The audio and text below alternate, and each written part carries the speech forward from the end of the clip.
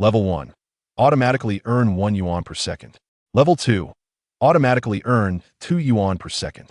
Level 3. Automatically earn 4 yuan per second. Level 10. Automatically earn 512 yuan per second, with a daily income of 40 million. My house is just slightly bigger than others. I come from an ordinary family. I'm face blind, I really am face blind, and I don't love money, really. Chapter 1. Starting today, earning tens of millions a year. Time, April 25th, 2019. Location, Yangcheng Longhua. Dear, your credit card bill for this month has arrived. Jiang Bei opened it to take a look. The credit card bill for April 2019 requires a repayment of 1,085 yuan. Remember to pay at least 857 yuan before April 26th. Oh my God, more money to repay. Jiang Bei couldn't help but fall into deep thought about what went wrong that made him apply for a credit card. He was still a kid. As a college student who had been in university for 3 years, but had never experienced what university life was like, he mainly suffered from a certain illness. This illness often accompanies a person throughout their life and flares up at the end of each month, in mild cases. It can mean skipping a meal a day. In severe cases, one might not even dare to defecate, unable to afford toilet paper. Perhaps heaven wants Jiang Bei to die. Jiang Bei was already deeply afflicted, with no foreseeable cure in sight. This illness is called poverty. A monthly living allowance of 1,500 yuan may not seem pitifully small, but for a student studying in a big city like Yangcheng, it was still insufficient. Because the cost of living in big cities is too high. If you want to go out for a meal or karaoke with friends on the weekend, it would be a significant expense. Chapter 2. With money comes grace. Let's pass the time for now. Thinking this, Jiang Bei immediately downloaded a gaming companion app, searched for a series of gaming companions, and was quickly presented with a string of listings for companions such as girls for League of Legends, Honor of Kings, and PUBG, among others. The prices range from 10 to 300. Jiang Bei checked the reviews and selected 3 companions who had good reputations and looked good with great skills. He placed an order of 200 yuan with each and left his WeChat ID. Before long, his WeChat had 4 new friend requests. Hey there, what game do you want to play? A girl with the username Xiao Ying asked sweetly in a voice message. Her voice was really pleasant and gentle. Money really is good. Jiang Bei replied, do you play Honor of Kings? Win a match, and each person gets a 200 yuan red envelope. As soon as he sent the message, his WeChat was immediately bombarded with a flurry of responses. Xiao Xing, really? Big brother, I want a hug. Achi sent a voice message directly. Big brother, I'm at the king rank. I'll help you rank up. Can you always find me from now on? Xiaoing sent a bunch of emojis and a selfie of her pouting, along with a moi caption. Chapter 3. Buying a Hermes to wipe the table after shopping. Jiang Bei did not immediately return, but continued to stroll around Wanda Plaza. After refreshing his wardrobe, he thought he should buy some gifts for his parents to bring back this weekend. While pondering, Jiang Bei took the elevator to the first floor, planning to browse casually. It might be hard to believe, but the entire first floor of Wanda Plaza is filled with luxury brands.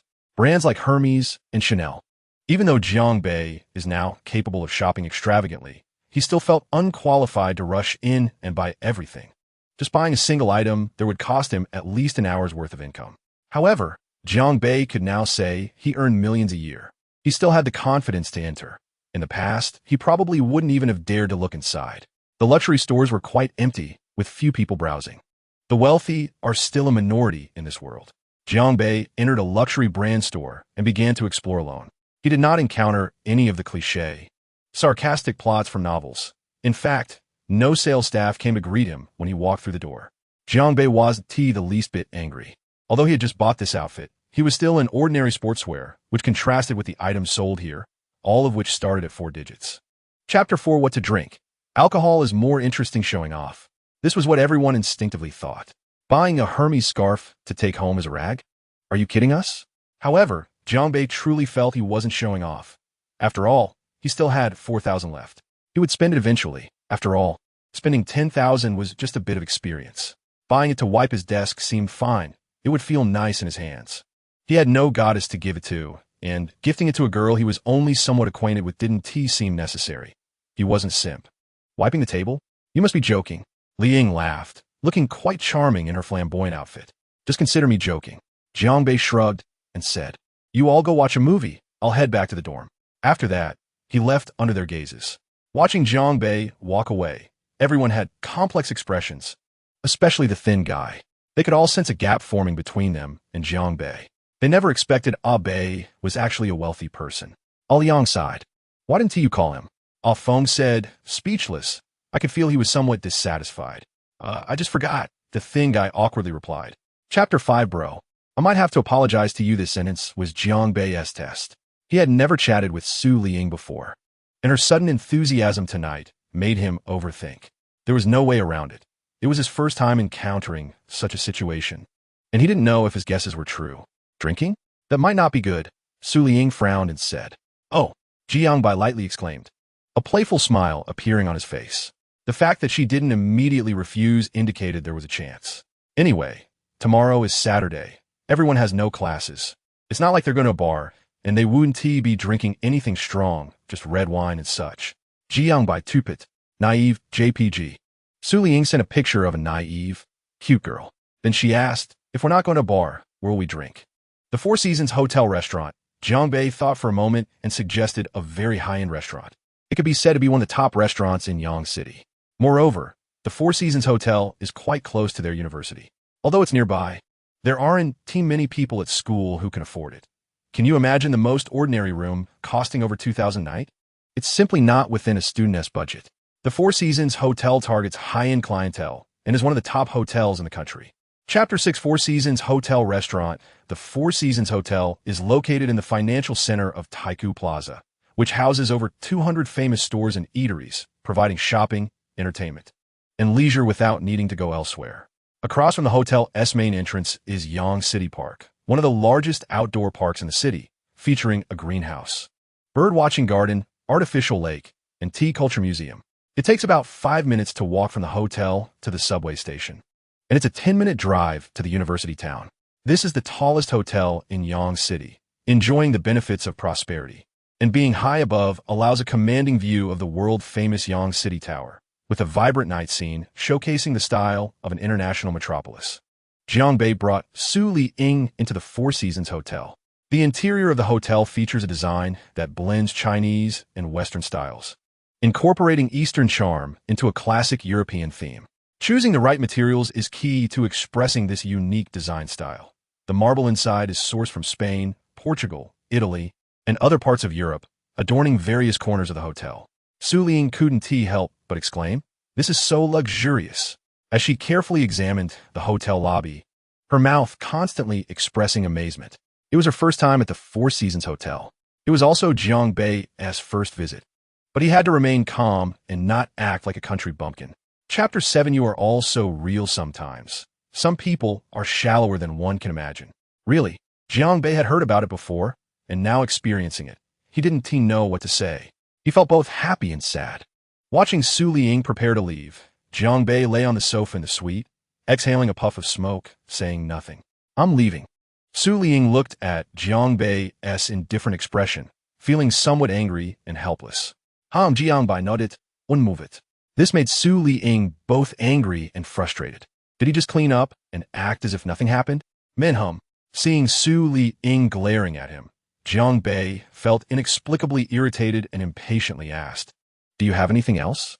Nothing. Su Liying sensed Jiang Bei's impatience and coldly replied, Let us just pretend last night never happened. Jiang Bei couldn't help but roll his eyes. Of course, they had to pretend it never happened. Did they really have feelings for each other? Besides, what was their relationship? If this got out, it would be a disaster. Okay, when I get back, I'll transfer you 10,000. Jiang Bei waved his hand. This statement sounded very harsh to Su Liying, making her feel devalued.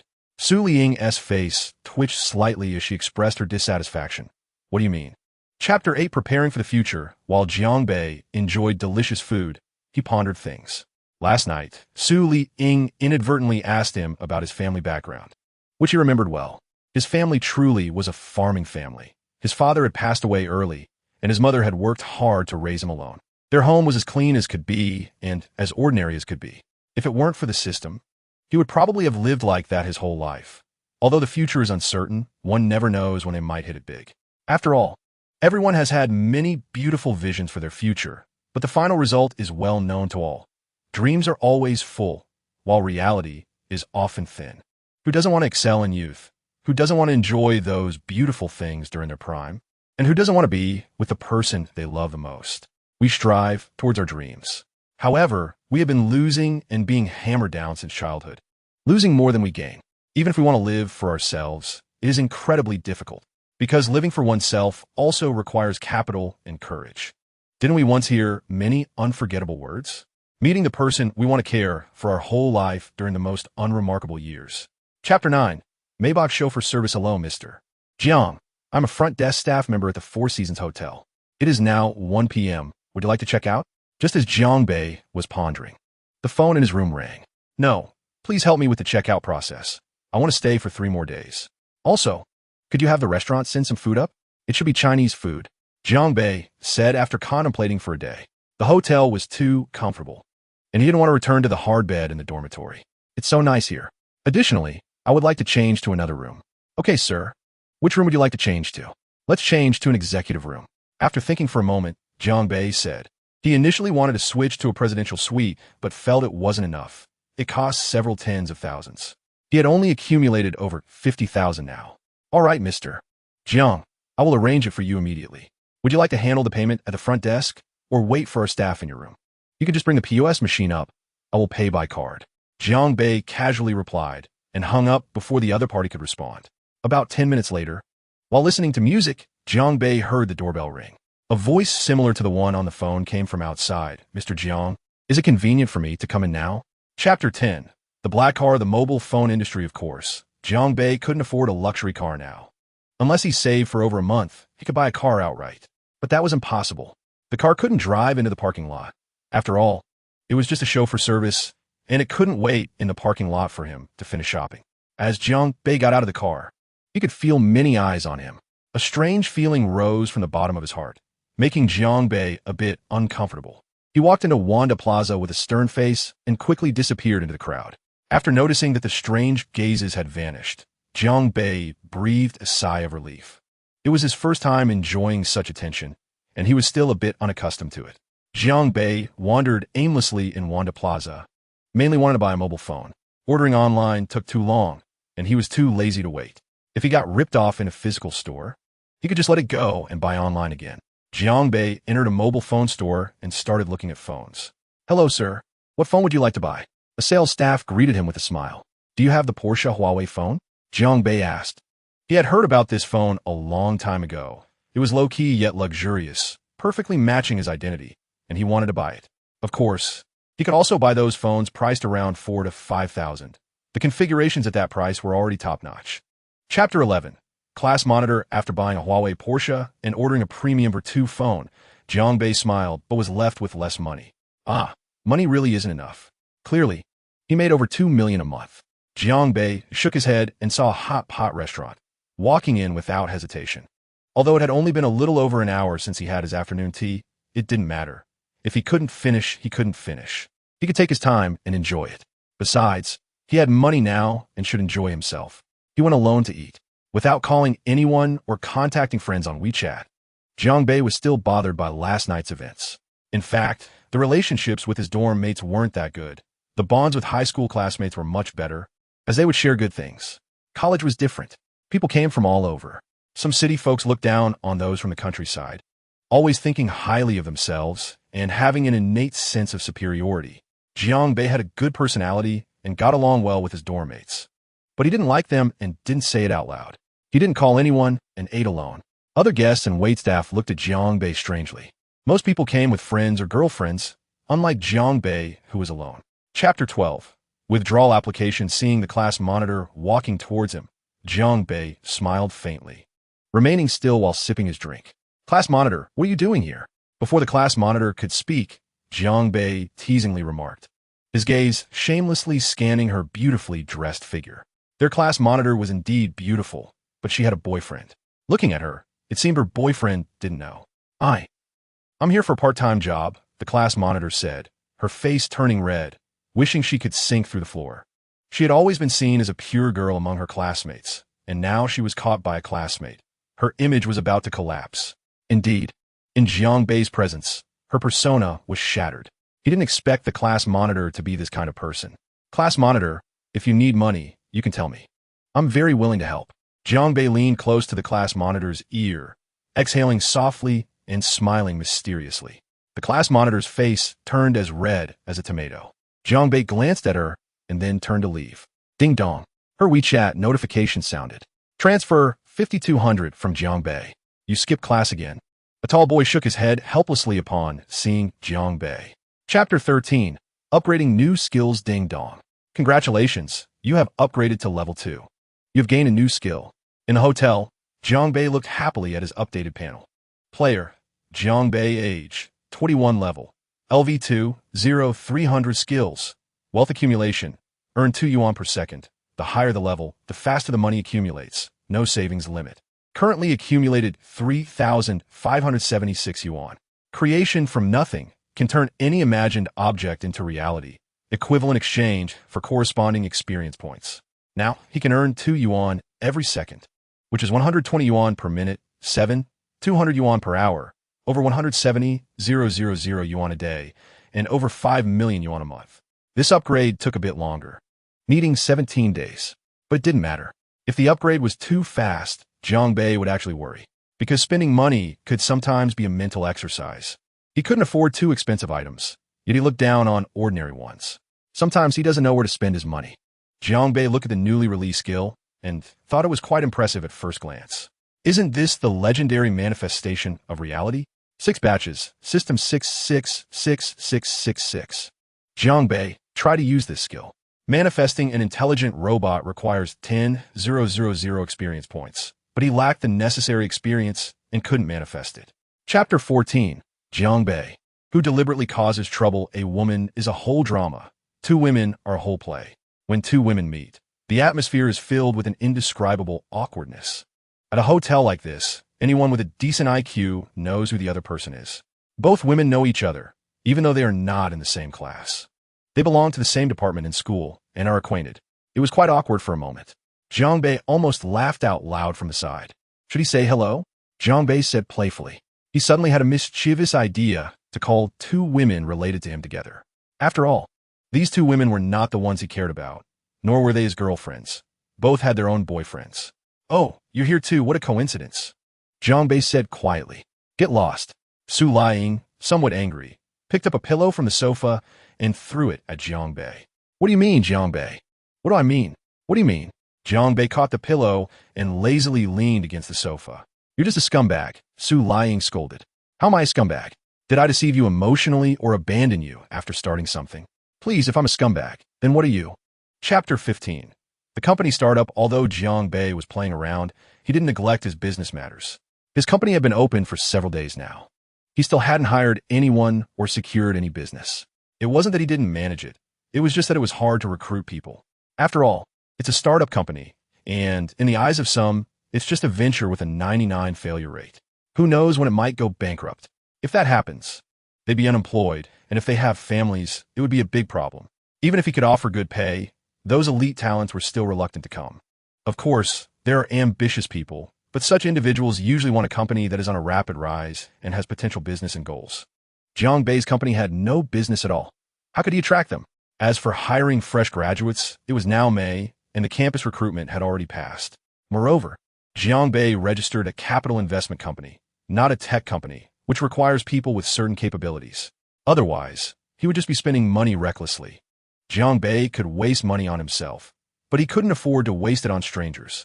The richer people are, the more selfish they tend to be. To be honest, his understanding of running a company was just a vague concept. Chapter 16. The BT game market. After building the leadership team and spending heavily to recruit a few talents, Jiangbei's Dare to Capital Company Limited was set up. In the company meeting, Jiangbei sat at the head of the table, tapping his fingers on the surface to relieve his inner tension, while 7 or 8 subordinates looked at him. After all, it was his first time leading such a meeting, and he felt a bit nervous. I'm not a talkative person, nor do I know many inspiring words. I only know that as long as you do things that satisfy me, I won't treat you unfairly. There's a saying, right? If the money isn't in place, the heart feels wronged. I will ensure everyone gets their due pay. The company has just opened. I believe there will be a bright future ahead, and you are all the veteran employees. The future leadership team will definitely be you. Jiangbei said calmly. It's not the era of Ma Baba anymore, where you could just bluff and gather a bunch of people to work for you. Now everyone is smart. Trying to lure employees with empty promises won't fool anyone with a bit of intelligence. Moreover, the people he recruited weren't fresh graduates. They were all elite talents from related industries. They are all sharp and only care about their own interests. Chapter 17. Business Model in Jiang Bei's Office. Project Manager Chu Nan and Financial Director Fei Hongxia sat across from him. Every month, I will deposit 10 million into the company account, Jiang Bei said, playing with the pen in his hand. Chu Nan frowned and said, General Manager, that money. Before he could finish, Jiang Bei interrupted him, saying, Let me finish first. This 10 million is just the initial funding. I will keep increasing it every month. The company is just starting, and we shouldn't rush to get fat. That looks bad and could choke us.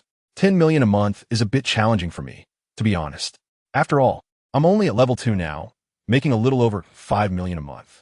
To reach level 3, I estimate it will only be a little over 10 million a month. This 10 million might not be enough for the company, considering we have big goals. If it were small goals, a million could do a lot. So, let's break down the big goals into countless small ones. Hongxia, how much money is there in the company account now? Jiang Bei asked Fei Hongxia again. Although Fei Hongxia was older than Jiang Bei, his position was higher. Chapter 18. Travel. Even though it was peak season, many people were still enjoying themselves here, with some surfing and other swimming. A variety of people were present. Of course, there were also tourists like Jiang Bei, lounging on chairs, sipping ice juice, and admiring the beautiful scenery. On this beach, beautiful women were quite common, but someone as stunning as Liang AI was rare. After being busy for over a month, Jiang Bei wanted to take a break. Originally, he intended to bring Su Lying, but in the end, he chose Liang AI instead. After all, Su Lying didn't give him a good impression. At least Liang AI looked very pure on the outside. So naturally, he paid more attention to her. Liang AI, wearing a black bikini, revealed an alluring bosom, and her perky hips made him want to give him a playful slap. Next time, don't wear such revealing clothes, okay? It's fine for me to admire you, but I don't like other men looking at my woman, Jiang Bei said, a bit displeased. Liang AI playfully tapped Jiang Bei's forehead. Okay, we'll change and only wear this when swimming in your place from now on, all right? Under the sunshade, on the lounge chair, he enjoyed the occasional cool sea breeze amidst the heat. Enjoying life is the true essence of living, but most people are still on the path of striving. Chapter 19. Ace of Spades. After spending a month with Liang AI, he returned to Guangdong province. He didn't have much to do, as money was still a bit tight. However, after spending over a month in Hainan and continuously funding the company, he had leveled up again and reached level 3.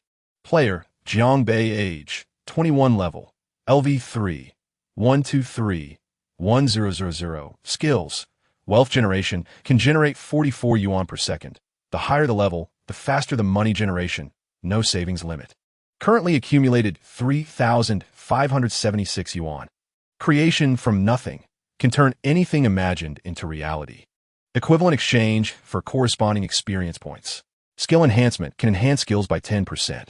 After leveling up to level 3, Jiang Bei gained a new skill enhancement, which can improve effects by 10%. Originally able to generate 4 yuan per second, now with an additional 10%, that's 0. 4 yuan more. Don't underestimate this 0. 4 yuan. It adds up to over 30,000 a day, nearly $1 million a month, and tens of millions a year, a truly terrifying amount. Now generating 44 yuan per second, with a daily income of over 380,000 and over 10 million a month. However, Jiang Bei still feels it's not enough. The amount of capital needed for the company is too much, and the game market he chose is like a money-guzzling beast. Chapter 20. Tired. Drink some goji berries. After drifting in Guangdong for 10 years, he sometimes misses the changes they experience together, connecting you and me through this sky. Missing you. The clouds in the sky are still willful. In the song, several young models in bikinis, swaying their bodies, walked in slowly holding black spade a champagne. They approached Jiang Bei, teasing him with spicy glances. When Jiang Bei's gaze landed on one of them, she put all her effort into striking poses. A simple twist of the waist and lift of the hips, yet exuding a different charm. However, thinking of today's main dish, Su Lying, Jiang Bei couldn't muster much interest in these heavily scented women. He simply sat on the sofa, pressed down with one hand, and, after everyone quieted down, signaled them to put down the drinks and leave. A flicker of barely perceptible disappointment crossed the models' faces, but they still professionally completed the service and quietly left. With the fruit platters and snacks neatly arranged, after singing a few songs with the girls, Su Lying arrived at the box, looking as trendy as ever. She wore a pair of frog sunglasses that covered most of her delicate face, her thin lips glimmering. Chapter 21. Jiang Bei's ambition watching Su Lying. Who was fast asleep on the bed, Jiang Bei sat on the sofa in a bathrobe, gazing at the mesmerizing, colorful Guangzhou Tower outside. Jiang Bei always felt a sense of unreality. It felt like a dream, yet not. This period had a huge impact on him. Thinking back to when he was a poor student, struggling for daily meals and worrying about the future. But now he has an income of over 10 million a month, holding a burgeoning career in his hands, and surrounded by many girls who are easy to flirt with. To be honest, if Jiang Bei wanted, he could have countless women willing to climb into his bed. Although he only has 2 now. It's funny to mention, both women around Jiang Bei, Su Lying and Liang Ai, have boyfriends, and he gave them 2 tickets to the green pasture. If this were to come out, Jiang Bei felt he might get beaten up, but he wasn't afraid. Jiang Bei would let them understand the power of money. He wouldn't use violence to solve violence. That is the lowest and most trashy method. Didn't the ancients say, the best strategy is to attack the enemy's plans. Next is to attack their alliances, and lastly, to exhaust their troops? Violence is always the last resort. Meanwhile, Jiang Bei sipped fine wine, a hint of a faint smile at the corner of his mouth. Chapter 22. Oh no, they've come to find me finally free. Jiang Bei stood outside the teaching office building, looking at the blue sky, and let out a long breath. Although he had already dropped out, the normal procedures still needed to be followed. It's not as simple as just saying he could drop out. It had to be reported to the Education Bureau for approval. One must admit that Huaguo puts a lot of effort into education. Many criticize Huaguo's educational system, claiming it's exam-oriented, filled with homework and tests, and they admire the relaxed and free educational system of the West. However, they don't realize that Western elite education is also exam-oriented, packed with studying, and the higher the family status, the more they value education. The concept of joyful education is merely a ruse to fool the lower classes. How can an uneducated person rise? This is also a major reason why class mobility in the West is declining. The rich get richer, and the poor get poorer. Of course, going to school doesn't equal studying, nor does it equal knowledge. For the vast majority of impoverished children, most knowledge is obtained from school. Don't be fooled by the current explosion of information online. Most people can't access useful information. Chapter 23. Recruiting secretaries. Due to the numerous matters the company had to handle, he had earlier instructed the HR department to recruit a few secretaries. Perhaps because Jiang Bei himself came from a low-tier school, there were no restrictions on education level, but work capability and a clean background were essential. Outside the HR office, many women sat, some nervously taking deep breaths, while others were brimming with confidence. Jiang Bei frowned as he observed, not saying a word. He entered the office, where a woman was currently being interviewed. Upon seeing Jiang Bei walk in, several HR staff and the manager widened their eyes, instinctively wanting to stand and call out President. However, Jiang Bei waved his hand, signaling them to continue. Jiang Bei took the resumes of all the interviewees and began to review them slowly. After finishing the interview with this girl, when the HR manager was about to call the next one, Jiang Bei casually said, "Call them all in." Yes. All interviewees were suddenly called in, looking confused, unsure of what was happening. What's going on? Jiang Bei didn't sit in the main seat, but rather on the side, appearing somewhat inconspicuous, yet still drawing attention. While the other interviewers sat upright and formal, he lounged back in his chair, looking laid back. Chapter 24. Xiangyu Pavilion. Jiang Ting felt anxious, but had worried unnecessarily.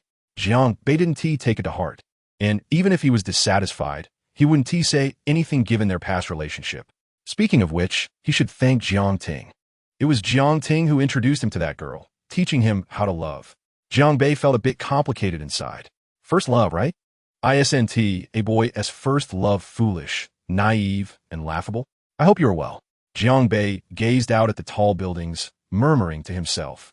There's no possibility left for them. Parting isn't a betrayal or infidelity, just a result of both sides having their faults. For the people he once cared about, Jiang Bei did not harbor any malicious thoughts. Such a good thing. How could he let himself tarnish it? A faint smile appeared at the corner of Jiang Bei's mouth as he sent his blessings in his heart and began to handle matters related to his company. He had been out for a month, and it was time for the little brother to take a break. Although he was acting as a carefree manager, there were still many things that needed Jiang Bei's personal attention. For instance, signing off on large financial expenditures, approving substantial purchase orders, adjusting the company management structure, arranging the mobile game team, and many more. Chapter 25. Following one's heart. Jiang Bei instinctively looked over. He saw 5 pairs of white thighs entering his vision. It was the 5 women he had encountered in the hotel lobby before. To think he would run into these 5 women here. A hint of surprise flashed in Jiang Bei's eyes. It seemed these 5 women were not simple. Shall we eat together? Jiang Bei smiled slightly and invited. Contrary to his expectations, the woman who had spoken earlier nodded without hesitation. Sure, I've heard that the imperial duck is the most famous dish at Xianyu Pavilion. I've been wanting to try it, so I won't hold back. The woman with sunglasses revealed her white teeth and smiled sweetly. Jiang Bei thought to himself, this woman is quite familiar, but the other 4 seemed a bit shy. However, they eventually sat down. Indeed, women are creatures of contradiction. But Jiang Bei could also see that only the first woman who spoke was somewhat exceptional. The other 4 were just ordinary girls, merely beautiful with good figures. Unlike girls who must take pictures of every dish, Jiang Bei found the highly praised imperial duck to be just average. After dining in high-end restaurants for several days, his palate had become quite spoiled. Chapter 26. Private security company. In the past few days, Jiang Bei considered establishing a new company, his private security firm, which will be directly managed under him. The security company was of utmost importance in his mind. Other companies could be absent, but not the security firm, as it directly related to his safety. After giving instructions, the meeting concluded. Everyone left, but Jiang Bei remained in the conference room, frowning. To be honest, suddenly setting up a new company felt somewhat overwhelming for him. It seemed glamorous, but it all depended on Jiang Bei's financial support. As all the companies were just newly established and would take time to become profitable, he had already spent over 100 million on forming the company. Under his direction, they aggressively expanded. Now, as a capital firm and holding multiple companies, they already had thousands of employees. Take it slow, Jiang Bei murmured. After leaving the conference room, he found Chen Yi, the general manager of security and his personal bodyguard, waiting for him at the door. Chen Yi was lucky to have met Jiang Bei at a recruitment fair, attracted by his high welfare and salary. A retired soldier from a secret special forces unit, he was appointed by Jiang Bei as the general manager of the Wuwei Security Company. Chapter 27. Incomplete wings. After imposing a mix of kindness and discipline on these retired soldiers, making them understand what they were there to do and why, Jiang Bei left. After all, he had many matters to attend to. Various issues within the company needed addressing, and he had to learn to compensate for his shortcomings. So busy was Jiang Bei that he almost questioned his life choices, wondering if he had made a mistake by starting a company, thinking he could manage something bigger. By the time he had a little free time, it was already 10 at night. After a casual dinner and a late-night snack, Jiang Bei was dropped off at home by his bodyguard and driver. As soon as he got out of the car in the parking lot, he casually noticed a large group of people. Several men were surrounding a girl. Don't get me wrong, they were filming a video equipped with cameras and lighting. If one didn't know better, they might think they were shooting a movie. After glancing a few times, Jiang Bei lost interest. The girl was very beautiful, but she had the typical internet celebrity face, what people referred to as a plastic surgery face. Following Jiang Bei were 4 or 5 bodyguards, all tall and exuding a cold, unapproachable aura, dressed in suits, making it clear that this group was not to be trifled with. As soon as these people saw Jiang Bei, they instinctively stepped aside. Chapter 28. The coming economic crisis in the magical city, a bustling metropolis. The night was always beautiful, filled with indulgence, and representing a city of the wealthy. Jiang Bei was in a hotel, sitting on the sofa with a laptop, reading the news. The British pound, euro, Japanese yen, and other currencies from 13 countries had plummeted by 300 points. In the financial market, a large number of trading products had dropped. The Huaxia Hang Seng Index fell by 300 points due to poor regulation in the U.S. A certain bank had invested a significant amount of depositors' funds into the financial market and declared bankruptcy. The U.S. government had already intervened in the investigation. Jiang Bei frowned and said, "Is something big happening? There are so many financial news articles." Indeed, something significant had occurred. Just at 11 o'clock, the U.S.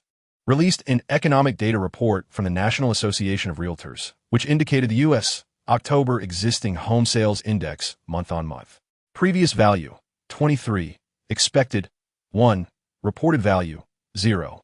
6. The existing home sales index refers to the data derived from the weighted statistics of signed existing homes, whether newly built or secondhand, and serves as a leading indicator for a country's future housing sales activities, providing more reliable information on market direction than any existing indicators. Chapter 29. Chen Shofu historically. From nations to enterprises, rising up has always involved continuous mergers, with the strong swallowing the weak, and strong alliances forming stronger entities that dare to be a group. And that's why it's called Dare to Act. Today, amidst an economic crisis, it represents both a disaster and an opportunity. After issuing this directive, the entire company began to operate at high speed. The already busy company became even busier, with overtime becoming the norm. Of course, Jiang Bei would not treat them unfairly. There would be overtime pay.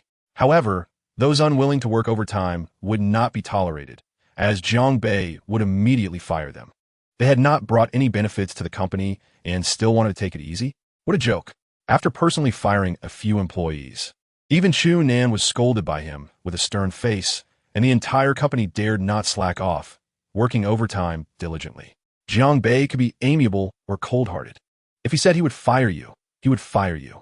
The harms of the global economic crisis did not manifest immediately, but they are gradually becoming apparent, with major companies being the first to suffer.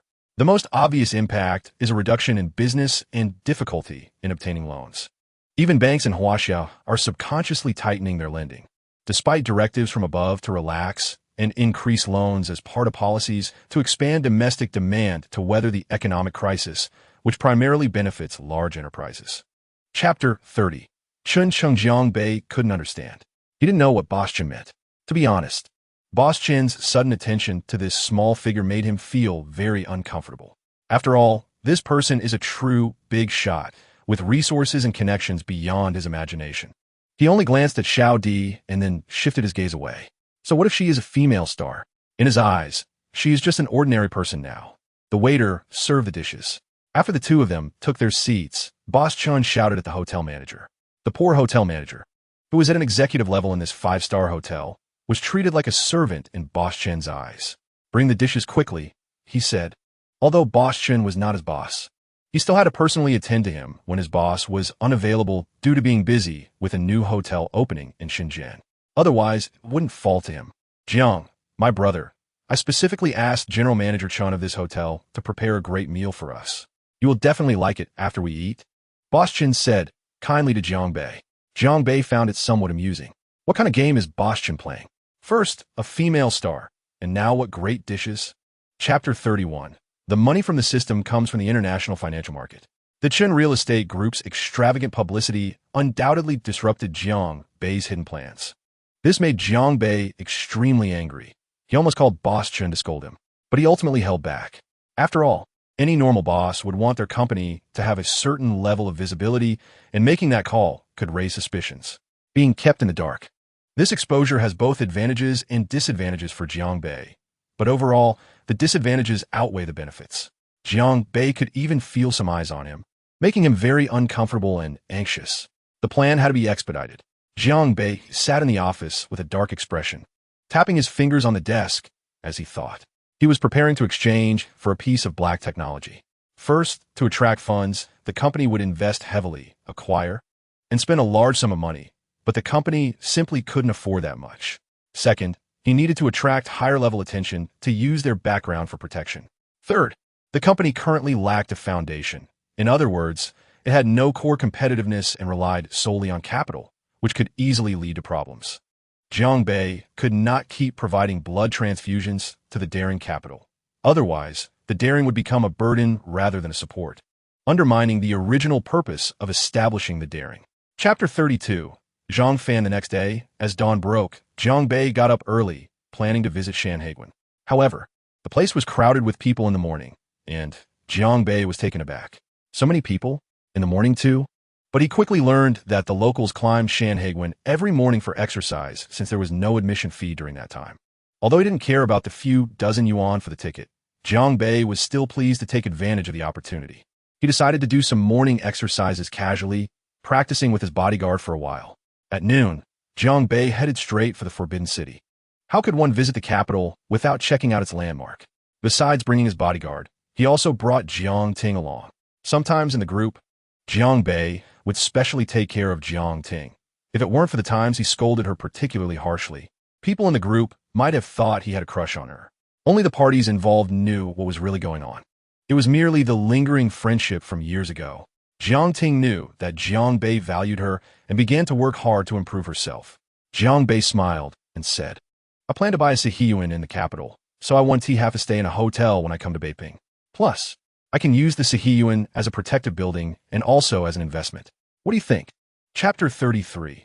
The scheming woman third brother patted Jiang Bei's shoulder and said, Of course, we are fated to meet. If anyone gives you trouble one day, just tell me, and I'll make sure they regret it. Jiang Bei nodded. It seems that this brotherhood was not in vain. Come on, walk with me. Let me take you out for some fun. I don't have much to do today, and we can go to a nice place together, Zhang Fan said with a smile. Jiang Bei initially thought third brother would take him somewhere great, but was surprised when he took him to eat roast duck. All right then, Jiang Bei had misunderstood. Watching third brother happily eat, it turned out he was quite the foodie. What's wrong? Don't you have an appetite? This place is not somewhere just anyone can come, third brother said, tearing into the roast duck in front of him with a smile. No, Jiang Bei started eating as well. After taking a bite, he found it quite good and then smiled, saying, I thought you were taking me to have some fun. Third brother was taken aback and then pointed at Jiang Bei, laughing heartily. If you want to go, I can tell you a place, but you have to go by yourself. I can't go if my sister-in-law finds out. I'm done for. Third brother, you're married? Jiang Bei asked in surprise. Yeah, third brother nodded. I'm not like my second brother who goes into business and is busy every day. I went into politics and my family set me up. After a while, it worked out and we got married. It's been a few years now. Chapter 34. The trust model. Although, in theory, filming a TV series should be kept confidential, in reality, it was more of a formality. After all, there are many people in Hengqin who would know who was on their side. Jiang Bei just walked in. He then saw Xiao Di and a group of stars filming an action scene. Good heavens! Zhao Xiaogu, Lin Gengxin, Yang Mi, Guan Xiaotong, Ouyang Nana, and a bunch of stars. Jiang Ting's eyes were sparkling. Jiang Bei came to Hengqin mainly because he missed Xiao Di. Both of them were clear about their feelings. There was no romance between them. Of course, feelings might develop over time, as there's a saying about love growing over time. However, that evening, an awkward incident occurred. When Jiang Bei entered, he forgot to lock the door, and Ouyang Nana, not knowing whether she was too familiar with Xiao Di or simply lacking manners, walked in without knocking. The little sister was startled and ran away. Xiao Di was mortified. Although Jiang Bei found it quite thrilling, it was also incredibly embarrassing. Afterward, the two seemed to return to that morning, one silent and the other equally mute. Finally, Jiang Bei kissed her goodbye and left the hotel room, returning to his own room. Chapter 35. Almost died, self-produced, and self-used. It sounds simple, but doing it is another matter. Jiang Bei felt a bit irritable thinking about it. Unable to figure it out, he decided not to dwell on it anymore. It was better to plan for the long term. The next day, Jiang Bei got up early, greeted Reba, and prepared to return to Yang City. From start to finish, Jiang Bei barely glanced at the other big stars. The entertainment circle was so chaotic, he had no interest. Even the very famous Zhao Xiaogu didn't evoke much feeling in him. He used to like her a lot, but today was different. Jiang Bei had risen to a different status, and his preferences had slowly changed. He preferred girls who were distinctive and unique. At the very least, a girl should look like a girl, and a mature woman should look like a mature woman. Jiang Ting still had the audacity to ask him for a few autographs from those stars, but he sent her away directly. He wouldn't go ask for autographs himself. How embarrassing would it be for a big boss like him to ask those people for autographs? After returning to Magic City, Jiang Bei went straight to his workplace. He first held a meeting and then discussed group business with Chun Sheng. The two of them had some disagreements and ended up in a bit of quarrel. One was thinking about the group's interests, while the other was thinking about an illusory future. Chapter 36. Was it an accident? Was it an accident or was it man-made? Jiang Bei quickly pondered in his heart. However, it seemed he had no enemies, having kept a low profile before, both himself and the company. Was it just an accident? Jiang Bei's face was incredibly grim. He didn't think about it anymore. It was obvious this was just an accident. Really unlucky. He actually encountered a drunk driver. Moreover, it was a drunk driver of a large truck. He had heard of drunk driving in private cars, but had never heard of drunk driving in trucks. The more Jiangbei thought about it, the more uneasy he felt. Driving a large truck while drunk? Was it man-made? But who would want his life? He hadn't offended anyone. Jiangbei couldn't figure it out. Boss, the truck driver is dead. A bodyguard ran over to tell Jiangbei. Jiangbei's expression darkened as he asked, "Is the responsibility on us?" "No. It was a green light," the driver said nervously. He hadn't sustained serious injuries, but had a fractured hand and looked pale, clearly in pain and nervous. "That really is a blessing for him," Jiangbei said bitterly. "Drunk driving. If you're still alive, I would make that truck driver lose everything and serve time. First, take us to the hospital. You two stay here and wait for the traffic police to inquire. If there are any issues, come find me at the hospital," Jiangbei instructed. Chapter 37. A judgment came out. "Do you think I would back down?" "Absolutely not," Jiangbei sneered, sitting on the sofa and casually tossing his phone onto the table. The person who called him said everything was fine, but Jiangbei still sensed something unusual. How could Jiangbei let it go? He had almost died. Death is like a light going out. Once gone, nothing remains. Jiangbei's eyes turned red with rage. No matter who it was, they would have to pay the price. Did they think he had no background? As long as he wanted, a powerful background would soon stand behind him. He glanced at Chinchu, who remained silent at that moment. "I have a job for you. What can you help me with?" Jiangbei asked. However, Chinchu's quick response surprised him. "I can." Chinchu had already understood what Jiangbei wanted him to do. He had no choice and had to choose. His status and everything came from Jiangbei. If he didn't help Jiangbei, then everything would be for nothing. Moreover, he was originally hired by Jiangbei to work hard. Chinchu's decisiveness truly surprised Jiangbei. He had only been testing the waters, but Chinchu's reply made him very satisfied. Of course, he wasn't going to trust him blindly right away. Chapter 38. Intelligent Robot. "Speak, what is the reason?" Jiangbei entered Chunan's office, ignoring his ugly expression, pulled up an automatic chair, sat down, and calmly looked at him, asking casually. "General Manager, I don't know," Chunan said, his face looking worse. But before he could finish, Jiangbei suddenly erupted in anger, slamming the table and scolding. "Are you still pretending? Dare to do, but not admit it? They've already checked your phone and confirmed it. Are you trying to fool a fool? Do you think I'm an idiot? What the hell is your problem? Why you want my life? You eat from me, use my resources or my clothes. I'm your benefactor. How can you treat me like this?" Jiangbei coldly sneered. Chunan's face turned even worse, showing more paleness. The young boss in front of him was like a man-eating tiger, and the bloodshot eyes almost made him tremble with fear. Suddenly, Chunan knelt down, his voice choked with tears. "Boss, I didn't want this. Someone is forcing me." "Is that so?" Jiangbei's tone shifted to calm, somewhat capricious as he said, "It seems you've also been wronged." Chunan lowered his head, not daring to look at Jiangbei. Chapter 39. Making money is secondary. Happiness is what matters. After redeeming the robot bodyguard, Jiangbei began to adjust the internal security arrangements, dividing them into internal and external guards, clearly distinguishing the importance of each. The robot was assigned to the internal guards. Although there had been many matters to attend to in recent days, Jiangbei sat at his desk and started reading a textbook, Corporate Strategy and Risk Management. It was only in these days that he truly realized the importance of studying. The knowledge from the specialized courses he had learned before could really be applied to work. During his student phase, he had a rather superficial and naive view of this knowledge, thinking it was too theoretical to guide practical work and wouldn't help his future career. But once he truly began his career, he discovered that the saying "you regret not studying when the time comes" was not just empty words. Studying was more useful than he had imagined. Occasionally, he would encounter situations where he clearly knew which knowledge point should be used to solve a problem, but couldn't recall the specific content and methods at all, which was actually the result of not having studied seriously and truly mastered the knowledge before. Even if having a system could elevate others' perception of him, without a solid foundation and quality, it would be hard to earn genuine respect. Chapter 40. Artificial Intelligence Xiaobei. Due to the recent attention from many people, Jiangbei had to launch his plan ahead of schedule. A strong artificial intelligence quietly went online. In today's field of artificial intelligence, it is divided into weak AI, strong AI, and superintelligent AI, rather than being classified as beginner, intermediate, or advanced. Of course, the former and the latter are quite similar. But that doesn't mean the three levels correspond to one another. According to personal understanding and conceptual definitions, they vary and are quite vague, with no one able to provide specific standards. However, according to modern classifications, the artificial intelligence developed by Jiangbei is undoubtedly strong AI. This is because weak AI can only exhibit superintelligent behavior in specific fields and under specific rules, with a well-known representative being AlphaGo, which can only play chess, following fixed programs and algorithms, and cannot do anything else.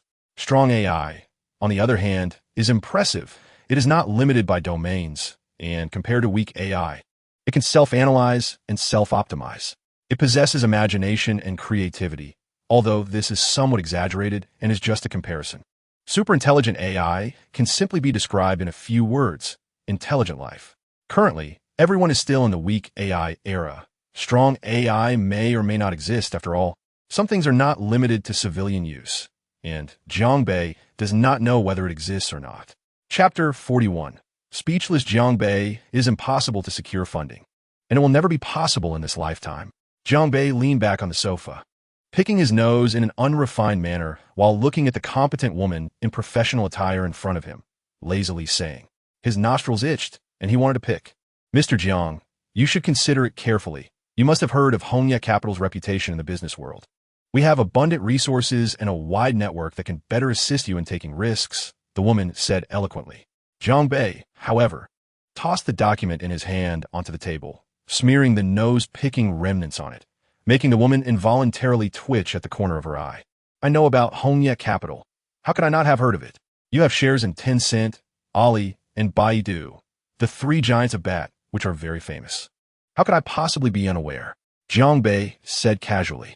To be honest, I'm a bit tempted. After all, it's good to have a big tree to provide shade. But unfortunately, your offer is a bit unappetizing. 100 billion for 30 equity. If it were in US dollars, I might consider it, but 100 billion Chinese yuan is like buying 30 of an asset that already has hundreds of billions in a large company. Are you still asleep?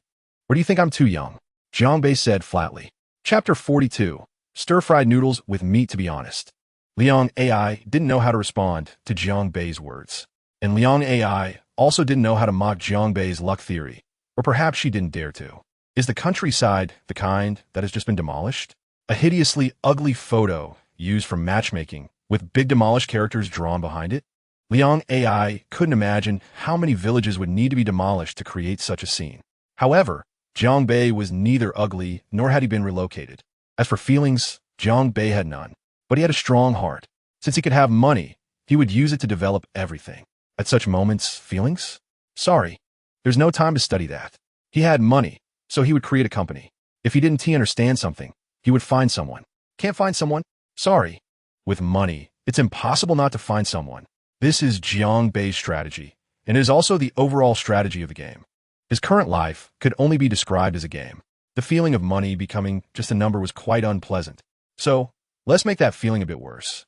Using money to build connections. Tying himself to the real big shots of Huagua. Their essay saying, one prospers, all prosper. One suffers, all suffer. That's it. This is Jiangbei's current goal. Chapter 43. The feeling of home? The next morning, Jiangbei woke up leisurely and first checked how things were going with the company today. He picked up his phone and directly opened his email to see if anyone from the company had sent him an email. Indeed, there was one from Miss Chinchong, but it was just about some fund transfer issues and the company's development over the past few days. Jiangbei had a very good impression of the CEO. Ahem. Of course, not in that way, but he was satisfied with her workability. At least in this short period of contact, Jiangbei had already felt her dedication. However, thinking about it made sense. In this society, people die for wealth and birds die for food. Just as he thought. The so-called corporate culture and corporate history are all useless. Although this cannot be generalized, Jiangbei's thoughts were very direct. If you work hard, I will give you a raise. If you don't work hard and just fool me with those superficial things without producing results, sorry, then you can leave. As for Jiangbei's personality, it had already been thoroughly understood by the entire company. From top to bottom, no one dared to speak up. If you are demoted, you must endure or else just leave. Chapter 44. How about acquiring a hotel? Jiangbei stroked his chin, a self-proclaimed fresh smile appearing on his face. then pushed open the door to the conference room. Upon entering, he saw the managers looking triumphant, as if they had just spent the night discussing life with young models. When they saw Jiang Bei enter, they became excited. "What's going on?" Jiang Bei's smile instantly froze as he walked to the large chair at the front and sat down lazily, even yawning. This chair was quite comfortable. He then scanned the crowd. "So, tell me, what is the situation with the company lately?" Seeing the boss so amiable today, the group couldn't help themselves and even started to speak up eagerly. Immediately, the entire conference room resembled a debate. "Everyone, shut up. You speak first, one at a time. If this continues, your bonuses for this month will be completely deducted." Jiang Bei shouted angrily, then pointed at the man next to him. The group was genuinely terrified of Jiang Bei. They had no doubt about his ruthlessness, and each one of them immediately shut their mouths, wishing they could sew them shut, not daring to breathe. Yes, Mr. Jiang. Xiao Bei's downloads have already reached 9.28 million. Chapter 45. Initial planning on the other side in the office. Jiang Bei was still leaning back in his boss chair, quietly smoking a cigarette. He had always cherished talent, because he knew himself well. Although he had learned a lot since obtaining the system, he was still far behind the elites in various industries. He could be the leader of the entire Dare to Act group, starting to implement all his ideas. But every step of practice had to rely on the people below to execute. As for the person Jiang Bei asked Shun Chung to find, he was naturally at ease. Although acquiring a hotel could be considered a sudden whim, for Jiang Bei, who possessed nearly 100 billion in assets, since he wanted to do it, he would just go ahead. How to do it? I don't care. You find the people for me, I'll pay, and let them do it. The people you find must be valuable.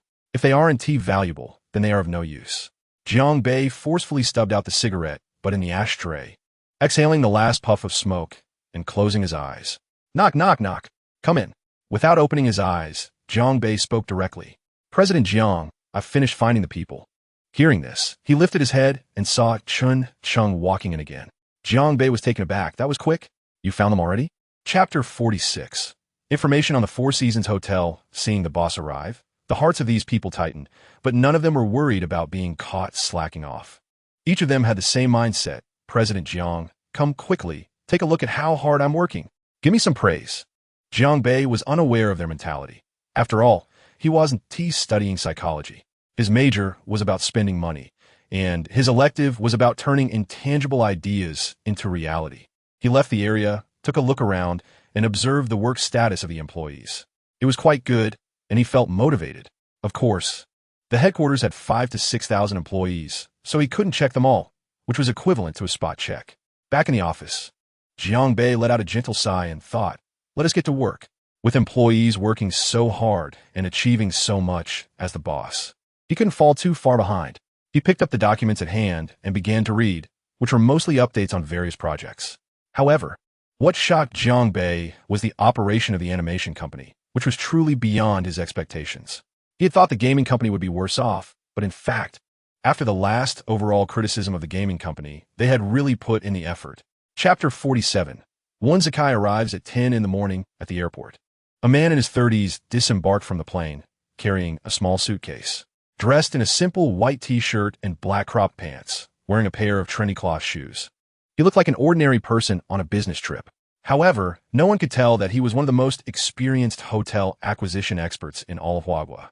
Perhaps describing him as disguised would be more accurate. Since he was in this line of work, he couldn't just show up and talk business. He would be given a direct push. The vast majority of five-star hotels, as long as they are still profitable, would never sell shares to the outside world. Because the reasons are too simple. Every hotel has its own background. Starting a company might be simple, but running a hotel is typically a step-by-step process, where every consumer's visit will contribute to the hotel's reputation. Whether good or bad, it is up to consumers to decide. That is how the service industry works. Therefore, acquiring a hotel is even more challenging, because the unanimous praise from consumers can allow the hotel to develop better and better. The first step is to disguise oneself as an ordinary guest to gain entry and then look for opportunities. Chapter 48. Accompanying a tiger. Clearly, 1 billion could barely buy 1/10 of the Four Seasons Hotel. Thus, 8% of the total funds, with the hotel valued at over 100 billion. 51% absolute controlling interest, and an overflow of 15% funds. Even this man, whose annual salary was tens of millions or even close to 100 million, couldn't help but gasp. What a huge investment. However, it was evident that he was mistaken. He had not yet imagined the salary Jiang Bei would offer him. Hello, President Jiang, Sister Chun. When Zakai took off his sunglasses and said with a smile. He quickly stood up to open the car door for Jiang Bei and then stood behind him. He gave off the complete vibe of a seasoned driver, being thorough and considerate, which made Jiang Bei very satisfied. However, he hadn't yet seen his true capabilities. All of this hadn't moved him. Of course, if he was willing to be a personal driver, Jiang Bei wouldn't mind. As for the previous bodyguards, they had been dispersed, with 2 leading the way and 2 following behind, ready to respond immediately in case of an emergency. Bike Xianhui was located on the 100th and 101st floors of this tall building. Just seeing the height, one could imagine that it provided a complete overview of the entire Yangcheng. Of course, if one wanted to see further, it wouldn't be a problem, either having good eyesight or using binoculars. Chapter 49. How difficult is it really? A knock at the door interrupted his anxious thoughts. The waiter arrived, bringing in the dishes, and then withdrew. A double-layered seafood platter with ingredients air-freighted from Australia, still fresh, enough for 3 people, neither too much nor too little. The 7-level steak wasn't a dish name, but was used in this manner because there was no real 8-level steak in the country, mainly due to sourcing issues. The 7-level steak could be considered the limit domestically, with a fat content of only 8 to 11%, and the marbling was perfect. As for the others, Jiang Bei didn't recognize them, but the lobster was indeed quite good. The 3 of them ate quickly, but they hadn't even finished half of the table. In fact, Jiang Bei himself had eaten more than half. He couldn't help but look down on one Zakai a bit for having such a small appetite and still calling himself a man. In reality, the man sitting opposite Jiang Bei had long been complaining internally. Having just received such immense pressure, how could he still eat? It was indeed embarrassing to have no energy to eat. Finally, this fairly decent lunch was finished, costing 20,000. Jiang Bei settled the bill and left with the 2. Chapter 50. No turning back. Once work begins. After finishing the contract drafting, Chun Chung left. Although she was the CEO, in front of the real boss Jiang Bei, she still acted like an assistant. The real decisions she made were still those small matters worth several billion, or at least that's what Jiang Bei thought. The contract was as generous as usual, but it did have 2 prerequisites. First, within 10 days, obtain 51% of the shares of the Four Seasons Hotel. Second, ensure it is within 20% over the market price. As for the salary, it was 1% of the total funds as compensation. The first condition seemed completely impossible, while the second seemed so simple, but when combined, even 1% of the difficulty, when added to an infinitely large number, still resulted in one outcome: infinity. The latest valuation of the Four Seasons Hotel was also placed on Jiang Bei's desk, 11,900 million, which Jiang Bei ignored the cents and rounded it to 12 billion. To gain absolute control, at least 70 billion was needed, which was not a big problem, and when Zakai could profit 70 million from it. As the saying goes, 3 years without work, when work begins, it's 3 years of eating. This must be referring to such people. However, he had never taken on such a large order before. Chapter 51. The first battle begins. Jiang Bei returned to the bathroom for a shower, refreshing himself a bit, while one Zakai was in the living room reviewing materials. If Jiang Bei had seen it, he would have been shocked. The documents were all about a man named Su Quan.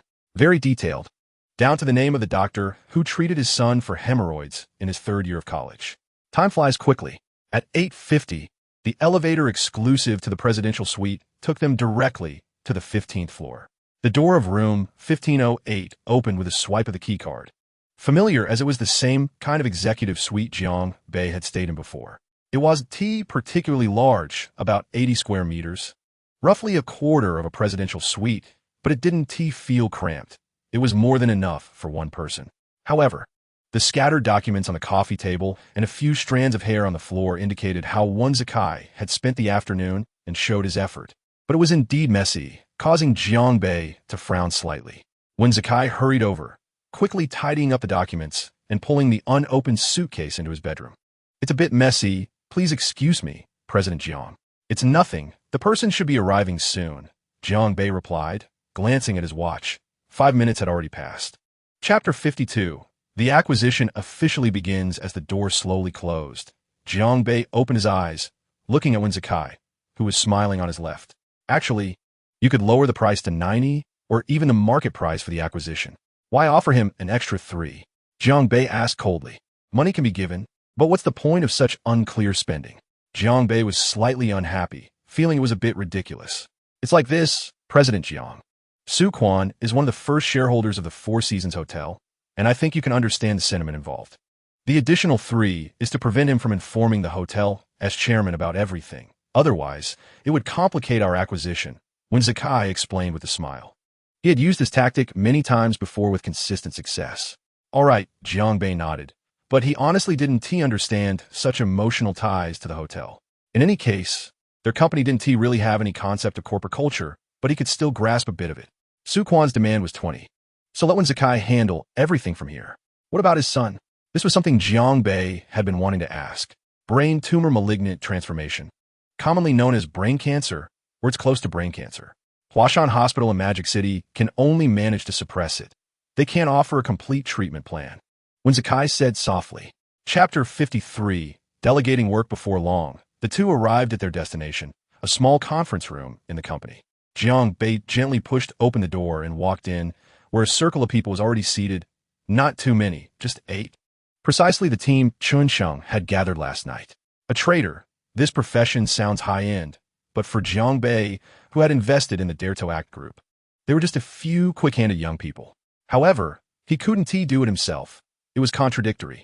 Historically, there have been many famous traders, such as Jesse Livermore, who shorted the Great Depression of 1929, or George Soros, the chairman of the Soros Fund, who brought down the Bank of England. None of these were anything but the work of traders. If these weren't strong enough, then there's Nicholas Darvas, whose name many would recognize. He developed the box trading method and turned a capital of 10,000 into over 2 million in just 18 months. As Jiang Bei and Chun Sheng walked into the small conference room, the leader, a man in his 40s, immediately stood up and respectfully looked toward the two at the door. At the same time, the remaining 7 also stood up and turned their gazes this way. Chapter 54. Quietly preceding Li Rue, the leader of the Blood Wolf team, exhaled a puff of smoke forcefully. Hey, brothers, don't worry about the funds. This is Sister Chen's boss, and he is acquiring shares of the Four Seasons Hotel. President Jiang is offering double the market price. Can we die from working a few days? Is it really that difficult? Don't forget our past achievements. Don't forget we are the Blood Wolves. Li Rue slammed the table with both hands, his face fierce. But Li Rue shot a glance over, and the person fell silent. In front of the boss, saying anything was pointless. There were no buts, just give it your all. Once we succeed, we'll be living the good life for a month without taking on jobs. Li Rue continued to shout. All right, let us fight for it. Although everyone agreed, they were still apprehensive and struggling to process it. Only the second in command, Wang Tian, remained deep in thought. Even Li Rue's hands couldn't stop shaking. Manipulating the hotel's stock price is arguably the most challenging task because it's difficult. That is how the service industry works. Li Rue let out a sigh, glanced at everyone, and fixed his gaze on Wang Tian's face. Wang Tian, the initial matters will be up to you and Lao Lu. In terms of analyzing operations, no one is stronger than you two. As long as you can drive the stock price down by 3, that will be enough. Chapter 55. The first stop, Rolls-Royce, although unwilling. Jiang Bei had no choice but to get into the Maybach to go home. The bodyguard's driving skills were satisfactory to Jiang Bei, but this wasn't a racetrack. Although the roads in Yang City were relatively wide, one could never be sure that someone wouldn't be waiting for him around the corner. Such things were enough to scare a person once. That evening, after ordering a few late-night snacks at the Four Seasons Hotel, he returned to his room. He opened a bottle of red wine and slowly poured it into a decanter, watching the purple-red liquid flow. Jiang Bei loved this feeling. 10 minutes later, the late-night snacks he had ordered were also delivered, and Jiang Bei began to eat. At the same time, he picked up the tablet lying on the coffee table, propped up its stand, and started scrolling. Opening his email, the first message was from Wen Zikai, reporting on the day's work, which had gone smoothly. He had met with 2 small shareholders, each offering shares above the market price by 5, totaling just over 6. Of course, this was part of the plan.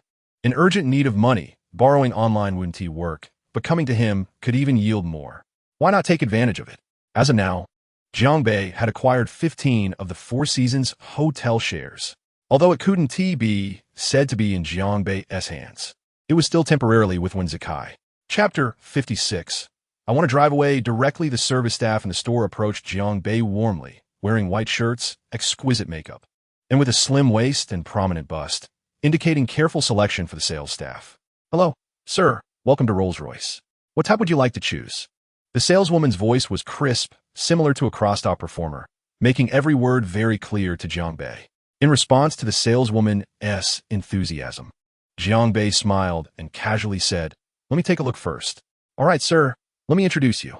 The saleswoman's enthusiasm didn't wane, but a hint of disdain appeared in her eyes. From Jiangbei's attire, she assumed he hadn't seen anything like this before. Most likely, it was just some cheap goods, but Jiangbei didn't notice, and even if he did, he couldn't be bothered to explain that this was a specially tailored outfit from Italy. "Sir, this is this year's latest Phantom, with a displacement of 6T. This is the standard version, and this is the black badge, with a base price of under 6 million. Jiangbei nodded slightly. This car was quite good, but it was a bit small for his taste, so he continued walking further inside. Chapter 57. New Skills. Rampage driving on the roads of Yangcheng. Jiangbei's heart was also very excited. In this Rolls-Royce dealership, without much happening, 16 million had already been spent. But what excited Jiangbei was not the trivial matter of buying a car, but that his system had finally upgraded again. With an excited heart, he opened the small panel.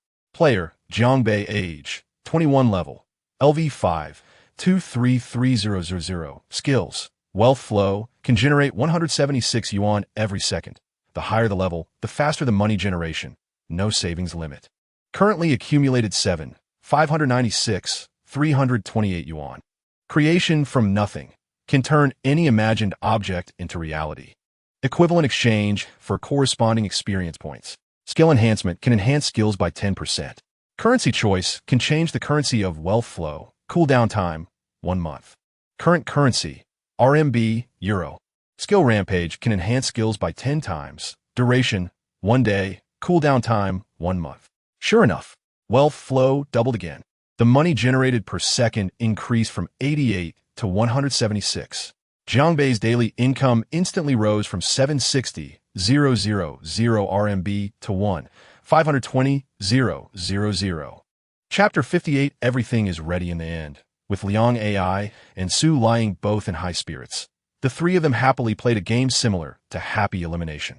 Jiangbei spent the day frivolously, although he didn't accomplish much. Buying an ordinary Rolls-Royce and reserving the model he was satisfied with was still quite good. At least in Jiangbei's view, this day was worth it. Since gaining money and a new lifestyle, every day had become precious to Jiangbei. The days of spending a month playing with Liang AI were probably hard to come by now. Back then, they had no money, and it took too long to make it. They couldn't do anything big and were just relaxing. But now, with sufficient funds, he needed to exchange this limited time for unlimited value. In the morning, Jiangbei stretched lazily, had breakfast in the room with the two girls, and, under their strong insistence, finally agreed to send them back first. After all, it was their first time riding in a luxurious car like the Rolls-Royce Phantom, and it's natural for them to be enamored. Chapter 59. Acquisition begins. Speaking of this job, one cannot help but mention that unlucky fellow Wen Zikai. He was originally flirting with the hotel's lobby manager, claiming it was a deep infiltration behind enemy lines.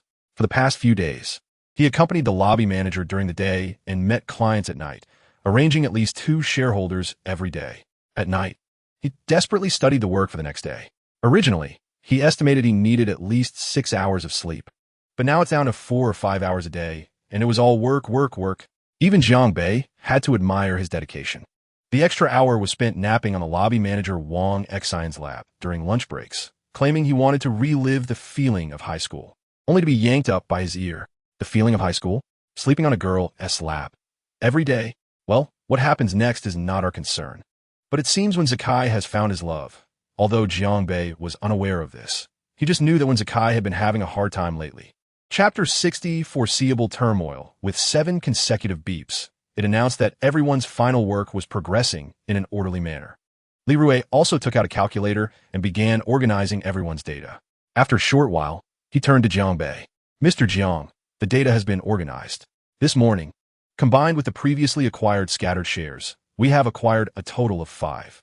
3 of the shares, completed at a purchase price 1.9 below the market price. Very good. Jiangbei nodded in satisfaction. Buying below market price by nearly 2, this is the first time making a profit, Jiangbei thought while stroking his chin. Although it wasn't much compared to the plan to acquire at a 20 premium, it was already much better. Now, Jiangbei felt a bit inflated. He previously thought shares wouldn't be available even at 30 above market price. Yet it turned out to be so easy. But just as Jiangbei was daydreaming happily, Li Rui poured cold water on him. Mr. Jiang, although we have achieved victory now, there's still nearly 5 of scattered shares that have not been acquired. And those people are extremely difficult old shareholders. Therefore, acquiring the shares in their hands will surely come at a cost. Li Rui said with a heavy expression. Chapter 61 Yangqing's number 1 Kai. As the roar of the Rolls-Royce engine sounded, this luxurious industrial product finally drove on the not-so-wide streets of Yangqing. The driver obtained with 110 experience points was indeed excellent at driving. Although he couldn't maximize the Rolls-Royce's performance in the city, Jiangbei had already felt the benefits of having the map imprinted. That is, there was no traffic jam anywhere. What does the entire map of Yangqing entail? Besides the main streets and various landmarks, even small roads and alleys were known to this robot. In his mind, time was synchronized with the selection of routes. Which roads might be congested and which might be clear were provided immediately. Jiangbei's personality was the impatient type. Traffic jams were the most annoying. 10 experience points were truly worth it. Especially now, at noon during mealtime, many people would go out to eat, and the traffic was evident.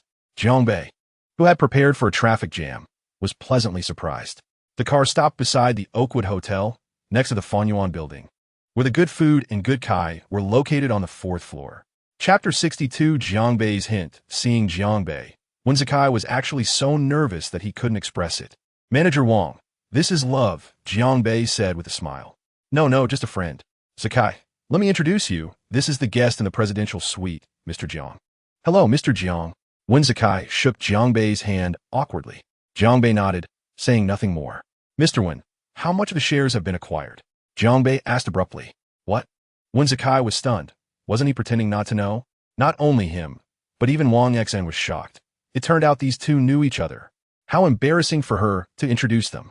We have completed 28. 3 of the shares, Wen Zakai said afterward. That's a lot. Keep it up, Jiangbei said with a smile, patting Wen Zakai's shoulder, giving him a meaningful glance before turning to leave. It's not like the story of Bodhi ancestor calling son Wukong to his room in the middle of the night. Jiangbei simply gave a casual pat and then sent a text message to arrange a meeting with him in the afternoon. After calculating the shares in hand, they already had 35%. If I'm not mistaken, once they finish acquiring the last 2 shares from Wen Zakai today, they will only be short of the second largest shareholder, Li Hong. Chapter 63. The hotel's actions at this point. Wang Xian had no choice but to agree. She couldn't choose otherwise. Either she agrees to the man she is deeply infatuated with in front of her or... But the result was clear. They already controlled 35% of the hotel's shares. Even if the remaining shares were not acquired, they had already surpassed the 31% held by the current chairman. The hotel was already in their grasp. Zakai, I'll help you. Wang Xian finally gritted her teeth and said, Great. Wen Zakai exclaimed in surprise, his hands trembling as he held Wang Xian's arms. It was clear that he cared a lot about this woman. Zakai, what should I do? Wang Xian asked, raising her head in confusion. No, you don't need to do anything. I'll handle everything myself. I just need your understanding. If possible, please help me set up a meeting with Vice President Zhang. Don't worry, the hotel will definitely develop better under President Jiang. Wen Zakai said with a relaxed expression. Okay. Wang Xian nodded and turned to leave. Wen Zakai then sat down on the sofa, his face full of excitement. Chapter 64. Meeting Lu Wen in the afternoon. Jiangbei and Wen Zakai were already in his Rolls-Royce, heading toward the information they just received to find Lu Wen. President Jiang, this 8% share is very important to us. You could say our success hinges on this. If Lu Wen really refuses to sell, it will cause us a lot of trouble, Wen Zakai said with a serious expression. Don't worry, we'll see when we get there. I hope you won't let me down. Jiangbei waved his hand, looking out the window. Meanwhile, in the private room, the cleaning staff and the remaining Lu Wen entered. Waiter, please settle the bill for me. Lu Wen said to the waiter as he picked up his jacket from the chair, preparing to leave. His face showed signs of anxiety, as if troubled by something complicated. However, the waiter looked confused and said, "Sir, your bill has already been settled." After finishing, the waiter turned and left the room to continue cleaning. Just as Lu Wen was stunned, thinking about how he had promised to treat this meal, two people walked into the private room.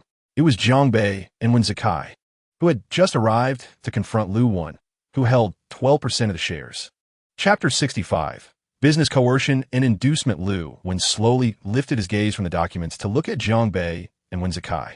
Wen Zikai nodded slightly, indicating that he could meet Lu Wen's demands. At that moment, Lu Wen seemed to age 10 years instantly, his trembling right hand slowly reaching for the black carbon pen. Finally, he grasped it and signed his name on the last page of the document. Market price acquisition, perfect. Throughout this process, Jiang Bei, who seemed to be just a bystander, also smiled, finally making Lu Wen realize that he was now the owner of the Four Seasons Hotel. But who was he? Why did he have such power to dare to acquire the Four Seasons Hotel and even invite the renowned Mr. Wen Zikai from the industry? Lu Wen slowly shook his head and turned to leave. Jiang Bei and Wen Zikai remained in the private room. Wen Zikai raised an eyebrow at Jiang Bei, as if to say, "Did I do well?" Jiang Bei stroked his chin, looking at him in surprise, as if he were a completely different person. "Not bad. I can give you a 10% raise," Jiang Bei said with a smile. 10% is 6 million. You just gave it away like that. If Jiang Bei didn't feel pained, that would be a lie. Chapter 66. Shareholder meeting. However, unexpectedly, Zhang Zhenxiong took a step forward and looked down at Wen Zikai, saying, "Why should I help someone like you betray our hotel?"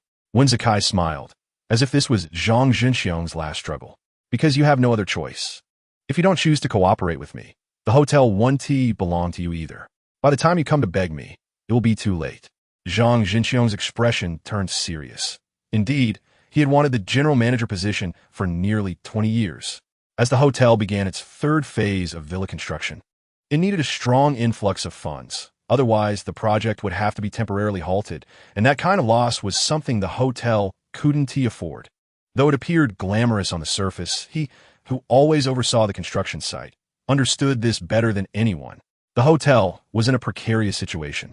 Perhaps Wen Zikai could really save them. "Give me some time," Zhang Zhenxiong said, his tone softening and his expression serious. Wen Zikai chuckled self-deprecatingly and shook his head, saying, "Whatever you want, my boss can give you, but time I cannot." Chapter 67. The chairman's position achieved. Since learning that the Four Seasons Hotel had started its third phase of construction, he had been somewhat dissatisfied with the general manager. Of course, they had actually started long ago. Jiang Bei just hadn't paid attention to these things that were irrelevant to him. Even a clay figurine has some temper. How could a dignified general manager endure such humiliation? However, there was nothing he could do. After all, the other party was the big boss, so he could only say, "It seems that the situation at the Four Seasons Hotel isn't as serious as you say." Jiang Bei leaned back his chair, his eyes fixed on Zhang Chengming, asking, "Is my observation during these months at the hotel and the analysis I've done false?" Zhang Chengming shook his head and said, "President Jiang, please note that I am not questioning your analysis. I just feel that your analysis is somewhat exaggerated." Jiang Bei smiled in return and said bluntly, "General Manager Zhang, skip your feelings and get to the point." Zhang Qingming fell silent, looking helpless, and everyone else felt the same. They had to admit that Jiang Bei was right. Then, "General Manager, do you have confidence in redeeming the over 40% shares lost by the chairman?" Jiang Bei asked. Chapter 68. Layoff plan. But just as Jiang Bei reached the door, as if suddenly remembering something, he turned around, looking at the diverse expressions of the crowd. His gaze finally landed on Zhang Chengming's worried face. A smile appeared at the corner of his mouth as he said, "By the way, General Manager, prepare the report for me in the morning and leave it on the desk in my room." After speaking, he left without looking back.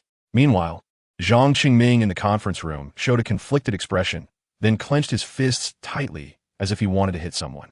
He stood up quickly, took a few steps, and hurried to catch up with Jiang Bei and Wen Zikai. "Wait," Zhang Qingming shouted, looking at Jiang Bei's back, and continued, "General Manager Jiang, I don't know what your intentions are. If you want to make things difficult for me, like writing reports and such, I can do that for you no matter how many you need. But the matter of layoffs is not so simple."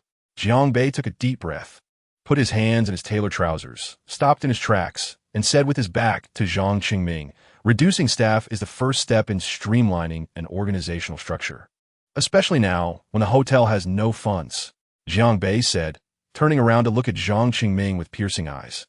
Chapter 69, General Manager and Deputy General Manager. That night, Jiang Bei fell into a heavy sleep, and Wen Zikai also went to bed, as they had finished most of their work. However, they still needed to wait until the hotel matters were completely settled before leaving. The next morning, Jiang Bei woke up slowly, had breakfast with Wen Zikai in the presidential suite's dining room, and then sat on the sofa, continuing to look over the documents.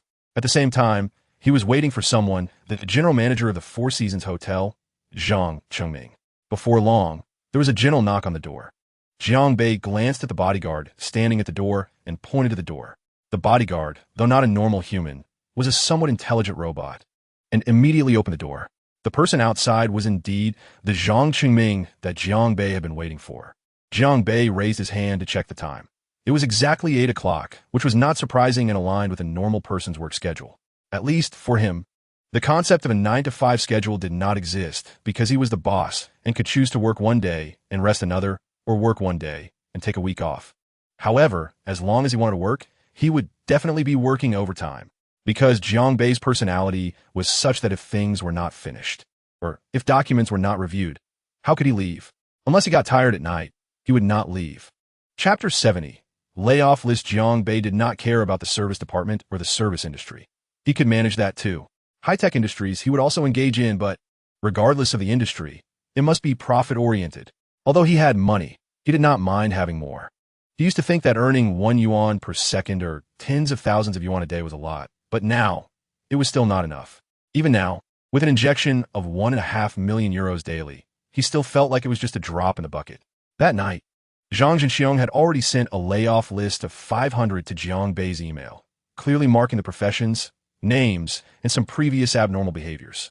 Jiang Bei couldn't even be bothered to read it and directly instructed him to post it tomorrow. Jiang Bei was quite willing to see Zhang Zhenxiong's efficiency in handling matters. As for being cold-hearted or ruthless, those without ability must go. The hotel was not a place for idling. They could not just take Jiang Bei's salary and do nothing. For the Four Seasons Hotel, with so many employees, 200 people were really not much. Jiang Bei mainly wanted to use this as a warning to motivate everyone to work hard. He knew very well the purpose of this move. Otherwise, he would not have done similar things in his own company. Chapter 71. General Manager resignation. In response to Zhang Qingming's departure, Jiang Bei just smiled and shook his head.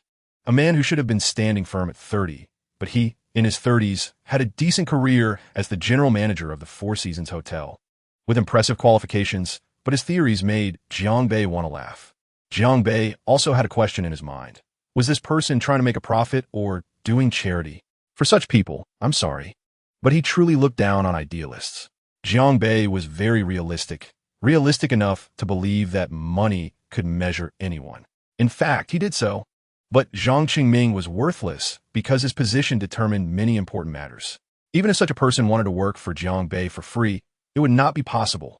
In the evening, Jiang Bei's phone rang. It was a very interesting person calling, and Jiang Bei did not expect him to call himself. It was indeed the hotel's general manager, Zhang Qingming. Jiang Bei immediately answered the call. General Manager Zhang, what can I do for you? General Jiang, I don't know if you have time tonight to meet with me. Zhang Qingming's voice came through the phone. This person actually wanted to meet him? Okay, 8 o'clock tonight. You choose the place, Jiang Bei replied. Chapter 72. Hotel development. The next day, the first thing Jiang Bei did was cancel the layoff list. The whole hotel heard about this immediately, and joy spread from top to bottom. After all, the man staying in the presidential suite was their big boss. Although he had not officially taken office, no one dared to doubt it anymore. Jiang Bei's capabilities had also been somewhat heard of by them. The strength of this big boss was evident from his willingness to acquire their hotel. As a result, the employees who had not received bonuses for the previous few months were the happiest. The Four Seasons Hotel, which had been drained by the three-phase villa project, was finally moving past winter, and a new spring was coming. The cancellation of this layoff list also motivated more people to work seriously. After all, the Four Seasons Hotel was a 5-star hotel, and the pay was decent. Losing this job was not something that could be taken lightly, and the trust in the chairman's iron-fisted methods had already instilled a sense of crisis in them. In the room, he and Wen Zikai were still discussing the next steps for the hotel. As for whether Wen Zakai would stay or leave, that was up to him. If he was willing, he could also be the general manager or deputy general manager. Chapter 73. Hotel Project Development over the course of a week. The entire Four Seasons Hotel and Ganwei Group were developing in an orderly manner. However, rashly injecting Ganwei Group's funds into the Four Seasons Hotel did not seem like a wise choice, although both were Jiangbei's enterprises. The differences between the two were still significant. The entire Ganwei Group was firmly controlled by Jiangbei, and it was impossible to carry out any financing. On the other hand, the Four Seasons Hotel was different. As a publicly listed company, it needed to finance itself to achieve greater development. This also led to the dispersion of shares, causing Jiangbei to encounter a bit of trouble, but it was only a minor issue. Therefore, regarding the funding problem, Jiangbei decided to think of ways from the hotel itself, and this was where Wen Zakai came into play. However, Jiangbei also leveraged his limited connections, including the central bank president. As for the remaining trivial matters, it was worth mentioning that the hotel employees no longer had the previous resistance towards Jiangbei and Wen Zakai. They finally accepted this new boss. In fact, even if they opposed it, Jiangbei was indifferent. However, since he had come to see this place as his new home, he felt it would be better to have a good relationship with the employees. This was also the reason why Jiangbei decided to cancel the layoffs. Chapter 74. Jiangbei's approach. For Jiangbei, rest time was always so short. Countless tasks were still waiting for him to handle. No one dared to assign him anything, but he was the boss, so there were always endless tasks in his mind. This could be seen from the fact that he often reviewed documents late into the night. After finishing golf in the afternoon, I returned to the top presidential suite, took a shower, changed into a complete new outfit, of course, including a new pair of boxers, and styled my hair to a satisfactory level before leaving for the construction site. From a distance, I saw a few men in suits, each wearing a safety helmet, gathered together looking at blueprints and pointing at them, seemingly studying something. Jiangbei has good eyesight. After all this time, the washing marrow pills haven't stopped, and ailments have little to do with him. Even the nearsightedness he developed from studying has gradually disappeared. From afar, I noticed Wen Zakai looking completely bewildered, and Jiangbei couldn't help but laugh. It truly is a different world. Wen Zakai spends every day studying stock acquisitions, using tricks to manipulate shares, causing other stock values to evaporate. Well, Wen Zakai's ability is to play with stocks. But now, life has forced him into a corner, and he can only come to the construction site, not to carry bricks, but to oversee the entire Hot Spring Village and Phase 3 Villa project. Chapter 75.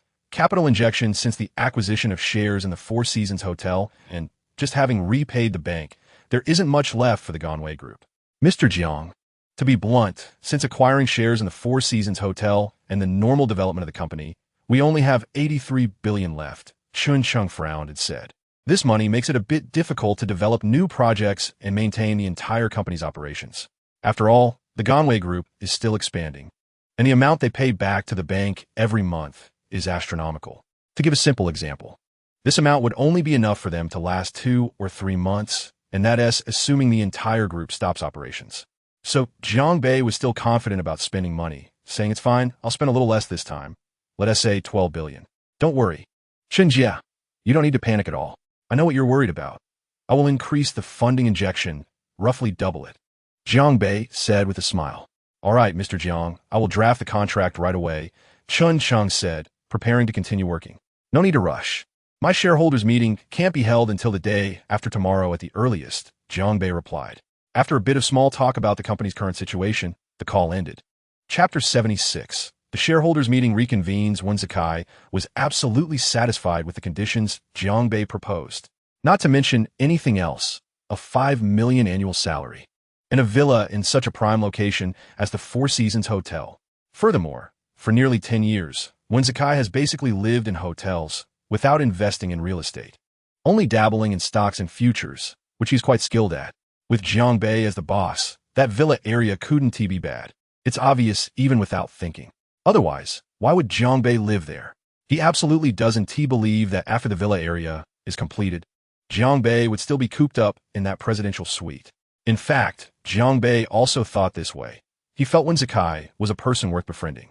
His decisiveness in work and ruthless approach to competitors aligned well with Jiangbei's philosophy. So being neighbors with such a person is quite nice. Otherwise, he really had nothing to offer Wen Zakai. Giving him shares in the Four Seasons Hotel? Impossible. Although Jiang Bei is wealthy, he is definitely not the kind of person who would casually give away money, let alone shares. Clear rewards and punishments have always been his style. However, if Wen Zakai truly works hard, it could be considered in the future. Wen Zakai left and immediately emailed the major shareholders. As for He Xiefeng being hospitalized and unable to attend, they would send a representative. After all, as a holder of 31% of the shares, her position absolutely could not be vacant. Chapter 77. The plan succeeds. Now Jiang Bei was dumbfounded. Were these people just sitting around doing nothing? It was explained so clearly, yet they still didn't understand. How do they earn money? Did they win a lottery by luck? However, a few people showed expressions of sudden realization. One of whom was the young man beside Jiang Bei, Lu Xueqing. Representative Lu, what do you think about this matter? Jiang Bei turned to the young man. He definitely couldn't speak on this matter, but others could. If in the end, everyone remained clueless, they would have to call Wen Zakai out. After all, Wen Zakai had plenty of experience dealing with these shareholders. All right, Chairman Jiang, Lu Xueqing nodded at Jiang Bei, then stood up and addressed everyone. I believe no one has lived in a Hotel S lower tier more than I have. As a doorman, I understand the Hotel S development very well. I've heard from my mother and the former general manager Zhang that now, due to the launch of the third phase of the Villa project, the funds are already insufficient, and they are barely maintaining operations. Lu Xueqing then walked over to the projection screen and pointed at the map on it. Here are the several villas in the third phase. Here are a few outdoor swimming pools. And here, we can no longer proceed with the funds provided by the hotel. Employee bonuses have already been unpaid for 3 months, so I have no objections to Chairman Zhang's financing proposal. Chapter 78. Final matters. A person as outstanding as I am should have lived a brilliant life. How is it that, after more than 20 years, I'm still drifting in the sea of people? A person as smart as I am. In the morning, the sound system in the Rolls-Royce slowly played. A song People Like Me by Mao Bai pierced Jiang Bei's heart, causing his long unchanging emotions to tremble again. Yes, a person as outstanding as he is. A person as smart as he is. Jiang Bei couldn't help but smile bitterly, slowly lighting a cigarette, rolling down the back window to feel the midsummer breeze, which was hot and stuffy as it blew in. Jiang Bei frowned. Fortunately, this explosive pearl cigarette had a bit of coolness. With the last puff exhaled, Jiang Bei slowly rolled up the window. Actually, there are those who just learn to smoke, always claiming that smoking is harmful to health, and the more they smoke, the worse it gets, only smoking half a cigarette. But for someone like Jiang Bei, an old smoker, this is simply impossible. He often ends up tossing half a cigarette. Originally, he could make a box last 1 or 2 days, but now half a cigarette means a box isn't enough for a day. This frequency Jiang Bei couldn't accept. In his eyes, it was more serious than wasting food. Chapter 79. Going home. The last task recently could be declared finished, and Jiang Bei had no more worries. The Four Seasons Hotel was already his, and he finally counted himself among the car and house owners in Yang City. Just that his car was a bit luxurious, and his house was considerably larger than normal. Of course, this was Jiang Bei's thought. At least for now, he and T thought about how to make money relying on the Four Seasons Hotel. As long as he didn't lose money, that's all that mattered. Spending money is just a number. An extra 100 billion won make him the world's richest. If he gets sick, he will still get sick. If he loses this 100 billion, at least he can still live comfortably. The next day, Jiang Bei woke up leisurely, preparing to leave Yang City. His luggage consisted of just a small suitcase containing a few new clothes he prepared for his parents, which he didn't understand the brands of, all customized to his liking, along with his own clothes and a laptop. There wasn't much stuff, but it filled up the suitcase. Driving home wasn't ideal. After all, a Rolls-Royce is too extravagant for family, and he didn't bring many bodyguards, just a driver who always drove him. That was enough. My home is in the countryside, without a train station, still within Guangdong province, not too far from Guangzhou, but not very close either. I had long prepared a small ID card for my 4 bodyguards to verify my identity, and I had all the necessary identification documents. Chapter 80.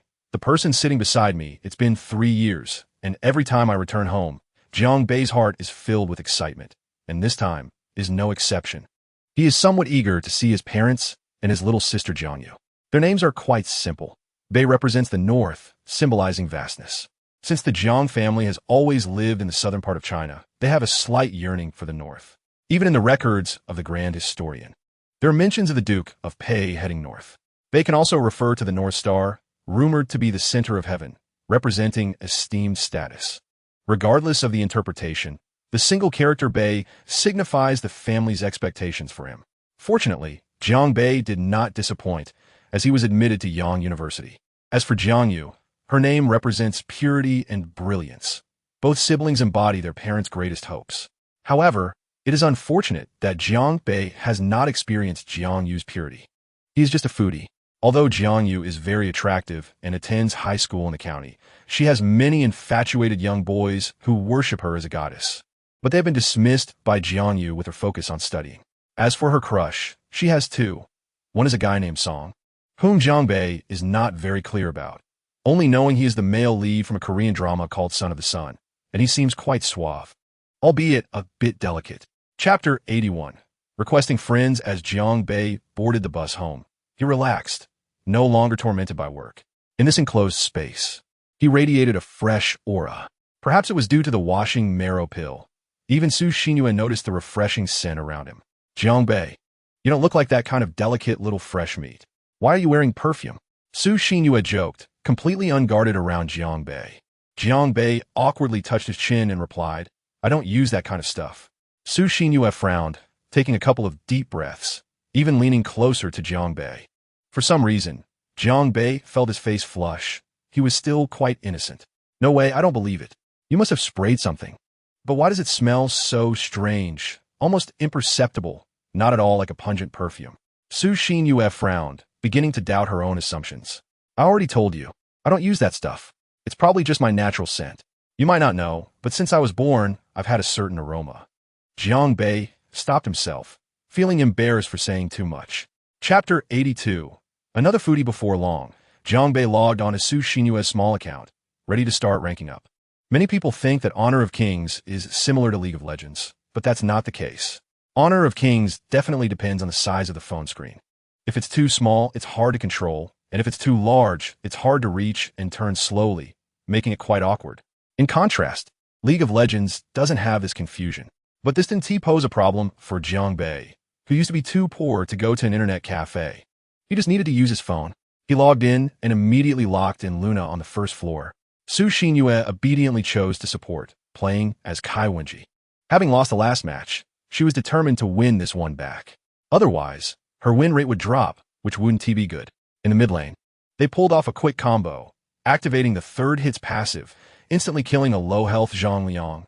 After this wave ended, Jiang Bei returned home for supplies and began roaming the bottom lane, while their jungler also took advantage of the mid lane's edge to invade the enemy jungle. With Jiang Bei's cooperation, the opponents quickly announced the game was over, 6 minutes, and the game was finished. Next, Jiang Bei played a match as Zhang Liang himself. As this hero is still quite popular in the diamond tier, the bus was moving on the highway, shaking slightly, but it didn't affect Jiang Bei at all. Like a technician focused on research and development, he kept his eyes glued to the phone screen, observing movements across the lanes. Chapter 83. The boyfriend has paid the bill. Jiang Bei was quite satisfied with this meal, because it was a familiar taste, not far from home, which made his heart feel lively again. Every time he got off the bus after a tiring journey, he longed to enjoy a good meal here. The prices weren't high, but they weren't affordable for just any student. They ordered 4 small dishes, each a third of a normal portion, but at half the price. However, seeing Su Xinyue enjoying her meal so happily lifted Jiang Bei's spirits. The phrase "a feast for the eyes" perfectly described this scene. Even Jiang Bei, who was used to Michelin-starred meals, couldn't help but dig in. However, compared to Su Xinyue, he was still a bit of a novice. She was really starving, having rushed to the Guangzhou bus station in the morning and getting stuck in traffic without eating anything. Jiang Bei, you should eat too. Why does it feel like I'm the only one eating? Su Xinyue said, her mouth full of beef tendon, mumbling incomprehensibly. Jiang Bei shook his head and smiled, claiming he had eaten a lot in the morning and was already full. Seeing this, Su Xinyue stopped insisting and continued to eat her own meal. Chapter 84. Low-level robbers. The driver frowned upon seeing them, muttering in a traditional Cantonese dialect, "What a bunch of freeloaders. Always hanging around on our bus and driving away passengers." The bus company couldn't do much about these people. They paid their fare and couldn't be stopped by the driver. Initially, they boarded at the starting point, which was where Jiang Bei and Su Xinyue got on, but after some incidents, they decided to let passengers board only at the second stop, just as they were about to leave the county. However, these people also had their tragic moments. The bus departs once an hour, and if no one boards at the second stop, the driver would simply ignore them, leading to dire consequences. Jiang Bei found it. These types of people usually sought money, not lust. Stealing a bit of cash was fine, as it was generally hard to catch them, and local officials often adopted a less trouble is better attitude and ignored them. As for whether they were involved in something more serious, it was unlikely. Yet, if they targeted a young girl, it could lead to trouble. They were quite clever, having worked in this line of business for years. Sure enough, as soon as they got on the bus, they spotted their target, Jiang Bei's bodyguard. Jiang Bei chuckled at the look they gave his bodyguard, thinking they were a bunch of fools who didn't know any better. He glanced at his bodyguard and then at himself, secretly sighing that his bodyguard looked quite luxurious in a proper suit and pants. Chapter 85. The little rogue is caught. Su Xinyue ignored what Jiang Bei said and took out her phone to make a call. Hello, 110? I'm on a bus from Xinyan County to Meijia Village, and there's been a robbery and assault. Su Xinyue whispered urgently into the phone. However, perhaps due to her hurried speech, she didn't control her volume well, and the low-level robbers overheard her. Turning around to curse, they saw Jiang Bei and Su Xinyue in the corner, exclaiming, "What a pretty girl. I've never seen such a girl in my life." Immediately, they all showed their lecherous expressions. As Su Xinyue followed their gaze, she also felt a bit frightened, but their leader, the white-haired one, was the first to react. "What are you still doing here? Get him." After hearing the white-haired man's words, the remaining green-haired, yellow-haired, and blue-haired ones also snapped back to reality, raising their batons to strike the bodyguard, aiming for his head, but they hesitated, fearing trouble. The bodyguard quickly sensed the danger, stood up immediately, and dealt with the four little delinquents one punch at a time, one kick at a time, and soon they were all sprawled on the ground, groaning in pain. The driver was stunned, Su Xinyue was stunned, and even the passengers who had been mocking them moments ago were all taken aback. Chapter 86. Going home after walking a few steps, the previous thoughts were instantly overturned. Why did there have to be such a cold and emotionless bodyguard? Since he could be filled with maps, why couldn't he be filled with knowledge? Just turn him into what a college student should be. I need to give this robot in front of me a system with a sense of humor, and then it needs to have undergraduate knowledge in electronic information. Familiar with the college life of Yangda, Jiang Bei shouted excitedly in his mind, deducting 30 experience points. "Do you want to continue?" "Continue," Jiang Bei affirmed directly. Suddenly, the robot's eyes flashed with a bright light, and then a smiling bodyguard appeared in Jiang Bei's line of sight. Jiang Bei was a bit surprised. He had never seen him smile before. He was very satisfied with his sense of humor, but as for the knowledge part, he had no way to test it. He was too lazy to examine him. "Boss, is this your village?" the bodyguard asked with a smile, which made Jiang Bei notice the issue. "The village isn't mine. Just call me by the name on your ID card, Zhang Ming. Also, don't call me boss, just call me Jiang Bei. When you see my parents, call them uncle and aunt, and don't mention anything about me working for the group or the bodyguard. Of course, don't mention the Four Seasons Hotel either. And don't talk much when you see my sister," Jiang Bei said with a smirk, knowing his sister specifically liked people with a good sense of humor. Chapter 87. Recent plans. Jiang Bei's father carefully prepared 6 hearty dishes. They were all quite popular in the area. Sweet and sour yellow flour fish, braised beef brisket with radish, white-cut chicken, stir-fried sausage, stir-fried green beans with meat, and scrambled eggs with tomatoes, all were the most homely dishes in Guang Province. Although he often ate them, it was still evident today that his father was happy to make so much. Jiang Bei didn't hold back since his father's cooking was quite good. After all, he had eaten this food for half his life. How could he complain? Jiang Yu couldn't wait any longer and started digging in. "Zhang Ming, don't mind, Yu has been like this since childhood when it comes to food," Jiang Yuan said with a somewhat awkward smile. "Hey, it's fine, Uncle Jiang. Jiang Bei's sister is my sister too. By the way, Jiang Bei, didn't you bring something for uncle and aunt? Why don't you take it out?" Zhang Ming asked. Jiang Bei felt awkward. How did this guy change his personality after spending 30 experience points and become like this? Jiang Bei felt uncomfortable and thought he shouldn't have changed it. "Yes, Dad. I did bring something for you and Mom. Wait for me to show you," Jiang Bei said, standing up and opening his suitcase. Jiang Yuan then noticed that Jiang Bei's suitcase was not the one he bought for him and couldn't he help but ask, "Ah Bei, why did you buy another suitcase?" Chapter 88. Life at home the next day at 8 o'clock. Jiang Bei didn't wake up too early. He took a little nap in his familiar bed. Although it wasn't as comfortable as the bed in the Four Seasons Hotel, it was the place he was most familiar with for falling asleep. Surprisingly, Jiang Bei didn't dream that night. As for Zhang Ming, he had long since woken up. Being a robot, he didn't need to sleep at all. He just leaned his arm against the socket. Jiang Bei stared at the ceiling, as if everything that had happened before was unrelated to him, like a spectator watching the gradual growth of the story's protagonist. He then opened the system panel. Name, Jiang Bei. Age, 21. Level, LV5 326 3000, and the 5 skills behind it. Jiang Bei shook his head helplessly with a bitter smile. Leveling up was really slow. He rubbed his still blurry eyes, yawned, sat up, picked up the small bottle containing the marrow-cleansing pill from the bedside, and after swallowing it, declared that a new day had begun. He opened the laptop placed on the table, ready to sort out the electronic documents he finished reading the night before, when his mother's voice came from outside the room. "Ah Bei, have you gotten up? Come eat." Chapter 89. Anime project proposal. Looking at his father's weathered face.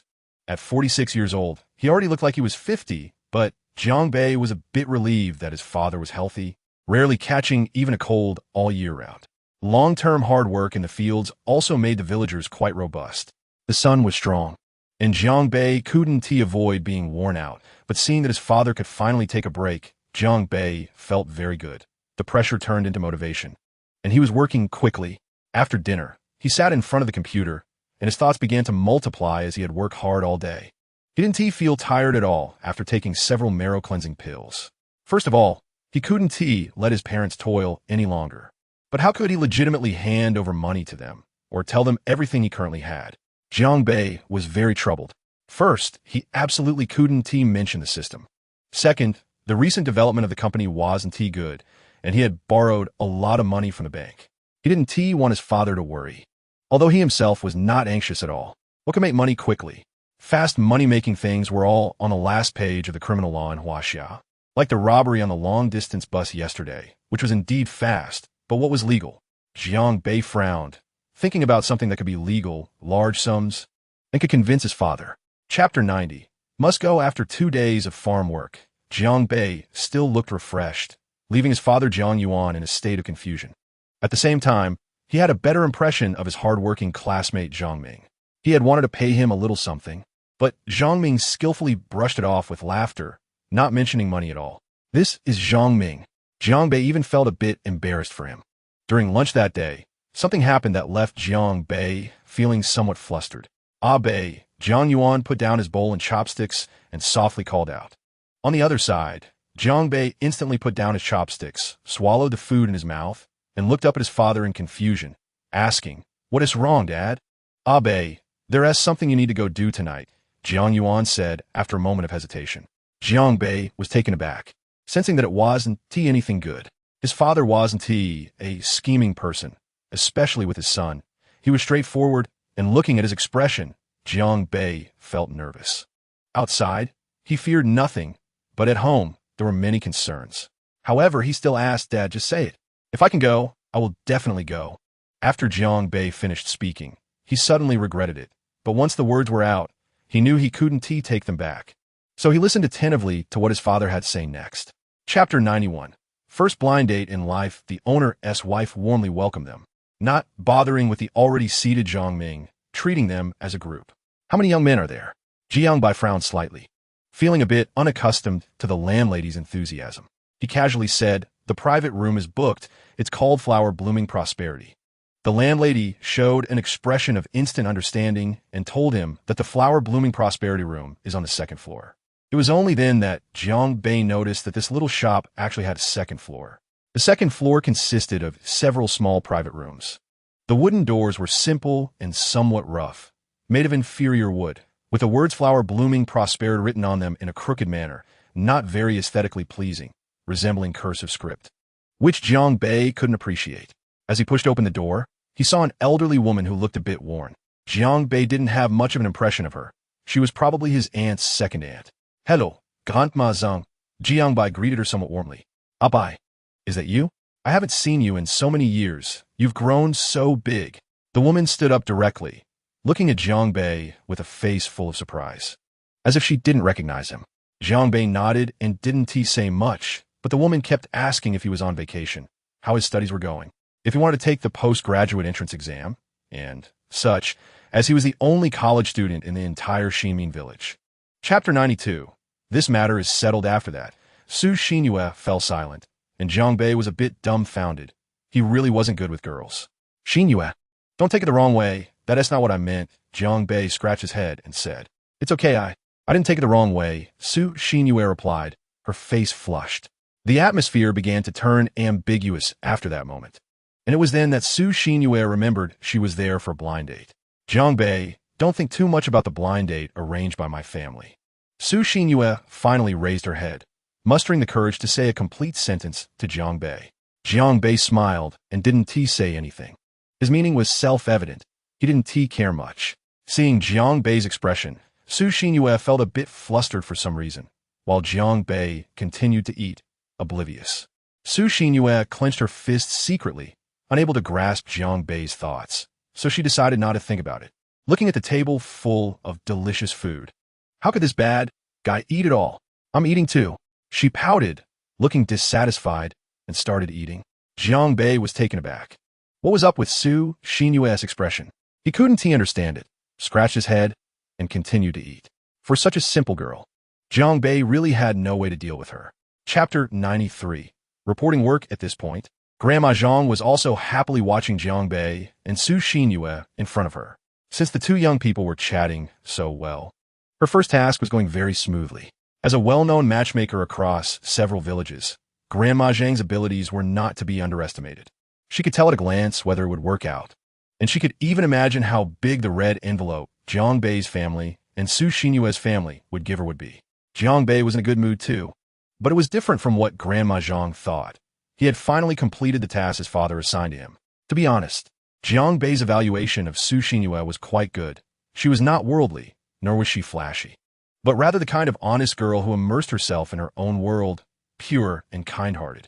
Knowing she was out for a blind date, she still wore clothes suitable for working in the fields, even bringing a spare set. Jiangbei was also dumbfounded. In the evening, the road was quite empty, and a long-distance bus Jiangbei was on wasn't slow. Su Xinyue got off at the entrance of Tianhe village where her family lived. As for Grandma Zhang, she lived in the same village as Su Xinyue. Jiangbei and Zhang Ming sat quietly on the bus, not changing seats, with one in front and the other behind. Chapter 94. Beastwalker Episode 1. In the following days, Jiangbei finally had some leisure time. He took Zhang Ming to help his father check the orchard from time to time, and occasionally went to see if any help was needed in the fields. Although busy, he wasn't tired. One wash marrow pill a day made him feel as energetic as if he had been eating kidney tonifying pills daily. Even his father, Jiang Yuan, was taken aback by his energy. The contractors on the construction site didn't have such stamina. In fact, Jiangbei no longer cared about physical stamina. Even if he had to run a marathon, he wouldn't turn red or breathe heavily. The real exhaustion came from reviewing project proposals at night. Recently, the people from animation subsidiary of the group had gone crazy. Each of them had to take a detour when coming to the headquarters. Even Shen Sheng didn't want to see the people from the animation subsidiary, who all had drawn faces and dark circles under their eyes like pandas. From a distance, he could hear them shouting in the office, fight, fight, fight, strive, strive, strive. The animation subsidiary had truly gone mad. Ever since they heard that the boss wanted to fully develop animation, they realized this was a great opportunity to stand out. Chapter 95. The first audience giving them direct bonuses was something Jiangbei had long planned, because he already knew the people from the animation subsidiary were fierce. However, seeing such efficiency, even Jiangbei was shocked. What salary, what bonuses, what overtime pay? None of that mattered. Directly this month, they would get a 30% raise. Originally, they were supposed to receive 30,000 in salary, but it directly turned into 39,000. Jiangbei didn't care about this little money. He was more than willing to exchange it for the efforts of his employees. Meanwhile, the company forum exploded. Boss is mighty. This handsome guy is a daring person. Even death is a daring ghost. Damn, 30%. This month I was supposed to get nearly 40,000, and now it's directly increased by over 10,000. Enough said. I love you, boss. Jiang, accept my knees. If you are willing, I would be willing to give myself to you. I am male. I just joined Dare to be a month ago. Can't quite understand what is going on, but Boss Jiang is mighty. Jiang Bei looked at his company's forum and smiled without saying anything. He really didn't want to do anything himself for things that could be exchanged for money. It was just too boring. Knock, knock, knock. There was a knock on the door, and Jiang Bei was taken aback. Before he could speak, the person had already pushed the door open and entered. Chapter 96. In-laws. Half a month later, Jiang Bei and Su Xinyue had become the kind of existence that could talk about anything. Of course, their conversations were mainly about aspirations for life and memories of school. As for Jiang Bei's daringness, he pretended not to have experienced it. Looking at the time, Jiang Bei had been home for nearly a month, and he was preparing to return to Yancheng. This vacation had come quite pleasantly, and the reason he wanted to go back was not because of work, but because the bus he had booked finally arrived. Before going to bed at night, Jiang Bei saw that Su Xinyue had sent him a message again. "Ah, Bei, what are you doing?" Jiang Bei replied, "Don't call me that. My mom likes to call me that. Call me Xiaoya." Su Xinyue said, "Don't call me that. Only my dad calls me that." Jiang Bei replied, "But you just call me that." Su Xinyue said, "I like it, hum." Jiang Bei didn't know how to respond and was silent for a while when Su Xinyue sent another message.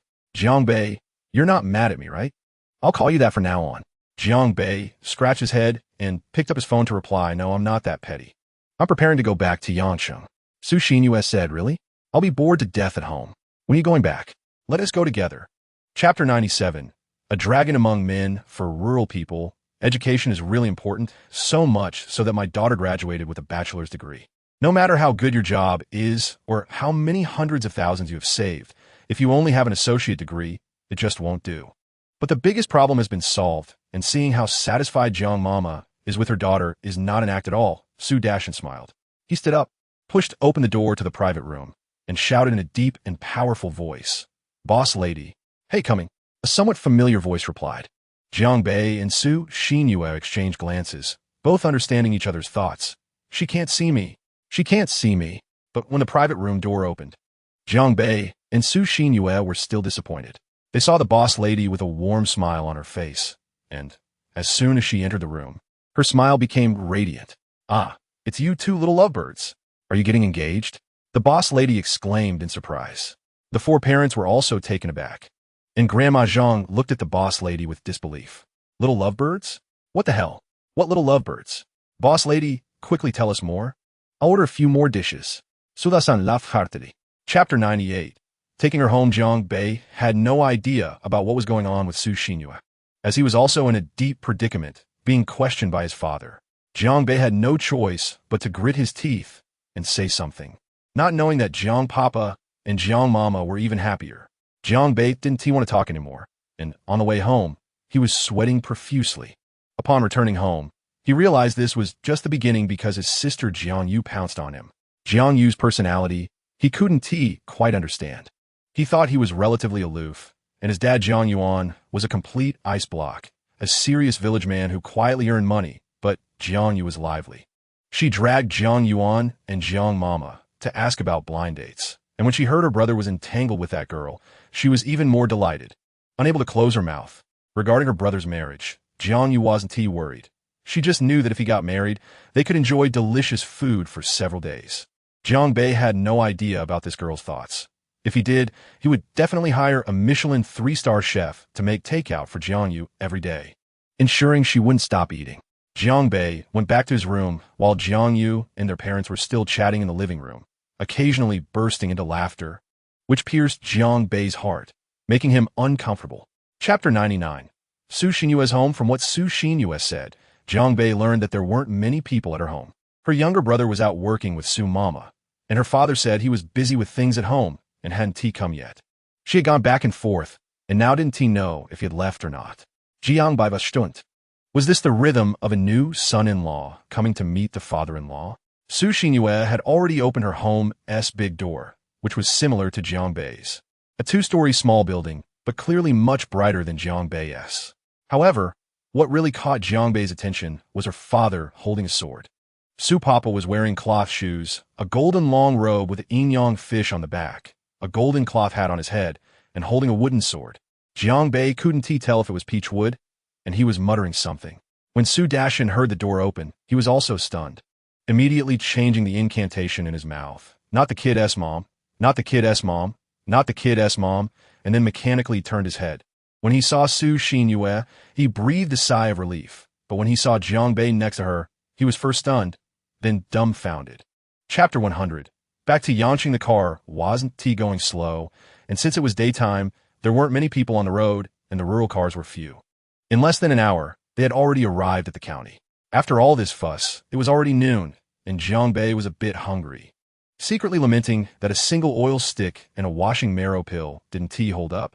Su Xinyue was also hungry, but she didn't say anything, and Jiang Bei was unaware. When Jiang Bei realized she was hungry, her stomach had already growled because she saw a child next to her eating a rolled pancake and could no longer hold back. "I'll buy." Su Xinyue blushed a little and whispered, "I told you not to call me Abe. My mom is the only one who calls me that." Jiang Bei said unhappily, then instantly smiled and said, "You can call me Brother Jiang Bei." "I don't want to. I'll just call you Jiang Bei then." "I am hungry. Let me treat you to a meal." Su Xinyue looked up and said, "Okay." Jiang Bei smiled and didn't refuse. She was treating this meal, and he would treat her back when they returned to Yanqing. Su Xinyue looked around, and the only place that seemed okay was the previous one. Jiang Bei felt a bit uncomfortable. He had returned home and had been to her place 3 times. Now he was really familiar with the boss lady. However, considering the taste was still decent, he accepted it.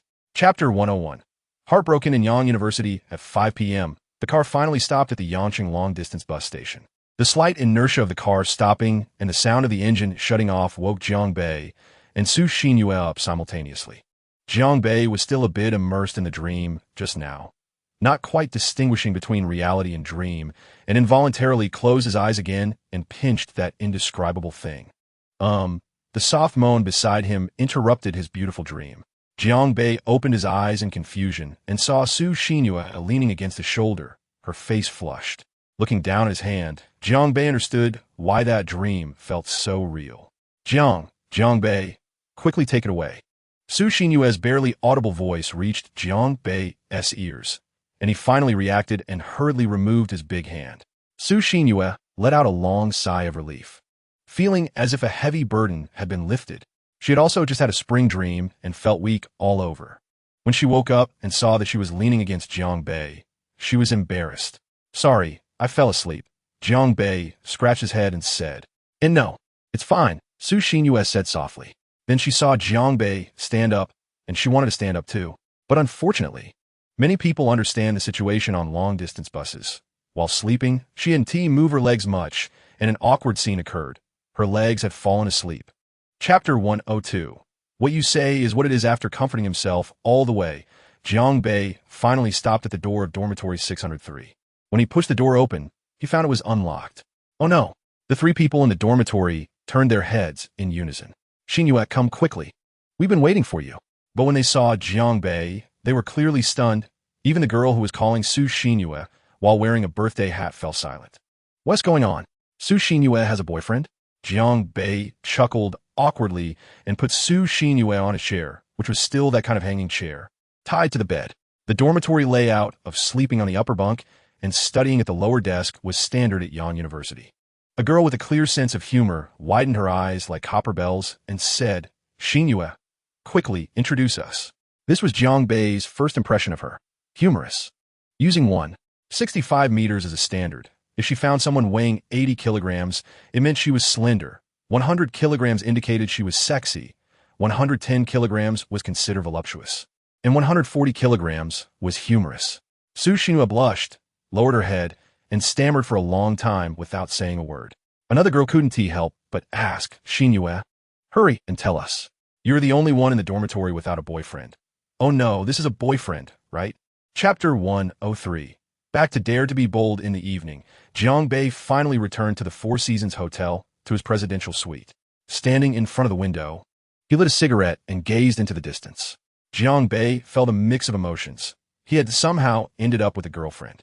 Although the process of blind dating was quite frustrating, he genuinely felt a connection. Regarding relationships, Jiang Bei, though a typical iron straight man, had heard enough lessons from those before him.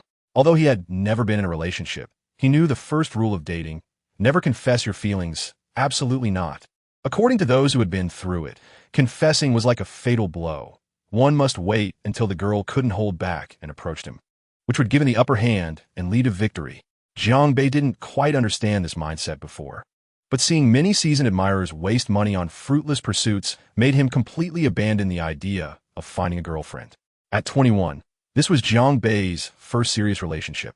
And while he was happy, he also felt troubled, as he couldn't tell his family about his current situation, nor could he mention his girlfriend, Su Xinyue.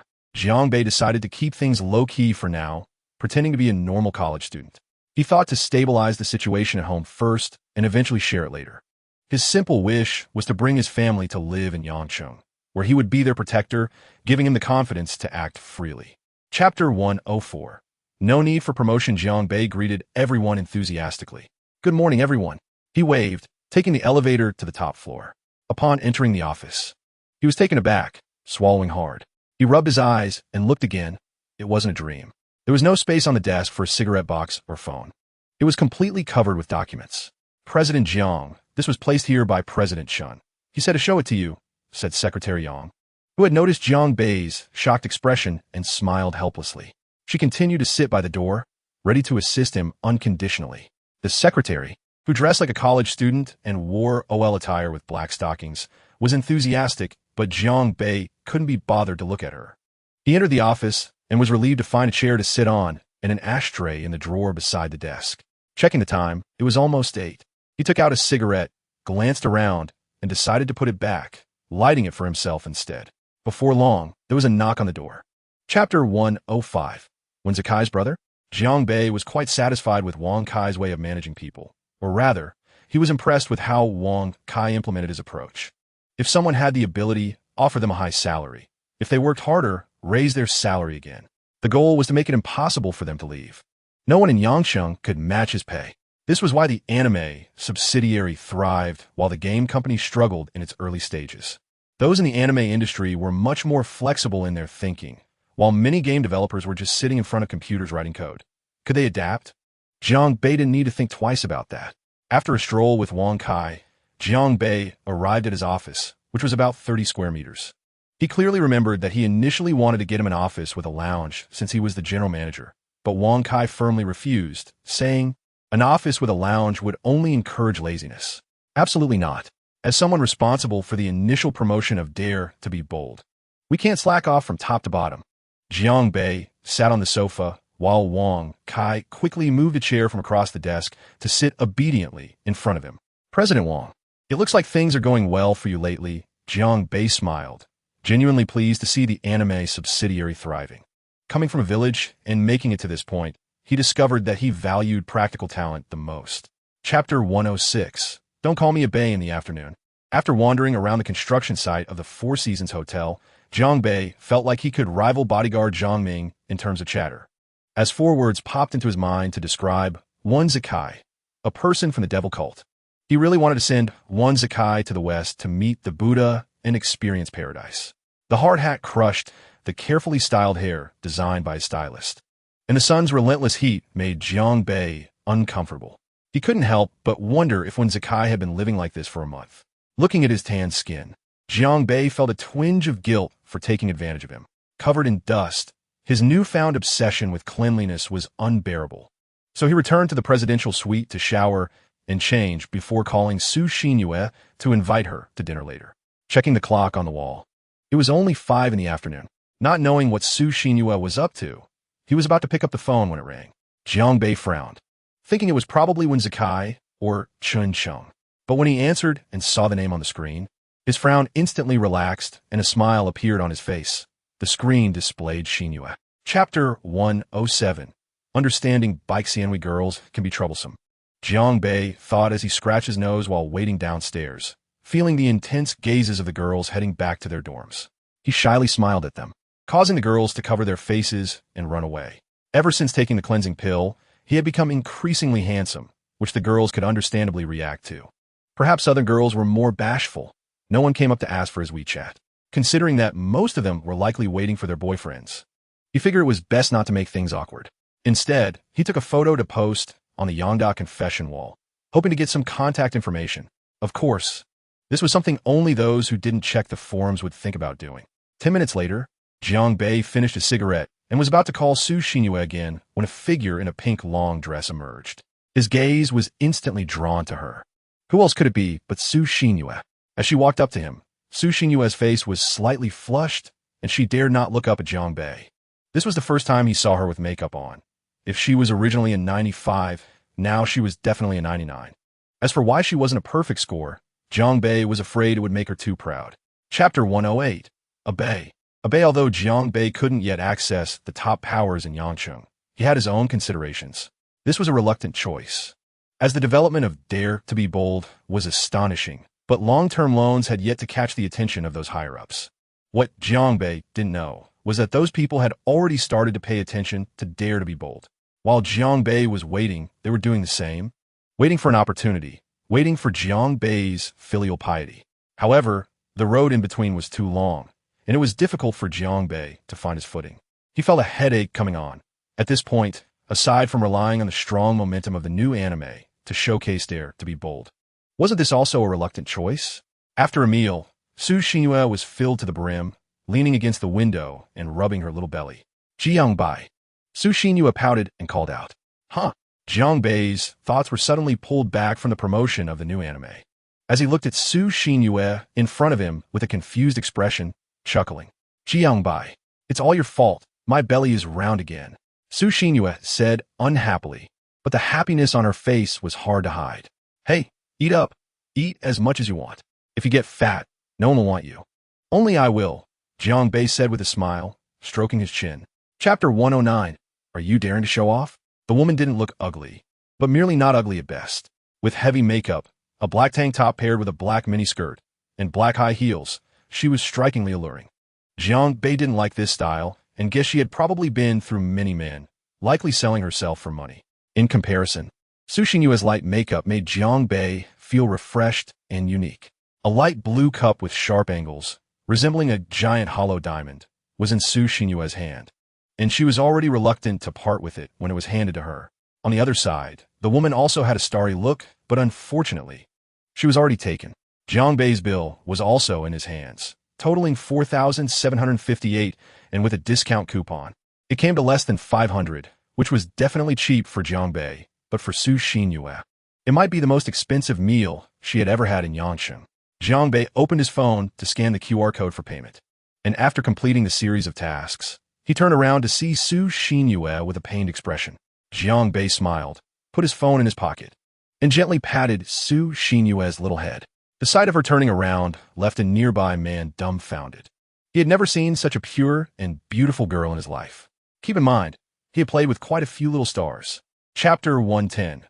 Group Overtime. Jiang Bei and Su Xinyu strolled down the street, occasionally turning to each other with knowing smiles. When he was with Su Xinyu, Jiang Bei could always forget all his troubles, not thinking about anything, not needing to be busy with work all day. Even at home, he couldn't achieve this. He had to look at documents every day. In the evening, after dropping Su Xinyu back at school, Zhang Ming finally popped up, startling Jiang Bei. Boss, the man just now is Zhang Tian, the young master of the Zhang Group. He is quite well connected in the circles of rich second generation or official second generation in Yangcheng.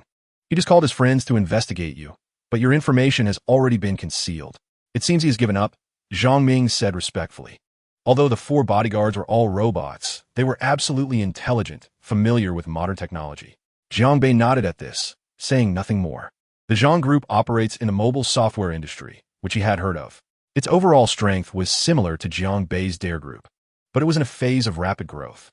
Due to tariff issues with Apple Incorporated, the prices of foreign products had risen, leading to an increase in sales of domestic machines, and many domestic software and hardware companies had benefited from it. Chapter 111. Explosive Effects. The 9-to-5. Weekend off lifestyle is what every office worker dreams of. But the salary, well, it's just that. In Dare Group, very few people complain about overtime because they're used to it, not because the boss forces them to, but because they genuinely want to work hard. How can you achieve results without overtime? Where will the bonuses come from if you don't work overtime? Does that mean you don't want to work? Since the last time the boss's iron-fisted character was seen by the employees of Dare Group, who would dare not to strive? Being fired is worse than quitting on your own.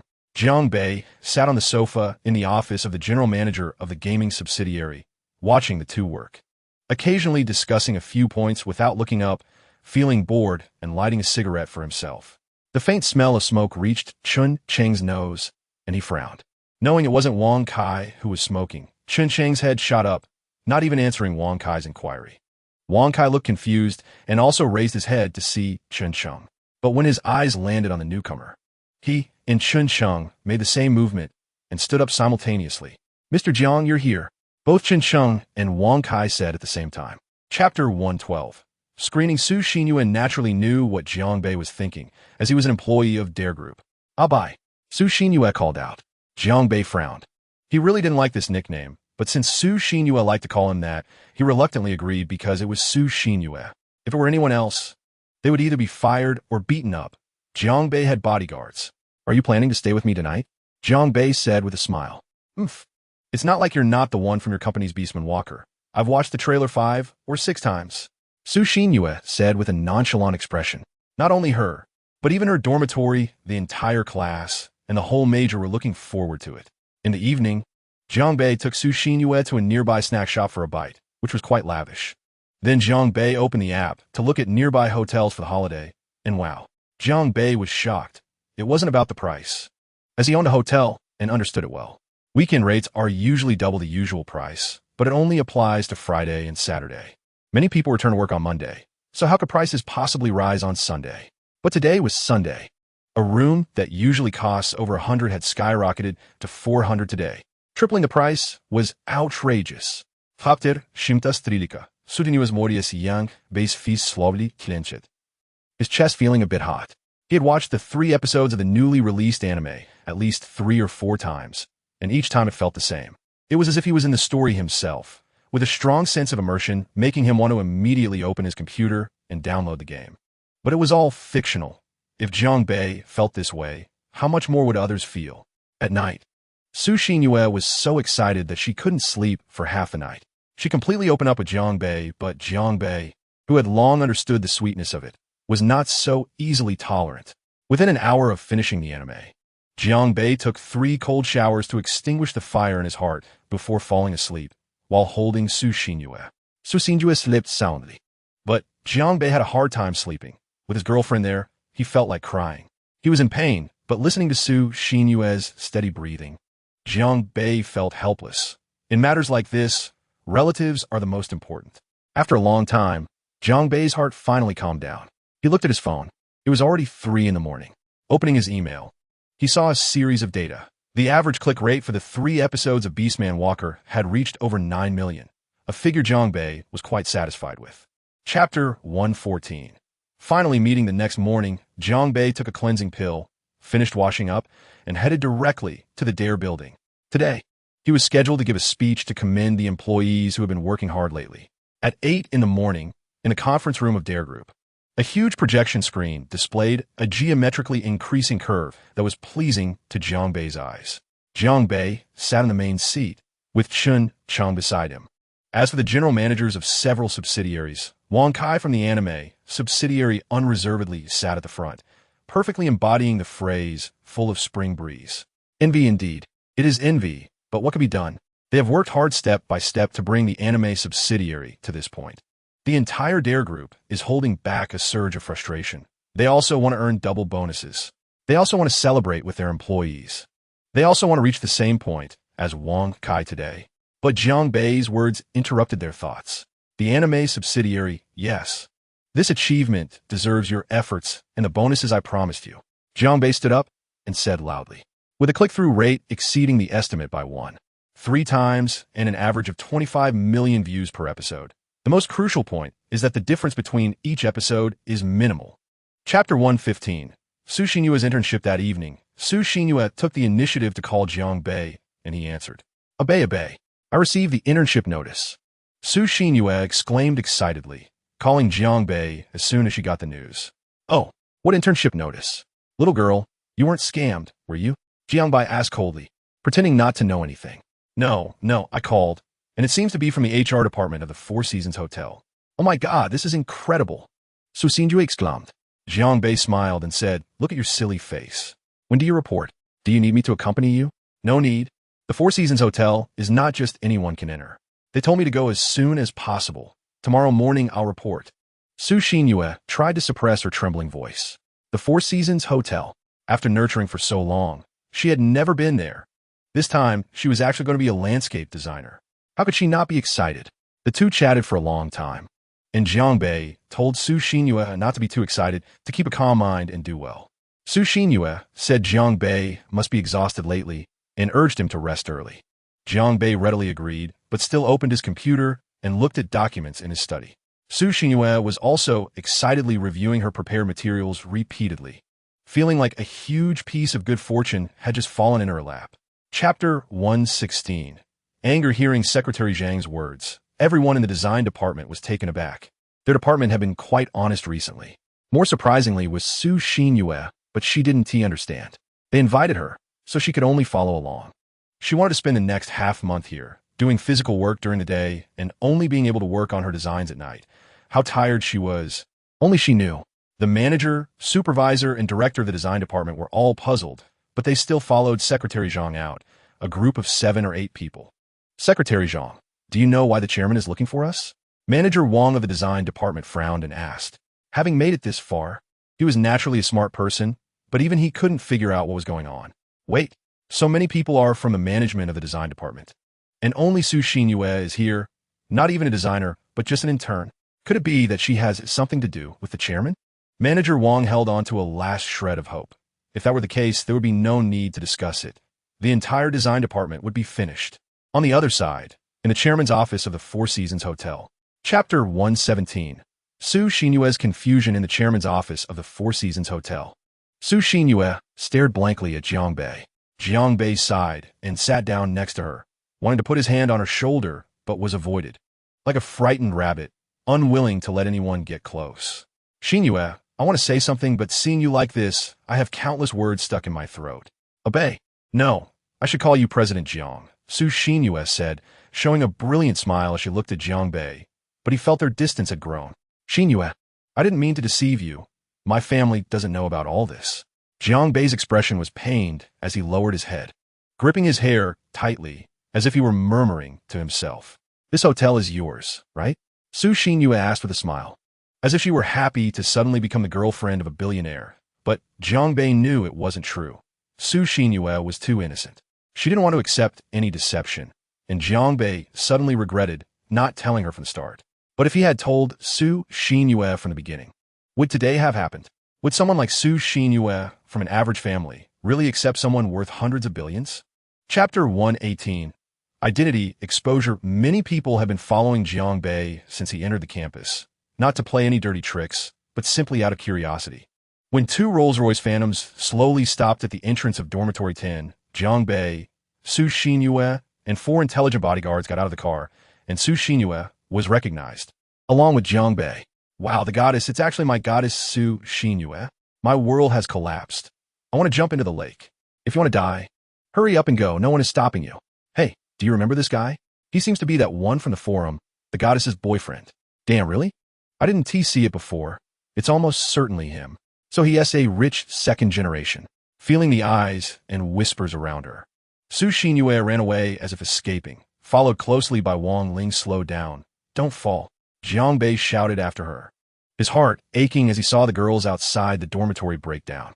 Wang Ling was also stunned. She had just bought a cup of milk tea for 10 yuan. And the moment she saw Su Xinyue step out of the car, her hand shook and dropped it on the ground, genuinely feeling heartbroken. Chapter 119. The mistress of the Four Seasons Hotel. As art students, how many girls don't watch anime? Especially the one known as the top production in the country. They all became infatuated with it. They didn't understand what the Dare Group represented. But Yang Wei understood quite a bit. To complete the acquisition of the Four Seasons Hotel in Yangcheng within 10 days, combined with the identity of the Dare Group's chairman, it all made sense.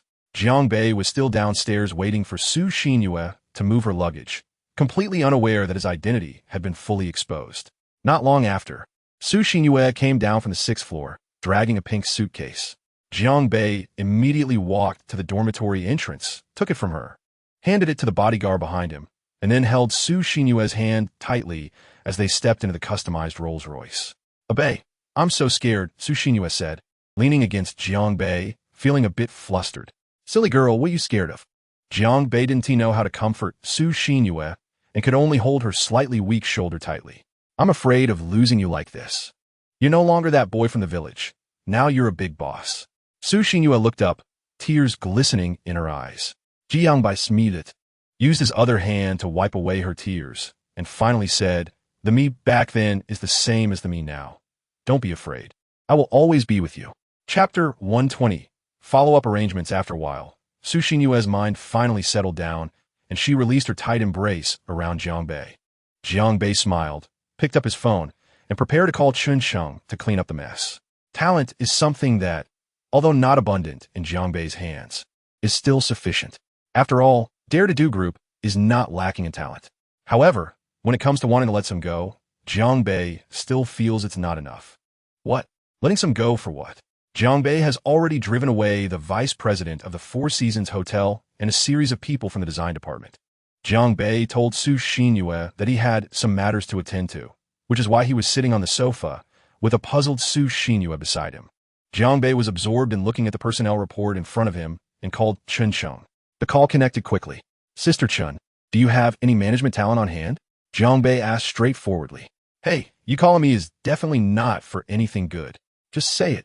What kind of management talent do you want? Chun Sheng's dissatisfied voice came from the other end, and Su Xinyue beside Jiang Bei was startled. How come they're S.A. girl? Jiang Bei gave Su Xinyue a reassuring look, pressed the phone, and then whispered, this is the CEO of Dare to Do, Sister Chun, don't think too much. Chapter 121 Interview. Just when Su Xinyue and Jiang Bei were getting deeper into their feelings and were about to continue, the phone rang. Jiang Bei furrowed his brows, and then relaxed as he turned his head, looking at Su Xinyue and saying, Xinyue, wait for me to finish the call, and we'll continue. Jiang Bei ignored Su Xinyue's expression and answered the phone. Hello, how are you? Jiang Bei politely greeted. Hello, President Jiang. I am Jiang Wei, here for the vice president interview. The voice on the other end was that of a man in his 40s, mature and steady. Jiang Bei remembered that this was the person Chun Sheng had found for him last night. Hello, what time do you have? Just come directly to the Four Seasons Hotel. Jiang Bei said. The other end quickly replied, President Jiang, I am already in the lobby of the Four Seasons Hotel and can interview at any time. Jiang Bei raised his left hand to check the time. It was 8:30, and then continued, okay, just find the lobby manager, tell her you are here to see me, and let her take you to the conference room. I will arrive at 9. Okay, President Jiang. After Jiang Wei finished, he waited for Jiang Bei to hang up, and Jiang Bei didn't keep him waiting long. After 3 seconds, confirming he had nothing else to say, he hung up, then found a number in his contacts and edited a message. 9 o'clock. Wait for me in the conference room. Chapter 122 Onboarding. Su Xinyue said nothing. And when Zakai also said nothing, he knew his boss quite well. Scaring people is simply his specialty, and he had been scared plenty in the past. Now that he knew about the design department situation, even when Zakai understood what was going on. After a while, Jiang Bei looked up and spoke. Okay, you are appointed as vice president with an annual salary of 2.7 million, no equity distribution. Report tomorrow morning, and later, go with your secretary to check your office. Jiang Bei paused for a moment and continued. As for your management team, just go to the design department responsible for the third phase villa project of the hotel. Is that okay? No problem. Thank you, President Jiang. Jiang Wei stood up instantly, looking at Jiang Bei in disbelief. 2.7 million. He had never even reached 1.7 million when looking for jobs before. And this included his team. Design is their old profession. Don't rush. Let me introduce you to someone. This is my girlfriend, Su Xinyue. She'll be interning in the design department for a while. Just hand over a small part of the landscape design to her. Jiang Bei continued. As for your team's work, just continue designing based on the half-finished products that have already been done. Chapter 123 Game Subsidiary Planning Meeting. A few days later, Jiang Bei felt what it meant to be physically and mentally exhausted. Ever since the game subsidiaries project started developing, it had been nothing but trouble. Initially, he intended to be a game, but Jiang Bei was not a prophet and naturally did not know which game would be popular. Creating one on his own was good, but still too difficult. Initially, Jiang Bei was preparing to make a mobile game or a web game, but then he regretted it, realizing that while mobile games are popular, the money-making potential is definitely not as great as that of client games. As long as the promotion is good, those players can go crazy. Recently, he had been negotiating with various experienced online game studios, And these people had one thing in common. They had been in the online game industry for several years. Jiang Bei was very satisfied, and naturally, the price he offered made them very happy, especially when they heard about developing a game based on the Orc Walker anime. They became even more excited. Difficult? Indeed, it was difficult, but if developed, they all knew it would be a big money-making opportunity, enough to keep them happy for years. Let's go for it. It was considered that the formal project of the game subsidiary was up and running, and the partners were finally settled. The Honghu Studio, which once developed the game Tianlong Babu, although it was eventually operated by NetEase. Jiang Bei was clear about their strength because he had played it back in middle school. It had some flavor. Chapter 124. You don't understand what kind of person President Jiang is. Jiang Bei's gaze fell on Chun Cheng's companion, who was also the general manager of the game subsidiary, Zhang Quan, and he spoke. Very well, what does the game need to do to satisfy the players? Zhang, you tell me. Zhang Quan was taken aback for a moment and slowly began to speak. Yes, President Jiang, to be an attractive game, it must achieve exquisite animation, passionate content, competitive equipment, ranking reward systems, and, of course, a significant degree of vanity. Zhang Quan's words aligned with Jiang Bei's thoughts. That's right. The sense of vanity in the virtual world is the ultimate goal we need to achieve. Non-spending players are easy to handle. We can slow down their equipment advancement. Of course, it should feel like gambling. For paying players, the stimulation they feel is greater. As for players who spend zero, let them feel less excitement. You all understand this ratio better than I do, Jiang Bei said with a smile. However, his previous words lingered in everyone's minds, and although Zhang Quan's statement was correct, why did it sound so absurd? Why did he say your work was absurd? You completely forgot the real attractive content of online games. Jiang Bei's smile suddenly disappeared as he threw out this sentence. Chapter 125. Understanding Design Department. Jiang Bei left without caring about the meeting room situation, returning to his office, half lying on the huge executive chair, flipping through documents casually. In fact, he was generally satisfied with the planning proposal submitted for the game, but the service was too poor.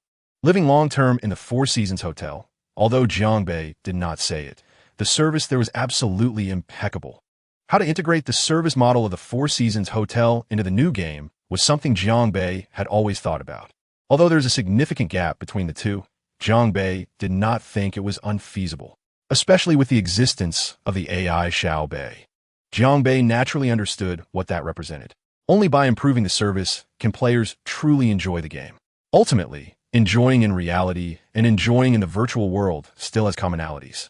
Having high stats, data, super strong damage, and being famous on the leaderboard naturally earns respect. But how to improve the service so that these players cannot extricate themselves is the key. Although old Ma's Tencent is undoubtedly successful, why has there been a surge of players quitting across major games? It is obvious that Tencent can no longer manage everything, and spreading too thin has led to poor game services and serious planning issues. Chapter 126. Su Xinyue's perspective. Just when the design department was about to get dizzy from hunger, eagerly awaiting the arrival of 11:30, 3 people wearing kitchen aprons arrived. One of them was carrying a large bag of lunch, exactly 20 boxes, while the others brought bottles of juice and side dishes. Is Manager Zhang here? This is a nutritional meal package ordered by the chairman. I'm busy over there, so I'm just leaving it here for you to pick up. All right, thank you all. Manager Zhang, whose name was Zhang Jie, hurried over with a surprised expression.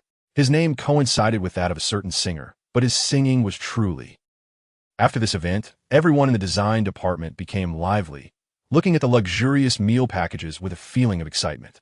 The package, priced at 89 yuan, included meat, eggs, seafood, everything one could want. However, the taste was different when it was actually eaten. This was sent by the chairman. They all knew exactly why the chairman had someone deliver food. It was all because of the care for Miss Su. Chapter 127. Lottery win for several consecutive days. Jiang Bei was shuttling between the Four Seasons Hotel and the Ganwei Group, taking leisurely walks with Su Xinyue in the park behind the hotel at night. Their little lives were quite enjoyable. They had eaten at almost all the high-end restaurants in Yangqing. Su Xinyue complained that Jiang Bei was wasting money on meals, to which Jiang Bei replied that since they had money, they should enjoy it a little.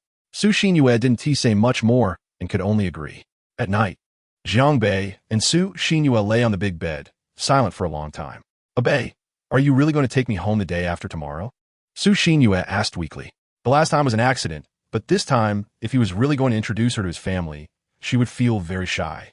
Of course. What else would I do when I go home? Jiang Bai smedet. Okay, fine. If we go back together this time, you can't shake me off. So sinjuri played. Who said I wanted to shake you off? Silly. Jiang Bai laughed and pulled Su Xinyue closer. Not silly. Let us go to bed early. We have to get up early for work tomorrow.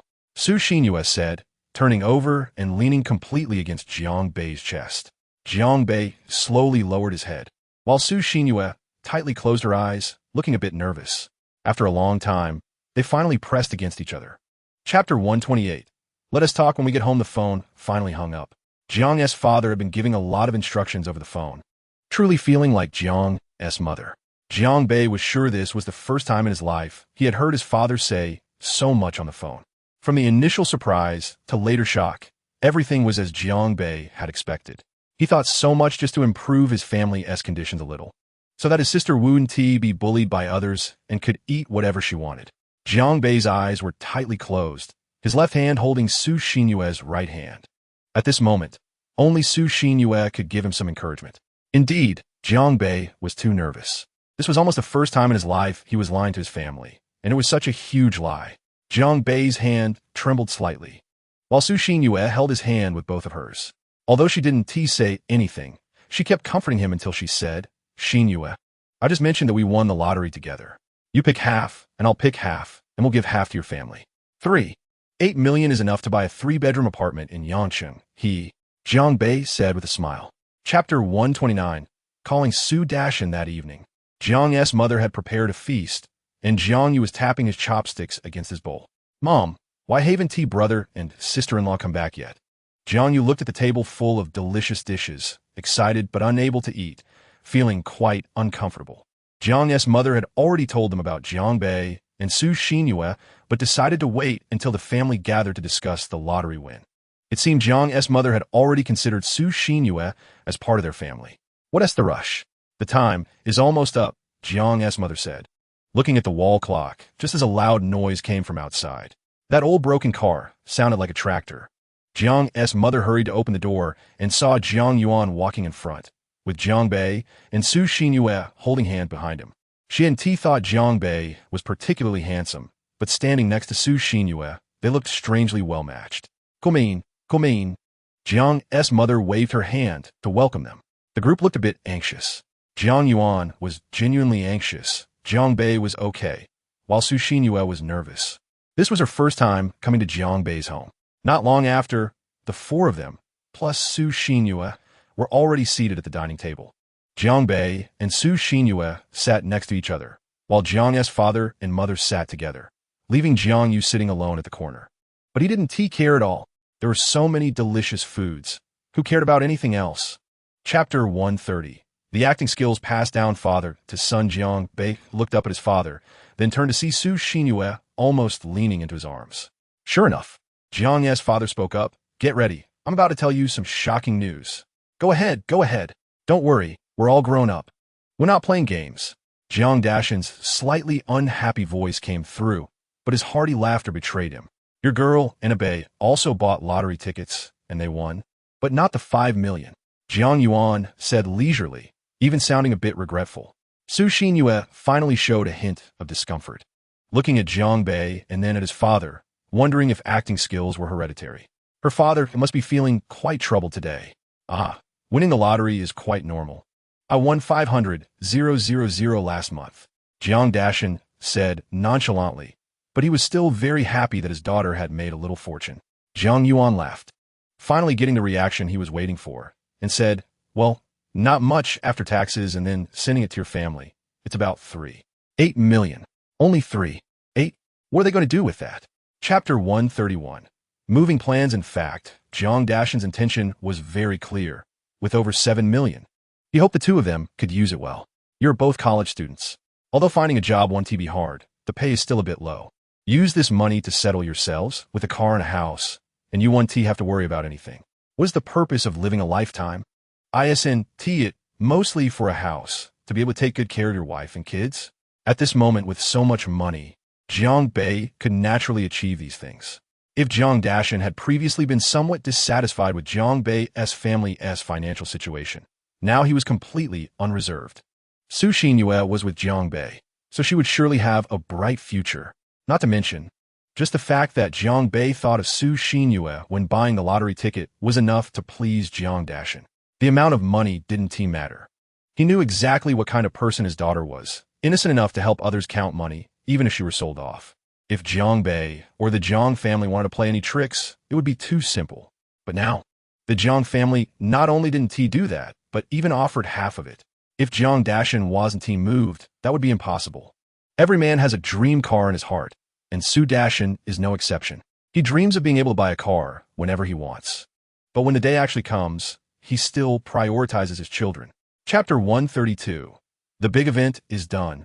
Heading home after breakfast. Even though Jiang Yu's heart was as vast as the boundless sky, he was shocked for a while before coming back to his senses. However, thinking about living in Yancheng, as a girl born and raised in the countryside, it would be a lie to say she wasn't happy. In the afternoon, Jiang Bei took Su Xinyue on a good stroll around Yinmin village before driving to the county town. Meanwhile, Su Dashan took Su Mama onto the bus heading to Xinyang County, knowing that the times he would take this bus would become fewer and fewer. Finally, Jiang Bei's family of 3 and the Su family of 3 successfully met in Xinyang County and walked into the Jingguangshan barbecue restaurant together. The restaurant was small, but it was one of the few barbecue places in the county, and the environment was decent. Many people chose this place for gatherings, although the prices were relatively high locally. The 6 of them entered a private room, with a man and a woman pairing up. Jiang Bei and Su Xinyue sat together, creating a feeling of being a couple, although they were still quite unaccustomed to this feeling. The last time they met was purely by chance. As for this time, it could almost be considered the first meeting between the two families. In-laws. Su Dashan took a sip of water, feeling a bit dry and tongue-tied, as last night's events had left him deeply shocked. Chapter 133. Talent shortage after spending 3 days at home, counting today. It was already the 4th day that Jiang Bei went to Tianhe village to pick up Su Xinyue. As for whether he would come here again in the future, Jiang Bei was unsure, but it was certain that both this place and his own Xinmin village would see fewer visits. He leisurely got out of the car and walked on the country road outside Tianhe village. Xinyang County used to have a firearms camp, which wasn't very large. But with the reforms in Yangcheng, it was also abolished, leaving only tall buildings scattered around the nearby villages, which were initially established as strongholds. From a distance, he saw Su Xinyue anxiously pulling her suitcase towards Jiang Bei, while his bodyguard, Zhang Ming, was already waiting for them in Xinyang City. Jiang Bei and T brought him back, even though they were classmates, as he felt it was better to keep the lottery win under wraps.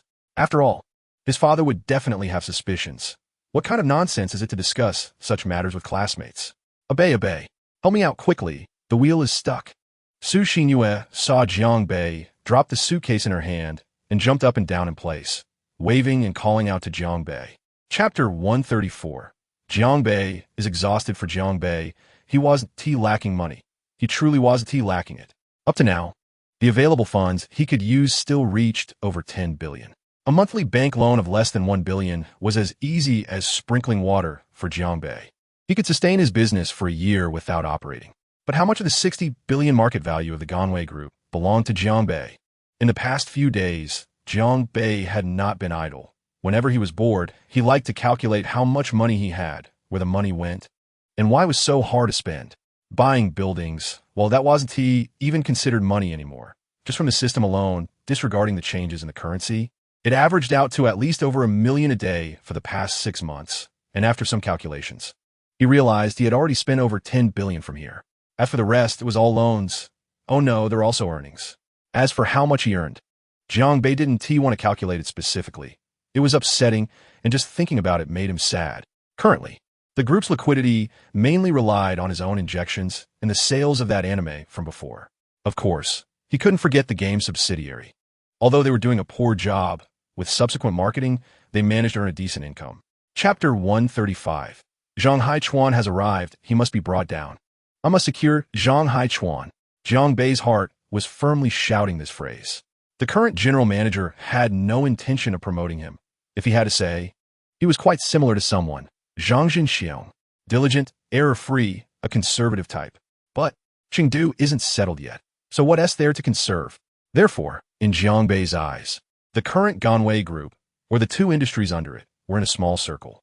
First, there was the radical faction led by Jiang Bei as chairman and president, with Chun Cheng as CEO assisting, followed by a group of people forming the conservative faction, aiming to preserve existing achievements and gradually proceed. In fact, Chun Cheng was also a conservative faction member at first, but she was inevitably changed by Jiang Bei's overwhelming presence. Fortunately, Jiang Bei was young and confident, and the achievements of the group were evident. Then there was the Four Seasons Hotel. As the largest shareholder holding 60 of the funds, Jiang Bei, along with Wen Zikai, belonged to the industrial faction. What does it mean to engage in industry? It means increasing construction efforts on existing land. On the other side was the former vice president Zhang Jinxiong leading a group of conservatives. They wanted to save the hotel, but they were afraid of further problems arising. Chapter 136. The pressure brought by Jiang Bei. 5 minutes to 12. A knock on the door interrupted Jiang Bei, who had been resting with his eyes closed. He opened his eyes suddenly. They had arrived. Lighting a cigarette casually, Jiang Bei would do this whenever there were major decisions or events, and it had become a habit. The gradual aroma of tobacco calmed Jiang Bei's mind, and he waved his hand, signaling Zhang Ming, who had just finished preparing lunch, to open the door. The door opened, and Zhang Ming and another bodyguard walked out, leaving only Zhang Haichuan, who had just nodded to Zhang Ming, standing in place. He looked much like the information described, about 35 or 36 years old, very cultured, and quite round. However, Jiang Bei would not be deceived by his appearance. The information indicated that he was a powerful and ambitious person, preferring iron-fisted methods in corporate management. And he was ruthless when it came to merging with other small companies. This was what Jiang Bei valued the most. As long as you were ruthless enough, that was fine. Don't be wishy-washy and indecisive, as Jiang Bei found that disgusting. President Jiang. The person at the door slowly approached, nodding to greet Jiang Bei. Hello, Mr. Jiang. Jiang Bei stood up, smiling, looking very sunny, almost like a college student. However, he knew he couldn't fool Zhang Haichuan at all. He extended a hand to him and said, Do you smoke? This flavor is quite nice. Chapter 137. Another talented general joins confidence, a strong confidence, even reaching the level of arrogance. This was Zhang Haichuan's first impression of Jiang Bei. However, their conversation wasn't over yet, and Zhang Haichuan's heart was already wavering. Although they hadn't discussed salary yet, he genuinely wanted to work for this kind of boss. President Jiang, may I ask you a few questions? Zhang Haichuan fell silent for a moment before finally speaking. Jiang Bei was taken aback, then smiled and said, Feel free to ask. I will answer anything. Zhang Haichuan asked, President Jiang, what is the purpose of business for you? Jiang Bei answered instantly, profit, to put it simply, money. Jiang Bei understood that he had put too much pressure on Zhang Haichuan. Now it was time for him to counterattack. Jiang Bei was not angry. On the contrary, he admired such people. Only in offense could one showcase their talents to the fullest. Zhang Haichuan continued to ask, so for you, what is the decisive motivation behind making a correct business decision? Jiang Bei showed a thoughtful expression, not because he was pondering the question, but because it was clear that Zhang Haichuan was asking him why he shifted focus from the anime industry to the daring gaming market. Chapter 138. Finally taking off for Jiang Bei, his goal had always remained unchanged, to shake the world with a stomp of his foot. It sounds simple, but it's incredibly difficult. At least in the small circle of Yangcheng, they still didn't understand that he had money, but no power. And didn't know the powerful figures. Now, Jiang Bei realized how hard it was, difficult beyond measure. After dinner, he and Zhang Haichuan talked for a long time, finalizing the general direction for the future development of the Dare Group. Only then was he allowed to leave. Tomorrow morning at 8, he was to report to the HR department, and he was given Chun Cheng's business card. After all, they had talked for a while now. And Zhang Haichuan understood a lot. It was true that Jiang Bei was in charge, holding 99% of the shares. But the one actually implementing things was the CEO, Chun Cheng. Zhang Haichuan left with a full mind of questions. The Four Seasons Hotel, worth 100 billion, was going public, but why was the Dare Group, valued at 5 or 600 billion, not going public? Jiang Bei didn't tell him. But Zhang Haichuan began to speculate. Was he going to align with the Saderos family in the U.S. and resolutely refuse to go public? The more he thought, the faster his footsteps became, and his thoughts were hard to stop. After a long while, he pulled a pack of cigarettes from his pocket. White soft pack Honta Mountain. Not expensive, but very good in taste. He didn't take out a lighter to light it. Instead, he rubbed it for a while, took a deep breath under his nose, then tossed it into the trash can beside him and walked into the elevator, leaving the Four Seasons Hotel. Chapter 139. Talent. Zhang Haichuan, the secretary, left, taking Jiang Bei's answer back to talk with the deputy director's secretary. Jiang Bei, meanwhile, didn't care about the unfinished documents and continued to ponder over the recent events, feeling very conflicted. The current popularity of the Dare Group was within his expectations, but it was not within the expectations of those in power and local officials. The projects they supported or cared for appeared insignificant under the giant halo of Dare Group. Thinking of this, Jiang Bei felt an inexplicable tightness in his chest. Still, that phrase lingered. He had money but no power. Although the atmosphere among officials in Huaxia was currently very open, a television station was still a very clean place, especially a small one like Yangqing TV. How to communicate was indeed puzzling for Jiang Bei. Being too close was inappropriate, but not interacting was also inappropriate. It was hard to find the right balance. After thinking for a long time, Jiang Bei's fist slowly clenched, and he stood up, looking out at the scenery and overlooking the entire street. His ambition was vast, but it was definitely not the right time to reveal it. However, this was undoubtedly an opportunity for Jiang Bei. Chapter 140. Dare Fund established. Jiang Bei smiled and silently gave Zhang Haichuan a thumbs up, but on the surface, he still maintained a calm demeanor. He then spoke. Zhang, please continue discussing the establishment of this fund. Sure, as a company, regardless of how powerful its marketing strategies are, a fund is imperative. It truly aligns with the development of society. For Dare Group, having sufficient liquid capital or a huge capital chain allows for the establishment of a billion-level foundation without attracting attention. Jiang Bei nodded, and Xincheng also relaxed his furrowed brow, looking at Zhang Haichuan and waiting for him to continue. Zhang Haichuan went on. Only companies that establish a fund can be better accepted by others. Moreover, if the fund truly operates and scales, then Dare Group's reputation will also truly resonate. Not to mention, at least the entire Yangsheng will remember Mr. Jiang's good deeds. Although Jiang Bei felt joy in his heart, his brows were forced to furrow as he looked at Zhang Haichuan and asked, spending several $100 million to establish a fund. Is it just to make people remember you? That was it.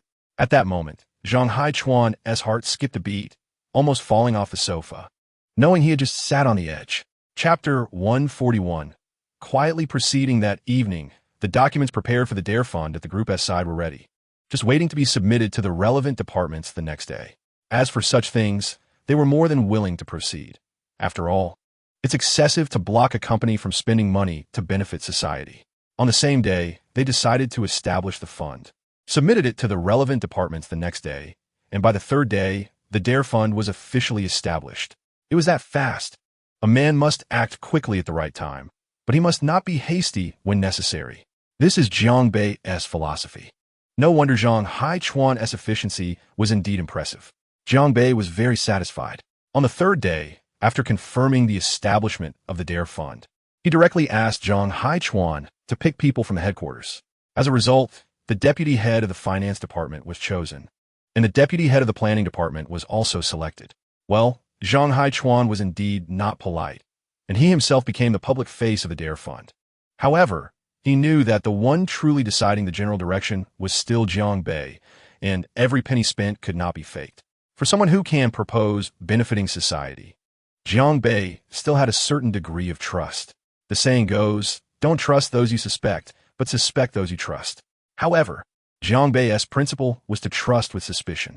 As for whether to use someone suspected, that depended on their capability. Chapter 142.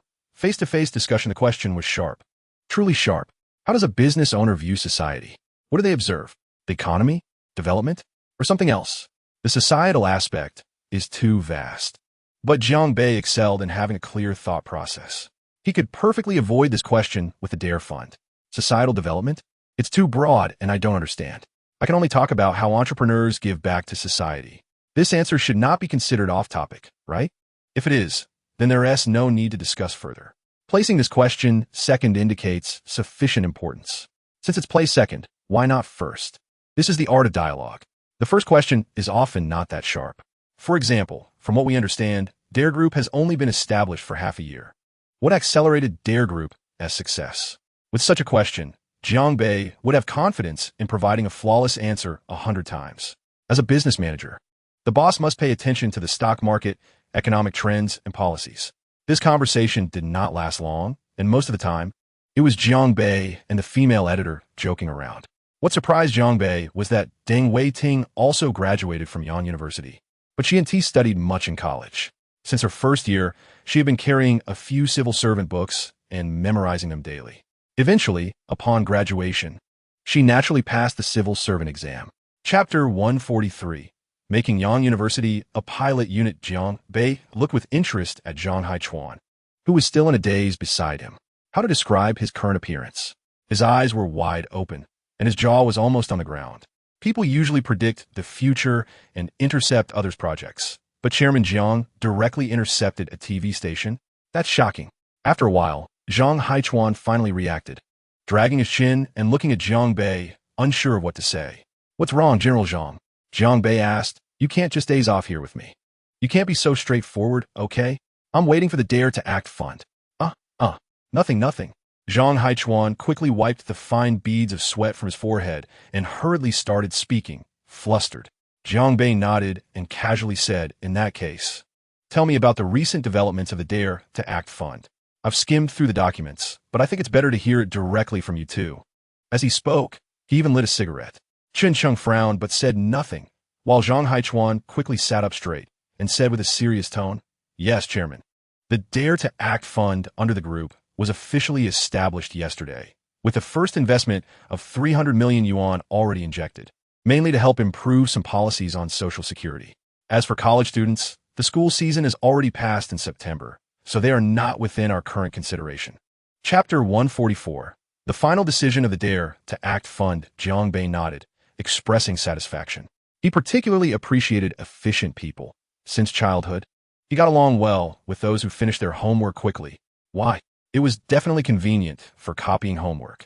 Speaking of this, Jiang Bei felt that his efficiency as a child was also very high. While others took an hour and a half to finish a math paper, he would finish watching a movie in that time and then take 5 minutes to copy the answers, which was 5 minutes slower but added an hour of entertainment time. Very good, Sister Chun. I think your idea of finding informants from various majors is very reliable. Jiang Bei praised, giving a thumbs up. What do you mean by informants? That's such an ugly term. There are volunteers, and there's a bonus. Chen Cheng pouted, slightly dissatisfied. Zhang Haichuan genuinely observed the interaction between Chen Cheng and Jiang Bei and felt uncomfortable. It was clear they were not on the same wavelength. It felt like he was just a worker implementing the plans while they were the strategists. Okay, he was taking on most of Chen Cheng's work and didn't have any shares. Sister Chen, what do you think about replacing these volunteers with student counselors? Jiang Bei asked with a smile. Chapter 145, Striking Gold. I must say, Zhang Tianming looks like a veteran.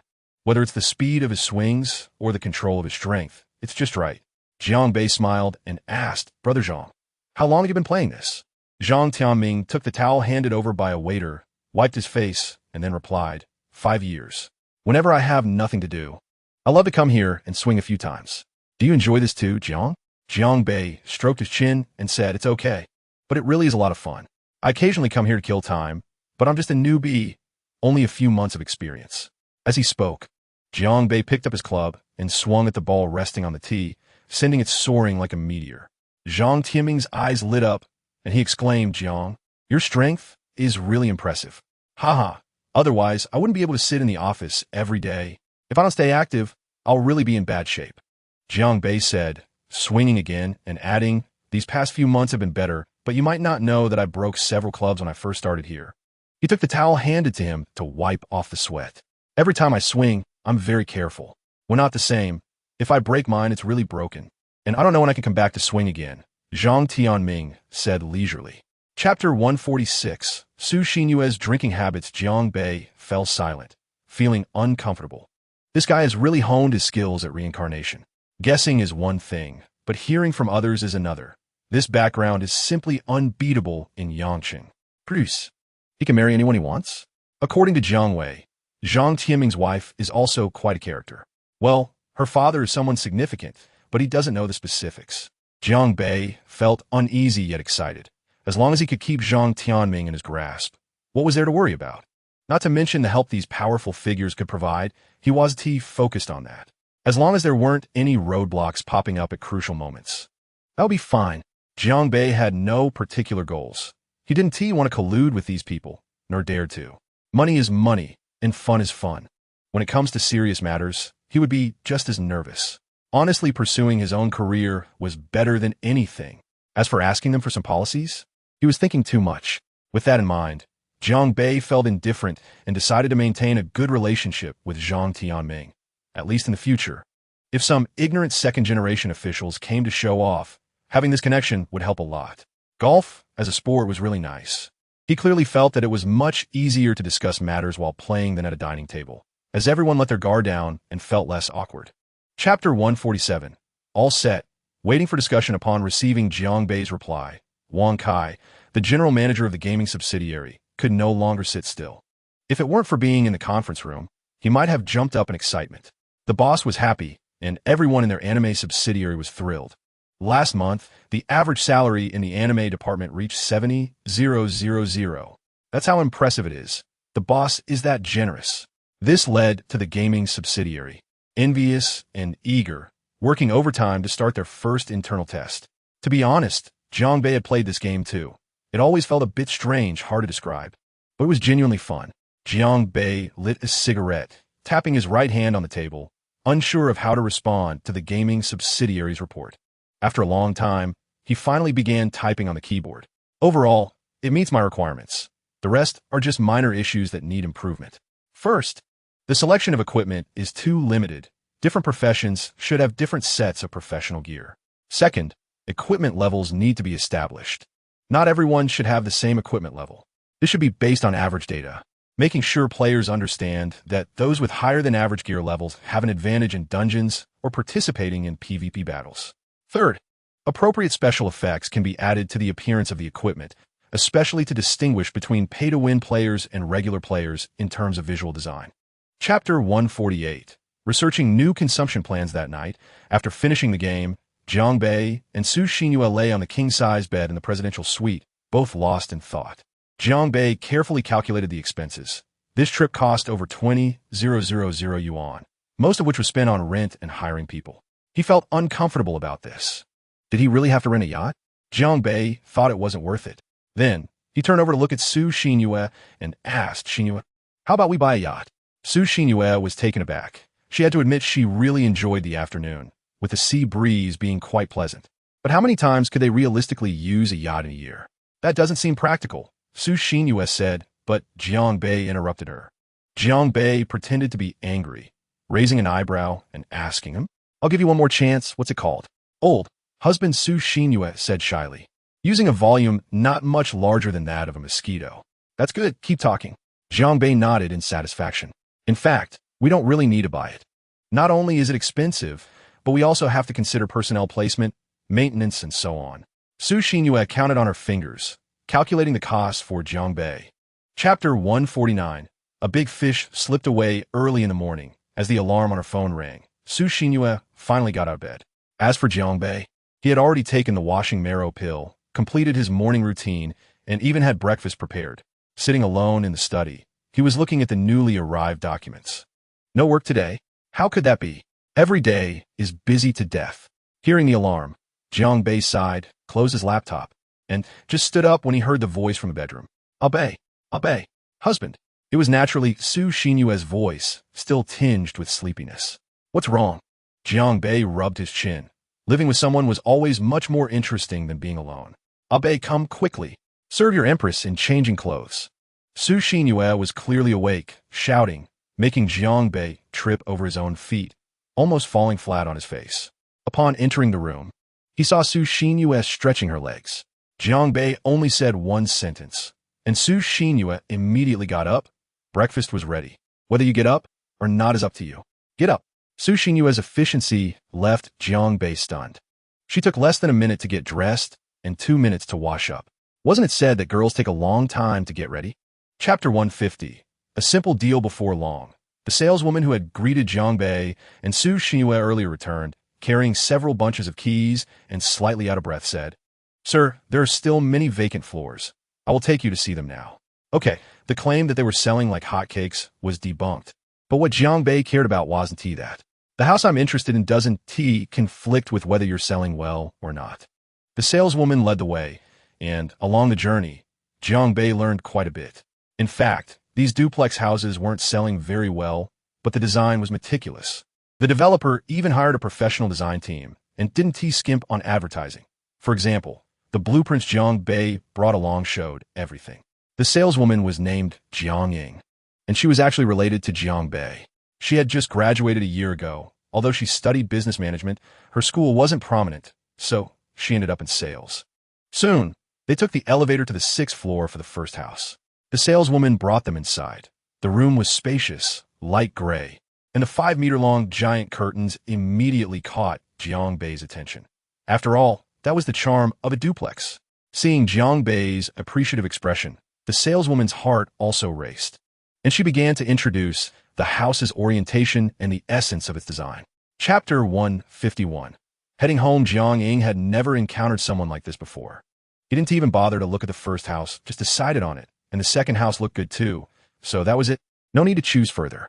She was completely numb until she saw Jiang Bei open a folder and hurriedly came over to help him organize the documents. Not to mention, Jiang Bei had already paid the property fees for the next 3 years, so his parents could live a better life. Jiang Ying left her business card for Jiang Bei. It was a very ordinary card, with only a modest position, contact information, and her name. Jiang Bei didn't say much, smiling as he accepted it, even saying he might reach out to her if he wanted to buy a house in the future. Buy a house in the future? Jiang Bei was momentarily stunned after saying that. He guessed that when the day came to vacate the presidential suite, he would move directly into the villa that the third phase project had specially tailored for him. Personally, seeing Jiang Bei out of the sales office, as soon as he stepped outside, he was dumbfounded. 2 Rolls Royces were parked in front, one behind the other, and several people in black t-shirts stood around the second car. Only one person was at the first car, looking warmly at the entrance of the sales office. Chapter 152. The employees of the game subsidiary are going crazy. The bright morning sunlight was blocked entirely by the double curtains of the presidential suite, and Jiang Bei surprisingly slept in late. As for Su Xinyue, sleeping in was a common occurrence for her. Rubbing his still somewhat sore legs, Jiang Bei slowly got up, took his daily pill, and, after washing up, sat in the study to review documents. Most of them were about the group's major events. Not that Chun Chung couldn't handle them, but she really didn't have the authority to deal with such matters like the one in front of him now. The message sent by Zhang Hai had no attachments, just a few lines of text, but made Jiang Bei very happy. Still not fully awake from a dream, he learned just how significant the DARE scholarship was. "Mr. Jiang, good morning. I have officially contacted the school on behalf of the DARE Fund. The instructors have a very positive attitude and are willing to help select the candidates diligently. As for the school principal, we met once, and he generally supports the DARE scholarship project.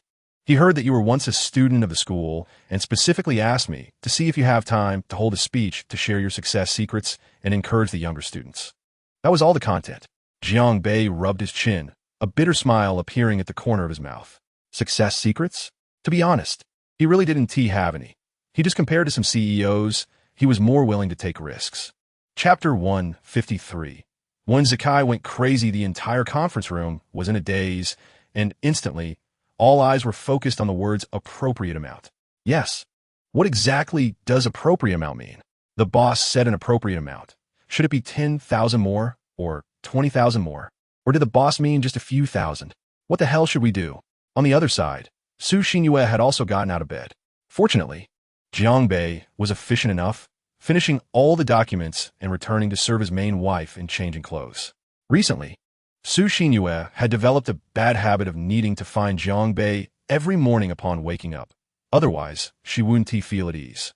As for whether she called Bei when she occasionally stayed in the dormitory at school, that was unknown. To be honest, Jiang Bei really enjoyed this kind of life. And so did Su Xinyue. Every night, she dreamed beautifully in Jiang Bei's arms. And when she woke up, she saw Jiang Bei walking in from outside the door. Su Xinyue truly admired Jiang Bei for this. How could he get up so early every morning to handle work? Jiang Bei raised his hand to check the time. Wow. It was almost 11 o'clock. They didn't need breakfast anymore. After Su Xinyue got dressed and washed up, they went to the restaurant of the Four Seasons Hotel for a meal, with Chef Jason specially preparing the dishes.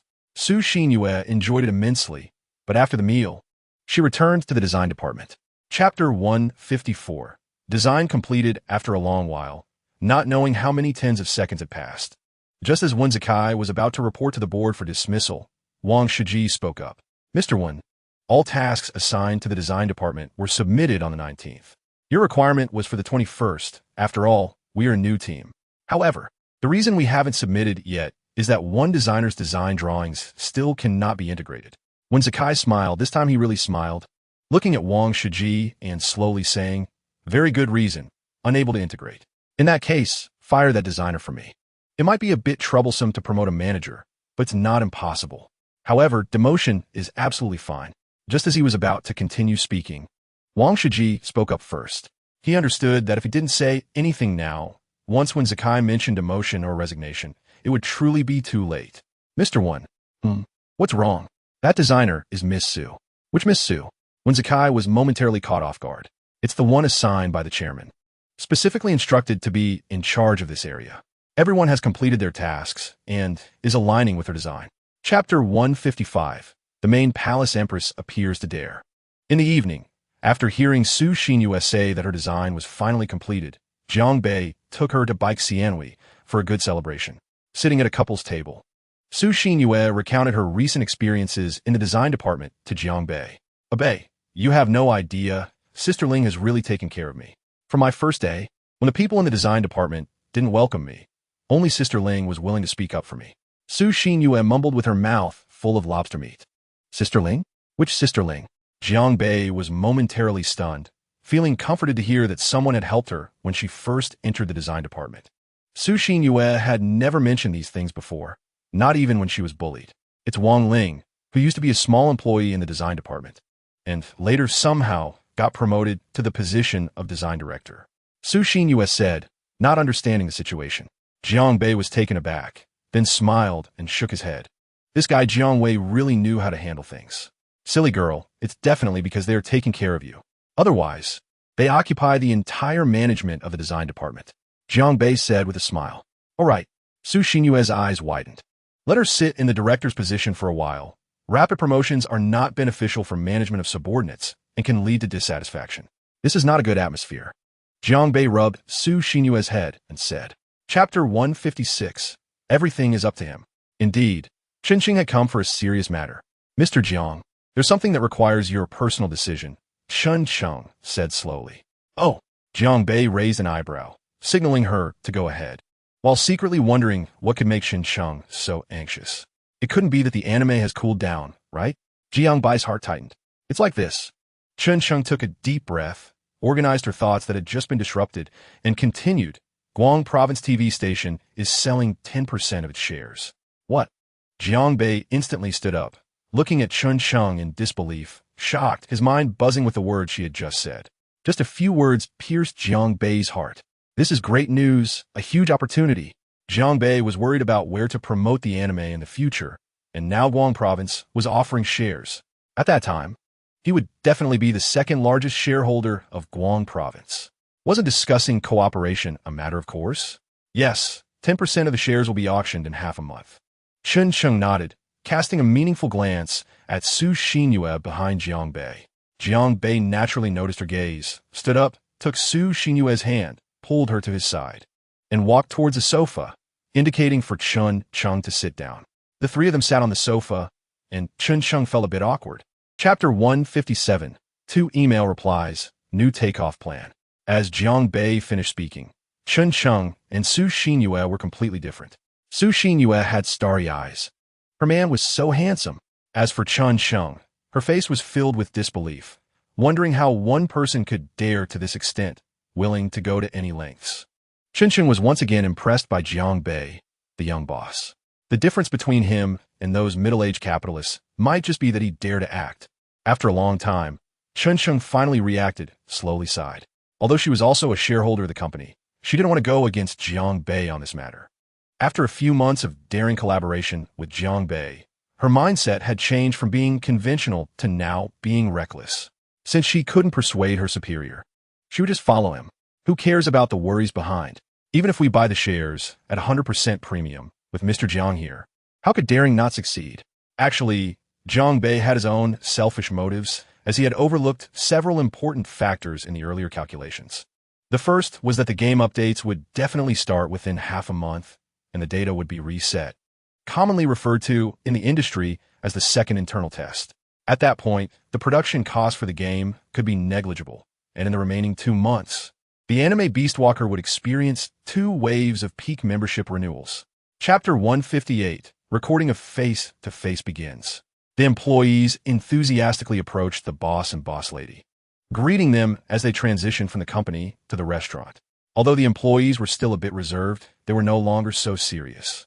However, they really knew how to read the situation, each one praising how the company was developing better and better under the chairman's leadership, and how Su Xinyue and the chairman matched well, looking like a couple. These words made Su Xinyue blush and her heart race, pulling Jiang Bei toward the private room, while Jiang Bei secretly gave a thumbs up to the young man who had just spoken.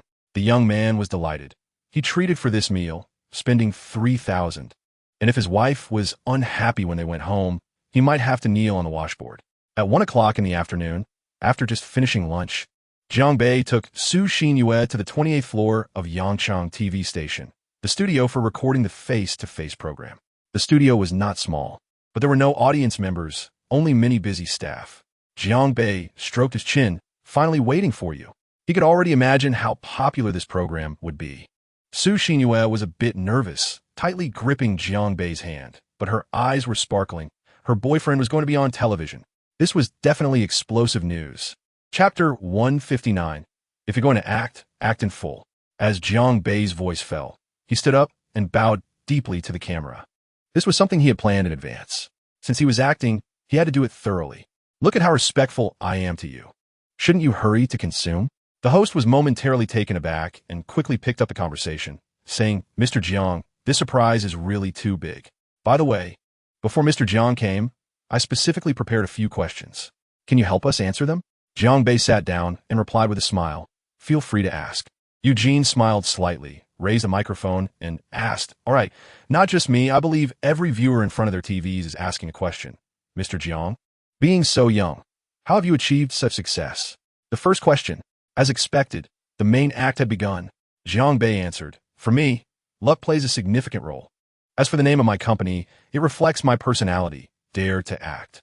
Anything I think of and believe has commercial value, I dare to do. Eugene continued to press, Mr. Jiang, you really cannot be measured by common sense.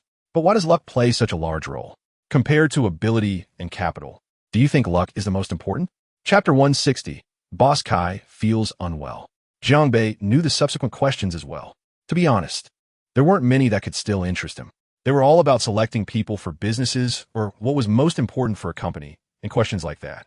Jiang Bei answered very directly and simply. For example, the most important things for a business are integrity and efficiency. Without these, even the luckiest person cannot develop a business. At 2:30, the final question was finally about to be asked. Eugene gently tucked her hair behind her ear and asked, President Jiang, after asking so much, let me ask one last question. Jiang Bei responded, Miss Yu, please go ahead. Eugene asked, President Jiang, could you introduce the direction of Gangwei? Jiang Bei replied, the direction of Gangwei? I can only answer in terms of short-term goals. Currently, Gangwei is focusing on the internet, online games, and fully developing the animation industry, because I am also an anime fan. The scene ended with Jiang Bei and Eugene shaking hands. Amid their laughter, the program concluded. The blue light on the camera dimmed, and the lens cap was placed on. Jiang Bei slowly stretched and walked off the stage with Eugene. Thank you for your hard work, President Jiang, Eugene said respectfully. Chapter 161. Speech matters early in the morning. Jiang Bei sprang out of bed like a carp leaping over the dragon gate. He had such a great time playing games with Su Xinyue last night that he completely forgot about the important matters. During the recording of the program yesterday, he had told them that the update for Orc Walker would change to 2 episodes a week because he felt the enthusiasm from the audience. But the program hasn't been broadcast yet. What good is it to speed things up now? Originally, he planned to record in the afternoon and have it on TV last night, only to be told it would air next week. What nonsense. He quickly emailed Wang Kai. The anime updates for this week remain unchanged, and the release of Orc Walker next Sunday will be changed to 2 episodes, and this will continue in the future. However, he initially planned not to go to the company on this big Saturday, but then his phone started vibrating. He picked it up and saw it was Chun Chung. He couldn't ignore it. Jiang Bei helplessly glanced at the still soundly sleeping Su Xinhua, quietly stepped out of the room, and sat on the couch in the living room to answer the call. "Good morning, my big chairman, President Jiang. Did you forget something?" Chun Cheng's helpless voice reached Jiang Bei's ears. Huh? Jiang Bei was taken aback. The thing he forgot about was already resolved, so what was going on? Chapter 162. Returning home, start from YD Chun Cheng and Zhang Haichuan left, leaving Jiang Bei and Su Xinhua sitting on the sofa, staring blankly at the speech draft. Jiang Bei lit a cigarette and held it in his hand. Su Xinhua frowned and said, "Smoking again? Can't you pay more attention to your health?" Jiang Bei grinned, but didn't say anything. He was a man with detox pills. Tobacco could help him relax at the right time. So why quit? Seeing him like this, Su Xinhua also fell silent and simply hugged Jiang Bei's arm, accompanying him in silence. Half an hour had passed since Chun Cheng and Zhang Haichuan left, and Jiang Bei's gaze had not left the speech draft, showing that he truly valued this matter. "Xinhua, do you think this Q&A session should be removed?" Jiang Bei asked, pointing to the last few lines of the speech draft. "No need. Could it be that my north is nervous?" Su Xinhua asked with a smile. Jiang Bei immediately expressed his dissatisfaction. "How could that be? Your husband is the daring one." Su Xinhua replied, all right, just teasing you. But I think this segment should be retained because I've watched quite a few speech videos, and the vast majority include this segment." Chapter 163. The bustling YD, although it felt like most of the attendees were just there to comply with the school's arrangements, when Jiang Bei's car drove into YD, he still sensed an unusual atmosphere. Busy. The students were all very busy. On this Sunday, Jiang Bei couldn't understand. He casually glanced at his watch. It was 5:30, and there wasn't much time left until the 6 o'clock lecture. The car headed towards the YD club, although it was called a club. They had cleared out the auditorium on the first floor in advance, and tonight it belonged solely to Jiang Bei. When the 2 Rolls-Royces parked at the entrance of the club, Jiang Bei finally understood where this unusual atmosphere came from. There were so many people. A sea of people was squeezing in. Jiang Bei suddenly panicked. What was going on? Why were there so many people? Holding Su Xinhua's hand, he got out of the car. Well, the school had somehow hung up a photo of him at the entrance, with big words saying returning home in glory. And underneath it, class of 2015 telecommunications major, Jiang Bei. Upon closer inspection, he chuckled. There was also a line of small text, outstanding entrepreneur of Yangcheng, President Jiang. Jiang Bei stroked his chin, thinking whether it needed to be so exaggerated. When had he ever received such treatment at YD? He was genuinely panicked. But what followed was a slight tension and a strong sense of excitement. Chapter 164. Jiang Bei's speech. Jiang Bei slightly straightened his body. He didn't bring the speech draft. After all, there were only a few thousand words, and he had memorized the general idea. What was the first sentence? Oh no! Jiang Bei was dumbfounded. Thinking quickly, he opened his mouth. "Hello, teachers and students. I am Jiang Bei from the class of 2015 telecommunications. I am very happy to be here to discuss some issues with you." After pausing, he remembered that there would be applause here, and sure enough, 3 seconds later, applause erupted. It felt good. Jiang Bei's lips curled up slightly. Chun Chun was really amazing. Jiang Bei raised his right hand, pressed it down to signal the students to stop clapping, and continued, "I didn't ask you for applause. I was just a bit nervous and forgot my lines. So please don't mind." Jiang Bei's slightly teasing voice completely ignited the students' spirits, and the applause became even more enthusiastic. "Hey, I said just clap. What's with that whistling girl?" Jiang Bei thought to himself as he glanced over and thought, "What the hell? That's quite the sight." He quickly shifted his gaze to Su Xinhua, feeling a little better. Chapter 165. The second piece of news in an instant, the majority of students couldn't sit still. Oh no, they might have qualifications. These people were about to start a riot when Jiang Bei continued speaking.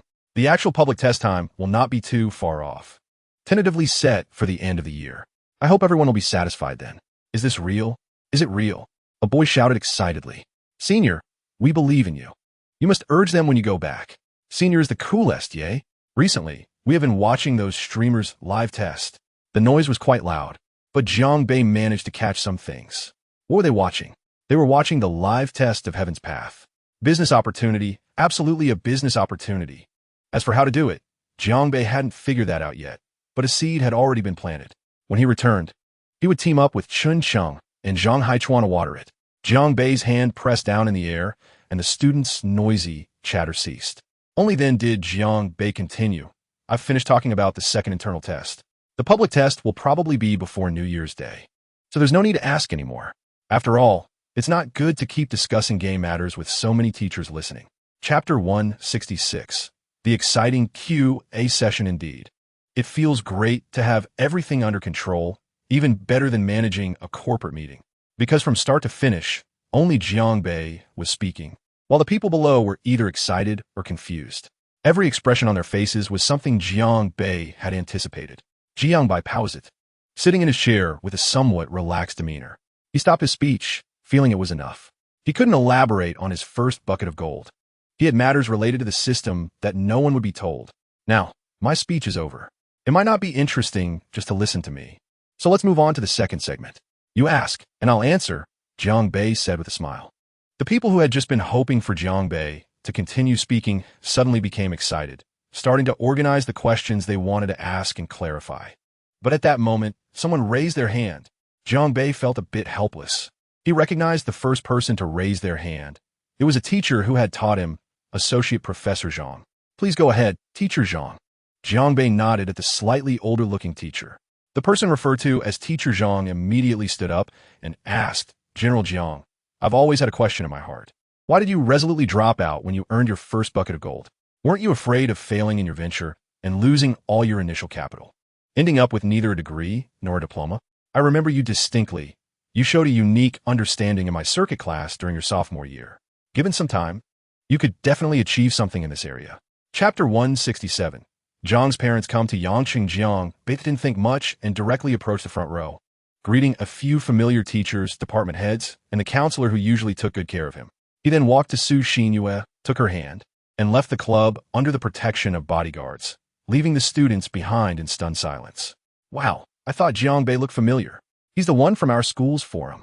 That guy, the Rolls-Royce guy. What? Oh my gosh, brother. Isn't that Su Xinyue from the art college? Yes, that's her. What did you say? Su Xinyue's boyfriend is the CEO. No way. She must be his secretary. She has to be. Didn't you see them holding hands as they left? With your kind of situation, still thinking about her being single? Really look, it's really this Jiangbei, sitting in the Rolls-Royce. Su Xinyue and Jiangbei were clearly unaware of what was happening behind them at the club, as they nearly got lost in the crowd. As soon as they stepped out, they were surrounded by a sea of people. These people also wanted to ask some questions, but they didn't know what to ask. Chapter 168. Drive those two cars with me. Speaking of Jiangbei's parents and Su Xinyue's parents. They were not optimistic about Jiangbei and Su Xinyue buying a house in Yangqing. In their eyes, even though the lottery had won a considerable amount of money, young people, after all, have little experience in society and are easily deceived. However, it was evident that they didn't quite understand the ins and outs of buying a house. As long as the salespeople recognized you as a wealthy customer, they would pull out the best and biggest discounts they could offer. The buildings aren't theirs, so they can offer so much, all according to the company's intentions. Why not stimulate the buyers? This led to Jiangbei's two houses being purchased very smoothly, and the salespeople were also very happy. This is what everyone wants. In the evening, Jiangbei casually looked at some documents on his phone. The 27th was approaching the end of the month, and the latest financial report had been released. The group's revenue for the month had already exceeded 20 billion. Of course, after deducting employee salaries, expenses for developing animations and games, and paying off bank loans, there was still a profit of over 1 billion. Jiangbei didn't look too closely. Even the allocation among the subsidiaries made his scalp tingle. He couldn't continue. It was too chaotic for his eyes. Why they hired so many employees. Chapter 169. Mixed feelings about Jiang Yuan upon hearing Jiangbei's words. Su Xinyue finally let out a sigh of relief. To be honest, she was a bit uneasy about Jiangbei. The matter of buying a house had left her with a significant psychological shadow. Spending over 3 million on a house just like that. Not to mention, just the dress she was wearing cost over 80,000, but she didn't know the price. If she had known. Fortunately, Abe, you need to find an opportunity to talk to uncle and aunt about your situation. They have already moved to Yangcheng. You can't keep hiding it from them, Su Xinyue slowly said. Don't worry, Xinyue, I have a plan, Jiang Bei nodded seriously. Indeed, he had already thought it through. It was very strategic yet reasonable.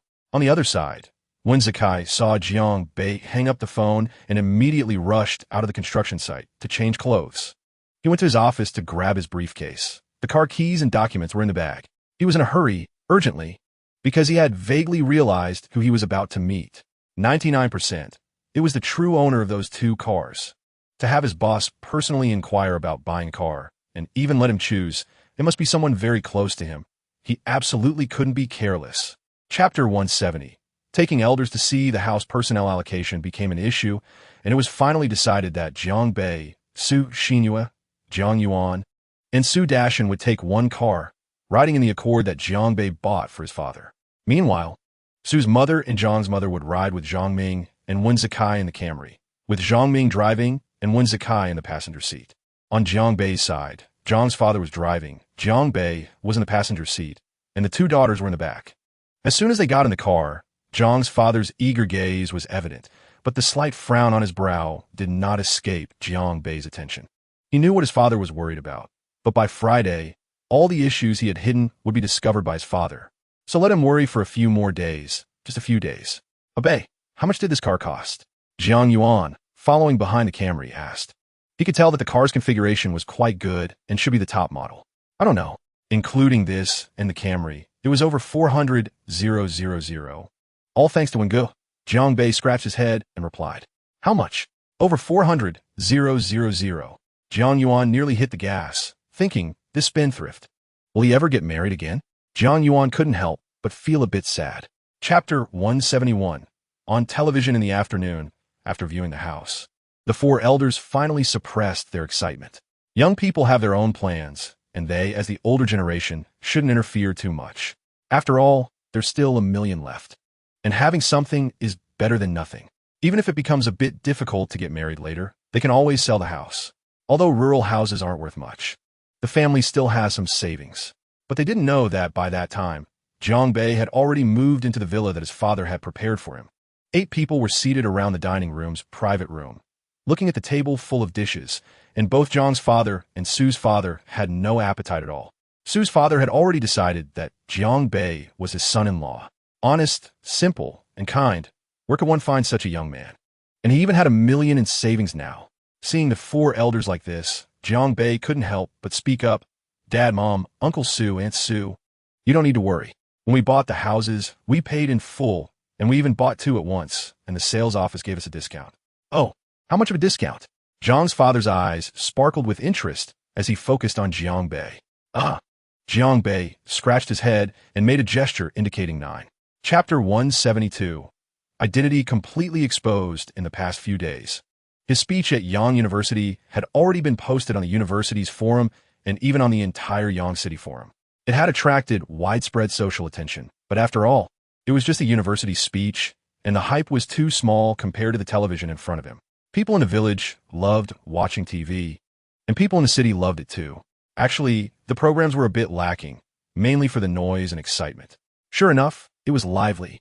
The news broadcast started at 7, and the only channels worth watching were some local city TV stations or some niche channels from the provincial station. As for Guang Province Satellite TV and Hu Province Satellite TV, they had long since aired the news. Zhang's father was casually flipping through the channels with the remote, looking quite relaxed. Villagers had a habit of being meticulous with things, like cars. After 3 years, Jiang Bei was sure they would look no different from new ones. Another issue was watching TV. Changing channels was indeed slow, and it was unclear whether they were afraid of damaging the TV or their eyes. However, there was an advantage. That is, when he switched to the Yang City Economic Channel, he would be able to see himself. Chapter 173. Jiang Father's words as for the rest. Jiang Bei briefly summarized the beginning of his speech at Yang University, explaining how he had made his fortune. The 4 elders didn't quite understand, nor did Su Xinyue, but they felt he was very capable with stars in their eyes. After a long while, Jiang Yuan sighed and said, Bei, I don't care how much money you have, but there's something I've heard, and I hope you won't be like this. Jiang Bei sat up straight, looking seriously at his father, who looked even more serious than him, and nodded slightly, listening attentively. Zhang's father spoke sternly. Men become bad when they have money. But you're my son. I'll watch you grow up. If there comes a day when you hurt Xin Yue, don't blame me for not remembering our father-son bond. Uncle Jiang, Abe won't do that. Su Xin Yue and Su's father spoke at the same time, while Zhang's mother and Su's mother also looked serious. Those words were too harsh. Did you remember? Jiang Yuan asked again, as if Jiang Bei's identity brought him not joy, but deep worry. Dad, don't worry. We'll get married when Xin Yue graduates. Jiang Bei said seriously. Chapter 174. Group meeting, acquisition matters today. He finally told his parents everything. A huge stone in Jiang Bei's heart was removed, feeling great. Returning to the presidential suite belonging to his Su Xin Yue, they played games for a while and then fell into a deep sleep. The next morning, Jiang Bei felt full of energy. He felt relaxed and carefree. Looking at the wall clock, it wasn't even 7 yet. So he rubbed his still somewhat sleepy eyes and slowly got up, which stirred Su Xin Yue in his arms, causing her to wake up. Wow, why is my Xin Yue up so early? Jiang Bei raised an eyebrow and asked with a smile. Who is yours? Abe, what time is it? Is it only 5 o'clock? Su Xin Yue squinted her eyes and asked. What? It's almost 7, look for yourself. Jiang Bei replied irritably. No, it must only be 5 o'clock. You're lying to me. I can still sleep for 2 more hours. Su Xin Yue pouted and completely closed her eyes. Jiang Bei helplessly stroked his chin and said, I won't bother with you. I'm going to wash up first. He turned to leave, and when Su Xin Yue heard the sound, she probably thought he had really gone out. So she forced herself to turn over and took her phone from under the pillow. 6:52, still early. Chapter 175. Establishing Ganwei Film Company. Zhang Hai nodded and sat down. He didn't take back what he had said earlier. The initial payment would definitely need to reach 30 or even 50%, and he believed Jiang Bei would consider it carefully. President Chen, tell us how you see the benefits of Ganwei acquiring shares in the provincial station. Jiang Bei turned to ask Chen Cheng, the first person on his right. Chen Cheng was very straightforward. Firstly, I personally do not agree with acquiring shares in the provincial station, especially in a situation where we would be overbidding an auction. We would face various strong competitors. To be honest, Chen Cheng had discussed this issue with Jiang Bei before, and she was not too optimistic about developing this industry, especially with the complexities of current entertainment programs and reality shows inviting guests. However, Jiang Bei insisted that acquisition was a must. Does President Jiang change his mind? She didn't believe it, but if she had to say something, she would, but the premise was that she needed to analyze the pros and cons. After glancing at Jiang Bei, who showed no reaction and still wore a smile, she continued. I agree with what President Wang and President Zhang said. Firstly, it would put great pressure on the group's cash flow, and while we can pay in installments, if we have liquid funds, why not continue to develop projects? Secondly, Ganwei indeed has not ventured into entertainment programs. The only thing we have is animation, which has nothing to do with entertainment programs. Chapter 176. Rolls-Royce acting separately on Friday. Jiang Bei got up early. He glanced at Su Xin Yue, who was also in a state of waking up, pouting her little mouth. Jiang Bei felt a connection and kissed her. Abai, what time is it? Su Xin Yue asked unhappily, but the happiness on her face was evident in Jiang Bei's eyes. It's 7 o'clock. Get up, Jiang Bei casually said. After washing up and taking a rejuvenation pill, he looked at his experience points. LV5, 29, 853, 000. Just 15 points away. Almost level 6. Jiang Bei was a bit excited, not knowing what the new skill would be. 15 points of experience, equivalent to 150,000 euros, which, when converted to Chinese currency, would only cost a little over $1 million. Easy. He had already made plans to take Su Xin Yue to buy 2 cars this weekend. Dad, it's not that I'm spending money recklessly. I'm just eager to level up. Hope you understand. Jiang Bei shouted in his heart, picking up his phone to reply to a message. He heard a knock on the door as soon as he pressed send. Jiang Bei was slightly taken aback.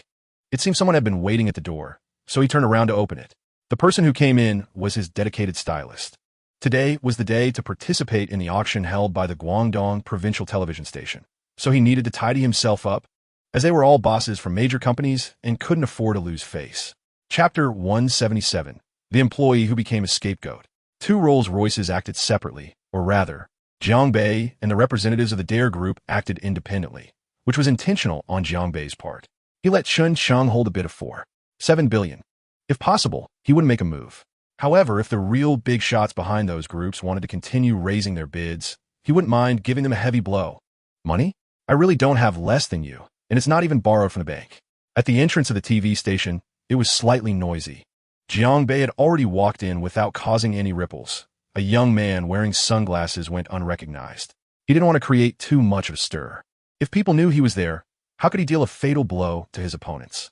Just as he breathed a sigh of relief and took off his sunglasses, he realized he was mistaken. He shouldn't have taken off those sunglasses. He had also brought too few bodyguards.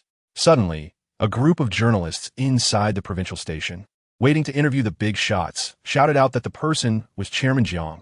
Instantly, chaos erupted, even those walking by the roadside. Asking a lady buying vegetables if she knew who Jiang Bei was, the lady paused for a moment and then slapped her forehead, saying, "That's a good kid, young and promising." Even the ladies buying vegetables were discussing Jiang Bei, let alone the young people, not to mention those journalists. Chapter 178, the auction begins. After saying goodbye to Su Xinyue on the phone, Jiang Bei slowly raised his head. A middle-aged man was already standing at the small podium on stage. It was Jiang Bei's first time attending such an auction, and he felt it resembled a teacher's lecturing platform, looking quite awkward. He slightly bent the microphone closer to his body and then said loudly, "Ladies and gentlemen, all bidders, good morning, and welcome to this auction. The item for auction is 10 of the shares of Guangdong Provincial Television Station. The starting bid is 2 billion Huaxia coins, with increments of 10 million each time. Is there anyone willing to bid now?" Jiang Bei curiously looked up and then made a gesture to lower his head and continue playing on his phone. Such trivial activities? He wasn't interested in participating. Let them have their fun, and only when it reached 7 billion would he be interested in playing with those big shots. Of course, it would be best if he didn't have to make a move at all. Suddenly, someone raised their bidding paddle, which read 03. Number 3 bids. The host said instantly, 1 billion. Jiang Bei was very familiar with the voice. It was Chun Chung. Their roles were clear. They played around while Jiang Bei handled the big deals from behind. Chapter 179, Jiang Bei's decisiveness. It broke through. It was 80 higher than the market price. This price was indeed shouted out. Jiang Bei understood that the struggle between these ruthless people was just beginning and was about to end. So boring? 9 billion, the highest bid for this auction. Is there anyone willing to continue bidding? Is there any bidder willing to continue bidding? 9 billion, first call. 9 billion, second call. The venue remained silent. Only the flashbulbs were clicking away. 9 billion, last call. The host held the small hammer and was about to bring it down when someone in the corner slowly raised their bidding paddle. Got it. Number 1, 2 billion. Jiang Bei put down his paddle and spoke softly, but sounded like thunder at the venue, raising the bid by another 300 million. Instantly, everyone's gaze fell on Jiang Bei's just-raised face. Who is it? A young man. Very familiar. It's Jiang Bei, the real boss of the Dare Group, Jiang Bei. He actually came too. Chen Cheng and Zhang Haichuan were just decoys. At the same time, all the cameras pointed at Jiang Bei. They wanted to see who it was. But in the lens, only that slightly resolute profile and the paddle that had just been put down were visible. Chapter 180, Failed Escape, Facing the Reporters. The moment he left the banquet hall, Jiang Bei suddenly felt a bit sympathetic towards others. Why not feel sympathy for himself? Because Jiang Bei felt what it was like to be chased and blocked by others. It's hard to imagine what kind of reporters those stars face every day when they get off the plane and step off the stage. At this moment, a crowd was chasing him, and this was still Jiang Bei, tall and strong, forcing his way out. The moment it was known that Jiang Bei was at the auction venue, chaos erupted in the parking lot in front of the Guangdong Provincial Television Station, resulting in several car accidents. But whether it was the party at fault or the one hit, they all wore friendly expressions, especially when they saw the cameras and microphones in each other's hands. They gently nodded, confirming with a glance. They were all people in a hurry, waiting there. After the interviews, they would come back and sort it out. Isn't it just fixing cars? A small expense. Compared to today's interviews, it's nothing. Meanwhile, inside the provincial station, it was already a mess. The security wanted to stop them, but couldn't. There were too many people, too crazy. Chairman Jiang, please wait a moment and share your feelings about acquiring shares of the provincial station. Chairman Jiang, please say a few words. It's understood that you are only 21 years old. How did you achieve today's success? Chapter 181, finally over. As Jiang Bei's voice fell, More than half of the audience was in an uproar. The second part of Beastwalker is already in production. This was something Jiang Bei had never mentioned during the recording of the face-to-face program. They had done their homework before coming today. They would never waste an opportunity to ask questions Jiang Bei had publicly answered. However, this question clearly caught everyone off guard. Moreover, they knew they had come to the right place, following the right lead. This news would definitely cause a sensation throughout Huaxia, the second part of Beastwalker. As for Jiang Bei, it was intentional. Many people might deduce the progress of the second part of the animation based on the strength of their animation and then make it public. This was a bad thing, but also a tremendous good thing. What's bad? Because their business plan might be made public because of this, but Jiang Bei wasn't afraid. What he had to do? You do your thing, I'll do mine. If you want to cut in, consider whether you have the ability. As for the benefits, where's the tremendous benefit? This needs to be explained carefully. First, acquiring 10 of the shares of Guangdong Provincial Television Station for 6 billion. Jiang Bei didn't say it out loud, but he knew in his heart how much financial difficulty this would bring to Dare. Chapter 182. Boss Kai strikes again. Good wine, good Kai. Jiang Bei casually said to Zhang Ming. Chen Cheng and Zhang Haichuan were surprised. This was their first time riding with Jiang Bei. But why did this car feel so awkward? And the space was obviously smaller than before. If they said Jiang Bei's car was different from the previous one, or that this one was cheaper, they definitely wouldn't believe it. Finally, Chen Cheng couldn't help his curiosity and turned to ask, General Jiang, can I ask you a question? Jiang Bei scratched his head and casually said, can't Sister Chen consider the feelings of someone just chased by reporters? Go ahead and ask. Chen Cheng smiled slightly. She was very clear about what her boss was like. If she didn't want to talk, she definitely wouldn't say a word. Regarding why this car looked the same as the one she rode in before, but had such a small interior space, Zhang Haichuan, who was sitting in the passenger seat, also turned around upon hearing Chen Cheng's words. As a man, and a wealthy one at that, it's impossible not to love cars, especially a Rolls-Royce. At a glance, he recognized this was a long-wheelbase Rolls-Royce Phantom, worth over 10 million, but why was it so small? He didn't dare to ask. Chapter 183. The man in the eye of the public opinion vortex in Yangcheng in the afternoon, after finishing a series of handover tasks. Jiang Bei finally returned to the Four Seasons Hotel. He brought Wen Zikai to the golf course behind the hotel, and they started discussing the third phase villa project, especially since the hot spring village had already been put into use and was performing well. Jiang Bei took the lead in asking, Director Wen, how was the villa project going? Wen Zikai paused for a moment, then swung and sent the ball flying, flashing a big smile as he replied, very well. It's progressing according to plan. It should be completed in about a month. Jiang Bei calculated the time. After completion, the villa's decoration would take about a month as well. With money, they could speed up the workers' efficiency, working around the clock with 2 construction teams on shifts. It seemed impossible to move into the new house by New Year's, but they could still enjoy the festivities during the spring festival. In the afternoon, after finishing golf, the two of them took a tour of the construction site. To be honest, Jiang Bei wasn't fond of such places. It was chaotic. However, seeing the workers squatting on the ground with bright smiles brought a simple feeling to Jiang Bei's heart. Fortunately, he wasn't dressed too formally, just in a simple trench coat. Chapter 184. Please maintain a good attitude early in the morning. Jiang Bei got up, took a cleansing pill, and hurriedly left the hotel. He had to meet with the provincial station people. It was uncomfortable, and he didn't want to go, but he had promised to deliver 30 billion within a week. Within a week? Fine, let's just take it with him today, since it's on the way. First, he went to the company, sat in the boss's chair, and had just lit a cigarette when a knock sounded on the door. Guomin. Jiang Bei exhaled a puff of smoke, closed his eyes, and shouted while enjoying it. It was annoying. Why couldn't he have a quiet morning? Without needing to look, he knew it was 99 likely to be Chen Cheng. President Jiang.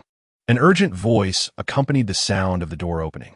Jiang Bei couldn't help but twitch his lips. He guessed correctly. The only one bold enough to knock on his door this early was Chen Cheng. She always kept an eye on what time he arrived at the office.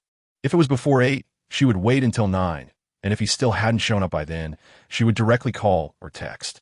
That was Chen Cheng's routine. If President Jiang didn't arrive at the office after 9, he wouldn't come that day either. Fortunately, President Jiang came today. And Chen Cheng let out a breath of relief, sitting opposite Jiang Bei without any courtesy, frowning at the cigarette in Jiang Bei's hand. Chapter 185. To wear the crown.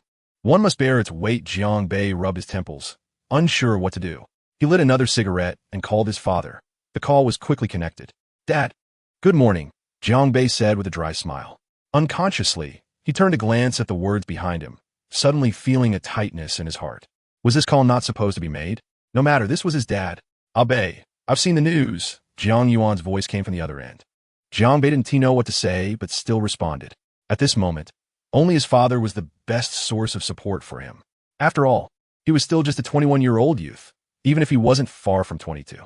Bei, you've grown up. You know what to do and what not to do. By the way, is the news about the shares in Guang Province TV true? Jiang Yuan's voice carried a hint of skepticism. He really didn't know how much money his son had. But 60 billion, let alone 60 billion. As someone from the older generation, he had never seen 60,000, so it was hard to imagine what kind of astronomical figure that was. Jiang Bei's cigarette nearly slipped from his hand, and he hurriedly replied, Dad, it's true. The major news outlets are reporting it accurately. Chapter 186. The uncomfortable big shots in the afternoon. Jiang Bei took Chun Sheng and their secretary to Guang Province TV to complete the follow-up supplementary clauses of their contract. It was uncomfortable. He had to go out frequently. Jiang Bei really wanted to stay home and be a quiet, handsome man. But there was no choice. Once you put on the crown, could you just take it off? Obviously, that was impossible. It was already November, and the weather had cooled down quite a bit, but Yangshan was still the same. Many girls on the streets were still wearing short sleeves, shorts, and skirts. For the sake of beauty, Jiang Bei understood, unlike at home, where they were eager to wear thermal pants. Thinking of this, Jiang Bei couldn't help but smile slightly, stroking his chin. Compared to Su Xinyue, it was really... The car stopped in front of the TV station's building. This was his second visit. In the past, Jiang Bei had no chance to come here. And even if he did, it was useless.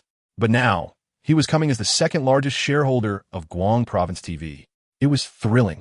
This feeling of being able to cooperate with such an enterprise greatly boosted Jiang Bei's confidence. However, what Jiang Bei absolutely didn't expect was that the real big bosses of several companies were already pacing anxiously in their offices. At Youku Group, the chairman's office on the top floor, the boss was standing, neither sitting nor standing comfortably. Fortunately, he was alone in the room. Otherwise, it would have been another news headline. Chapter 187. Renovation Company? Start with 3. Jiang Bei, still left without staying too long. He did add Wen Ting's WeChat. This young lady, well, sister, looked quite good. He often checked her moments for some eye candy. However, unexpectedly, as soon as he sat in the car and picked up his phone, he saw a message. I just had a meeting with Jiang Bei, yes. The Jiang Bei you all talk about. We were in the same room. Look, isn't he handsome? She also attached a photo. Jiang Bei stroked his chin. He did look quite handsome. Opening it again, there was nothing more. On the other side, in the office, when Ting's heart raced, she forgot to block Jiang Bei. I hope he didn't see it. Her phone vibrated with a message. She opened it to see Jiang Bei's reply. When did you take this? I didn't know. When Ting instantly replied, it was when you entered the office, I took a candid shot. You want to be mad, right? I've already deleted it. Jiang Bei sent a smiling emoji. Why would I be mad? I'm not ugly. Having a beautiful girl take a candid shot of me should be an honor, right? On the other side, she replied with a crying emoji, then continued, Jiang Bei, you owe me. You owe me a photo. I just deleted it. Chapter 188. Persistent Cooperation. Yang Weidong, the chairman of Youku Group, hung up the phone, clenched his fists, and his eyes burst with a fiery intensity. Gather all department managers and above for a meeting. Now, 10 minutes later, in the conference room of the Youku Group headquarters, it was large and packed with people, all of whom had just come out of work. A fat man rushed in, panting and red-faced. He was the sales department manager who had just been playing a fun game with a little secretary. Who would have thought how uncomfortable it would be now? Looking at the crowd in the room, he quickly found his seat. Turning around, he saw that most people had arrived. He didn't know why the chairman was in such a hurry. Since they were called in, they had to come and listen obediently, which was really annoying working for others. Before long, Yang Weidong arrived, looking radiant, leaving everyone wondering if he had encountered some good news. It felt like the excitement of a wife giving birth to a second child. But was it really necessary to summon all the senior executives of the group? Everyone was filled with suspicion, but couldn't voice it, feeling stifled. Chapter 189. Su Xinyue was busy again. The meeting ended, and everyone felt as if a heavy cloud was pressing down on their shoulders, the 4 big characters there to act weighing heavily. What to do? Should they detach from this big banner? Clearly, they couldn't do it, and neither could the chairman. Were they to become mere appendages of Dare to Act as it ventured into the film and television industry? It was cruel, but they couldn't think of a reason to refuse. The influence of Dare to Act as animation was too explosive, appealing to everyone from children to office workers. With a vast audience, a large audience meant great influence. Forget it, let us pack up and go back to work. What is the use of thinking about these things? What could they change? It would only add to their worries. If the sky fell, the chairman and general manager would hold it up. Late at night, Su Xinyue fell asleep in Jiang Bei's arms, smiling in her dreams, because Jiang Bei said a surprise was ready. In the afternoon, when Zakai called, Jiang Bei was ready to expedite the renovation of their house. No more waiting. Early in the morning, Jiang Bei took a cleansing pill, freshened up, and then called Su Xinyue to get up. No way. I'm not going to work today. Obey. Let me sleep a little longer. It's all your fault last night, Su Xinyue said, eyes tightly shut and mumbling. Chapter 190. The chairman of Youku personally came. After looking at the house, Su Xinyue couldn't stay any longer and rushed to the design department with the construction drawings from Wenzakai. Although it was Sunday, the design department was bustling with people. The new management team had settled in, and the employees could not rest, with too much work to hand over and needing to adapt to the new management's methods. It was painfully difficult, but that was the reality of working. Everything depended on the boss's wishes. If I tell you to work overtime until dawn, you have to do it. Thus, in a big city like Yangcheng, those who mixed well were generally self-employed. In short, they had to find ways to earn more money to buy houses and cars. In the afternoon, Jiang Bei returned to the company because someone had rushed from Hangzhou. Youku Group's chairman, Zhang Weidong. Jiang Bei still wanted to meet this man who had given up 20% of his profits. At least he admired his decisiveness. In the top office of the Dare to Act building, Jiang Bei warmly welcomed this guest. This was the first time Jiang Bei met Yang Weidong. But Yang Weidong had seen Jiang Bei multiple times in reports. Although he knew Jiang Bei was only in his 20s, seeing this young man in front of him still surprised Yang Weidong deeply. He was too young, almost unbelievable. Chapter 191. A United Games subsidiary. Pushing open the conference room door, there were already people seated inside. There weren't many, but everyone was an elite, including CEO Chun Cheng, who had signed a contract with him last time, and Wang Kai, the general manager of the animation subsidiary. Yang Weidong naturally wouldn't forget these two. President Wang, CEO Chun. Long time no see. Yang Weidong greeted them. Long time no see, Chairman Yang. I didn't expect you to personally come to Yangqing this time, Chun Cheng said. Jiang Bei and Yang Weidong sat across from each other. Yang Weidong took out the already drafted contract in duplicate, and after the legal advisor carefully reviewed it, handed it to Jiang Bei. Signing it resolved the issue of the animation's release next year. A major matter successfully concluded again. Time flew by. By the time the contract was signed and Jiang Bei and Yang Weidong posed for a photo, it was already 5 in the afternoon. Jiang Bei sat in the office, stretching lazily. Being a boss could be so tiring. He was one of a kind. On a weekend, he still had to rush to the company. Well, Yang Weidong had to fly over to see him, which was even more exhausting. Jiang Bei returned to the Four Seasons Hotel, where Zhang Hai was slightly awkwardly playing the role of a second companion for Yang Weidong, accompanying him to eat and have fun. As for the third point, he couldn't accompany him. After all, he was a man, and Yang Weidong, having become the head of Youku Group at a young age, was naturally self-disciplined. Chapter 192. Jiang Bei's Theory of Capital. Finally, Jiang Bei's father accepted this fact, having looked around every corner of the yacht. 50 million. Dad, what are you looking at? Everyone is outside. Jiang Bei walked over and cautiously asked, noticing his father's slightly furrowed brows. Just looking at the yacht you bought. 50 million. How many times can you enjoy it? Jiang Bei's father said somewhat unhappily. Dad, these days buying a house or a car costs millions, let alone a yacht. Jiang Bei scratched his head, unsure how to convey this viewpoint to his father. After saying it, Jiang Bei regretted it. Sure enough, he saw his father's gaze sharpen, and he coldly spoke. Is it the same? In my life, I've only been on a boat a limited number of times, at most spending a few $dozen on a ticket. Now I bought a yacht. If I can go out to have fun once a month, that would be great. Jiang Bei stroked his chin, not knowing what to say, thought for a long time, and finally got an idea. Dad, you can't think about everything this way. As soon as he spoke, his words reached Jiang Bei's father's ears. He paused slightly and looked at Jiang Bei in confusion. In his heart, spending money was just spending money. Spending 50 million was spending 50 million. Moreover, he bought such a useless thing. How many houses could that buy? Chapter 193. 1 in 10,000? Jiang Bei finally pulled Jiang Yuan out of the yacht and onto the deck. At this moment, Jiang Yuan had also changed his old-fashioned viewpoint and made a decision. Just as Jiang Bei said, enjoy this 2 10,000ths. For Jiang Bei, it was just a small improvement in life. Old Su, Jiang Yuan called out with a smile. Hey, what's up, old Jiang? Su Dashan turned to look at Jiang Yuan, his dark skin contrasting with a bright smile, making them compliment each other. Nothing much, I figured out. Jiang Yuan's laughter was hearty, even catching the attention of Su Mama and Jiang Mama. Jiang Mama knew that the old man hadn't had a very smooth time in the past half month. He usually just stayed in the study writing, reading, and playing mahjong with them. Oh, Abe, how did you persuade your dad? College students are different. I tried to persuade your dad several times, but he just wouldn't listen to his old stubbornness. Su Dashan said, giving Jiang Bei a thumbs up. Jiang Bei chuckled and scratched his head. What else can I say? Just do some calculations for him. This rascal, he really made me pause with his calculations. Jiang Yuan said helplessly. In the afternoon, the weather was a bit hot, so Jiang Bei asked the captain to head back. The family enjoyed red wine in the spacious cabin of the yacht, living a very comfortable life. Chapter 194. The big star Jiang Bei, the manager, was indeed a manager. Much more perceptive than an average employee. He directly pointed out, discount? Such a small discount is not worth their attention. Casually brushing it off, it's all in the documents. You can take a closer look when you get back, sir.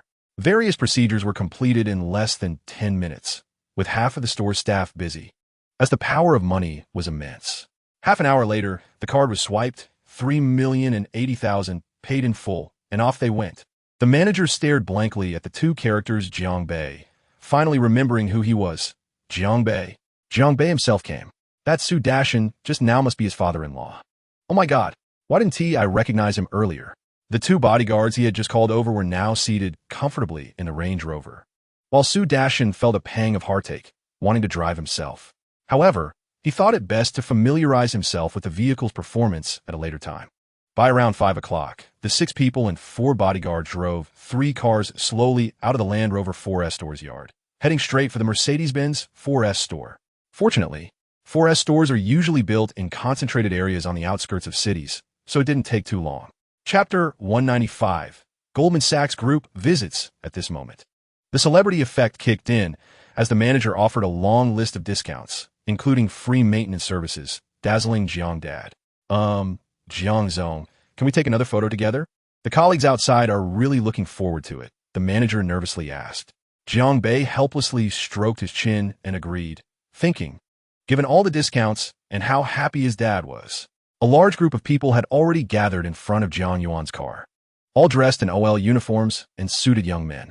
Jiang Bei, wearing a gray trench coat, stood in the center, towering over everyone at over 8 meters tall. After the group photo, Jiang Bei left, but everyone remaining at the 4S store was in a frenzy. Photos were uploaded to the work group, and those on their day off were all shocked. Wow. He is Jiang Bei. Chairman Jiang.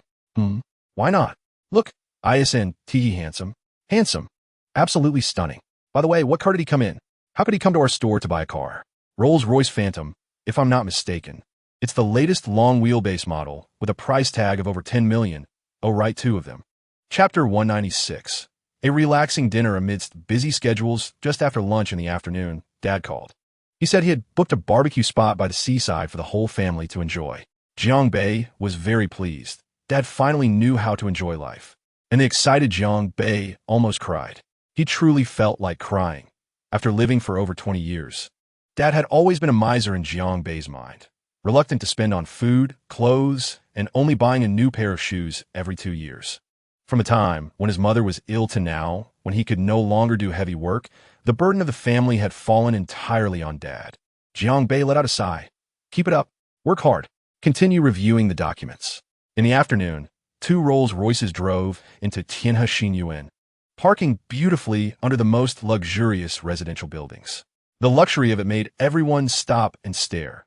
Luxury cars were not uncommon here, but there were no Rolls-Royces. A young man got out of the back seat of the leading Rolls-Royce. Assistant? Impossible. I've never seen an assistant qualified to sit in the back seat. Then, a similarly young person got out of the driver's seat. This one was the driver. Chapter 197. Jiangbei tries out Tiandao, finally. Jiang Mama asked about their jobs. What has Xinyue been busy with lately? Isn't she still in her junior year? Su Xinyue quickly put down the crayfish in her hand and, nervous, blurted out the truth. I've been busy decorating a house. After saying it, she regretted it. Decorating a house. What house? Jiang Mama clearly paused, unable to help but ask. It's a villa complex for a hotel. I'm preparing the interior design. Su Xinyue answered forcefully. Xinyue, didn't you major in landscape design? Why are you doing interior design now? Jiang Mama was also a bit curious. Need I say? It must be that Abe bought another house. Jiang Papa laughed. Su Xinyue glanced at the helpless Jiang Bei, then turned to Jiang Mama and nodded. Abe, did you buy a house? Jiang Mama instantly turned to Jiang Bei and asked. Jiang Bei helplessly nodded in perfect sync with Su Xinyue. This couple's compatibility was remarkable. Jiang Bei had definitely fallen into the hands of Su's daughter for life, but he was satisfied. Jiang Papa couldn't help but think to himself. It's a hotel villa area, just recently built, and I picked a nice spot. Mom and Dad, Uncle and Aunt, you should all move over too, Jiang Bei said, scratching his head. Chapter 198. 7 million fans after an app in addition. Jiang Bei deeply understood one principle. A player who recharges 1 million is definitely more valuable than 10,000 who recharge 100, because the influence of those around them and the competition will lead to larger recharges. Moreover, the most wicked aspect of this game lies in this. Having money does not mean being absolutely invincible, because in the ladder rankings, everyone's rank is not significantly related to their equipment. Balance issues, solo battles, team battles, battlefield modes, and capture the flag competitions for major rankings, plus a racing ranking. Of course, with the right guidance, that racing ranking is the most useful, because everyone's equipment will be evaluated, similar to combat power or item level in World of Warcraft. Based on this, the equipment balance issue is realized again. There will be data to clarify the existence of these imbalanced equipment, allowing truly skilled players to secure a place through their skills. Jiang Bei reluctantly recognized a fact. Although his account was a super account, his skills on the first day of playing this game were really not that great. Several times in PvP. Although he had a clear equipment advantage, he still couldn't compare to those who were already familiar with the operational routines. Chapter 199. Tiandao officially publicly tested subsequently. The hot search on Weibo changed instantly. The second place became the public testing date of Tiandao, which was November 30th. Then in just an hour, it surpassed the dominating news of Jiang Bei's registration. The entire internet went crazy. All game enthusiasts and anime fans were in a frenzy. Even those cozers began selecting their soon-to-be-released characters and started looking for people to make costumes, spending big bucks. Jiang Bei looked helplessly at the data below. Shares, 100,000. Comments, 340,000. Likes, 620,000.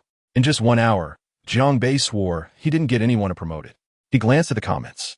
Chairman Jiang, I love you. Everyone, help me go viral. Seeing the likes, the men kissed Dili Riba, and the women kissed Hugo.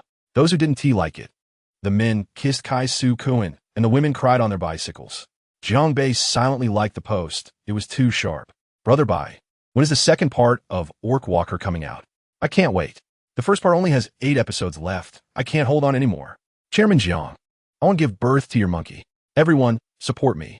Chapter 200. We have money to spend at a celebration banquet. By the end, under Jiang Bei's insistence, everyone had drunk a few glasses. As a result, once they started drinking, they couldn't stop. As for taking breaks, let the on-duty staff stay up all night. They wanted to drink with the boss. Zhang Quan was truly nervous being close to Jiang Bei, always feeling like the boss had ulterior motives. However, those employees who had never interacted with Jiang Bei felt that the boss was actually very kind, very easy to talk to. If they disagreed, he would raise their salaries and give bonuses. They thought to themselves, after drinking, they would go out and buy hangover medicine. They must return to the company to continue working tonight.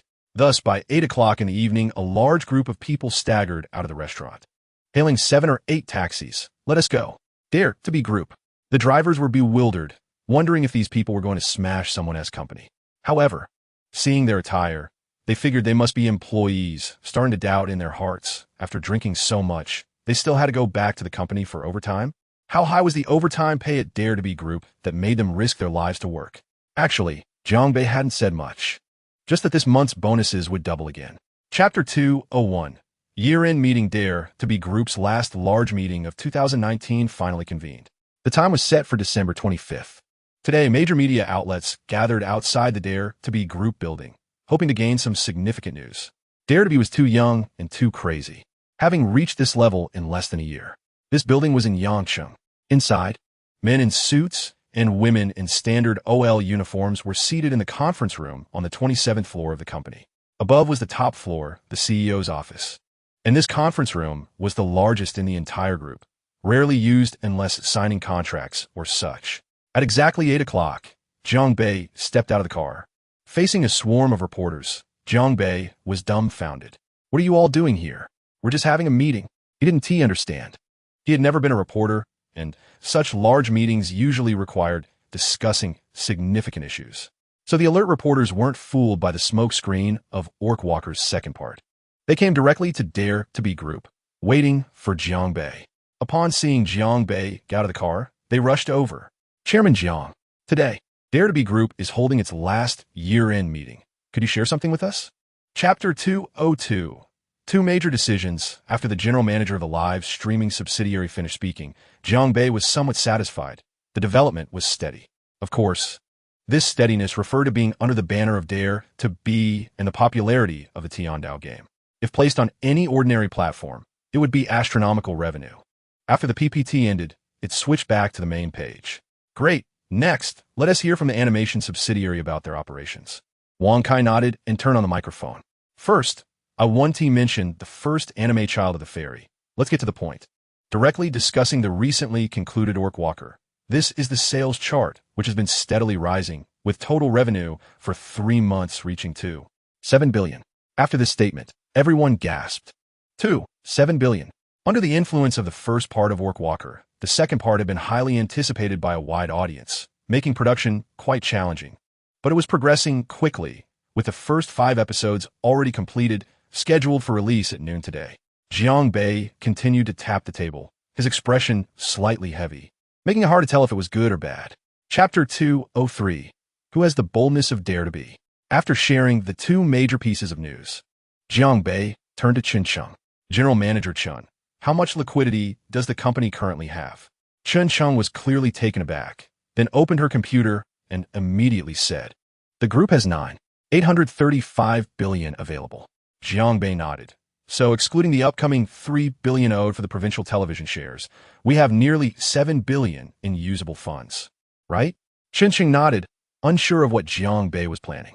However, she understood that whenever Jiangbei asked this, it meant he was about to spend money. Sure enough, Jiangbei opened his mouth. "Manager Zhang, contact finance tomorrow. Inject another 500 million into Dare to Be Group. Continue to work in the nursing homes in Guam province. And also implement the Dare to Be scholarship program in top universities nationwide. As for the specific implementation timeline, I don't care." Zhang Haichuan nodded seriously. This was a big task, but 500 million. As for the fund distribution, 20 would continue to be used for renovating the nursing homes, while the remaining 80 would be used to build Dare to Be buildings and schools within Guam province, mainly for student self-study and report meetings. Chapter 204. A few tough characters at Dare to Be Group. Early in the morning, Jiangbei woke up and looked at the sleepy Su Xinyue beside him. Jiangbei was in a good mood. At least he had money, and one could say he had a family now. With his help, his parents finally lived a good life. Su Xinyue had been really tired these days, busy in the design department every day, talking about life with Jiangbei in the presidential suite at night, discussing design. Life was quite orderly. She liked this lifestyle. At least in her heart. She felt she could help Jiangbei, even if it was just a little. At the same time, she understood that this apartment and the small forest next to the villa were gifts from Jiangbei, which she designed herself. Today, the house renovation was finally completed, and she could finally sleep in peace and enjoy a lazy morning. On the other side, Jiangbei took a cleansing pill, washed up simply, and habitually lit a cigarette, holding it in his mouth. Sitting on the living room sofa, he picked up his phone and looked at the emails that had come in today. However, before checking the emails, he was impacted by a message, his heart tightening. President Jiang, quickly check today's news. Chun Chung sent. Jiang Bei hurriedly opened the headline news. And upon seeing it, he was shocked. It was all about the Dare to Be group, and a large part was about him. Chapter 2:052 Millionaires Made in One Sentence. To be honest, Jiang Bei is also a bit confused right now. What is wrong with these employees? Do they really think of me as a boss who exploits labor? Am I not kind enough? I always give you raises. I greet you every morning with a sunny smile. All right, although I'm usually not very nice to them, they can be quite disappointing at times. Jiang Bei couldn't help but despise the two people in front of him in his heart. Upon hearing Jiang Bei's words, the two of them also forced themselves to perk up, took a deep breath, and finally looked up at Jiang Bei together. Chairman, we're not sure why you called us here, Zhang Quan asked. After all, his gaming subsidiary is currently doing well, and the boss shouldn't be angry, right? Although they were promoted yesterday, they were well aware of the boss's authoritative nature, and every time they had to redo something, he was furious. Yes, furious. It turns out Jiang Bei's suggestions were very effective. It's nothing. I just wanted to discuss the new company with you. Hey, why are you looking at me like that? Do I have something on my face? Jiang Bei pretended to be angry.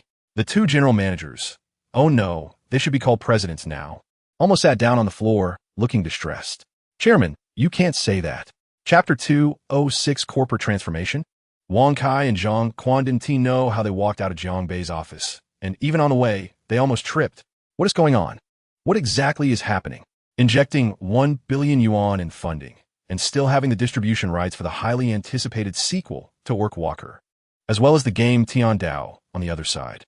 He just let go like that, and it's not over yet. He even gave them 1% of the shares. They understood that even Chun Chung only had 1% of the shares. Of course, they wouldn't doubt that Chun Chung was inferior to themselves, because the shares in Chun Cheng's hands were the shares of the Dare Group. And now that the two companies were separated, he naturally still had his 1%. So, in the two new companies, Jiang Bei held 98% of the shares, while Chun Chung held 1% each, and the remaining shares belonged to the two of them. The two didn't return to the company, but went to a cafe downstairs, found a corner, and since it was still morning, the cafe was relatively quiet with fewer people. College students can't afford it, and office workers are at work. Zhang, didn't the chairman just say he would give us shares? Wang Kai asked with a bewildered expression. Old Wang, once we're out of the company, can you stop calling me Zhang? You're not still calling me that, are you? Zhang Quan asked with a smile. Chapter 2:07 Important News. Jiang Bei was also quite troubled. He couldn't think of what to do with Dare Group, because at the end of the day, he was just a student who hadn't finished college. All right, although he self-studied a bit of management. Let us leave it for now. There's no rush. I need to think this through and discuss it with President Chen later, Jiang Bei said with a relaxed expression. Zhang Haichuan nodded, waiting for the chairman to say something else. After all, since the chairman hadn't spoken, he couldn't leave either. Jiang Bei walked to the sofa, bent down to pick up a cigarette box, took one out, and lit it. Then he offered it to Zhang Haichuan, but took it back. I almost forgot. You don't smoke. Zhang Haichuan nodded awkwardly, but didn't say anything. Also, the new year is early this year. Seems like it's at the end of January. Right? Jiang Bei asked. Zhang Haichuan thought for a moment. January 24th. That's about right. Let us have the team prepare some programs. Dare Group's first annual meeting needs to be prepared, Jiang Bei said with a smile. Yes, Chairman. Also, have each subsidiary select a list of 10 outstanding employees. And each department in the headquarters should choose 5. I'll go back and organize the reward plan, Jiang Bei said. Chapter 2:08 Let us hear your opinions. After finishing his conversation with Zhang Tianming, Jiang Bei left, not in the mood to play golf. However, Su Xinyue was a bit pleased to see Jiang Bei return home so early and pulled him to talk about the house renovation. Jiang Bei listened with a smile, and Su Xinyue became more and more excited, occasionally stopping to take a sip of water before continuing. The materials for the house were all imported, which in Jiang Bei's eyes was no big deal. Su Xinyue understood this too, so all the material selections had to be credited to a person named Wen Zikai. The boss is renovating the house. The boss lady is personally designing it. Can he just sit idle? So he proactively took on this task. After all, he had been in the hotel acquisition business for years, especially running around abroad. He knew quite a few hotel owners, and when he heard it was Wen Zikai calling, he was instantly on edge, thinking, what, does he want to acquire our hotel? Upon learning it wasn't that, he realized it was about buying materials. Great, we'll sell you whatever you need. If we can't supply it, we'll contact others to find it for you. Thus, the current scene unfolded. Within a month, the house was renovated. 3 construction teams took turns without any rest time. Efficiency was paramount. Chapter 209 Jiang Bei's decision at Dare Group on the 28th floor. There was only one office, the chairman's office. It was large but not empty, much like the winter in Yangcheng, quiet but not harsh. In the office sat a figure who had made waves across the country in just 6 months, Jiang Bei, the chairman of Dare Group, along with his CEO and general manager. This was indeed Dare Group's most luxurious lineup. Zhang Haichuan, in charge of subsidiary operations, and Dare Group as financial operations. And Chen Sheng, the only shareholder aside from the chairman, overseeing the flow of funds at Dare Group headquarters and ensuring the layers of various contracts. Their work was distinct and coordinated, while Jiang Bei's work, though important, was also irreplaceable. He had to propose clear decisions for the development of Dare Group. Chairman, go ahead, what have you decided? Chen Sheng exhaled and then asked. No rush, let us have some tea. This is the most authentic Dahong Pao. Priceless and hard to find, Jiang Bei said with a smile, personally brewing the tea. He didn't understand the tea culture and had no interest in researching it. What is the point of brewing with care? Could he brew something better than iced black tea using the water from Tianqi in Changbai Mountain as a base and the best Dahong Pao as a supplement?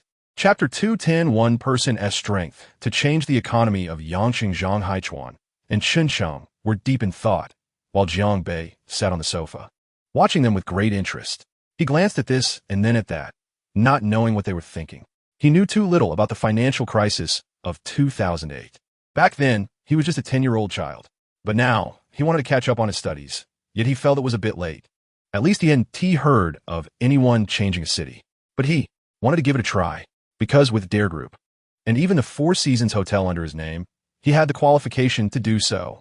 After a while, Chen Sheng finally raised his head and said with a somewhat conflicted expression, Mr. Jiang, perhaps we can give it a try. But do you know how great the possibility of failure is? Jiang Bei shook his head with a smile. Failure? It's just starting over.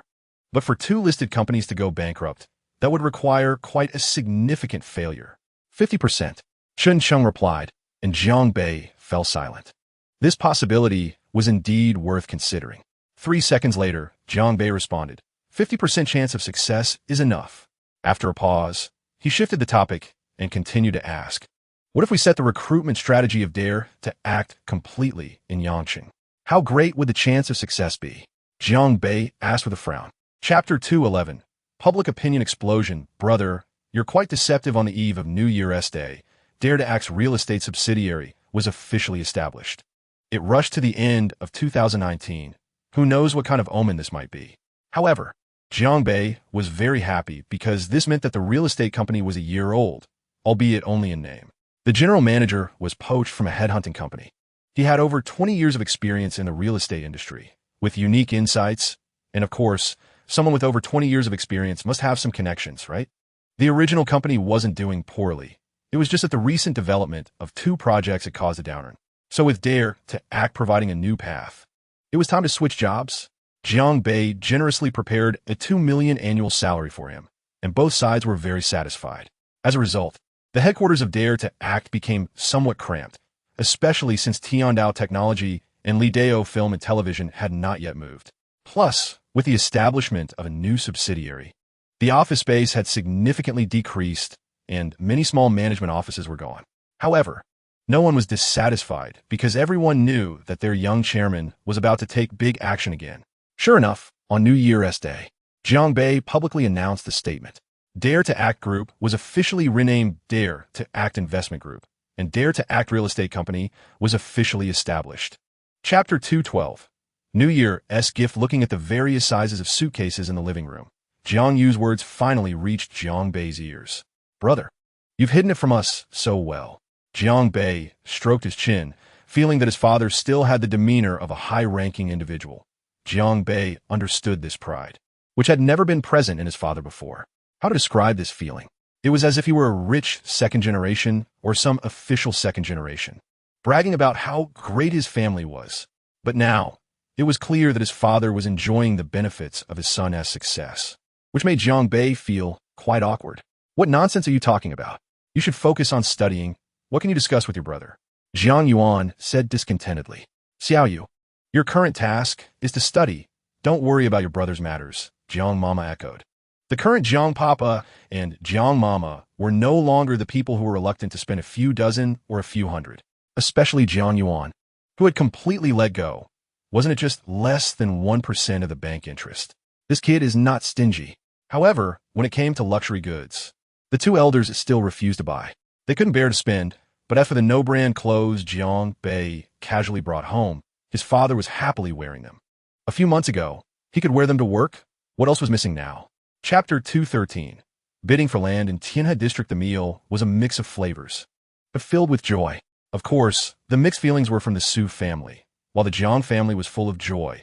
After all, Jiang Bei was one of them. Su Xinyue was Jiang Bei's girlfriend, and as long as they weren't married, Su Papa and Su Mama would feel uneasy. It was human nature. What Jiang Bei had was his, what Su Xinyue had was hers, and that was what the Su family could rely on. Although everything seemed fine now, and the Jiang family kid even brought gifts. After the meal, the hotel staff came to clear the dining table, and all 8 of them stayed in Jiang Bei's villa, which was fully equipped with new bedding and various necessities. The next morning, Jiang Bei did not go to the company first, but asked Wen Zikai to come over. When Zikai arrived at 10 o'clock, along with the entire legal department of the Four Seasons Hotel, and the documents were signed by 1010, Jiang Bei, in his capacity as chairman, signed several documents. The first was the official naming of the 3rd phase of the villa project as Jiulong Lake Villa District. The second was the sales requirements for the independent villas in Jiulong Lake Villa District. The third was a contract for purchasing this villa, signed by Jiang Bei as an ordinary buyer. Chapter 214, 10 million euros. Ask if it's for sale in an instant. An inexplicable tension erupted among many big shots. Coupled with the economic crisis, the emergence of Dare to Act Group in just half a year was remarkable. After finally achieving today's scale, did they want to dig their own grave? No one thought Jiang Bei was crazy. He must have big plans. Finally, Mr. Ma from Hangzhou realized Jiang Bei's intentions. He quickly called another Mr. Ma far away in Shunchuan City. Huang, how have you been recently? Mr. Ma asked with a smile, his slightly aged face showing a hint of worry, but it didn't reflect in his voice. Chairman Ma, why did you think of calling me Little Ma? Ha ha. The other Mr. Ma was holding a document and let out a hearty laugh. 2 people from different industries were good friends. Only people in their circle understood that they were the first generation of the wealthy. The second generation of the rich had their own circle, while the first generation had theirs. The second generation would never dare to look down on the first generation, and the first generation would never engage in discussions with the second generation. Because they were merely inheritors, they could not represent the person behind them. Chapter 215. A phone call. A meeting. Jiang Bei returned home, feeling joyful. Although he usually commuted in that customized Rolls-Royce, he was also a die-hard fan of supercars, especially those supercars known to countless people. He had drooled over them before. With his current status, how could Jiang Bei not buy a sports car? That would be unreasonable. Compared to Rolls-Royce, supercars were still far superior. As for Su Xinyue, she simply thought they looked good. On January 6th, after finishing a meeting with several high-ranking officials at Dare to Act, Jiang Bei arrived at the office door and saw his secretary in a fluster. When she saw Jiang Bei, she looked relieved. Chairman, someone is calling. It's Mr. Ma. Mr. Ma's secretary is calling. The secretary said anxiously. Jiang Bei furrowed his brow. Did this secretary need to be replaced? She couldn't even speak clearly. Holding back his impatience, he asked, which Mr. Ma? From Hangzhou, Mr. Ma Yan. He left his personal phone number and just sent you a fax. His secretary said to call him back when you have time. Upon hearing this, Jiang Bei was also stunned. The person he once revered as Papa Ma, the one who came to urge him for debts every month. Damn. Chapter 216. How about the Four Seasons Hotel? Jiang Bei's decisive and resolute attitude was reflected in the actions that followed. He hung up the phone, and within 3 minutes, just as he came back to his senses from his confusion, he immediately called Chun Cheng. He asked her and Zhang Haichuan to come over as quickly as possible. There was a knock on the door, and Jiang Bei glanced at the time on his phone. It was still 3 minutes, which included the time it took for Chun Cheng to call Zhang Haichuan. It seemed their potential still needed to be explored. Come in, Jiang Bei said in a deep and powerful voice.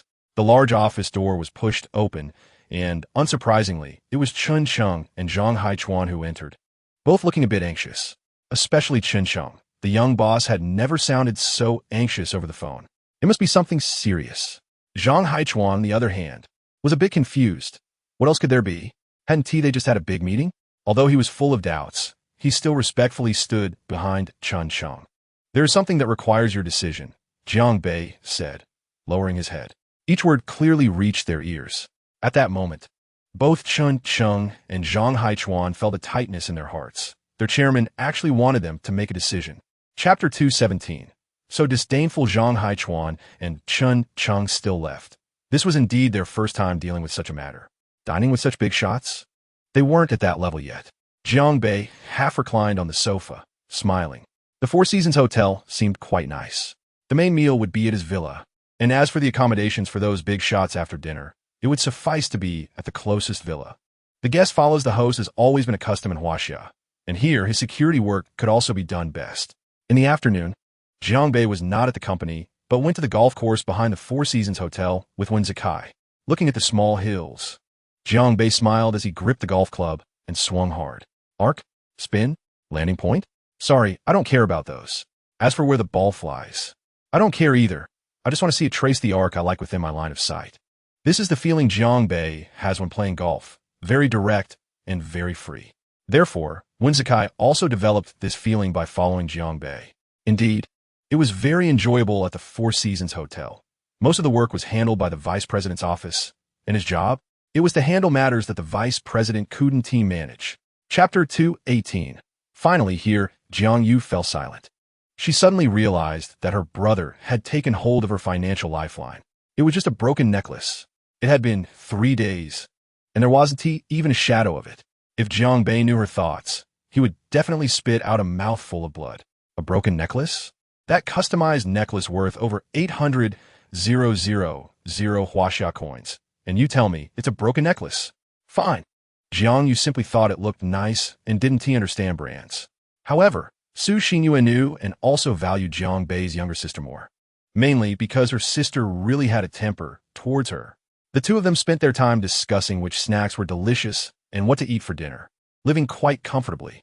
On January 7th, real estate tycoon Su Jian personally called, and Wang Jianlin, although Xiao Ma was quite reluctant to face Jiang Bei, sent his secretary to call Jiang Bei's secretary instead.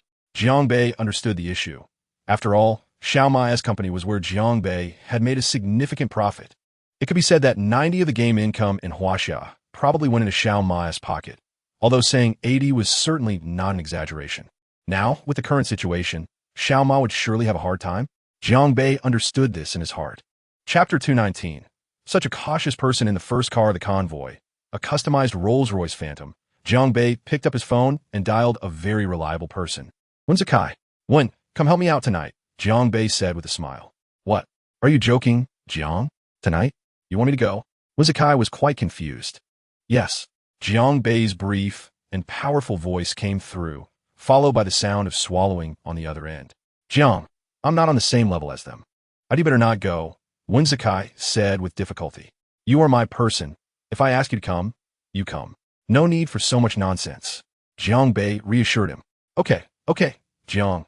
I'll just say I'm your butler. Wen Zikai finally found a suitable identity for himself. Oh, do as you please. We're already on our way back, Jiang Bei said as he hung up. Wen Zikai quickly stood up from his chair, looking at his clothes, feeling dissatisfied. Downstairs.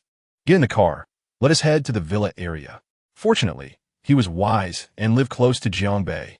As he opened the door, he saw Wang Xin still cleaning. Upon seeing the anxious expression on Wen Zikai's face, Wang Xin was taken aback. Chapter 220. 2 bottles of Lai Mao wine on the sofa. Old Ma casually pulled out 2 boxes of specially supplied panda eyes. Even Hua Teng, who was sitting next to him, looked a bit excited. This stuff was hard to come by. After all, they were far away in Shunchuan City and couldn't get in touch with those people. Su Jian and Wang Jianlin remained calm, each taking one and lighting it up, while Jiang Bei naturally wouldn't be polite, and it eventually came around to Old Ma, who joined in as well. It turned out that eating at home was indeed a good choice. At least everyone was relaxed, and among the 5, no one liked that kind of overly attentive service. What kind of service hadn't they seen? And this atmosphere was exactly what Jiang Bei wanted to establish. Old Ma, we're here to bother you today. You would just bring these 2 boxes of cigarettes, right? Su Jiayin exhaled a puff of smoke, looking at old Ma with a smile. Haha, how could that be? Old Ma laughed heartily. He then turned to Jiang Bei and continued, I don't know what you like, so as the older brother, I made the decision myself. Brother Ma, you're being polite. Coming to my place and preparing something seems too formal. Jiang Bei pretended to be angry and said. In the stairwell, Jiang Yu was taken aback. Her brother was with this group of people. Chapter 221. Still headache with Hua Bei, there was a knock at the door. And when Zakai got up again to open it, 2 dining carts were pushed in by a middle-aged man wearing a chef's hat along with several waiters. Busy in Jiang Bei's dining room. The chef stayed behind in case of need, and 2 waiters pushed the dining cart away, leaving the remaining 2 to wait for instructions. It is worth mentioning that neither Su Xinyue nor Jiang Yu attended this family banquet with Jiang Bei. Instead, they were in the small dining room on the 2nd floor, getting the chef to prepare some snacks.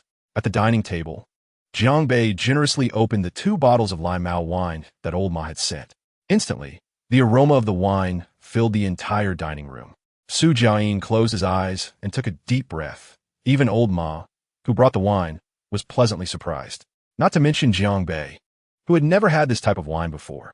Just smelling it felt intoxicating.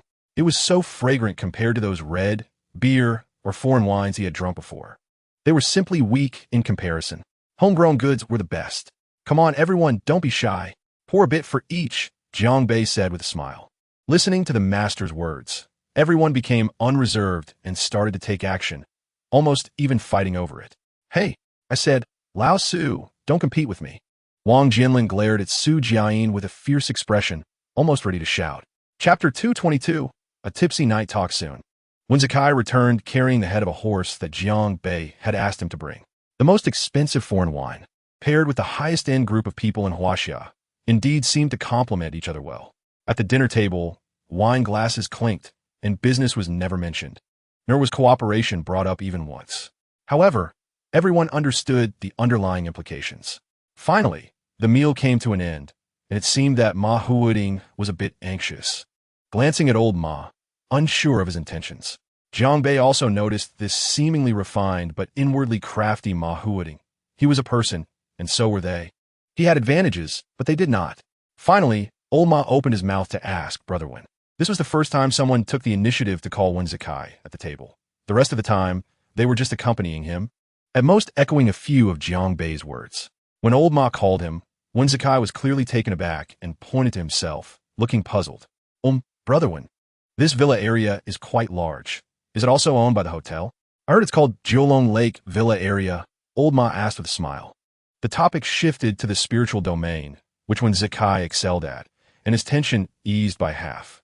He proudly said, Yes, Mr. Ma. This villa area is indeed owned by the Four Seasons Hotel, and the hotel almost went bankrupt because of it. Chapter 223.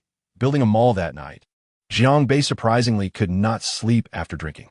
For him, this life seemed like what he wanted, but the rapid progress of his life felt overwhelming.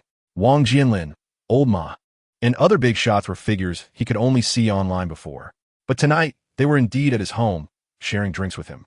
Moreover, it seemed he would have to accept old Ma's private invitation tomorrow. Around 2 in the morning, Jiang Bei finally could not resist sleepiness anymore and went to bed.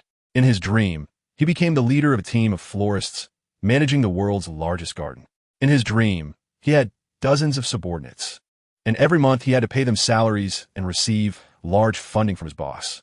Finally, when the behind-the-scenes boss appeared and told him that this garden could never be managed by just one person, Jiang Bei woke up and glanced at his phone. It was just past 6, but he was already wide awake. What was the dream trying to indicate? Jiang Bei furrowed his brows, deep in thought, feeling a disconnect with those characters. He suddenly felt that he did not understand how to adapt. Perhaps, on a fundamental level, he was a person, and so were old Ma and the others. Chapter 224. Decision on Tianhe District Development. He wanted to bear the economic crisis of Yangqing alone, which meant he had to start from his land, or, in other words, from Tianhe District. A mall was undoubtedly a good choice. Jiang Bei suddenly thought this was a great suggestion. Although the initial profits from a mall were not particularly high, it was sustainable, coupled with the local situation in Yangqing. Jiang Bei felt this was definitely promising. Jiang Bei stopped his tapping motion, raised his head to look at Zhang Haichuan. How feasible is it? In such a situation, If we want to dare to make a change, we must consider the current economic crisis. Zhang Haichuan was slightly taken aback, fell silent for about 3 seconds, then suddenly looked up. 70%. 70% is enough, Jiang Bei said with a smile at the corner of his mouth, continuing, tomorrow, give me your preliminary project proposal. Yes, Chairman, I'll start preparing the materials right away. After saying that, he slightly bowed and prepared to leave. Jiang Bei stood up and suddenly said, by the way, this month's bonus will be doubled. Thank you, Chairman. Jiang Bei waved his hand, and Zhang Haichuan left, leaving Chen Cheng behind. Sister Chen, do you agree with Mr. Zhang's view? Jiang Bei asked. Chapter 225, Returning. Good wine, good kai. After lunch, Jiang Bei did not continue to review documents at the company but returned home. What for? To sleep. What work, what documents? Is sleeping not more important? Because he was tired. At 4 o'clock, Jiang Bei finally woke up leisurely, glanced at his phone, calculated the time agreed with old Ma, and realized it was still early. However, his sleepiness was gone, so he got up to get ready. He didn't even use a designer to help him style, nor did he ask Su Xinyue to help him pick clothes. Just a simple pair of jeans, casual shoes, a black printed t-shirt on top, and a gray trench coat outside.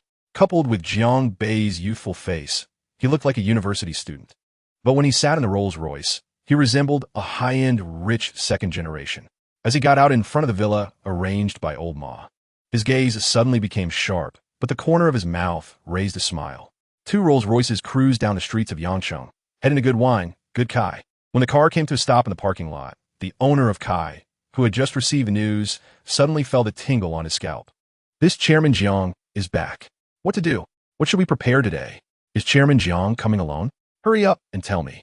Chapter 226.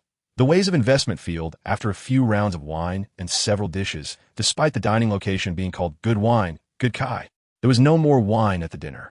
Instead, Boss Kai thoughtfully prepared desserts for the two and a pot of Longjing tea.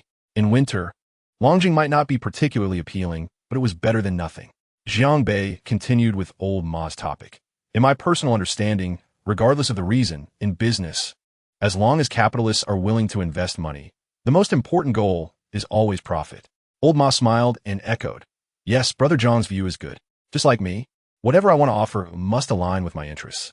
As old Ma spoke, he suddenly shifted the topic and asked, Brother Jiang, have you ever heard of the term fear of missing out? Jiang Bei was taken aback and began to search for the term in his mind. Fortunately, having done his homework for the enterprise transformation, he was able to recall it. In the investment field, there is indeed a concept of fear of missing out, similar to your previous theory of the flower garden. When a company's capital reaches a certain scale and has the ability to develop its own projects, people start to worry that seizing the opportunity in this new field might cause fatal harm to their own companies. Chapter 227. The conscience of an entrepreneur. Anyone else who said this would be looked down upon without hesitation.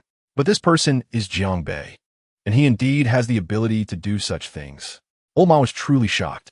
During the meal, Jiang Bei could talk so much with him, and he was indeed very satisfied. But evidently, the more he said, the more he wanted to know. Faced with the economic crisis, even he could not escape. He wanted to know what Jiang Bei and his daring intentions were truly aiming to do. It may not be in the same spiritual domain, but he can learn from it and experience the development plan of Jiang Bei. Jiang Bei extinguished his cigarette, took a sip of tea, extended his left hand, bent his thumb and index finger to form a 3 gesture. I have 3 pieces of land in Tianhe. He continued, bending his middle finger. This first piece of land is at the center of Tianhe district, and if nothing unexpected happens, I will build a luxury community there. Then he bent his ring finger and added, the other 2 pieces of land are in the northern district. One of them, I will build a slightly more affordable community, and I will offer significant concessions in the favorable conditions. Jiang Bei smiled faintly at the remaining little finger and said, the last one, also in the Tianhe North District and next to that community, I plan to build a shopping mall. Chapter 228. Preliminary Planning Proposal. In the evening, Jiang Bei returned to his villa, while old Ma took the Rolls-Royce he had given to his bodyguard. After playing a very entertaining game with Su Xinyue, Jiang Bei, who was living a wonderfully happy life, began to think about his next bold move. The night was deep, and the bright moon hung high in the sky as Jiang Bei fell asleep, feeling quite exhausted. It wasn't just the fatigue from playing games with Su Xinyue, but rather the recent stress and physical exhaustion. First, the transformation of his company was urgent, and then several big shots were scheduled to visit Yangqing. So that night, Jiang Bei slept surprisingly soundly. He was really tired. The life of the wealthy is not as good as imagined, at least for Jiang Bei. It truly felt this way, as money seemed to have become just a number. However, the feeling of being broke made him restless, as he had to consider how the company would sustain itself every day. What was truly comforting was that the employees under him were working hard. Unlike before, the current Dare to Win lacked a bit of vigor. If one were to say it was a hero in Twilight, it would be too exaggerated, but indeed, the employees at the headquarters had noticeably more frowns.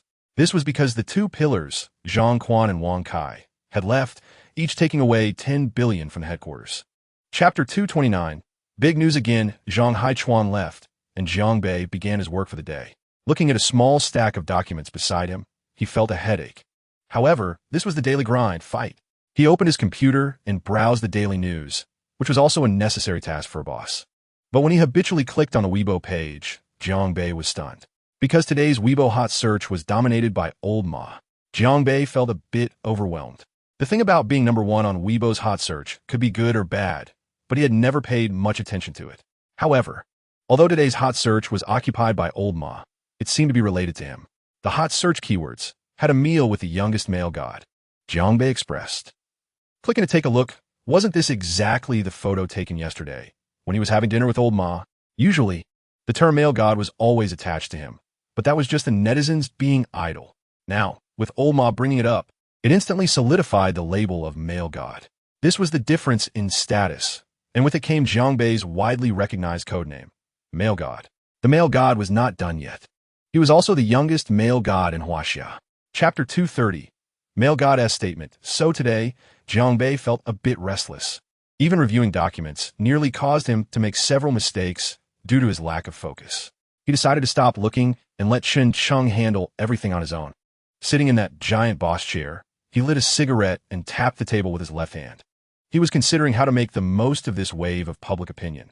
His dare to win was just beginning, and he must leverage the voice of the public. After a while, his frowning brow relaxed, and a smile crept onto his lips as he forcefully extinguished the nearly burnt-out cigarette. Jiang Bei's right hand quickly moved the mouse. Then he frantically typed on the keyboard. He reposted Old Ma's Weibo. Old Ma, your photography skills are lacking. My double eyelids are gone. Ha, funny face. Old Ma commented immediately. Jiang Laudi, don't worry about those details. Then, the internet went crazy again. Brother? Younger brother? What the heck is this relationship? Jiang Bei's fingers began to rapidly strike the keyboard.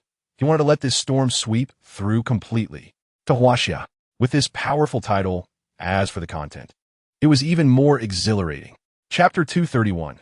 The poison finally arrived in the afternoon. Jiang Yu and Su Xinyue were sitting on the sofa in Jiang Bei's office. The two were whispering about something, occasionally glancing at Jiang Bei and laughing shyly. Jiang Bei. Jiang Yu asked, sister-in-law, look at him. Men are most charming when they're serious. Do you think he's charming? Well, it's okay, Su Xinyue replied, blushing. Jiang Yu was not satisfied and continued to ask, just okay? Quite charming. Su Xinyue answered, her face full of shyness. Huh, I said, how can my brother not be charming? Jiang Yu seemed to have achieved something. Laughing out loud. Xiao Yu, you're teasing me again. Su Xinyue pouted her small fist, dissatisfied. I'm not. Jiang Yu laughed uncontrollably. Jiang Bei really couldn't focus on the documents anymore. He stood up, walked in front of Jiang Yu, and asked, what are you laughing at? Did you bully your sister-in-law? No, don't say that. Jiang Yu was startled and quickly turned to Su Xinyue, saying, sister-in-law, I didn't bully you, right? Su Xinyue felt that only Jiang Bei could handle this little girl. Chapter 232. Passed the exam at Yan University. Here, as a matching gift as it approached 5 o'clock. At the entrance of Yueshio Park on Jiefang North Road in Yangsheng, all sales personnel, business managers, and sales managers were on high alert, waiting for the biggest customer to arrive. This customer, who purchased the 2019 SVJ 63 Special Edition Lamborghini in pink, along with a hardtop supercar Poison, was the influential figure of Dare to Win Investment Group, Jiang Bei, who was scheduled to arrive here at 5 o'clock today. Moreover, the most important thing was that, as of 4:30, there had been no changes to this plan. Excited, all the employees and managers were thrilled. Even those who were supposed to clock out and rest were still on duty, forcing smiles on their faces as they stood in the lobby, waiting. Outside, the roaring engines of motorcycles rushed down the street like tigers, while the elderly exercising in the park continued to work hard as usual. As the time slowly approached, customer manager Wang Nan felt a few beads of sweat appear on her forehead. She quickly wiped them off, then took out a small makeup mirror to touch up her makeup, finishing in just a minute, because she saw two Rolls-Royces parked outside. Chapter 233 System Super God opening the car door. Su Xinyue and Jiang Yu got into the car. Su Xinyue held the steering wheel, looking at the car's interior. Sister-in-law, it's so beautiful, Jiang Yu said with envy. Yeah, once you graduate from high school and get your driver's license, no matter what, I'll have a bae get you one too. Don't call me a bae. If I can't get into Yang University, I won't even have a chance, Jiang Bei said angrily. Wang Nan, watching from the side, was stunned. It's true that not being in the same family means not having the same bond. Look how close they are. I'm really envious. At this moment, Jiang Bei wasn't idle either. He called over the dazed Wang Nan. Manager Wang, can you introduce my car? Jiang Bei casually said as he walked over to the black supercar. Wang Nan hurriedly walked behind Jiang Bei. For such a luxury car, there was no need to memorize the details. Just a glance could be remembered for years. Okay, Mr. Jiang, this car is called Lamborghini Veneno, a commemorative supercar launched at the Geneva Motor Show in 2013. Wang Nan slowly began to explain. But the next moment, she realized she had forgotten the details. Impossible. I just reviewed it carefully this morning. Chapter 234 starting with a guaranteed annual income of 30 billion. Jiang Bei didn't know how he got home. If you remember correctly, he should have driven the newly licensed supercar home. Having just bought the supercar, Jiang Bei was completely distracted from the car, parking the vehicle directly at the villa's entrance before tossing the keys to Zhang Ming. Ignoring Su Xinyue and Jiang Yu calling him, he left a message. I'm going back first. Don't disturb me for now. I have things to do. Once inside the villa, he immediately locked himself in the study. What was he doing? Counting money, figuring out how this little system, which he had deemed useless, became so powerful. Lacking money, Jiang Bei really was in need of it. This obsession with wealth seemed to have been ignited since the day he founded Dare to Do. He pulled out his phone. Who cares about Weibo, private messages, or headlines?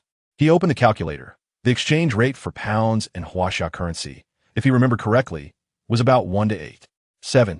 While he was more familiar with the euro exchange rate, which was about 1 to 7. 53. Jiang Bei was a bit confused. No, I need to check the exchange rates. If the amounts aren't accurate, what's the point of calculating? He opened a financial website to check the exchange rates. Indeed, he wasn't mistaken. The pound exchange rate was 1 to 8. 76.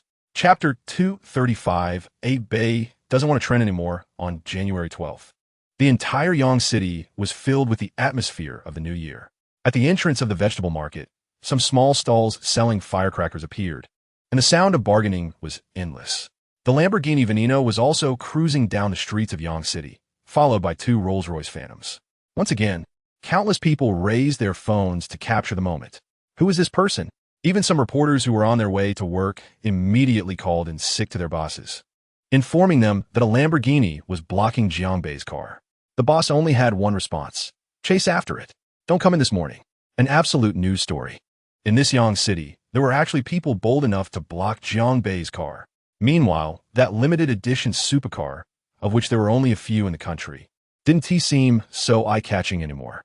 So, throughout the journey, with the Lamborghini Veneno leading, Zhang Ming driving the customized Rolls-Royce Phantom behind, and Zhang Wei driving a regular Rolls-Royce Phantom at the back.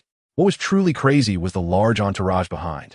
Various small cars followed, and even several business vehicles were closely pursuing. It was getting more and more shocking, more and more thrilling. A few reporters sitting in the business vehicles could no longer contain their excitement.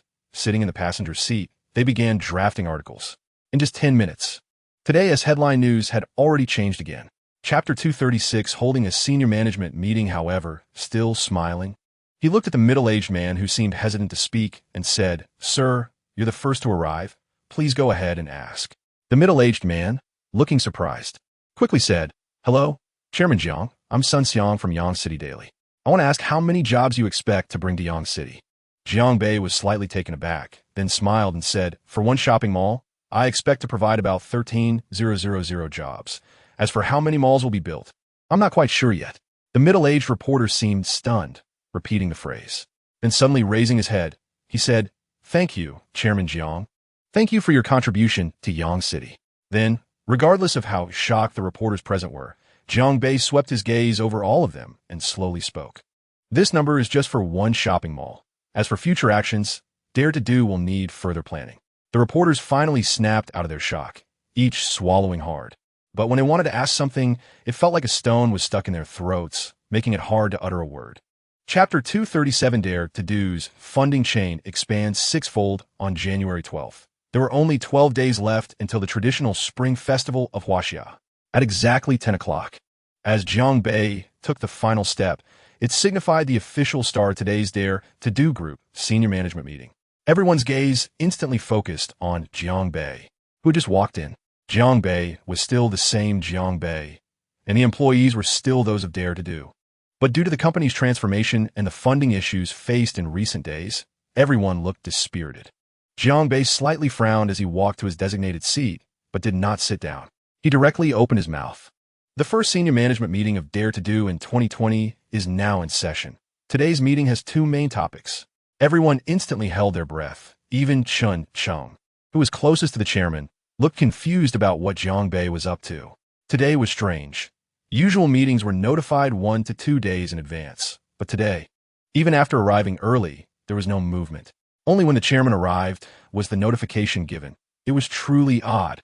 The vast majority felt a jolt, sensing the chairman's unparalleled confidence, while a small portion of department managers or deputy managers who had just joined Dare to Do and heard about the funding difficulties felt a chill in their hearts. Chapter 238, a CEO who runs errands? So, to some extent, Chun Chung, as the CEO, was justified in holding that position. Jiang Bei not only delegated almost all administrative powers to Zhang Haichuan, but also entrusted everything he wanted to do to Chun Chung. This led to the current situation at Dare to Do, where Zhang Haichuan was responsible for formulating the company's detailed strategies and conducting performance evaluations for various vice presidents and subsidiary company heads.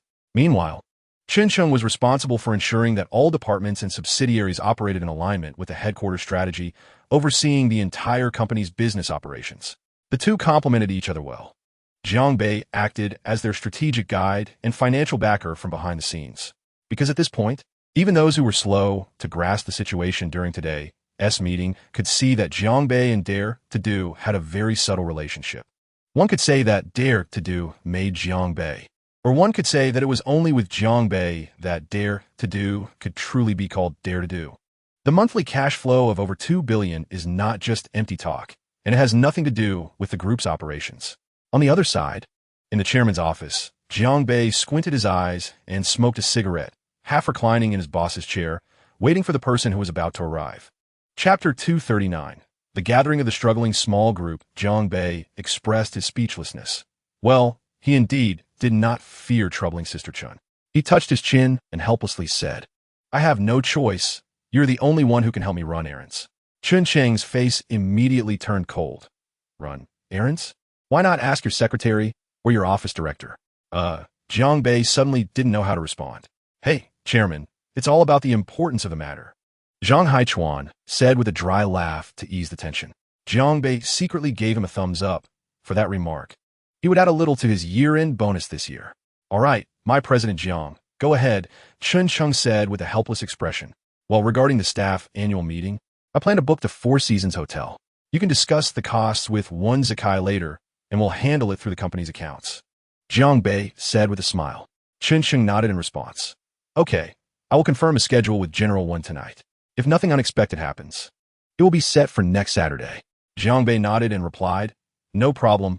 Remember to notify Zhang Quan and Wang Kai. By the way, how's the development of Li Dao film and Tiandao technology going?" Chapter 240. Spring is coming. In such gatherings, phones shouldn't ring, as this small private room gathers the power players from all districts of Yangqing. And as for who can make calls at this time, all eyes were fixed on the phone that Zhang Tianming had placed on the coffee table. Some looked directly, while others glanced with their peripheral vision. Zhang Tianming also looked over immediately. "Who is it?" The phone screen flashed two big characters, Jiang Bei. Everyone present held their breath at that moment. The reason Zhang Tianming could be so relaxed now was because of who? Wasn't it because he solved the land development issue in the Tiana district? Wasn't it because this bold Chairman Jiang Bei became the scapegoat? Therefore, what Jiang Bei was calling for at this moment was what everyone wanted to know. And each person wanted to help Zhang Tianming answer the phone, but couldn't move. Zhang Tianming was stunned for a few seconds before reaching out, picking up the phone, sliding, and connecting the call. The previously stern Zhang Tianming suddenly had a smile on his face, like a college student receiving a call from his dad about living expenses. Chapter 241. Can I take a few days off? Everyone was dumbfounded, except for Zhang Tianming, who had already come out of his daze. This person still wants to acquire land. Although their identities weren't particularly high-ranking, Jiang Bei wouldn't make empty promises. Zhang Tianming instantly stood up and shouted, "Members of the struggling, small group, everyone present, get ready to welcome spring." On the top floor of the Dare building, in the chairman's office, Jiang Bei lit a cigarette and entered sage mode again, dealing with the documents in front of him. His efficiency was surprisingly high. In just half an hour, nearly 10 documents delivered by the evening break secretary had already been sorted out by Jiang Bei. He leaned back in his chair, propped his feet on the desk, and half closed his eyes, thinking about when he bid for those 3 plots of land. Many companies had also bid for them, and their prices were even higher than Jiang Bei's. The reason they had to choose Jiang Bei over higher offers was that under the current economic crisis, they had to make careful considerations. Those in real estate basically had to read 4 tones of Fu, not to mention just a few days ago. The real estate developer Su Jian, who came to Yangcheng for a family dinner with Jiang Bei, was an absolute top liability. Chapter 242. Let's get busy, Jiang Bei. So, with a smile on his lips, but a headache in his mind, Jiang Bei fell into an extreme contradiction. It was painful, too painful. Just thinking about all the documents he had to handle every day and so many other matters made his head hurt. Therefore, that night, Jiang Bei and Su Xinyue played games, which directly led to Su Xinyue not being able to get out of bed the next morning. As for Jiang Bei, he naturally didn't need to get up early. After all, he had dealt with many documents at the company last night, so going in early today was pointless. The boss is still the boss. Even if he goes in late or not at all, no one could say anything. However, a good routine and an already established biological clock still made Jiang Bei wake up at 7. He looked a bit dazed at the heavy curtains in the dim bedroom. Jiang Bei took out a cleansing pill, ate it, and then went back to sleep, which was quite delightful. Su Xinyue slept until 11 o'clock, finally waking up, feeling soft all over with no strength. She glanced at Jiang Bei, who was still fast asleep beside her. She frowned slightly, but her eyes overflowed with happiness. As she turned her body, even that slight movement woke Jiang Bei up. He slowly opened his eyes to see Su Xinyue staring at him wide-eyed. Chapter 243. He is not a madman, but a maniac. After assigning the remaining work, Jiang Bei let the two of them leave. He then sat in the boss's chair, looked at his phone, thought for a moment, and decided not to leave the person hanging. He would call. The call was quickly connected, and Zhang Tianming's cheerful laughter from the second-in-command of the Tianhe district came through. "Brother Jiang, why are you calling me at this time?" It seemed that Brother Zhang was in a good mood. Jiang Bei also smiled and said, "Yeah, your dare is so powerful. You don't know how much attention it has drawn from above, and I'm also benefiting from it. Hey, it's all thanks to you." Zhang Tianming said a bit bashfully. Jiang Bei shrugged and then asked, "By the way, Brother Zhang, are your friends coming too?" "Of course. They are definitely coming. Just to see you, you don't know how excited they are." "Ha ha ha." Zhang Tianming laughed heartily. Jiang Bei felt a bit helpless. What was this? It sounded like chasing a star? "All right, I'll treat you all. Let us go out to eat together," Jiang Bei said with a smile. "Good, no problem," Zhang Tianming replied. After a while, he then asked, "Brother Jiang, how much land does Dare still want to acquire this time?" Chapter 244. Tiandao Game Update Plan. After hanging up the phone, Jiang Bei, sitting in the boss's chair, felt a bit bored. Facing various documents every day was really exhausting. He couldn't understand.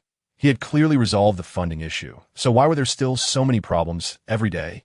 Regarding Chun Cheng's 1% share, Jiang Bei had always been firm. That 1% was a fixed value and would not decrease with the continued influx of funds. Why? It's simple, because Jiang Bei is the chairman, the absolute controlling shareholder. His ideas must be obeyed by everyone, and in the entire Dare, aside from Chun Cheng, there was no second director. I casually flipped through several documents regarding funding issues and sighed. The foundation of Dare to act is still too weak. However, what followed was boundless confidence. The $500 million in funds for the first week will be in place soon. After dealing with the remaining documents, Jiang Bei was too lazy to stay at the company any longer. He organized the files on his computer and opened Tiandao to play for a while. Tiandao has been listed for over a month now, and if all goes well, the first batch of max-level players will arrive before the new year. The max level is 60, while Jiang Bei's account is only 35. The account was a super account provided by Tiandao, and it already has various high-level enchanted and high-tier gem equipment that can only be worn at max level. Chapter 245. The groundbreaking ceremony begins although he could rest. Jiang Bei didn't lie down in the office lounge, but sat in the boss's chair contemplating. The security company indeed had issues, and from the looks of it, it will be hard to resolve. That is, the elite issue. The entire security company only serves the series of companies under Dare to Act, as well as Ludao Film and Tiandao Technology. However, in terms of high-level protection and company security, it still falls short. The reputation of Dare to Act is too big, causing many criminals to hesitate. Now, the general manager of security specifically sent a request to recruit high-end security talent. As for how to recruit, he had no idea, so despite being reluctant, he still reached out to Jiang Bei. All problems can be set aside, but the company's security cannot be compromised. When it comes to security issues, no one in Yangqing values it more than Jiang Bei. Jiang Bei felt a headache coming on. What should he do about the security subsidiary? Especially in Huaxia, this is really hard to handle. Private armed forces are practically useless against high-end criminals. What if they carry guns? Not to mention the security subsidiary. Even the few bodyguard around him, only Zhang Ming has a small handgun. Chapter 246. Preparing for the groundbreaking ceremony for Jiang Bei. Trending topics are not even a seasoning in life. As for those celebrities and internet stars dreaming of making it to the trending list, Jiang Bei really doesn't understand. Because what trending topics bring him are only helplessness and a head full of thoughts about whether these people are just idly bored. But for Jiang Yu, it's a different story. As soon as she stepped out of the elevator, Jiang Yu immediately grabbed Jiang Bei's hand and shouted, "Brother, you're trending. Wow, look at our convoy." Jiang Bei helplessly stroked his chin. So what if I am? It's not something worth showing off. Jiang Yu pouted. What? Trending first ISNT worth showing off? TCH, fine, you're a big star now. Especially when she said the words big star. It seemed to come out from between her teeth. Jiang Bei couldn't help but smile. What big star? That's just what those idle people say. He's just an ordinary person. A meal didn't cost much, but under the economic crisis, not many could afford to come to buy Xianhui. The average consumption is around 1,300 per person, and with Jiang Bei's large order, it added up to nearly 7,000. Chapter 247. Dare to Act is a good company. Seeing Jiang Bei arrive, a group of people immediately surrounded him, stopping a meter away. "Chairman, you're here." Just as they were greeting him, Secretary Zhang squeezed over. "Chairman, District Chief Zhang just said they're on their way." Hearing the secretary's words, Jiang Bei was slightly taken aback and turned to the crowd, saying, "Everyone wait here, Secretary Zhang, Mr. Zhang, come with me." Upon reaching the front door, several Audi A6s smoothly parked at the same time. Jiang Bei counted 6 cars. Then, from the front passenger seat, 3 people got out of one car, leaving him a bit dazed. So many people? What are they all here for? Is the secretary half of them? The lead car, Zhang Tianming, got out of the front passenger seat and walked up to Jiang Bei, saying, "Brother Jiang, oh no, today you should be called Chairman Jiang." "Huh, congratulations, Brother Zhang." Even Jiang Bei, who was used to big winds and waves, felt a bit unsettled. Zhang Tianming got out from the front passenger seat. "Jiang Bei, what kind of people are those sitting in the back?" Although he knew quite a bit about the power players in Yangcheng, he could only match names to positions. Chapter 248. Groundbreaking ceremony of Dare to Act Mansion at 6:40, flower baskets, speakers, and microphones needed for the speech were all in place. At 6:50, silk flowers, towels, and gloves were also ready, and even shovels were placed on the rack, with red silk tied to them. The cornerstone was placed in the middle of the large pit, and the red silk flowers trembled with the cold wind. At 7 o'clock, the ceremonial music group arrived and rechecked the performance pieces as required. At 7:30, fireworks and other celebration items were also set up, coinciding with Jiang Bei's arrival. While Jiang Bei and others were chatting and laughing, the staff on site were busy. As it approached 8 o'clock, each person holding a walkie-talkie was checking related matters. Better to be prepared than not at all. Outside the construction gate of the community, many reporters and citizens had gathered. How could they not come when they heard about Dare to Act's groundbreaking ceremony? While Jiang Bei and others were still chatting and laughing, the on-site staff were incredibly busy. At 8 o'clock sharp, the groundbreaking ceremony officially began. 10 hostesses were already positioned as arranged, and the sign-in pens, books, and thoughtful small gifts prepared by the office were all ready. Chapter 249 must get on good terms with Jiang Bei. What surprised Jiang Bei was the second in command of Tianhe District, Zhang Tianming. He didn't speak, but glanced back at Jiang Bei when getting into the car, his gaze penetrating. Although he didn't say anything, he pointed to his phone. Jiang Bei nodded in understanding and took out his phone from his pocket, saying, "Let us talk on the phone." And that group of people, who in Jiang Bei's eyes were the powerful ones, also got into the car, waiting for Jiang Bei to lead the way. Jiang Bei sat in his car with Zhang Haichuan, looking somewhat serious, and after a while said, "What do you think of these people?" Although his expression was serious, Jiang Bei understood in his heart that meeting them today was absolutely worthwhile. Zhang Haichuan was taken aback and then replied, "Mr. Jiang, what Secretary Wang said is very profound. They might provide some support regarding the land." Jiang Bei nodded, no longer speaking. 2 Rolls-Royce Phantoms drove down the streets of Yancheng, and what caught attention this time was that there were no Lamborghinis ahead. Meanwhile, the 4 standard official Audi A6s were following at a distance behind. The car hadn't driven far when Jiang Bei's phone rang. He picked it up to see it was a message from Zhang Tianming. Chapter 250, Brother, do you really look down on them like that? Still in the car, Jiang Bei called Wen Zikai, and the call was quickly connected. Chairman. Wen Zikai's cheerful voice came into Jiang Bei's ears. Jiang Bei liked this kind of person because Wen Zikai was always optimistic, no matter the situation. Mr. Wen, please prepare a villa for me. A regular one will do. I want to invite a few people for lunch and have the kitchen prepare the best Chinese food. Yes, Chairman. Wen Zikai replied readily. However, during this tourist season, many college students were on vacation, and there was still some time before the Spring Festival. How could there possibly be any available rooms in the newly developed Julong Lake Villa area or the best hotel in Yancheng, the Four Seasons Hotel? But this didn't stump Wen Zikai, the general manager. He quickly had his secretary check the accommodation situation in the villa area. He found that 12 villas would not be extended today, but they were all already booked. Wen Zikai was in a bit of a bind. However, the next second, he gritted his teeth, pulled up the information of those who had made reservations, and began to call them one by one. The first call went relatively smoothly and was quickly connected. "Hello, Four Seasons Hotel. Is this Mr. Zhang?" Wen Zikai said politely. After all, he was in the service industry, and even as a general manager, he was still serving others. Chapter 251, A Novel Way to Flatter? Wen Zikai was also baffled. What was going on? The group began to introduce themselves one by one. Wen Zikai forced a smile and shook hands with each of them.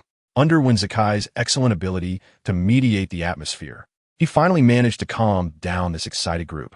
A crowd sat around the sofa chatting, and the atmosphere was quite harmonious. These so-called power holders also lowered their airs and couldn't muster their usual arrogance. They were here today not because they had demands of Jiang Bei, but because they didn't have the guts to propose that Jiang Bei continue acquiring land.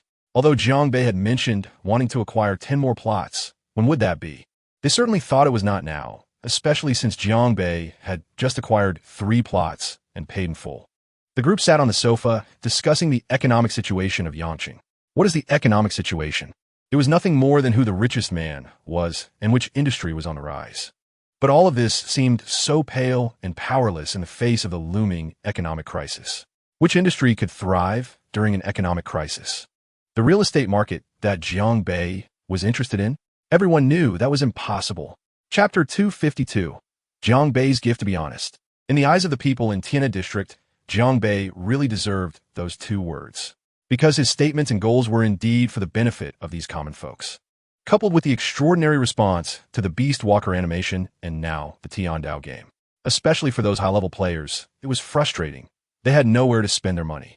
It was these factors that solidified Tiandao's reputation as a conscientious game, one that didn't exploit players. So Jiang Bei felt quite helpless. He hadn't done anything, yet had turned into this. What is an economic crisis? Back then, America became a disaster zone, and now, in China, the vast majority of people were also suffering from mortgage issues. Although the upper-class capitalists would be hit harder, what about the common people? If the upper capitalists went down, how many jobs would be lost? At this critical moment, Jiang Bei suddenly stood up, shouting words that sounded like heavenly music. I'll help you find jobs. What kind of feeling would that be? What would the feelings of these power holders, who worked daily for the people's livelihood, be? Thus, Zhao Ziqiao's words were spoken from the heart. Secretary Zhao, you're being too polite. I'm also a capitalist seeking profit. Jiang Bei shook his head and continued. Helping Yangsheng through the economic crisis may slow down corporate development, but if there were no benefits involved, I wouldn't do it. Chapter 253. Jiang Bei wants to acquire land. As soon as he finished speaking, the remaining half of the wine was quickly sobered. Vane Sikai, sitting closest to Jiang Bei, very perceptively pushed the teapot towards Zhao Ziqiao. Zhao Ziqiao cast a grateful glance at Wen Zikai, poured himself a cup of tea, and without savoring it, gulped it down. Wiping the sweat that had just appeared on his forehead, he finally felt strong enough to speak. He hurriedly said, Brother Jiang, no, absolutely not. We can't make mistakes. Yes, Chairman Jiang, we mustn't make mistakes. Gifts have already been given today. Exactly. Chairman Jiang, let's skip the gifts. We can't accept any more. Even Tang Shusen was so startled by Jiang Bei's words that he sat down on the stool and quickly said, Chairman Jiang, everything else is negotiable. But accepting gifts is absolutely out of the question. Everyone chimed in, saying no repeatedly. Jiang Bei remained silent, watching them with great interest. The teapot made its rounds, and with about 10 people each having a cup, they all felt a burning sensation in their throats. Jiang Bei then smiled and said, You all Haven Tea even heard what kind of gift I'm talking about. Why are you so eager to refuse? Chapter 254. What kind of car is this? For Jiang Yu's age, others knowing that Jiang Bei was her brother was merely a fact. However, they didn't know what being the richest man in Yangsheng truly represented. Even Jiang Yu didn't know how wealthy her brother was. A fortune of hundreds of billions. What did that truly mean? Having nice cars to drive and big houses to live in. Wasn't that all there was to it? But now, he wanted Jiang Yu to see what that truly represented, to instill a sense of superiority in his sister from the bottom of her heart. How to do that? It all depended on the cooperation of her classmates tomorrow. He needed that fiery gaze directed at Jiang Yu. On January 15th, at this somewhat awkward time, Jiang Bei got up very early. Why awkward? Because high school was really not very humane, especially for Jiang Yu, who was in her senior year. With less than 10 days until the new year, she still had to be in school. At 5 in the morning, Jiang Bei woke up leisurely, along with Su Xinyue, who had surprisingly slept well without being disturbed the previous night. Is fa xiang yu bang bang bang. Get up. Open the door. If you don't open it, I'm coming in. Jiang Bei shouted outside Jiang Yu's door. Brother, you can't do this. There are differences between men and women. Jiang Yu shouted back from inside her room. Chapter 255. Sister-in-law is not worried at all at around 7 o'clock. It was still early, and only a few students with confident smiles walked through the school gate. However, Jiang Bei curled his lips. He had seen this smile too many times. Every time before an exam, he also had to come in early. It was still that saying, better to hold onto the Buddha's feet at the last minute than not at all. The unchanging law since ancient times is that no one knows which question they reviewed before the exam might just be the one that appears. As time goes on, the crowd becomes denser. Jiang Yu sits in the car, diligently looking at the questions, afraid of missing a key point. Many students reach the gate and no longer want to go in. Study? What is the point? They've never seen a car like this in their lives. Regarding Jiang Bei, this group of students knows who he is, the newly rich in Yangsheng.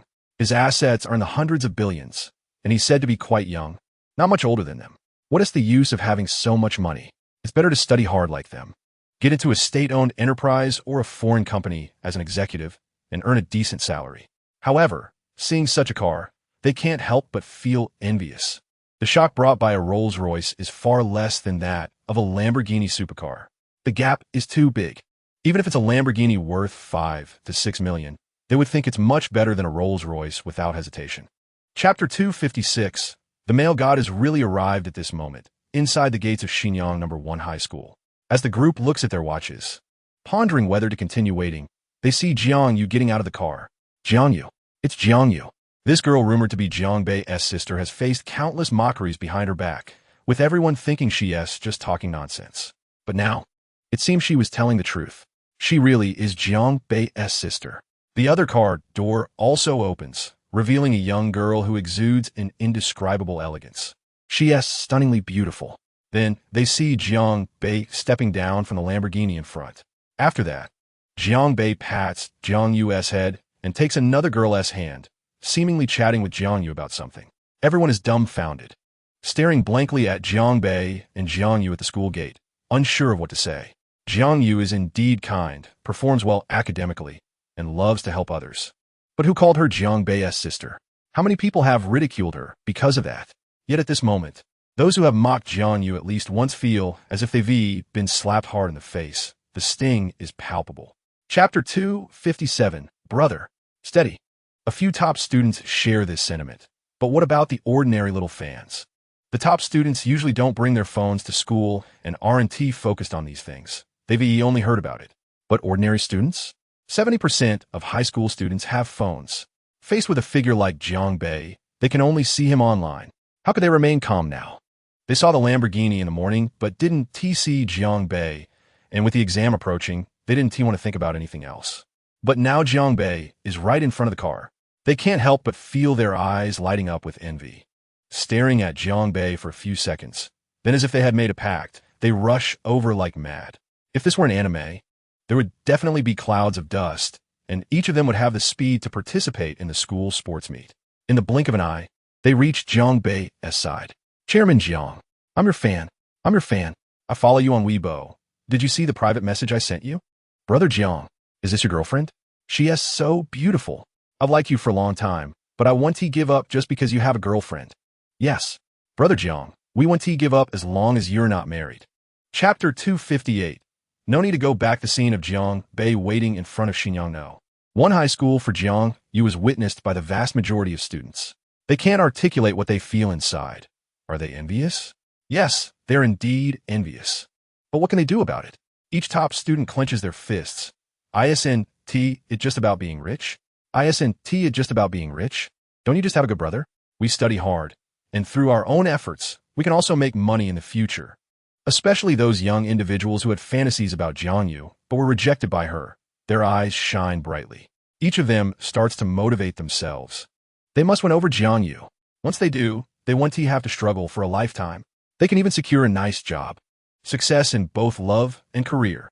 Jiang Yu, do you have any boys in your school who like you? Sitting inside the Rolls-Royce, Jiang Bei asks Jiang Yu about her romantic interests, something he hasn't inquired about before, showing how careless he is as a brother. Jiang Yu sticks out her tongue at Jiang Bei and says, "What are you thinking? I'm still so young. I'm not dating. Don't twist my question. I'm asking if there are boys who like you." Jiang Bei continues to ask with a smile. Chapter 259. Spoiling my sister Jiang Bei in the afternoon.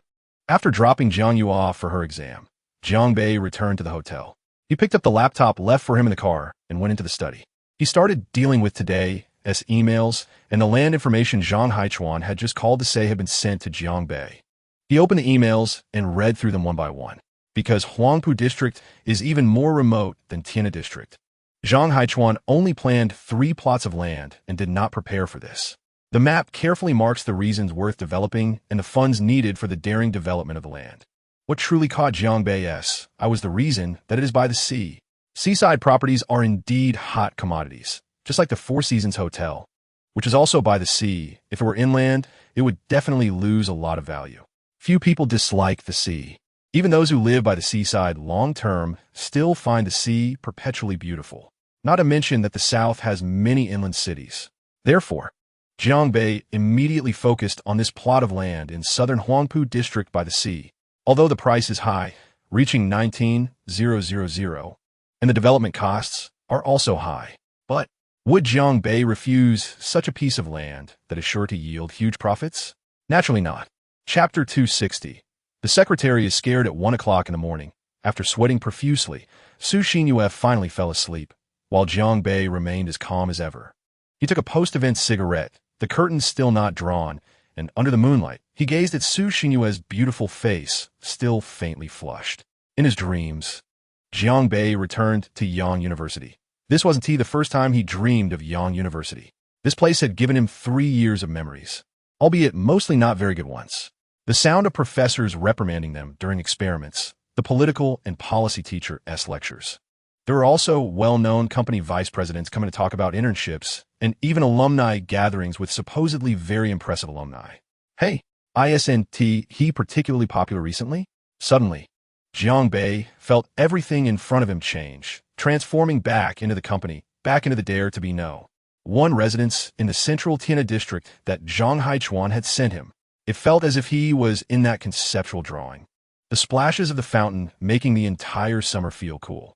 The green grass is lush, with young girls and successful entrepreneurs coming and going, along with elderly yet kind-hearted men. Just as Jiang Bei was watching these scenes, the image changed. It was Su Xinyue's face, slightly hazy, looking at him with a smile. Chapter 261. 4 secretaries arrived together. Jiang Bei was speechless for a long time about the schedule. It was really tough, too tough. Being a boss was incredibly difficult. Day after day, he had no personal time at all. He still wanted to take his family on a trip. You can go out first, by the way, call Zhang Haichuan in, Jiang Bei said as he lifted his head. The secretary was taken aback for a moment. Is everything okay? He quickly replied, yes, Chairman. However, General Manager Zhang should be in a meeting right now, so it may take a while. Jiang Bei did not hesitate and directly said, all right, let him finish within an hour and come over. Understood, Chairman. The secretary hurriedly responded and turned to walk towards the door. Jiang Bei's expression was somewhat troubled. Just as the secretary had taken 2 steps out, he heard the boss's voice again, wait, come back for a moment, this red cross. So before the secretary left, Jiang Bei had to mark nearly 20 days with crosses after the new year. The secretary stuttered for a long time, then gritted his teeth and marked it. The second hand of the clock ticked away rapidly, as Jiang Bei's mind was already immersed in the land lease plans for Yangcheng, with various quotes coming in. Except for the head of Huangpu district, who was a bit anxious and had already given their best land price of 19,000 per square meter. Chapter 262. They are all very understanding upon entering. Jiang Bei noticed this person right away. Although his relationship with Zhang Mingho wasn't particularly good, it wasn't bad either, because the latter had that academic genius vibe. They weren't even studying the same thing. Jiang Bei was cramming for finals, while the other was studying for civil service exams all year round. He couldn't even understand how he managed to pass. Chairman Jiang, it's a pleasure to meet you. I am Wang Yang, Secretary to the District Secretary of Yueshio District. Hello, Chairman Jiang. I am Zhang Mingjin, Secretary to the District Secretary of Baiyin District. Jiang Bei remembered the names of the other two, but didn't pay them much attention. His focus was on the Baiyin District Secretary, Zhang Mingjin. What was the relationship between Zhang Mingjin and Zhang Mingho? They looked so alike and with similar names. It reminded him of all the oddities surrounding Zhang Mingho back in the day. He even had to make phone calls to his family in secret. Sneaking out to the corridor, there was a high probability they were related. However, even though he had his suspicions, Jiang Bei wasn't foolish enough to ask about it right now. If he did, not only would Zhang Mingjin feel awkward, but the others would also think something was off. Jiang Bei suppressed his doubts and smiled. Everyone, please make yourselves comfortable and let's sit on the sofa and talk slowly. Chapter 263. A few small gifts. Seeing the 4 secretaries looking excited, Jiang Bei decided not to keep them waiting any longer. After about 5 minutes, he caught a glimpse of Zhang Haichuan finally looking up. Since they had roughly finished reviewing on their end, there was no need for him to keep pretending any longer. He also lifted his head and asked, General Manager Zhang, have you finished? I have no issues on my end. You can mark the land we decided on and hand it over to the secretaries. Yes, Chairman. Zhang Haichuan immediately agreed. He then glanced at the secretaries and asked, everyone, I will mark it directly here. Is that okay? Of course, no problem, General Manager Zhang. Several of them replied simultaneously. Zhang Haichuan nodded, then took out a Parker pen from his suit pocket and began marking the document. Seeing Zhang Haichuan's pen, the group couldn't help but perk up. They truly loved pens, especially a familiar brand like this. Conservatively estimating, it was 3,000 plus for one pen. It was quite profitable for Jiang Bei. Meanwhile, Jiang Bei continued chatting with the secretaries. Let's continue. Where were we? Chapter 264. Jiang Bei's work issues. After Zhang Mingjin left, his brows were tightly knitted. Not because Jiang Bei mentioned his relationship with his brother Zhang Mingho being university classmates. It was due to a deep sense of anxiety. The suspicion he had previously guessed was far from dispelled. God knows what the real relationship was between Zhang Mingho and Chairman Jiang. If it were a regular relationship, there would be no need to keep it a secret. Finally, sitting in the car he had arrived in, Zhang Mingjin felt a sense of relief as he picked up his phone and dialed. The phone rang for a long time, and just as Zhang Mingjin was about to hang up, it was finally connected. "Hello, brother, what's up?" A sleepy and puzzled voice came from the other end. "Just waking up?" Zhang Mingjin did not answer, instead asking, "How late did you stay up last night?" The person on the other end paused for a moment, but still replied, "Yeah, I was reading and stayed up quite late." "What's up? Are you confident?" Zhang Mingjin continued to ask. "No issues. Once I graduate from university, I can't say I'll be #1 in the city, but I should definitely be in the top 10, Zhang Mingho replied with a hint of pride. "Don't speak too confidently. That's something we must always remember in our line of work," Zhang Mingjin said with a smile, but his tone was full of admonition. Chapter 265. Back to Yang University, it was already 4 in the afternoon, and Jiang Bei finally started tidying up his appearance. A personal stylist came to select clothes and style his hair. A gray trench coat, a white shirt, paired with pure black jeans and a pair of brown casual leather shoes elevated Jiang Bei's overall elegance significantly. Additionally, when he opened the Lamborghini car door, it felt like triggering an explosion. Thankfully, this was a parking lot. It was a daring underground parking lot. Although it caused quite a stir, it was limited to the employees. Just as Jiang Bei was about to get into the car, a weak voice suddenly came from behind. Jiang Bei straightened up and turned to look. She was very beautiful, but he didn't know her. "Chairman, I am Yang Shui, the supervisor of the design department. I want." Jiang Bei frowned slightly. "The design department seems to be doing well lately. If you want a raise, just have your director come and talk to me." "You want a raise? What's your name again?" "Yang Sui, right?" "Okay, I remember that," Jiang Bei said with a smile. Indeed, the people in the design department seemed quite capable. It was time to give him a raise. Chapter 266. Order. Jiang Bei had many professions since Dare to Invest Group was involved in numerous projects, from real estate developers to game developers to animation producers. But today, he was evidently adding another role, order. Jiang Bei's opening remarks had clearly resonated with everyone. Being late was something every student had experienced. He continued on this topic. "First of all, I was just an average student in school, which you can verify. Back in middle school, I had a habit of timing. I wouldn't enter the classroom until the last minute." This once again caused an uproar. No one expected that the chairman of Jiang University and part-time president Jiang Bei actually had such a habit. However, they clearly thought too much. Jiang Bei continued, "I know everyone is surprised by this habit of mine, but don't forget, we are all of the same age." While speaking, Jiang Bei's lips curled into a slight smile. Not quite a full smile, but still not lacking in warmth. Accompanying this was a confidence that only those in power possess. For a moment, the young girls below were dazzled. Yes, the chairman Jiang above was right. Chapter 267. The most deceptive isn't just Meitu Xiuxiu. Jiang Bei's speech was nearing its end and had stirred up significant excitement among the students.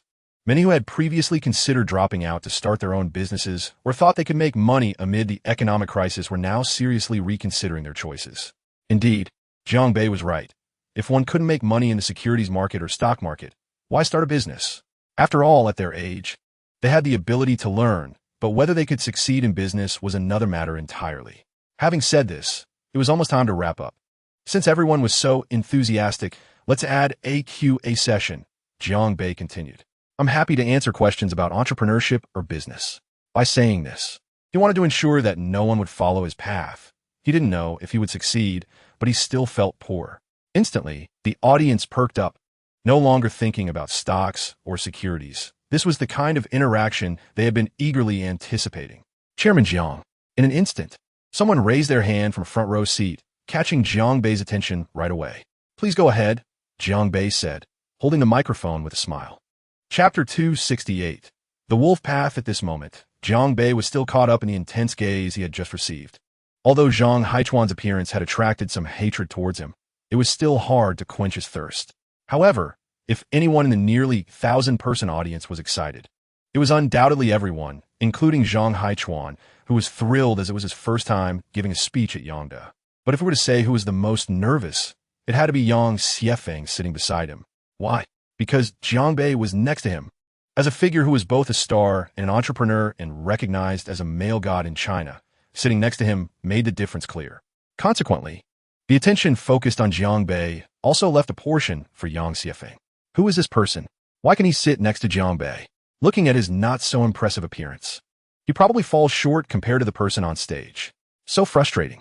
Thus, Yang Xiefeng was genuinely feeling bitter with no one to share his feelings with, knowing full well why these people were casting such fiery gazes at him. He glanced at Jiang Bei, who was focused on the stage side, and thought to himself that this world was indeed a survival of the fittest. Chapter 269. Overwhelming tension, therefore. Today's Zhang Haichuan was undoubtedly successful and had also gained Jiang Bei's closeness. However, his future performance would determine his development. Jiang Bei wouldn't keep someone useless around him. Everyone present was excited, as if they could understand Jiang Bei's position within the wolf path. The saying to wear the crown, one must bear its weight, is timeless. When the focus returned to Jiang Bei, he could feel the envy and admiration from the crowd. It was different from the initial feeling of meeting an idol. Jiang Bei felt immense pressure. How could he return to Yangda after this? He often reminisced about the time when he first entered university. Damn, this Zhang Haichuan just keeps babbling. He wanted to keep a low profile, looking at the current situation and the students snapping pictures of him with their phones. Jiang Bei felt a sense of admiration. How many pictures have you all taken? Not to mention 10,000. There must be at least 8,000, right? You all take photos while I'm on stage, and I can accept that, but you're taking photos while sitting below? Hey, I just had an itch in my nose, and you're taking pictures of me picking it. Chapter 270. Jiang Bei's acceptance saving Yang Xiefeng was Boss Kai, who had arrived with 7 dishes. He placed them neatly on the table before leaving. Then Jiang Bei placed 3 dishes in front of himself, 3 in front of Yang Xiefeng, and a platter in the middle. In China, the dining table has always been a great place for discussions, regardless of regional differences. Let's eat first. No need to be polite with me, Jiang Bei said with a smile. Yes, Chairman, Yang Xiefeng replied respectfully. Outside of the company, I'm not your superior, so you don't need to be so formal. Calling me Chairman feels distant, Jiang Bei said with a slight frown. Yes, General Manager Jiang. Yang Xiefeng replied again. Jiang Bei had only taken a bite or 2 of each dish, and had 2 pieces of creamy fried egg pancakes as his main course before putting down his chopsticks. Then, he looked up and asked, "What do you think about the question from earlier?" Yang Xiefeng quickly put down his chopsticks.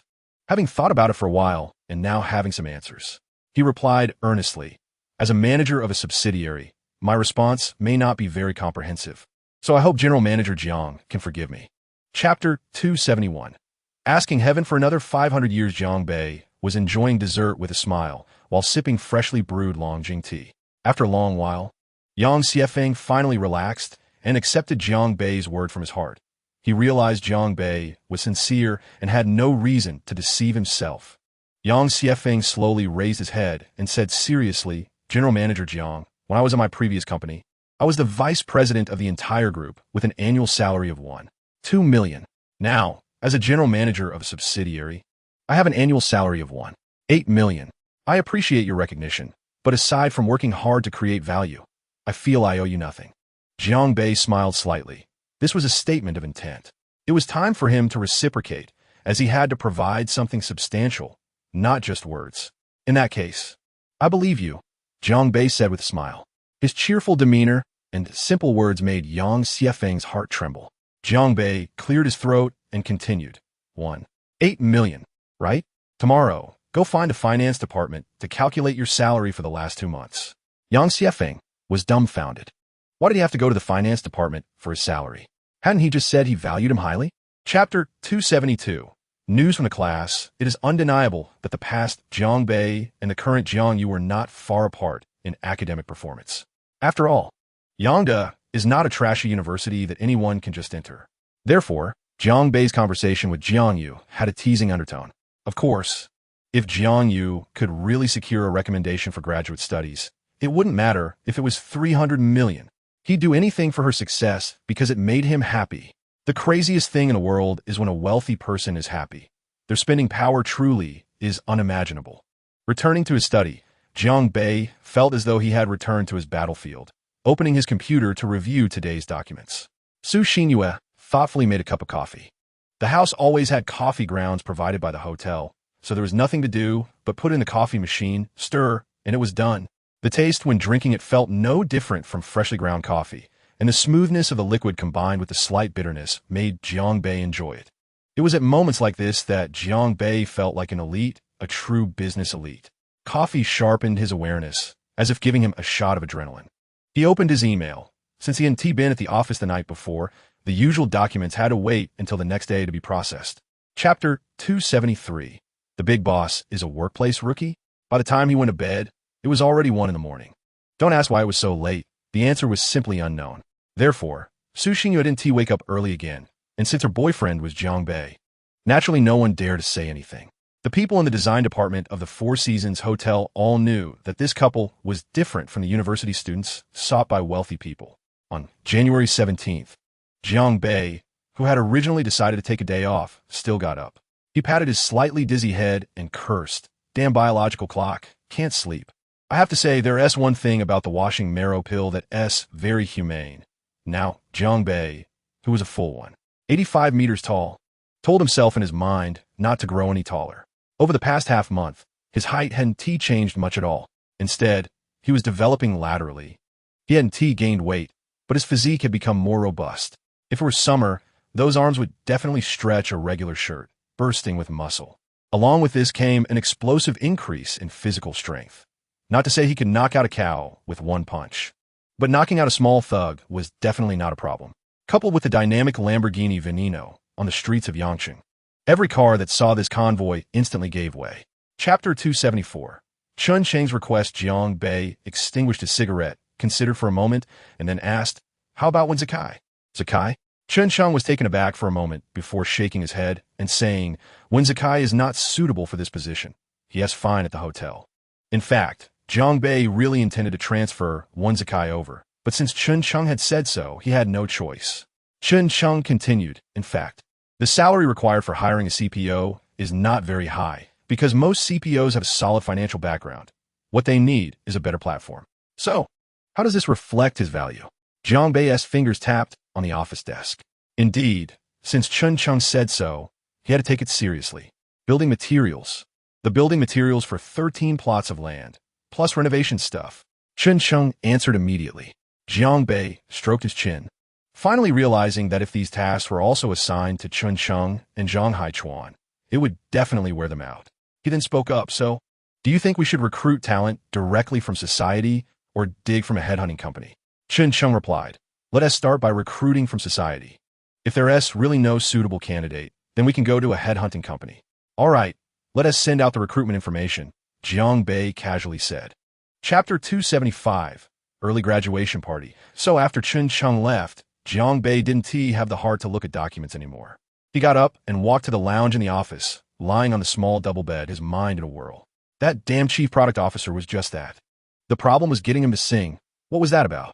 Why did he agree to Chun Cheng to sing? It's not scientific. It was truly like a celebrity. Why not release an album?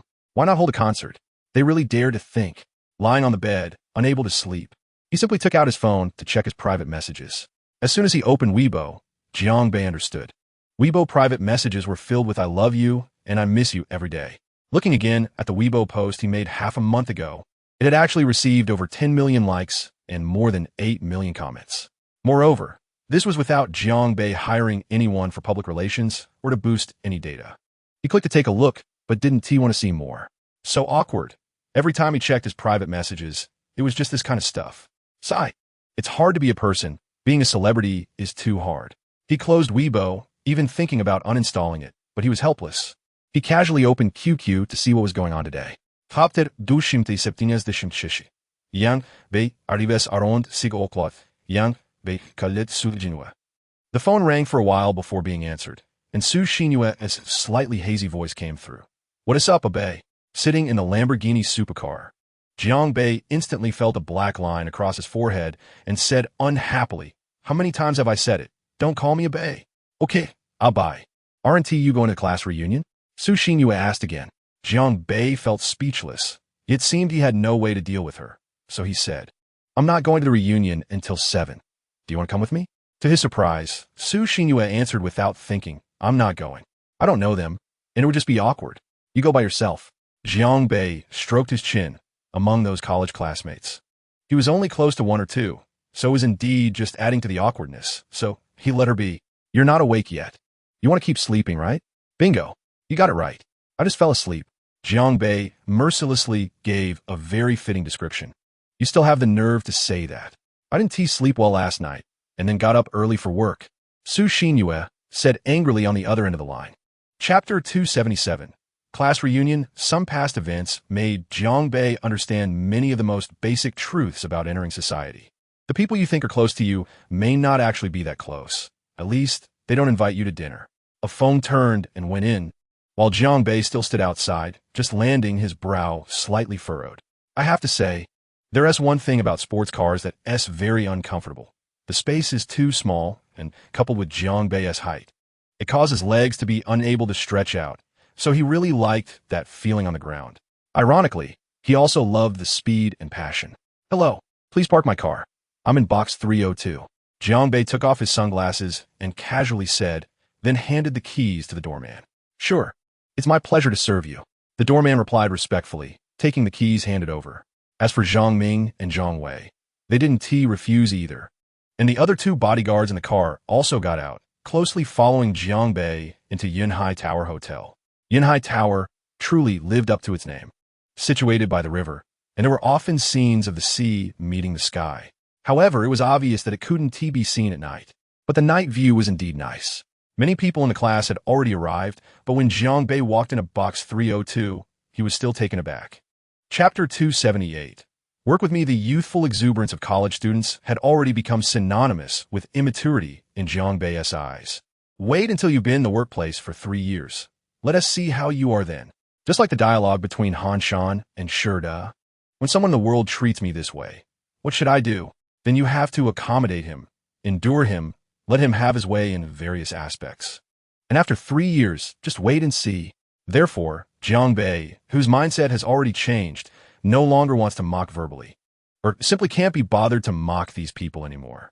If a dog bites you, you can't just bite the dog back. Thus, the plot of those novels where small characters provoke the male lead is simply ridiculous. Thinking of this, Jiang Bei just shook his head, as he felt some changes in his own mindset. Perhaps this is a kind of peace born from stable parents and a harmonious family. Obviously, not everyone's mindset is like those so-called low-end, rich second generations, who are all sour towards Jiang Bei. Jiang Bei, long time no see. I heard you've been quite popular lately. I keep seeing your news, haha. A person walked over and patted Jiang Bei on the shoulder. Turning to look, it was Jiang Bei's classmate, Zhang Shida, from an average family, who seemed quite ordinary during school. Chapter 279. Jiang Bei's personal bodyguard. After speaking, regardless of whether Li Bing refused or not, he nodded to him and then sat down in his own seat. Li Bing looked confused, but could sense the envy on the faces of the others. Although he had been abroad for a year and earned a small fortune, his insight couldn't keep up. He couldn't understand what brand Jiang Bei's watch was or the price of his clothes. However, looking at the eyes of these classmates, he roughly understood that Jiang Bei might have started a business this year. Jiang Bei, forget it. I haven't learned anything this year except how to play with guns. Li Bing said with a bitter smile. It's fine, just be my personal bodyguard, Jiang Bei said casually. Li Bing was truly taken aback. What kind of wealth required hiring a personal bodyguard? He heard Jiang Bei continue to ask, by the way, how much did you earn in West Africa this year? Li Bing sighed and said, in this day and age, everything is valuable, but the least valuable thing is human life. This year, 7 or 8 Huaxia people who went with me are gone, and I'm the only one left. I made 700,000. Upon hearing this, the classmates were all envious, earning 700,000 in a year. Don't be envious. If it weren't for family matters, I wouldn't have gone. That was a job where your head was on the line. Once I earned enough money, I came back. I didn't dare to stay there. Li Bing said with a bitter smile. Chapter 280. Li Bing on duty. Jiang Bei and Li Bing walked out of Yunhai building, one in front and one behind. After a simple conversation, Jiang Bei decided to use Li Bing because of their friendship, compared to those so-called rich second generations in the class. Jiang Bei preferred this kind of unbarriered communication. One was risking his life on a real battlefield, while the other was fighting for survival in the deep sea of business. It must be admitted that the two had similarities to some extent. They both worked hard and were bold. Therefore, when Li Bing appeared, Jiang Bei saw a weariness in his eyes that was different from others of his age. Having gone through too many life and death trials, this was a talent, absolutely a talent. Jiang Bei could give up on everything else, but he must never underestimate his own life and safety. Li Bing, what have you been doing this year? Have you really killed anyone? Jiang Bei asked while sitting in the passenger seat of a Lamborghini. Li Bing paused for a moment. His hands slightly tightened on the steering wheel of the Lamborghini supercar, and he gently nodded in response. Just a job watching the door. He had killed many.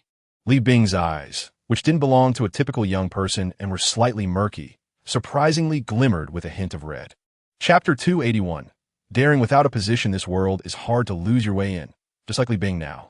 With the guidance of the navigation and the memories from before, he ultimately didn't take a detour and returned to the Four Seasons Hotel. Jiang Bei initially wanted to leave him a villa to stay in, but Li Bing insisted on refusing. Jiang Bei had no choice but to have Wen Zikai book him an executive suite, which wasn't far away for daily commutes. Near 10 o'clock, Jiang Bei returned to his own villa. The imposing convoy, although only 3 cars, still made no one dare to underestimate them. Even those who could live in the Julong Lake Villa area, though rich or noble, how many could afford a Rolls-Royce? Not to mention the Lamborghini Veneno. And could anyone's identity truly compare to Jiang Bei's? Clearly, it was not possible, so when Jiang Bei's convoy passed, all the residents jogging or out for a walk stopped and watched. As for Li Bing, he successfully moved into the executive suite of about 70 to 80 square meters. Looking at the decor inside and the crystal chandelier hanging in the living room, Li Bing's mind finally became unsettled. A 10 million euro car felt too unrealistic. But this 3,000 yuan a night room felt very relatable to him. Chapter 282. Startled to weakness when Li Bing exited the elevator, he finally understood, having added to what Jiang Bei said, that there were a total of 28 floors. On this floor, apart from the secretary's work area, there was only Jiang Bei's office. Jiang Bei walked in front, and Li Bing followed. The secretary at the chairman's office immediately stood up. "Good morning, Chairman." "Good morning, Secretary Zhang," Jiang Bei smiled and replied. Then opened the office door. The secretary sat down and continued working, and Li Bing also walked in, looking around. "Old Jiang, you really know how to enjoy life." Li Bing exclaimed. Jiang Bei walked to the desk, glanced at the wrinkled documents on the table, frowned, and then took out a box of cigarettes from the drawer. All right, no need to flatter me. Sit down," Jiang Bei said with a smile. Li Bing wasn't polite with Jiang Bei and sat down on the sofa, facing him. "You've suffered this year, haven't you? Try this, haha." Jiang Bei laughed. Li Bing's eyes lit up immediately. This thing was essential for them. Not only could it relieve stress, but it could also refresh the mind. However, the vast majority were hard to come by, which was quite frustrating. "What kind of cigarette is this?" "Wow, this is good stuff." Li Bing took a puff, his eyes sparkling as he looked at Jiang Bei. Chapter 283. When Zikai's engagement, Jiang Bei was well aware of Zhang Haichuan's efficiency, which was absolutely high.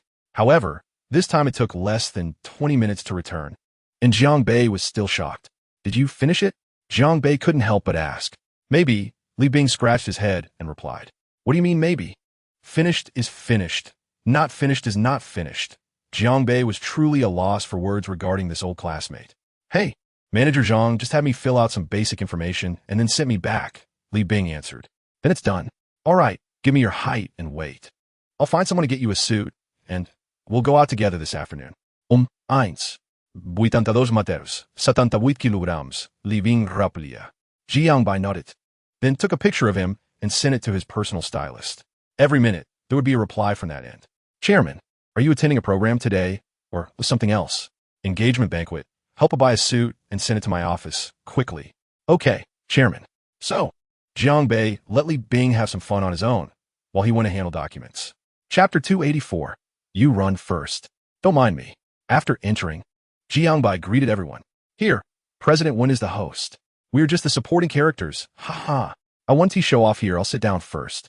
It's tiring to stand." After saying that, regardless of the eager gazes from the crowd, Jiang Bei pulled Li Bing down. Who is this person? Why is he following Jiang Bei? Li Bing sat at the round table at the front, following Jiang Bei.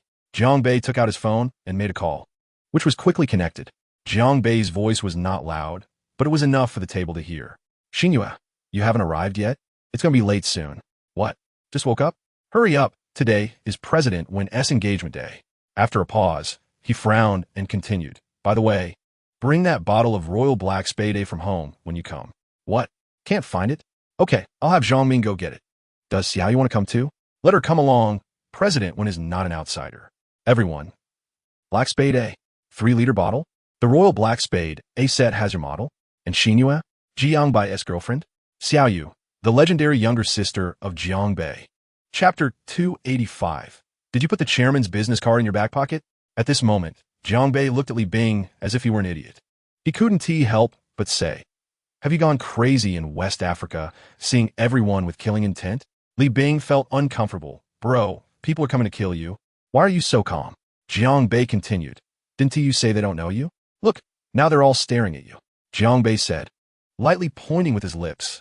Li Bing was helpless. Is this supposed to be a terrifying rhythm? Do people in the city like to play like this?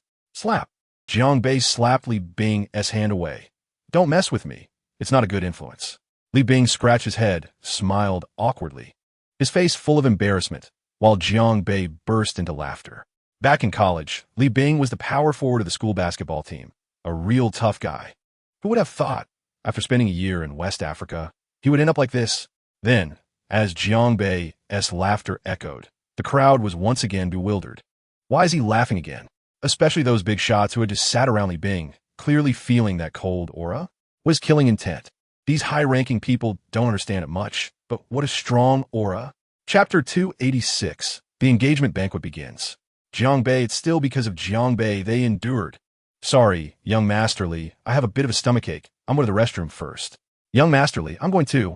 The meal we had together this morning might have gone bad." So it's roughly like this, although dissatisfied, they still have to endure after all. They came with Jiang Bei. But Li Bing didn't understand, still saying from behind, "Chairman Ding, bring some tissue." This made Ding Jifeng trip over his own feet, nearly falling. Once these people left, Jiang Bei finally couldn't hold it anymore, directly pulling Li Bing down, sitting on the stool and looking at his bewildered face and laughing heartily. This act of using someone else's power is simply amazing. "Jiang Bei, what are you laughing at? Am I being impolite?" Li Bing hesitated to ask. "Ha ha. Li Bing, tell me, why did you put someone else's business card in your back pocket?" Jiang Bei asked it, trying to hold back his laughter. I'm used to putting them there in West Africa, because if I put them in the front pockets, someone might steal them." Li Bing just realized what he did was inappropriate, scratching his head. "You were in West Africa, carrying a gun and playing with cannons, and someone still dared to steal your stuff?" Jiang Bei was bewildered. Chapter 287. Just for your commission. Jiang Bei also didn't know how they suddenly started this emotional play. And this couple, their cooperation was so tacit, they must have practiced before. As the youngest diamond bachelor recognized throughout China, the male god, "Can we invite Jiang Bei to say a few words?" When Sakai said first, Jiang Bei was suddenly stunned. This couple just got engaged today, and they're teaming up to trick people. But the real tricksters are the audience below, those melon-eating crowd. "Chairman Jiang, I'm your loyal fan. Please go up and say a few words." "Chairman Jiang, hurry up. Remember to leave me a WeChat when you come down." "Okay." "Chairman Jiang, hurry up. We've been waiting for half a day." "Oh, Chun, you also encourage Chairman Jiang from the side. Don't just stand there." Chung expressed. "Why is she being brought up too?" She turned her head to look at the person calling her. Okay. It's her former boss and also a friend of Wen Zakai. After awkwardly smiling, she turned to Jiang Bei and said, "Jiang, how about you go up and say a few words?" Jiang Bei shot a fierce glance at Chen Chung, took the car keys in front of him and put them in his pocket, then stood up, leaned close to her ear and whispered, "You tricked me too. Be prepared to work overtime when we get back home." Chapter 288. Those who dare are all inflated. Yang Bei smiled at Sujinue, who had a face full of envy. "Envious?" Jiang Bei raised his eyebrow and asked. "Not envious at all. I'm not thinking about marrying you, hum." Su Xinyue glanced at Jiang Bei, then turned her head away. "How is school going?" Jiang Bei suddenly asked. Not much. There are no finals. Just submitted the big project, and that's it." Su Xinyue said seriously. Jiang Bei stroked his chin, nodding as if he understood, the smile on his lips growing wider. Then he said, "So after the new year, should we consider getting engaged too?" "What?" Su Xinyue turned her head abruptly, looking at Jiang Bei in shock. "Not getting engaged?" "Get engaged," Su Xinyue said anxiously. Only by getting engaged first can she prevent Jiang Bei from running out to find young girls. Regarding Jiang Bei, although she trusted him, she couldn't resist those young girls throwing themselves at him. Seeing Jiang Bei acting like he was going crazy, Su Xinyue felt something in her heart. Even she, after being with Jiang Bei for so long, still felt pressure when going out together. Jiang Bei leaned close to Su Xinyue's ear and whispered, "How about this, Xinyue? After the new year, when my company stabilizes and you're in your senior year, we'll get engaged. We can't delay it. Chapter 289. Different identities. Different drinking styles. Jiang Bei rubbed his temples, looked up at Chun Cheng, and asked again, what do they want? Chun Cheng's expression was a bit conflicted. After a long time, she replied, they want your signed photo and a group photo. Huh? Who brought up? Jiang Bei looked puzzled. Everyone brought it up, especially the lower-level employees and managers. They all said so. Chun Cheng replied, oh, okay, I'll prepare it tomorrow. Jiang Bei stood up in a daze. Along with Su Xinyue and others, they all stood up together. Jiang Bei glanced to the right. Huh? Someone fell? Why Li Bing fall down? He walked over and patted him on the shoulder, then saw the kid standing up with a naive and carefree expression. He placed his left hand on Jiang Bei's left shoulder and his right hand on the right shoulder, grinning widely.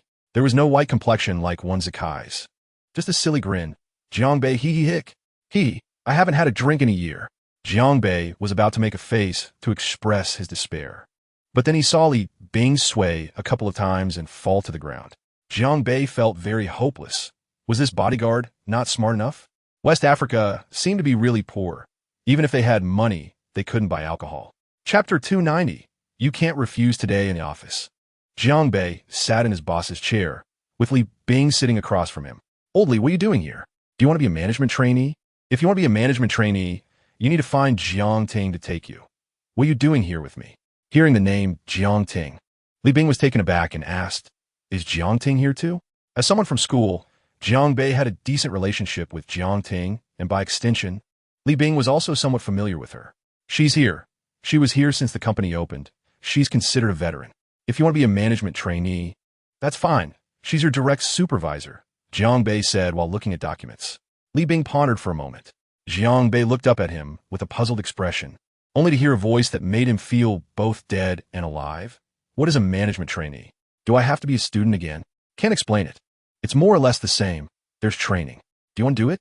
Jiang Bei raised an eyebrow and asked, if you make me study again, you might as well kill me. I won't do it.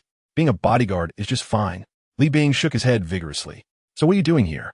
Jiang Bei couldn't help but ask. Bodyguard, providing personal protection for you.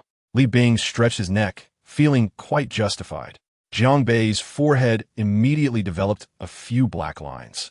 He didn't want to continue talking to such a person, so he lowered his head and continued looking at the documents. Chapter 291. The two selling their looks. Li Bing didn't know how he ended up on the sofa. Moreover, the still beautiful Chun Cheng was sitting in front of him, helping him with makeup. After a while, the bruises on Li Bing's face had disappeared, and he couldn't help but admire Chun Cheng's strong makeup skills. Does Chun Jie really have to come? Jiang Bei was still struggling to survive. He couldn't help but struggle. This wasn't just for a signed photo. It was making him and Li Bing sell themselves. Li Bing had no way to refuse. Chun Cheng was the CEO. He just found this job. And although he might occasionally have to be Jiang Bei's sparring partner, the money was definitely more than being a duck. In helplessness, he could only comply with Chun Cheng's request. Suddenly, he heard a loud shout in his ear. No, absolutely not. This is it. Li Bing, why don't you change into a pair of shorts like President Zhang's? Huh? No. Li Bing was about to cry. Is selling the upper half not enough? What else do you want? Jiang Bei was helpless. If you refuse, just refuse. But hearing Chun Cheng's words made him mischievous again. Li Bing, come here. I have a new pair of swim trunks over there. I'll give them to you. They cost over 3,000, and I haven't worn them yet. Jiang Bei waved his finger at Li Bing. Chapter 292. Sign it. Big President, the manager of the photography studio, was nicknamed Zhang Fatty, but today, he was really out of breath. Since he saw the photos, it had been a full half hour, and the sweat on his forehead was like rain, non-stop. A few passing employees looked at him in confusion, but it was a matter for the higher-ups, so they didn't get involved. 100 albums were definitely not something he could finish alone. He would exhaust himself. After struggling for a long time, he chose 8 trustworthy people, 6 of whom were men. Zhang Fatty understood that this task was suited for men, but there was simply no one available. He briefly explained the situation. These 12 photos must not leak a single one. If I find out, you will be fired immediately and lose your year-end bonus. Bringing up the year-end bonus at this critical moment. It's simply asking for a life. Keep your curiosity to yourself. Just do your job today, and the 8 of you will get an extra 2,000 bonus. But if even one leaks out, everyone's bonus will be canceled. Yes, President Zhang. Everyone was excited and followed Zhang Fatty to the computer to see the photos. Chapter 293, New Position, Senior Male Model. As soon as he finished speaking, Li Bing turned to Jiang Bei, confused. Boss Jiang, isn't this down already? What else is there to do? Qingqing also came over. What else? Of course, it's to sign. President Jiang, sign it. Chairman Jiang Bei, and then Xiao Li, you also sign in the corner. Li Bing was stunned for a moment, looking at Qingqing with a puzzled expression. Qingzong, do I sign too? Qingqing replied with a smile. Of course, you appeared on it. So you should leave your name. Li Bing smiled wryly and asked. Qingzong, Boss Jiang, what do I sign? I can't sign bodyguard, right? Li Bing's words reminded Jiang Bei and Qingqing that they couldn't sign bodyguard.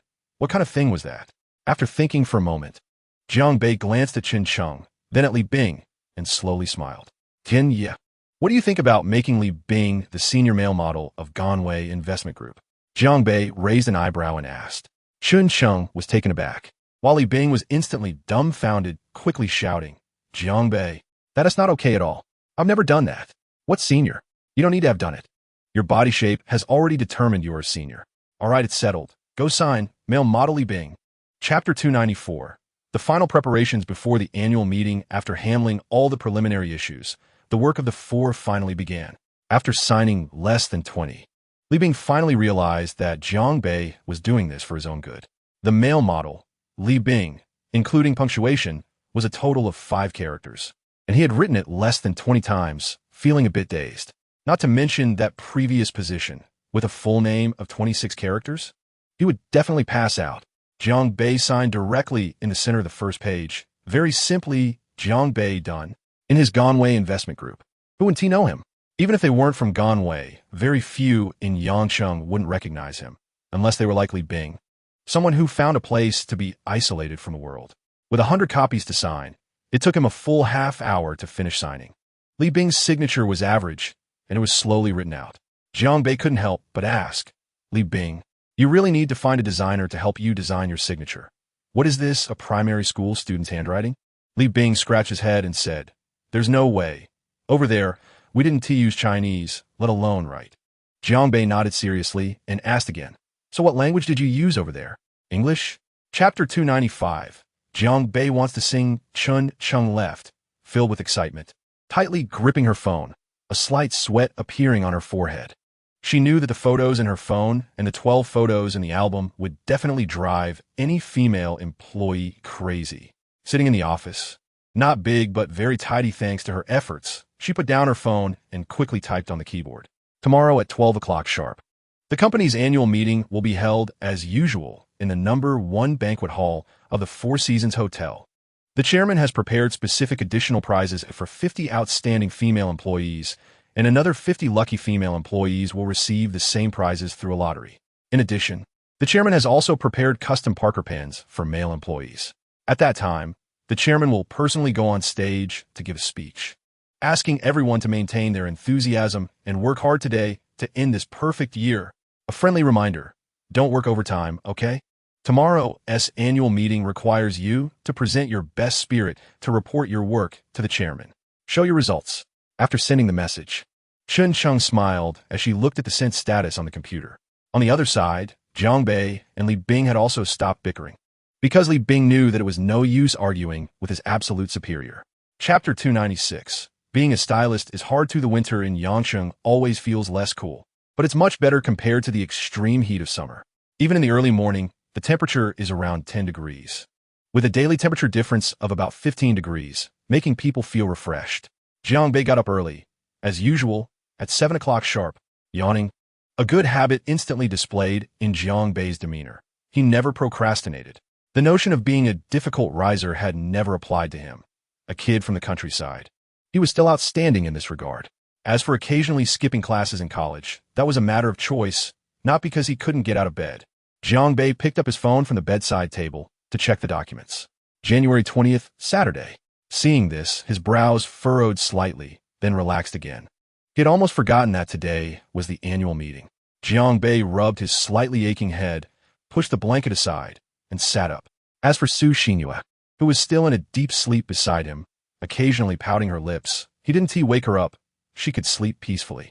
Picking up his phone and getting out of bed, the first thing he saw was a message from his personal stylist, Li Yuqing. Chairman, I have arrived and can start anytime. Chapter 297.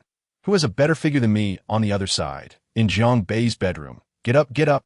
You have to join me for the annual meeting later. Jiang Bei said, pulling the blanket with dissatisfaction. I won't get up. I'll buy. You're the best. Let me sleep a little longer. Who told you to be so bad last night? Susine du aperitif.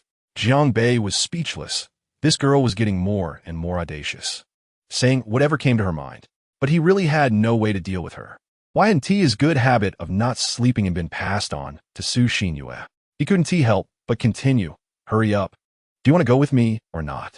This is the first annual meeting of Dare to Be. I'm not going, I don't want to go. I'm not someone from Dare to Be. Su Xinyue clutched the blanket, as if she were in a tug-of-war with Jiang Bei. I don't care what company you're from. You're mine? Hurry up, Jiang Bei said, exerting force and finally gaining ownership of the blanket. I'll buy. You're bullying me. You stole my blanket. Do you believe I'll cry for you? Su Xinyue pouted, looking as if she could cry at any moment. Go ahead and cry. I'll give you the blanket back. Jiang Bei said coldly, glancing at his watch before adding, by the way, Li Bing and Li Yuqing have also arrived, and the hotel staff seems to have already delivered breakfast. If I remember correctly, they're your favorite custard buns. If you don't eat them, I'll eat them all. Chapter 298. Dare to Be annual meeting. Li Bing and Jiang Bei finished getting dressed. At the same time, Su Xinyue, along with Jiang Yu, pushed open the door of the cloakroom. Su Xinyue wore a white dress, linking arms with Jiang Bei. While looking at the awkward Li Bing, Jiang Yu wore a red sweater with a long skirt, looking very festive standing next to Jiang Bei. Who would have thought that Li Bing looks pretty good in this outfit, giving off a mature man vibe? Su Xinyue couldn't help but marvel. Ayang Bai Lao Kit. Not bad. Let me tell you, Li Bing still doesn't have a girlfriend. Do you have any reliable girls you know? Hurry up and introduce them. Once this spring is over, there won't be this store anymore. Ha ha ha. Li Bing didn't say much, but Li Yuqing's eyes instantly brightened. Connecting this with Li Bing's identity as the chief male model of Dare to Be. Plus, he was Jiang Bei's driver and classmate. The former connections can be overlooked. But he asked Jiang Bei's classmate, Jiang Bei's friend. When has he ever brought a classmate into the company? Li Bing is a top-notch figure, a proper golden son-in-law. Setting aside the connections, she was Jiang Bei's personal stylist, earning $50,000 a month. And what about Li Bing as a driver? Chapter 299. The shocking opening ceremony. In the room, Jiang Bei was still wearing headphones, listening to songs repeatedly, while Su Xinyue and Jiang Yu were in the bedroom, seemingly studying something. On the other side, in the largest banquet hall of the Four Seasons Hotel, by 10:30, all seats were filled. Everyone had arrived. Everyone wore smiles on their faces. The finance department had just finalized the year-end bonuses in the past few days, with ordinary employees getting around 100,000, let alone the management. Today, the boss was no longer acting like a boss, joking around with the subordinates. Chen Cheng was whispering with Wen Zikai. Wen Zikai occasionally showed a shocked expression on his face. What? Sister Chen, are you serious? Jiang Zong? Sister Chen quickly made a shushing gesture. Show, why so loud? No one knows about this yet. Oh my god, this is too scary. It's definitely going to explode later. Wen Zikai rubbed his chest vigorously. Turning his head, he saw Chen Cheng stand up and following her gaze. It was Jiang Bei's sister and his girlfriend. Miss Su, Miss Jiang, you've arrived, Chen Cheng said with a smile. Wen Zikai quickly stood up to greet and say hello. Chapter 300. The Dare to Be annual meeting begins. Only regretting that the staff on site hadn't prepared glow sticks. The sudden self-performance of 3 minutes and 40 seconds meant he had to use all his strength to wave his arms. Only regretting that the management of Dare to Be hadn't informed them in advance about the chairman singing on stage. Why do you want to play such a surprise? Why do you want us to pull out our phones and turn on the flashlights? With the first, there will be a second, in the dimly lit venue. Thousands of flashlights lit up. Jiang Bei was still singing, greeting the people on his left, then the people on his right. Actually, singing at a concert didn't seem that hard. Giving speeches regularly also just required capturing the rhythm. Countless encounters, endless waiting. If this life is all there is, what use is waiting from the beginning? After finishing this cup, there's still another cup. One cup after another. Today, no return without drunkenness. Jiang Bai shouted. No return without drunkenness. No return without drunkenness. The people below were all excited, instantly breaking free from the sorrowful feeling that came when the song stopped, and getting riled up again. Then, a daring department director could only hear a voice in his ear. Chairman. One more. This director couldn't sit still. It was already impressive that the chairman could sing one, and now there was a chance for another. Chapter 301. A crazy performance at this moment. Jiang Bei felt as if he had just run a marathon, panting heavily and plopping down onto a chair. Su Xinyue looked at Jiang Bei with a half-smile, and Jiang Yu shared the same expression. Jiang Bei's mind seemed to be lacking a bit of clarity at that moment. He regretted that his parents hadn't given him a quicker thinking brain. Xinyue, this wasn't a prearranged segment. I didn't expect it either. Jiang Bei scratched his head and said softly, It's fine, I understand now. Those female subordinates are quite bold. Su Xinyue snorted. Jiang Bei suddenly felt several black lines appear on his forehead. If Su Xinyue noticed, would it be captured on camera? It turned out Jiang Bei was overthinking because he hadn't done anything, and there was no scandalous material. Thankfully, he had seen big waves before. The host's voice once again attracted a lot of attention. Next up is the first program from Yuedao Film and Television. Please welcome with applause. Had Jiang Bei not mentioned it beforehand, the applause for this program would have likely been sparse. But Jiang Bei had revealed it in advance. Next up was a bikini show, a program featuring bikinis. The male employees couldn't sit still. Chapter 302. Prize distribution. Corporate illness is indeed quite common, often reflected in publicly listed companies or those valued at billions. And the reason why Dare to Act has just emerged is not so much that Jiang Bei is incredibly capable or invincible in management, but rather that Dare to Act is too young, genuinely too young. The institutional bloat and multiple leadership layers seen in large corporations are not yet very apparent in Dare to Act. However, Jiang Bei has begun to feel it significantly. In the first half of 2020, with all 13 plots fully activated, and amidst the crucial moments of establishing two subordinate companies, such situations are bound to arise. How Dare to Act will cope is one thing, but the management of the two subsidiaries will definitely begin to diversify, and even the board of directors won't be quiet. Although this is what Jiang Bei worries about, it is also inevitable for a future publicly listed company. The programs on stage continued. Singing, dancing, and even skits were performed energetically. Jiang Bei watched with a smile, but his slightly furrowed brows betrayed his thoughts. Jiang Bei was annoyed. This corporate illness still seemed bound to him. Was the management hierarchy at Dare to Act too complicated? It wasn't overly complex, but it was definitely not simple either. Chapter 303. I'll pay 100,000 for you, of course. Compared to Jiang Bei's discomfort, the people below were clearly extremely excited. Their eyes were glued to the so-called senior security consultant, Li Bing, especially those standing on stage, looking at this muscular man. How handsome, especially when he walked over holding gifts. He looked even more handsome. Jiang Bei picked up the microphone and cleared his throat, saying, All right, everyone stop guessing. We are now going to distribute prizes. First of all, I want to thank everyone for their unwavering enthusiasm for Dare to Act over such a long time. Without you, Dare to Act wouldn't have today's achievements. The growth of Dare to Act cannot be separated from each and every person present or still on the job. Today, as chairman, I should and must reward you. So, those who do not receive rewards should not be disappointed. In the following process, we will also hold a lottery. The gifts will still be the mysterious gift held by Li Bing, as well as a cash red envelope of 30,000 yuan. Of course, the gifts are limited. The replacements will be pins for the male employees. After speaking, Jiang Bei walked up to the first girl, took out a certificate and a red envelope, and then picked up a photo album gift box from the tray held by Li Bing. Chapter 304. I will work hard next year, as Chun Cheng's voice fell. The crowd could no longer remain calm. The already excited atmosphere surged to a new peak. What? The chairman's photos, completely unedited, were all genuine. Such a physique is envied by many. Even the male employees couldn't keep their cool and wanted to take a look. But it wasn't that simple. The only 23 albums were already in short supply. Jiang Bei felt a bit flushed, and as for Li Bing, he wished he could find a place to hide. God knows what those two solo shots of his were. One featured him in normal shorts and a tank top, while the other was completely shirtless with only swim trunks on. As for Jiang Bei, he wasn't much better off. His two forearms were wrapped in protective cloth for sparring. And while he had kept his shorts on, he had only 2 photos left of his little t-shirt. As for the remaining duo's group photo, it can only be described as explosive. The female employees couldn't help but want to look at it a little longer, but after flipping through a few pages, it was snatched away by someone else. Chapter 305. Lottery begins instantly. The audience became restless again. 50 prizes, 50 winners. There were fewer than 6,000 people present. Each person had less than a 5% chance, much higher than winning the lottery. However, clearly, before the lottery began, the second prize winners were still more valued.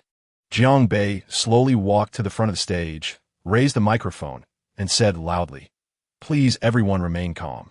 The prizes are right here and won't sprout wings and fly away. Now, let's invite these 20 outstanding employee winners. Please look behind me." The large screen began to slowly change, and the first was the president of Yuedao Film and Television, Zhang Quan. Next, amid everyone's anticipation, was the president of Tiandao Technology, Wang Kai. No one dared to contest these two winners, because they turned two departments into two subsidiaries, which have now directly formed two branch companies, preparing for an IPO. The big screen continued to turn, showing a petite and adorable girl who was looking at a computer. It was the previous ordinary employee from the R&D department. And then, once all 20 award-winning employees appeared on the big screen, Jiang Bei spoke again. Chapter 306. How extravagant Jiang Bei is. To understand how extravagant a person is, one cannot just look at their usual spending. Instead, it should be about how they treat the people around them. For example, Jiang Bei has no complaints about the people around him. At least Dare to Act gives an ordinary citizen the impression that it is wealthy, because the salaries and benefits Dare to Act provides its employees are unparalleled in all of China. If Dare to Act admits to being second, there really isn't any other company that dares to claim the first. In the past, this was true, and with the current economic crisis, it is even more so. Even during the economic crisis, Dare to Act has not laid off any employees. God knows how long the economic crisis will last, but at Dare to Act, as long as you work hard, it's equivalent to having a secure job. In the banquet hall, the names on the big screen were rolling rapidly. The first name finally popped up, Wang Yu, employee of the planning department at the headquarters. Next was the second name, Sun Songkai, project manager of the real estate subsidiary. The third, Li Yuqing, personal stylist to the chairman. Then came the fourth, fifth, and a total of 50 names. Li Yuqing didn't know how she had spent so long. As soon as her name appeared on the big screen, her brain short-circuited. Although she had been looking forward to winning, she never expected to actually win. 80,000 yuan was nothing, just a couple of months' salary, but that album, it was what she had been dreaming of. Chapter 307. Dare to be crazy as the drinks flowed, time drew near. Jiang Bei had also drunk quite a bit, at least a full liter of Royal Black Ace. And the effect was incomparable. Angered, Jiang Bei even made a trip to the bathroom, thankful for his foresight in preparing the hangover medicine purchased through the system. Although he was still a bit tipsy, he felt rejuvenated. When he sat down again, even Su Xinyue noticed Jiang Bei's slight change. "Did you throw up?" "Don't drink anymore for a while," Su Xinyue whispered in concern. "No, you underestimate your man too much. I prepared hangover medicine in advance, so don't worry," Jiang Bei replied quietly. Meanwhile, an hour had passed. It was exactly 2 o'clock, and the host walked onto the stage with a smile. The male host, Lang Sheng, said, "I know it's very rude to ask you to put down your drinks at this time, but the new round of the lottery is about to begin, and the winner of the Dare to be Excellent Employee First Prize will also be revealed. Are you excited?" "Excited." Nearly 6,000 people shouted in unison, shaking the entire banquet hall. Chapter 308. Trouble at the company. A text message popped up on the phone, reading, "Chairman, there's trouble at the company. I'm waiting for you at the door, urgent." The message was from Chen Cheng. Jiang Bei looked up slightly and noticed that Chen Cheng had already disappeared. Rubbing his aching temples, he stood up and walked towards the door, feeling a bit puzzled. Trouble at the company? What could possibly go wrong? Everyone is here, right? Bruce. The company's security arrangements had been completed in advance. Although he felt confused, he didn't stop moving towards the exit. Outside, he indeed saw Chen Cheng anxiously looking around. To be honest, it had been a considerable amount of time since he met Chen Cheng, almost 6 months. After working together for so long, Jiang Bei had never seen Chen Cheng this tense, which startled him. It seemed that something significant had happened. At that moment, Chen Cheng also spotted Jiang Bei, rushing over in 3 steps. With an anxious expression, he said, "Chairman, there's trouble at the company." Wait a moment, Wang Kai is coming too. Jiang Bai nodded, his face serious. Before long, Wang Kai, the president of Tiandao Technology, walked in through the hotel entrance, anxiously hanging up the phone as he entered the banquet hall. Chapter 309. The world of adults has no right or wrong coincidentally. Both Secretary Zhang Weiwei and self-proclaimed stylist Li Yuqing glanced up at the same time and saw Li Bing approaching. Their eyes lit up simultaneously. He's here, he's here. He has a great figure. Li Bing looked helpless, seeing them drinking wine with flushed faces. What could they do when they returned? In fact, Jiang Bei didn't really need Zhang Weiwei to do much, as she had the daily personnel lists and other materials. Plus, she needed to contact the middle management regularly. He couldn't do everything himself, right? So a significant part of the work was handled by Zhang Weiwei. Although she was just a secretary, she was undoubtedly a middle manager. Everyone knew that neither Zhang Weiwei nor Li Yuqing could have anything with Jiang Bei. But, as they often saw each other, it was beneficial to interact more. Who knows when it might come in handy. So these two girls had a bit too much to drink. Li Bing completely ignored their gazes. If he spoke up, he would probably get eaten by these two girls. It must be admitted that Li Bing made a very wise choice to take out his phone and call Jiang Bei. Chapter 310. So that's at around 5 p.m. Although it was right before the new year, there were still many vehicles on the road. In Yangcheng, one of the top-tier megacities in China, the fast-paced lifestyle goes without saying. Even during the Spring Festival, people couldn't resist working a few extra days, let alone the weekend just days before the new year. Due to the presence of a Rolls-Royce, other cars were practically crashing into the nearby sidewalks. Who dares to block the way of a Rolls-Royce? Are they seeking death? Therefore, although it coincided with the start of the evening rush hour in Yangcheng, it didn't delay much time. During this process, Jiang Bei's heart finally calmed down completely. No matter who it was or for what reason. Even if they had to die today without attacking my company's internal database, this criminal must pay for their actions. Jiang Bei was never a hot-blooded youth. On the contrary, he was exceptionally cold in this business realm. Even cold-blooded would not be an exaggeration. The occurrence of this incident had already touched Jiang Bei's final bottom line. My family cannot be harmed, and my company cannot be harmed. Touch either, and it would be enough to drive Jiang Bei insane. Chapter 311. It's because of a scumbag again, the money gained from a successful startup is definitely not small. And for Sun Wei to resolutely give up immediate benefits and return to the United States again proves the strength of his fiancée's family. The final result was just that. In this young company, 3 months was enough for Chun Ting to understand everything about the enterprise. Even if she didn't want to understand, in such a simple structure, she still grasped it. The database was absolutely the core of Dare to Be. Destroying the database would mean that this building would collapse overnight. Or at least it wouldn't be far from crumbling. Because with 13 parcels of land, construction could not start at all. The intricate contracts, combined with the approach of the new year, definitely could not be reapproved in a day or two. Furthermore, with Dare to Be's several subsidiaries, the database was undoubtedly the lifeblood of Dare to Be. If possible, she even thought about setting Dare to Be on fire. Of course, all of this was to mourn the love that had already died. Even if Dare to Be erupted in a great fire, it might not be as important to her as the love she lost. Love is priceless. It must be said, a woman who loses herself in so-called love is really foolish. Chapter 312. Is it time to go home? This night was destined to be an unrestful one, as the power structures throughout Yangcheng were shocked, and the source of it all came from a small employee in the planning department of Dare to Be. Due to personal grievances, the petty-minded chairman Jiang Bei has taken retaliatory actions against Dare to Act. Although the final outcome did not cause significant harm to Dare to Act, the process still sends chills down the spines of those involved. 13 plots of land, if left idle, would undoubtedly be a blemish on their careers. How could they not panic?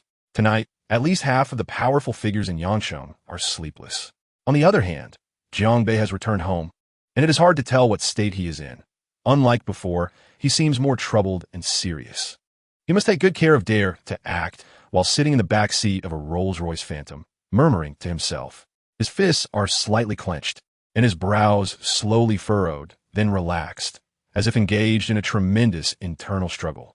After a long time, a smile finally crept across his lips, and he looked up to ask, Li Bing, can we still contact that big fool?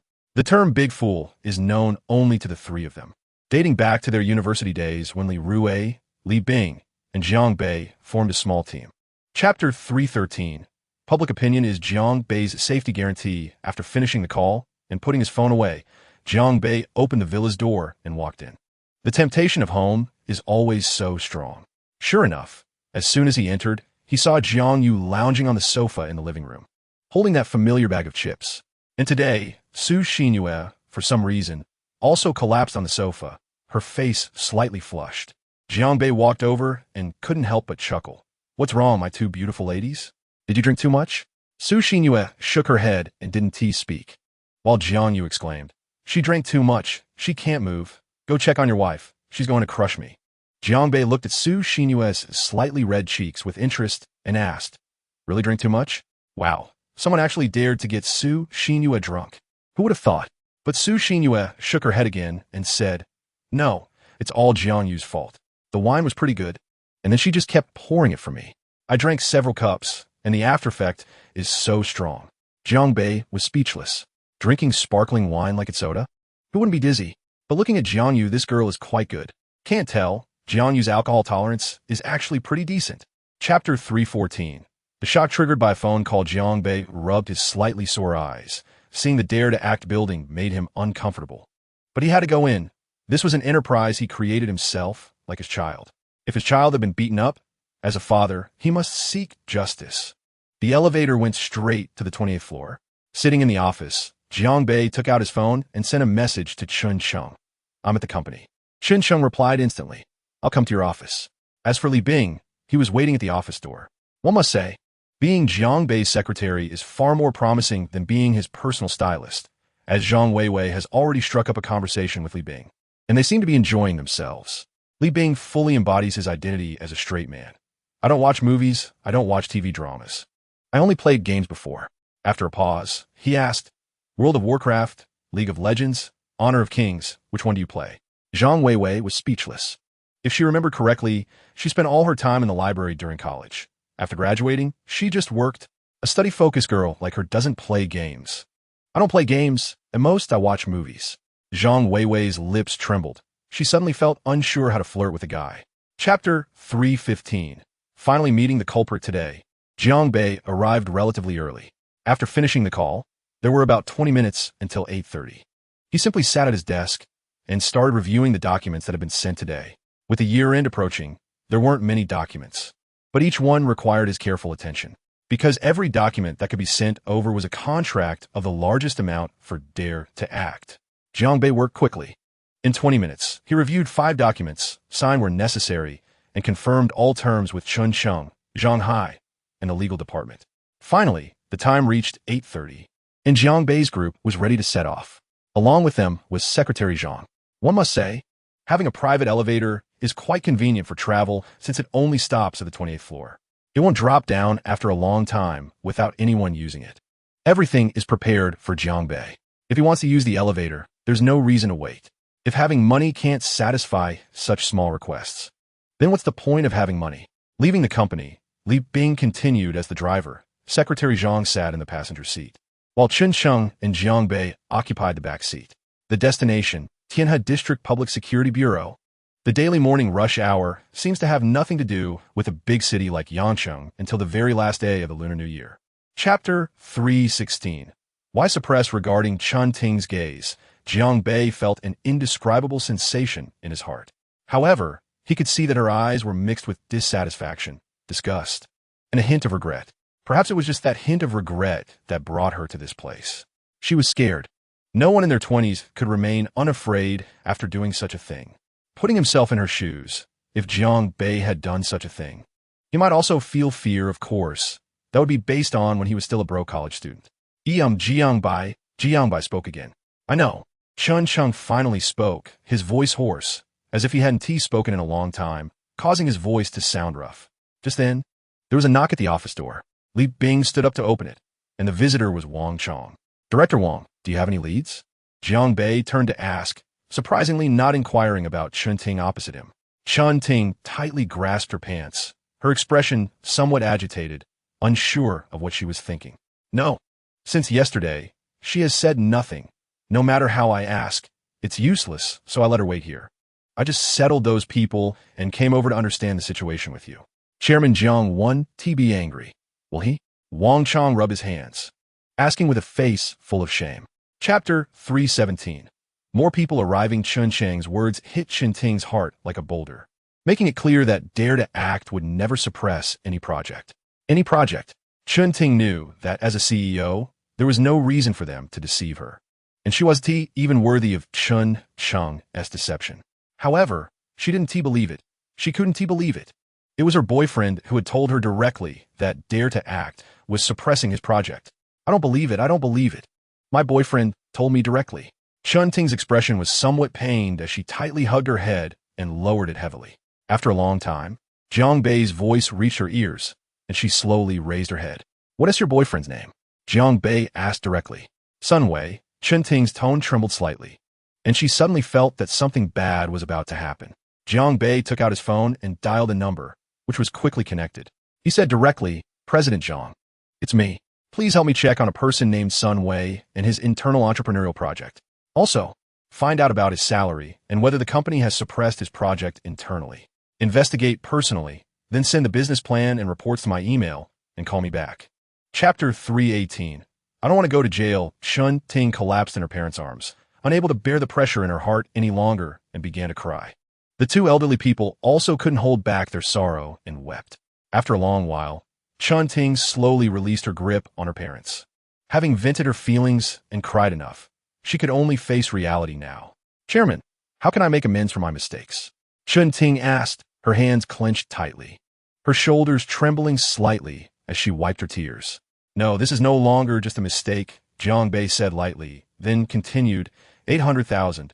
You can choose to compensate, or you can choose to go to jail. Jiang Bei was never a soft-hearted person, nor was he a kind-hearted individual. After more than half a year of business experience, his temperament had become as tough as iron chains. The mistakes you made must be compensated by you. I may have considerable wealth, but that depends on whether I am willing to pay. I can invest hundreds of millions to build charitable nursing homes in Guam province, or tens of billions to construct educational buildings and establish scholarship funds in universities. But I will not be soft-hearted towards those who harm me or have harmed others. Upon hearing this, the elderly couple immediately understood who was before them, none other than the young chairman Jiang Bei. Chapter 319. Confirmed Secretary Wang's words were too direct and too ambiguous. What does it mean that Ganwei is a good company and Jiang Bei is a good leader?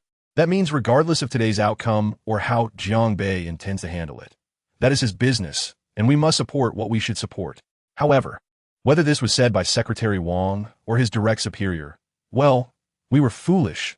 In this situation, such words could not possibly come from Secretary's thoughts. It must be from his superior, Secretary Zhang.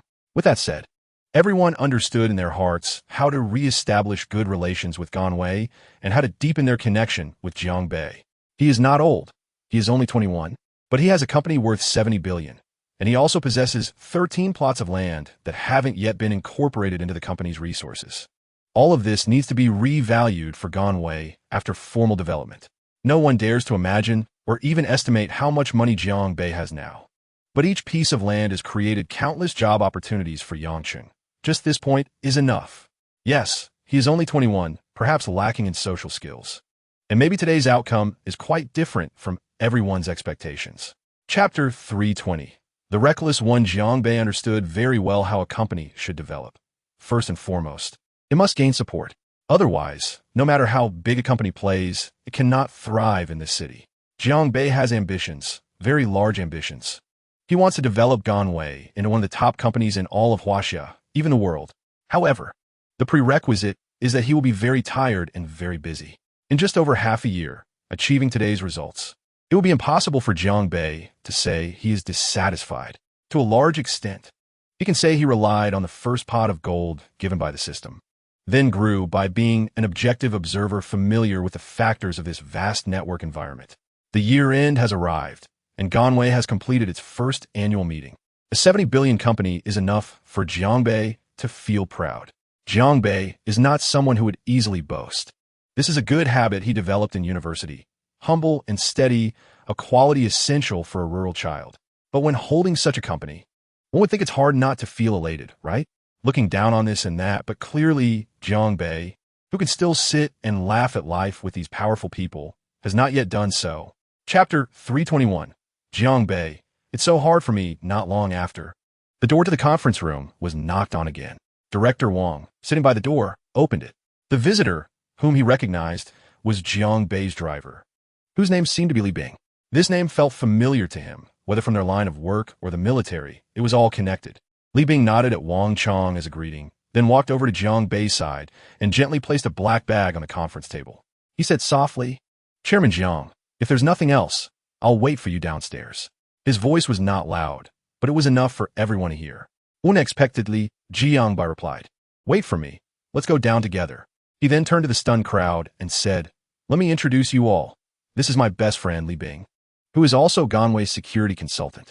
Also, I might have to apologize to everyone today. There are too many matters at the company, and I need to prepare for an interview for a chief product officer before the new year." As Jiang Bei spoke, his face was filled with guilt, but only he knew how much of it was real. Everyone quickly greeted Li Bing, and for a moment, Li Bing felt like he was floating, as if he were dreaming. Chapter 322. Almost forgot the main business at exactly 1 o'clock, a hungry Jiang Bei finally returned to his office, no longer daring to go out. If he weren't the chairman, no one would dare enter his office. Jiang Bei believed that if he held another position, he would definitely be blocked in his office and unable to get out. Chef Jason had no sense of the new year. He worked diligently every day just to wait for Jiang Bei to come and cook for him. So, even though it was already 1 in the afternoon, Jiang Bei felt very satisfied that food was ready whenever he was hungry. At least the biggest benefit of having money is that you won't go hungry or hesitate to order from Meituan due to high delivery fees. Michelin 3-star chefs. Come cook for me. After eating, Jiang Bei lit a cigarette, confirming the box was his favorite, the 95 Supreme, which was quite enjoyable. He picked up his phone to check today's trending news. For some reason, Jiang Bei had developed a habit of checking news, starting with Weibo. Trending topics are often the biggest news of the day and more convenient. The first headline, Ganwei Chairman Jiang Bei personally sang at the annual meeting. The second headline. Jiang Bei had no interest in reading, his eyes fixed on the first one. What the hell? I've been set up by my own people. Chapter 323. Interviewing 2 fans? Jiang Bei had just taken a couple of puffs when he glanced around, his brows slightly furrowing. What's taking so long to start? What are we waiting for? He then proactively said, "All right, the interview starts now. Please introduce yourselves." Given the scale of this company, the position of Chief Product Officer should definitely be interviewed separately. But in Jiang Bei's view, doing it together could better highlight both parties' strengths and weaknesses. As soon as Jiang Bei finished speaking, both candidates trembled simultaneously. The one leading the way stood up first and said, "Hello, Chairman Jiang. My name is Liu Bolin. I graduated from Yale University in the United States with a master's degree, majoring in material science. I have been working as a planning VP for 3 years in the U.S., serving as the Vice President of the International Marketing Department of Hayfier Group. I consider my strength to be my sense of responsibility." After saying this, he sat down, smiling at Jiang Bei. "As for weaknesses, I'm sorry, I have none." The person on his left immediately stood up and said, "Hello, Chairman Jiang. My name is Wang Ming. I graduated with a master's degree in product packaging from Guangdong University of Technology and have been working as a general manager in a domestic ceramic company, mainly responsible for products. My strengths are being responsible for my work and having a high overtime rate, while my weakness is limited experience with large enterprises." Chapter 324.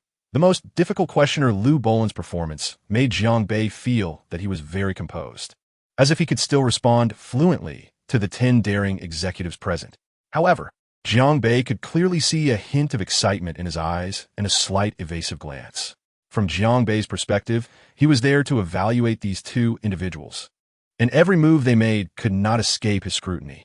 Yet, Jiang Bei would not dismiss a person over such trivial matters. At least he could still pretend to be nervous. In contrast, Wang Ming appeared to be the kind of nervousness that Jiang Bei preferred to see, naturally tense, with his lips slightly pursed. It was just the first seemingly simple question, but to both of them, it was still not easy to answer. One question led to another, and at this moment, their previous achievements seemed insignificant. Why do you want to come to Ganwei? It can also be understood as why you believe you are capable of being the chief product officer at Ganwei. Just when they thought they had successfully passed the first question, they heard another bombshell. Jiang Bei asked in a deep voice. Ganwei just acquired 13 pieces of land. With Ganwei's current reputation and the quality we deliver, it should be convincing. What do you think I need a chief product officer for? Chapter 325, about salary. Wang Ming, sitting opposite Jiang Bei, found it increasingly difficult to understand this young boss. At the same time, he felt somewhat conflicted. He often heard people say in childhood, "You went to high school while I entered society. You went to college while I created my first company." As a child, he would pay someone to help him with homework, and now he was paying that same person to work for him. Even so, it was bearable. But Jiang Bei was several years younger than him, casually started a business, and in just half a year made over 70 billion. How terrifying. What does he want me for? Wang Ming's heart tightened. He saw Jiang Bei finish his last puff of smoke, casually put it in the ashtray, and then uncross his legs, looking up at Wang Ming with a smile, saying, "All right, now we can talk about salary. What are your requirements?" Wang Ming was taken aback, realizing he hadn't even mentioned his own requirements before the interview ended. Clearing his throat, he said, "Thank you for your recognition, Chairman Jiang. My previous salary was 800,000 per year, and I have no other request for coming to Ganwei, just the same 800,000. As for the 500,000 options my previous company offered each year, I didn't mention it because I know it might be difficult to get options at Ganwei." Chapter 326, strategies for dealing with big company problems. Wang Ming nodded, looking troubled as if he was thinking. The three people present gave him the time he needed. After a long while, Wang Ming finally looked up at Chun Cheng and asked, "General Manager Chun, I understand my work pretty well, but I still have a few questions." Chun Cheng smiled and replied, "Mr. Wang, feel free to ask." Wang Ming nodded and continued. "Is the first thing I need to do the handover of the procurement department and understanding the financial requirements for the 13 pieces of land? Also, regarding the temporary company structure and the various indicators I need to complete, are there any clear regulations?" Jiang Bei responded, "What you need to do for now is to be responsible for the material procurement needs for the 13 pieces of land. We have already completed the first cooperation step with several major building material suppliers. By the 7th day of the new year, when the land starts construction, just have everything you need ready. As for the company structure and the meetings with department managers you need to oversee, the HR department will provide you with a specific report. Regarding the indicators you mentioned, there are no specific regulations. Just help the company maintain normal operations and do well in this task. I have high hopes for you." Chapter 327, Dad. I love you. Chun Cheng, who received praise, felt like he could spit blood at Jiang Bei's face, as if he had choked on a sip of cold water and couldn't say anything for a while. Jiang Bei raised an eyebrow and asked, "Sister Chun, what's wrong?" Chun Cheng couldn't help but respond, "Don't you know what's wrong in your heart?" Jiang Bei scratched his head, looking innocent. "Let's just talk about the supervision department for now. Nothing else for the moment." Chun Cheng gave up. After all, this was her boss who paid her salary. She replied, "The establishment of the supervision department is fundamentally not a problem. But do you have any ideas on how to use it?" Jiang Bei shook his head and replied honestly, "Not yet. We will conduct audits in each department daily, perform random checks, and directly dismiss anyone found non-compliant.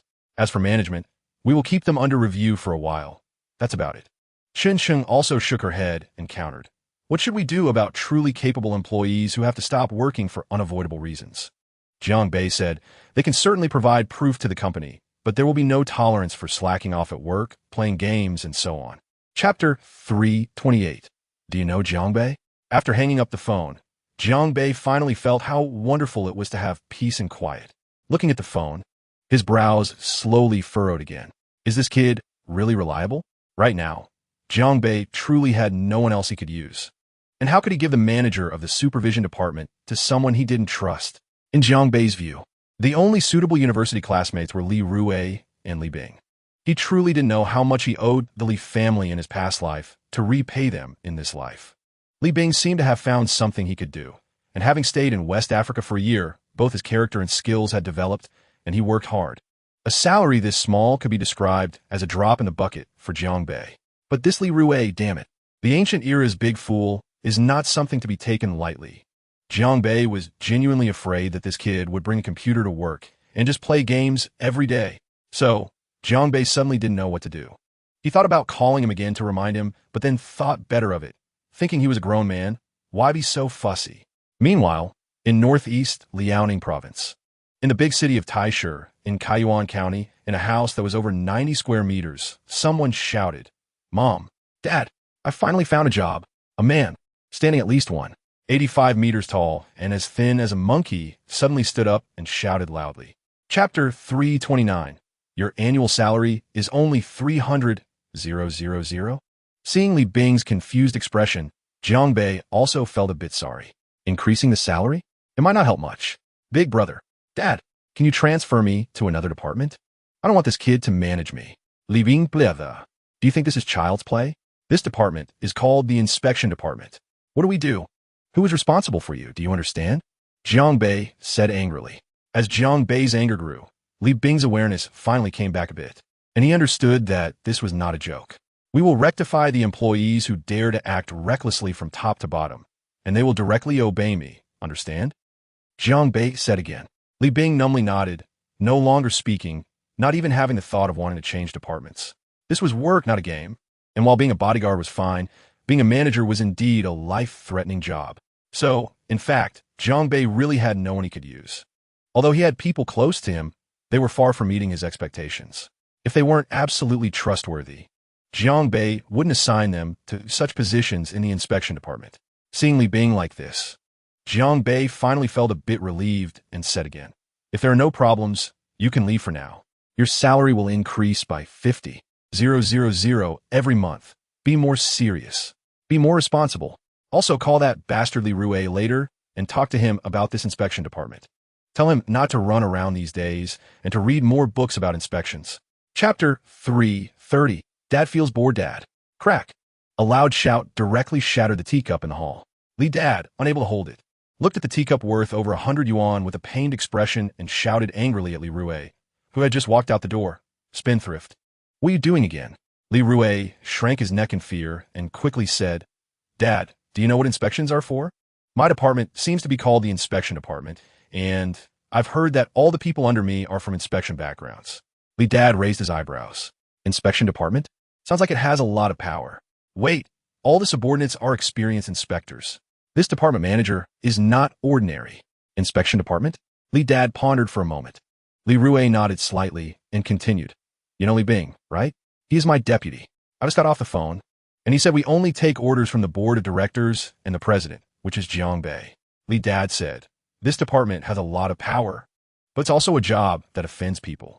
We'll have to see how much power Jiang Bei will give you. After all, it's not so simple to change the senior management of the company, and experienced inspectors usually don't hold back. It depends on the style of the people under you. This kind of department is hard to manage." Chapter 331. What the hell? Is there no chance to celebrate the new year? Jiang Bei extinguished the cigarette in his hand and walked down the stairs. Sure enough, he saw Jiang Yu lying on the sofa, looking exhausted.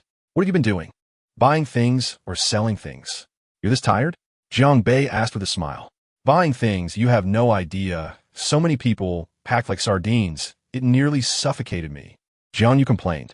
"By the way, Xin Yue, Xiao Yu, get up early tomorrow. We need to go back home with Dad, put up couplets in the old house in the village, and tidy up the house before returning." Jiang Bei said with a smile. "Oh my God, more trouble. Can we not go?" Jiang Yu showed a face of reluctance. "You can consider whether you can skip it, or you can stay here by yourself. We won't stop you."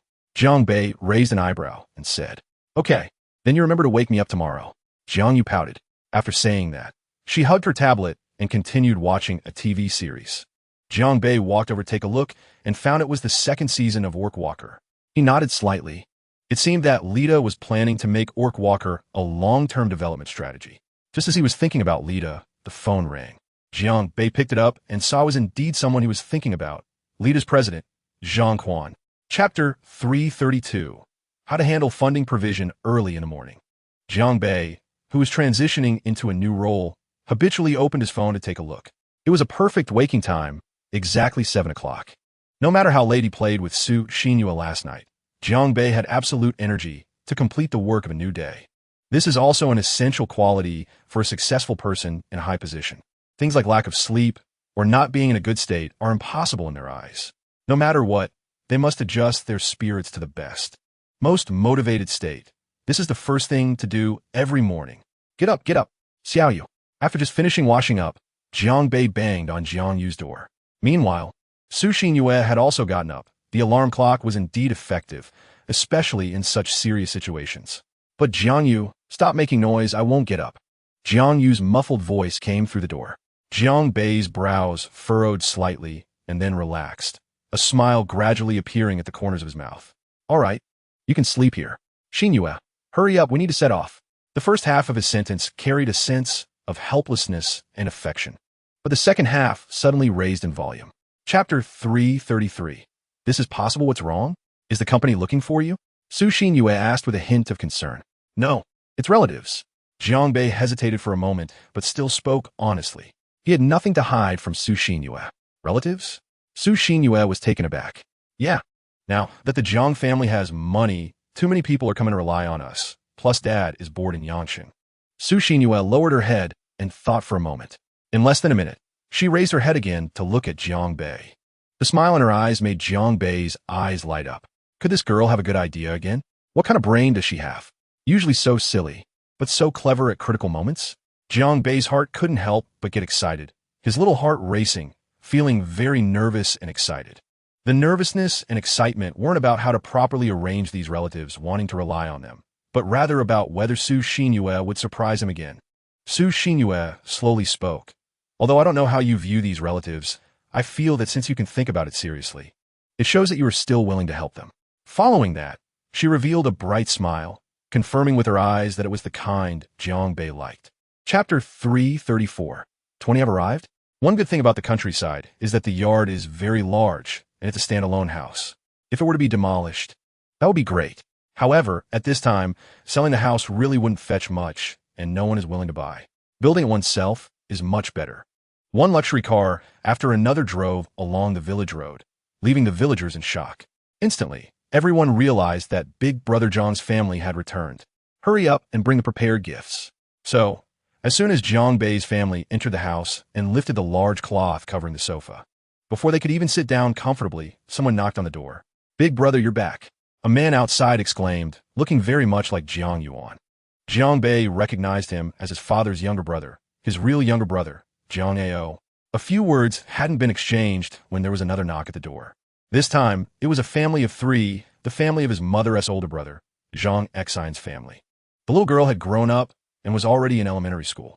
In less than an hour, the Zhang family felt a bit crowded, with about 7 or 8 families, totaling 20 to 30 people, gathered at Jiang Bei's home. Since everyone was present, and it seemed unlikely that anyone else would come, Jiang Yuan finally took the initiative to speak. Let me introduce everyone. This is my in-law, Old Su, and this is my daughter-in-law, Su Xinyue. Chapter 335. Finally, New Year arrives. Hearing Jiang Bei's voice, Li Bing slowly raised his head, his eyes red. Zhang's father was also taken aback and nodded at him, indicating that it was nothing to worry about. And, just go ahead. Li Bing then spoke. Back in the day, I also went to school in Yangqing. My family wasn't well off, and I relied heavily on my parents for support. Later, my mom got sick. At this point, Li Bing choked up a bit. But after a few seconds, he continued. After that, my dad supported me all by himself, and later, my mom passed away, and my dad has health declined as well. Our family fell apart, and no relatives were willing to help us, because everyone knew we were poor and might not be able to pay off our debts. I think, Jiang Bei, you should help them. The last few words revealed the weakest side of this man, something Jiang Bei hadn't expected. Jiang Bei nodded solemnly, feeling the helplessness of facing life in Li Bing's words.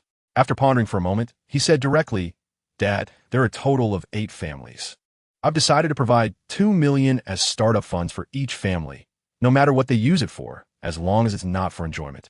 I will support them in starting their own businesses. Chapter 336. What kind of idea is this at noon? The 4 members of the Jiang family and the 4 members of the Su family, along with Li Bing, finally gathered in Xinyang County, at that familiar little restaurant. The 4 elders looked as if they hadn't slept well, and Jiang Bei immediately understood. Clearly, what happened in his family also occurred in the Su family. Hey, Bai, can we talk privately for a moment? Su's father said with an embarrassed expression, turning to Jiang Yuan with a guilty glance. Just as Jiang Bei waved his hand, Jiang Yuan suddenly said, Old Su, just say it. We are all family here. Su Dashin coughed twice, suppressing his embarrassment, and finally spoke. After a few months, we're back to this again. It's really quite nostalgic. All right, old Sue, stop being so formal with us. If you have something to say, just say it. Jiang Yuan laughed heartily. Hey, since old Jiang has said so, I won't be polite. Su Dashin also laughed, feeling awkward about the things he had prepared to say at home. Come on, we are family. What is there to stand on ceremony about? Exactly, Uncle Su. Just say it. As long as I can help, I will definitely do so, Jiang Bei also added with a smile. All right, then I'll be straightforward, Su Dashin said with a stiff expression. It's like this, Bei was right. This time several relatives heard we moved to Yangcheng, and quite a few came to ask.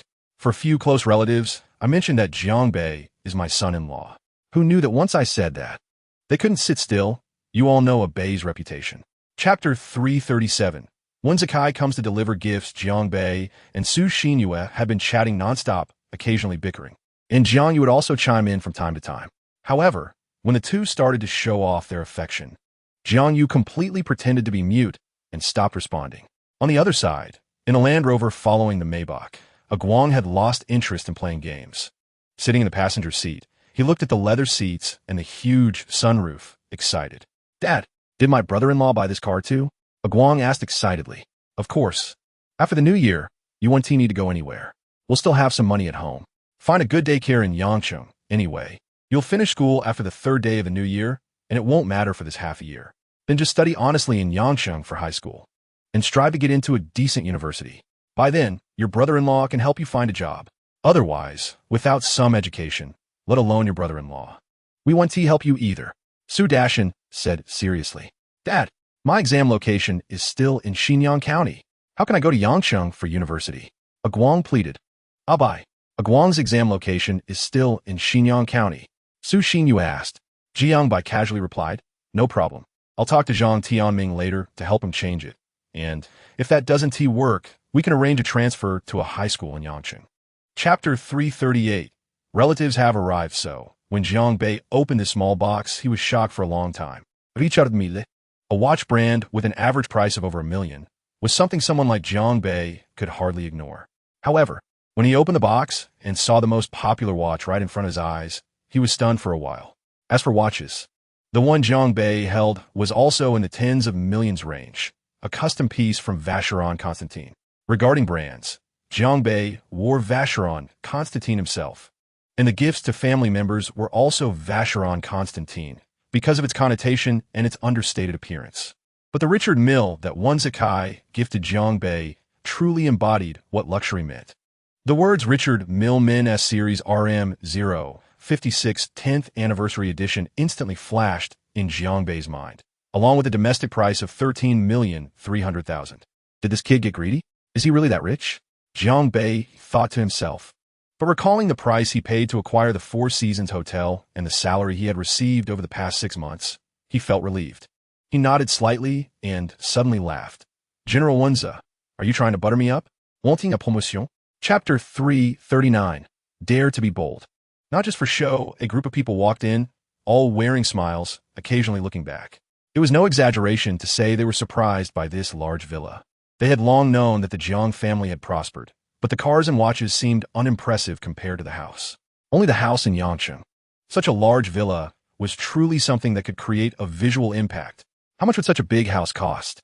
Just after they settled down, Jiang Bei said, everyone, this time you don't need to rush back. I've reserved those nearby villas for you. You can stay here for now, and we'll discuss other matters after the new year. If you work hard, you can stay in Yangcheng. At this moment, the group finally remembered that this hotel seemed to belong to Jiang Bei. Jiang Bei has made a name for himself over the years. I said it. You still have to go to university. With an education, your horizons will broaden, the eldest uncle of Jiang Bei's second uncle, said. Jiang Ming, the eldest son of the second uncle, also added, there's no other reason. It's because Brother Bei has the capability. How many university graduates are still sitting at home? The second uncle had 2 children. One was Jiang Ming and the other was Jiang Jing, mentioned earlier by Jiang Yu. Both names reflected the family's beautiful expectations. Chapter 340. It turns out it's all about the wife after arranging for his relatives. Jiang Bei finally found a moment of peace. With about 30 people arriving, families in tow, even Jiang Bei felt a bit overwhelmed. So many people want to settle in Yangcheng? Jiang Bei turned his head slightly to look at Jiang Yuan and found that he seemed to feel the same way. Looking pained, Jiang Bei suddenly felt lucky to have a girlfriend like Su Xinyue, really very useful. The advice she gave him this time and the way she provided funding benefited Jiang Bei immensely, especially when he saw those older women, looking like they were there to enjoy life. What the heck? A sharp sound rang out on Su Xinyue's face. She immediately jumped up like a child scared by firecrackers, cautiously watching Jiang Bei, and whispered, "What are you doing? The family is all here." It's fine. Xinyue, we saw nothing. I'm getting old. My eyes are failing. Ha. Su Dashin quickly said with a forced laugh. Right, we'll go tidy up in our room. You all continue, Su Mama also said repeatedly, quickly pulling Su Papa away. Su Xinyue was so angry that she stomped her feet several times on the spot, looking at Jiang Bei with a flushed face. Jiang Bei now seemed to have thrown away all his troubles, looking relaxed and carefree, half lying on the sofa. Su Xinyue was so angry that she couldn't even be mad anymore. What to do? Her parents had agreed. Chapter 341. Dad's calligraphy is a bit short. Early in the morning, Jiang Bei slept in late. It had been almost a whole year since he started taking this washing marrow pill, and his schedule had become unusually regular. So this morning, Jiang Bei decided to go against it. Old man, I just won't get up. What can you do about it? I just want to sleep. What will you do? To be honest, Jiang Bei was really exhausted last night. It had been a year, and one should have a beginning and an end, right? So Su Xinyue also had to sleep in late. As for what happened last night, well, that was unknown. Although it was a late sleep-in, it only meant he slept an extra hour and then couldn't sleep anymore. Looking at Su Xinyue beside him, he thought he could find some sleepiness. But upon seeing her fiery expression, he thought, forget it. Why sleep anymore? Time to get up, wash up, and then put up couplets for the new home. It is a traditional custom to put up couplets on New Year's Eve. The old house has them up on the 29th, and for the new home, it must be done on this day. Just as Jiang Bei walked out of the bathroom, he saw his dad taking out 2 large red papers. Jiang Bei rubbed his eyes. He wasn't mistaken. It was indeed the most ordinary red paper. Jiang Bei had no time to manage the couplets. It was all up to the older generation to decide. Seeing the situation, Jiang Bei understood that it was most likely his dad who wrote them himself. He swallowed but said nothing. This was fine too. Chapter 342. New Year's Eve. Hearing Jiang Bei's words, Su Dashin's family all trembled, especially Guang, who looked at Jiang Bei with a face full of surprise. Jiang Bei stroked his chin and said, "Don't look at me like that. After the new year, you can live with your dad or choose to live with me and Xiaoyu. It's up to you. But I must say this first. In the next 6 months, focus on your studies and don't think about playing games. After the high school entrance exam, you'll have plenty of time to play." Bro, you're still talking about people. Back then, it was just that there were no mobile games. Otherwise, you would have gone crazy playing. Jiang Yu chimed in as she walked down. Thank you, brother-in-law. I promise not to play. Brother-in-law, I want to live with you.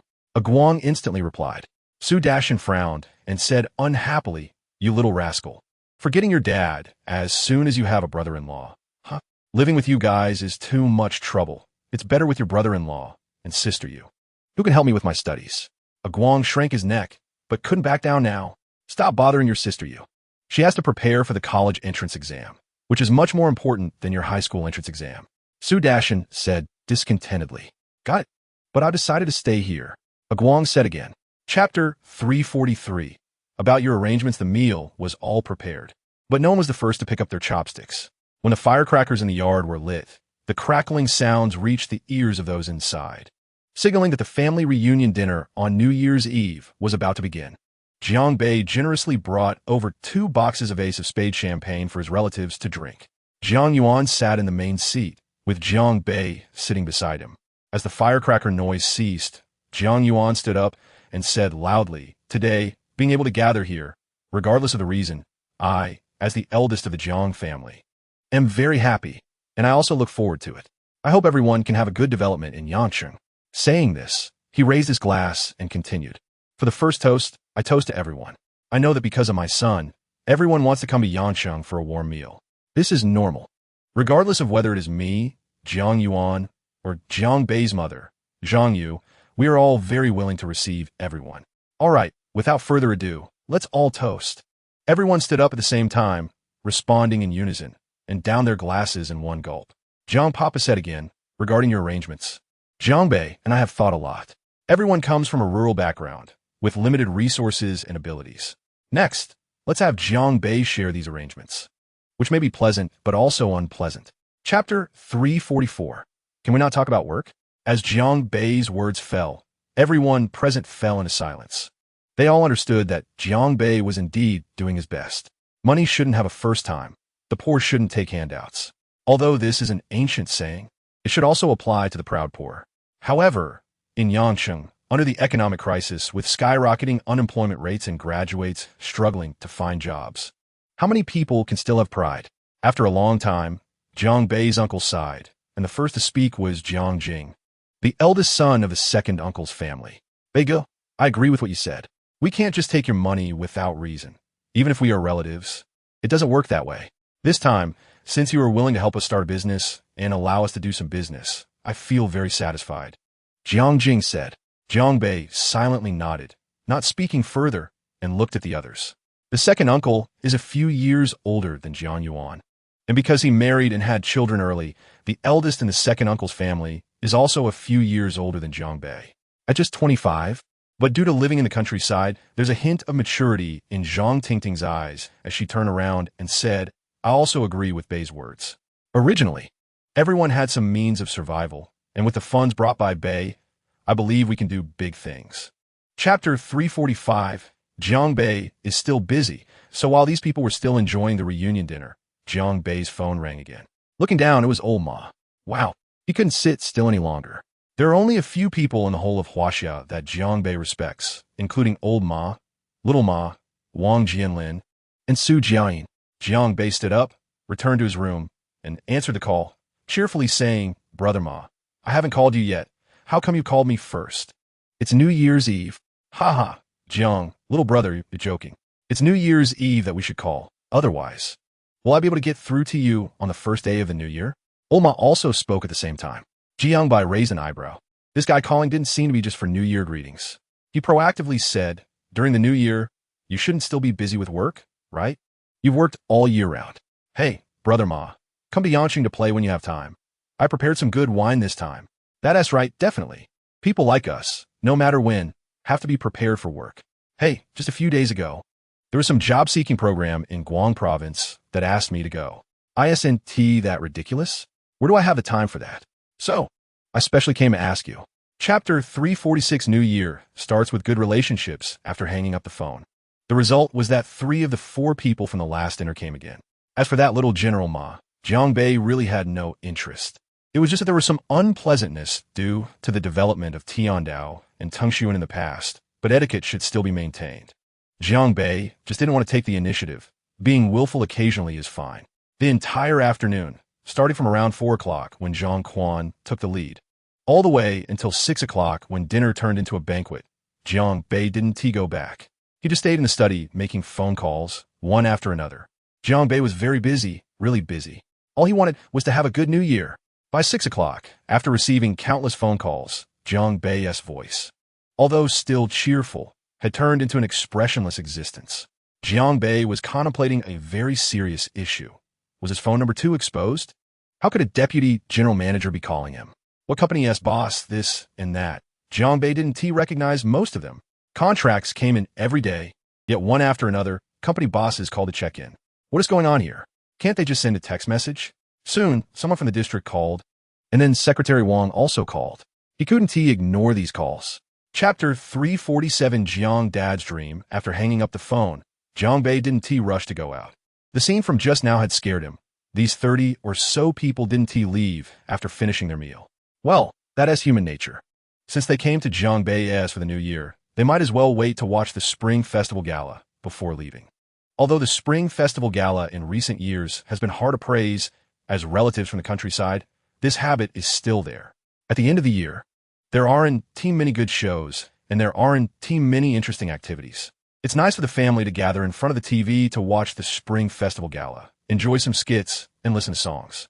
After a phone call, Jiang Bei thought a lot, not really considering whether it was worth it, but thinking about what he could gain from getting close to these powerful people and how long he could survive in Yangcheng. At this thought, a name suddenly flashed through Jiang Bei's mind. Third brother. Every month or so, the two would politely communicate once, but as Jiang Bei's abilities grew, he found it harder to understand this third brother, who had immense power, so much that Jiang Bei couldn't imagine. It was as if he was a social boss who could navigate both black and white. Yet, Jiang Bei couldn't figure out where this seemingly cultured person's strength lay. Chapter 348 Methods to Increase Probability. That night, the dumplings made by Jiang Mama went into the pot at exactly 10 o'clock. I must say, the Four Seasons Hotel has no faults in the principles of ingredients. Coupled with Mom's skills, Jiang Bei alone ate an entire plate, and the others, like Jiang Yu, who were usually busy with school, couldn't stop eating. This led to dumplings being boiled one pot after another, making Jiang Mama and several aunts very busy. However, seeing the whole family sitting together eating the New Year's Eve dinner, enjoying the pickled garlic and dumplings, occasionally eating some pickled garlic, that feeling of satisfaction was hard to express. Even Jiang Bei felt warmth from this scene. Life should be full of family affection. Jiang Bei suddenly regretted not thinking earlier about bringing his relatives to Yanshan. Turning slightly, he looked at his father, Jiang Yuan, whose face was full of smiles. And Jiang Bei's heart felt as if it had been tugged. Fortunately, his father was there with his mother, the Su family couple, and with him and Jiang Yu and Yanshan, although they might not see each other often at the end of the month. Being in the same city allowed them to feel at ease, thinking that they could come to see the children. Chapter 349, the first aid set. Just write it down. Don't just talk without action, you know? Our Jiang family are all efficient people. Jiang Yuan educated again. Jiang Bei nodded like a chick pecking at rice.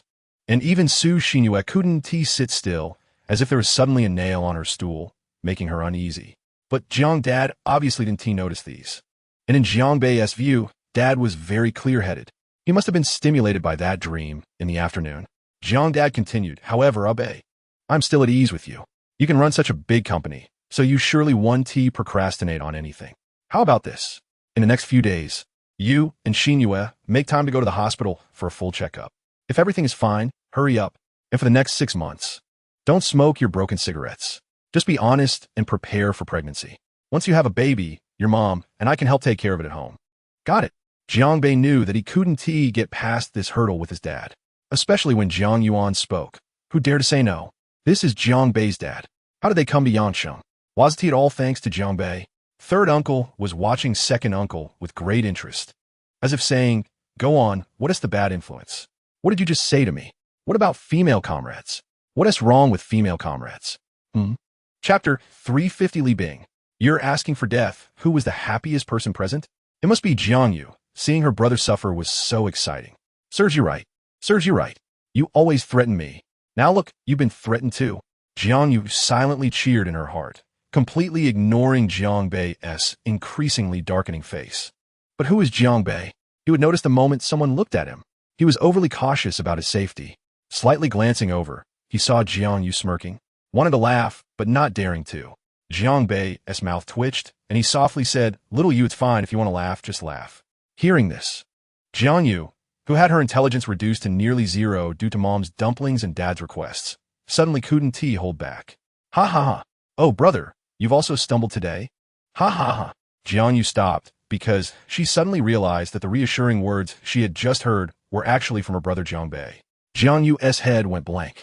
It was over. It was a big deal. Jiang Bei's face visibly darkened again, as if every second was deepening the color.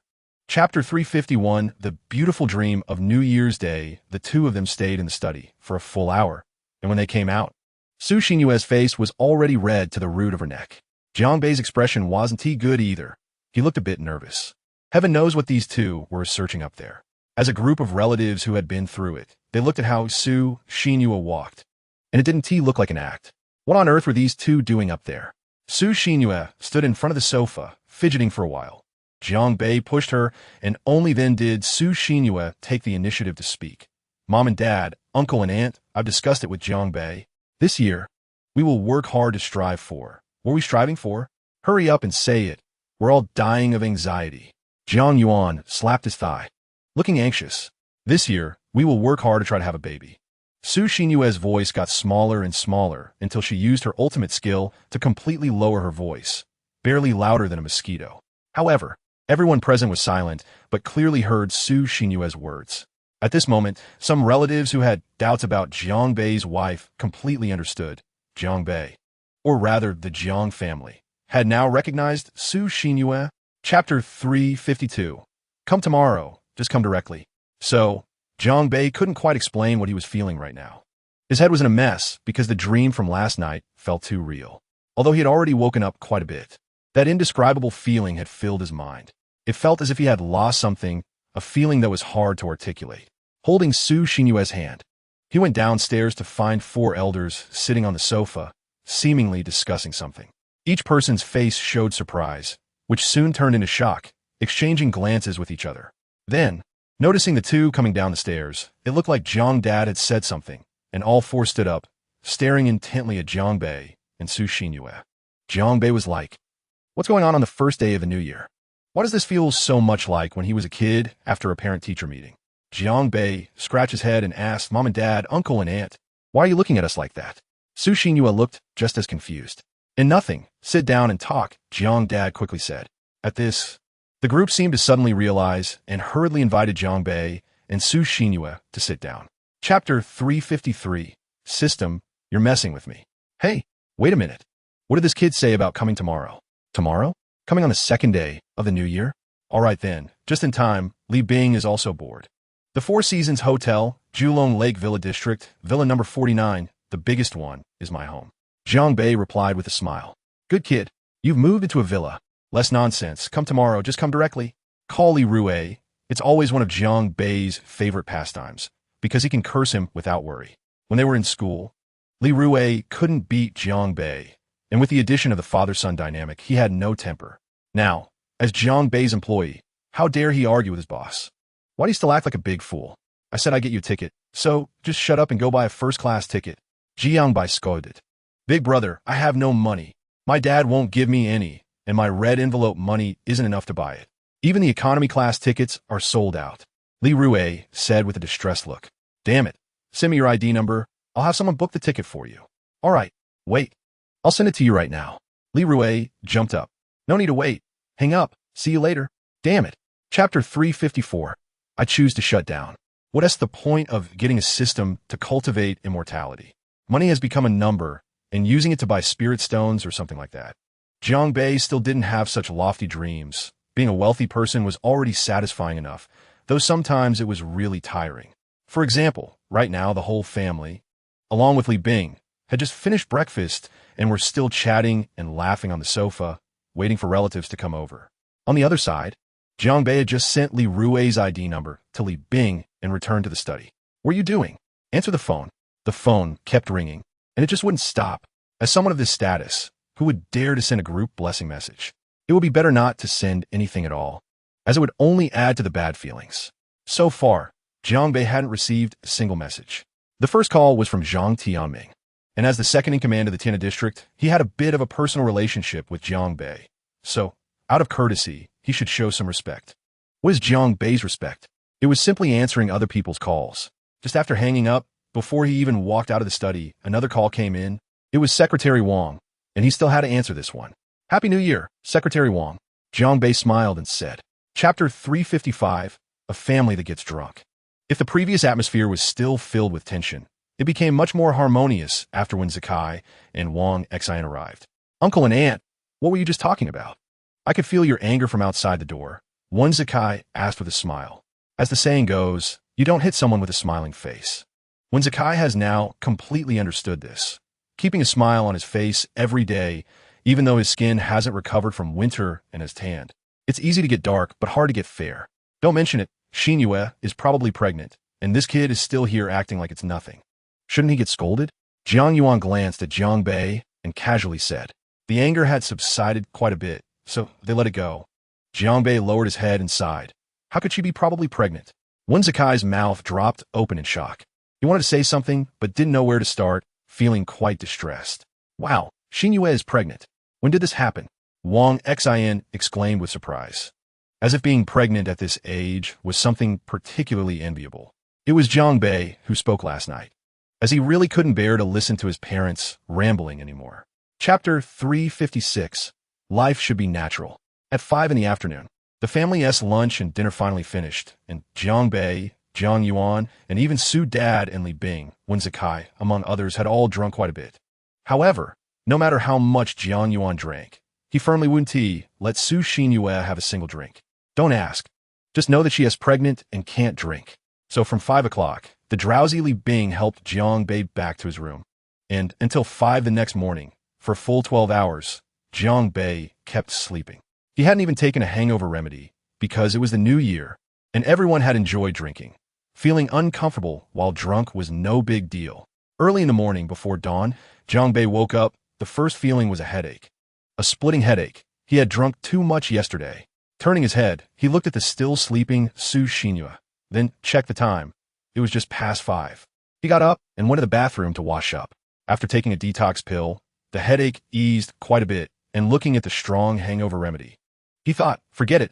He was almost sober anyway. He turned around and went downstairs, feeling hungry, wanting to see if there was anything to eat.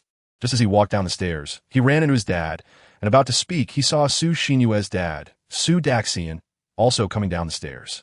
Dad, uncle. Jiang Bei greeted proactively, slightly puzzled. What are you doing up so early? Chapter 357. The result finally came out. This voice was too familiar to Jiang Bei. It was undoubtedly his own mother. Jiang Bei immediately shrank his neck. Not me. I really didn't take it on purpose. Mom, don't look at me. It's delicious. Oh dear. Just as my wife was about to take a sip from the wine bottle, Jiang Yuan instantly froze like a statue. Putting the bottle down wasn't an option, nor was leaving it up. He was just dumbly holding it in the air, mechanically twisting his neck to look towards the stairs, and indeed saw Zhang Yu. That, wife, it's not Jiang Yuan stammering for a long time. Wifey, it's the wine brought by a bay. Mom, it's my dad who asked me to get it. The two shouted simultaneously. Good. All right. You were trying to shirk responsibility. Huh. With her hands on her hips, Mom looked fierce. The past 6 months of living like a wealthy lady had changed her rural woman's demeanor by at least half. This posed to have some flair. But now wasn't the time to analyze that. Later, when Xinyue wakes up and checks with a pregnancy test, if she is pregnant, I want to pursue this matter. But if she is not, old Su, I want to take the blame, you two, for drinking too much last night. We'll settle the score when we get home. Oomph. Obey. Make me a bowl too, I'm hungry. Jiang Mama walked over and plopped down on the sofa. Chapter 358. Please don't come. We can't handle it. Jiang Mama quickly turned to Su Xinyue and asked, Xinyue, how is it? What is the result? Su Xinyue opened her mouth but couldn't say anything. Jiang Bei, standing beside her, instinctively raised the pregnancy test in his hand and extended 2 fingers, saying, 2 red lines. Suddenly, Jiang Yuan let out a howl, as if the suppressed emotions in his heart were finally erupting, sounding like a husky howling. What the hell? Jiang Mama angrily said, quickly turning to Jiang Bei and Su Xinyue. Bei, come on, give that pregnancy test to Mom. I need to take a good look at it. Jiang Bei helped Su Xinyue sit on the sofa while handing the pregnancy test to Mom. Mom tremblingly extended her hands to receive the test. Her eyes fixed on the red lines. Really, it's positive. 2 red lines, it's really positive. Xinyue, you're going to be a mom. Old man, we're going to be grandparents. Old man, we're going to be grandpa and grandma. Su Mama, standing beside them, also spoke up, her excitement evident. Yes, we're going to have another generation.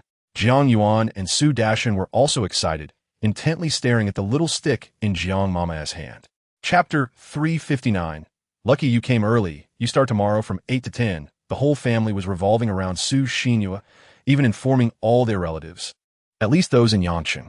Upon hearing that the 3rd generation of the Jiang family was on the way, with Su Xinyue pregnant, they completely changed their view of the Su family. Now Su Daxian was officially a father-in-law. What feelings in their eyes didn't matter. A child was the most important. Marriage could end in divorce, but once a child was born, one had to think about being responsible for them. So now, Jiang Bei's child was in Su Xinyue's belly, and with the Jiang family's current influence, giving birth was a done deal. Just make sure nothing goes wrong during these 10 months. However, the relatives were overthinking it. As I said, with Jiang Bei's influence, what kind of nurses couldn't he hire? What kind of nutritionist couldn't he attract? Wealthy people. Those 3 words could practically be engraved at the Jiang family's doorstep. Therefore, under Jiang Yuan's orders, only one family could come at a time, alternating between the Jiang family and the Zhang family. Congratulations kept pouring in, wave after wave. When they heard the news was true, they almost fell over from shock. Who were these people from the Jiang family? It was like they all dreamed of the same thing, and it actually came true. Chapter 360. A catastrophe that could cause destruction if anyone was feeling the worst right now. It was definitely Jiang Bei, followed closely by Li Rue. Let's talk about Li Rue first. Why was he feeling so miserable? They had originally agreed to come over on the 5th or 6th day of the new year. But then he had to fall ill and couldn't stay at home. Now, Li Rue deeply regretted it. Was it the big fish and meat at home that wasn't tasty, or was it the games that weren't fun? Even his 158-meter tall girlfriend was waiting for him. As a result, he ended up running to Yangcheng. He had originally planned it well. Coming to Yangcheng, he didn't have to do anything, just play around with Jiang Bei for a few days and enjoy himself. They had moved into a villa and were driving sports cars. He had seen it all in the news. But who would have thought that just 5 minutes after arriving, he would be told he had to start working tomorrow? Damn it, starting tomorrow. If I hadn't come today, would it have been the same?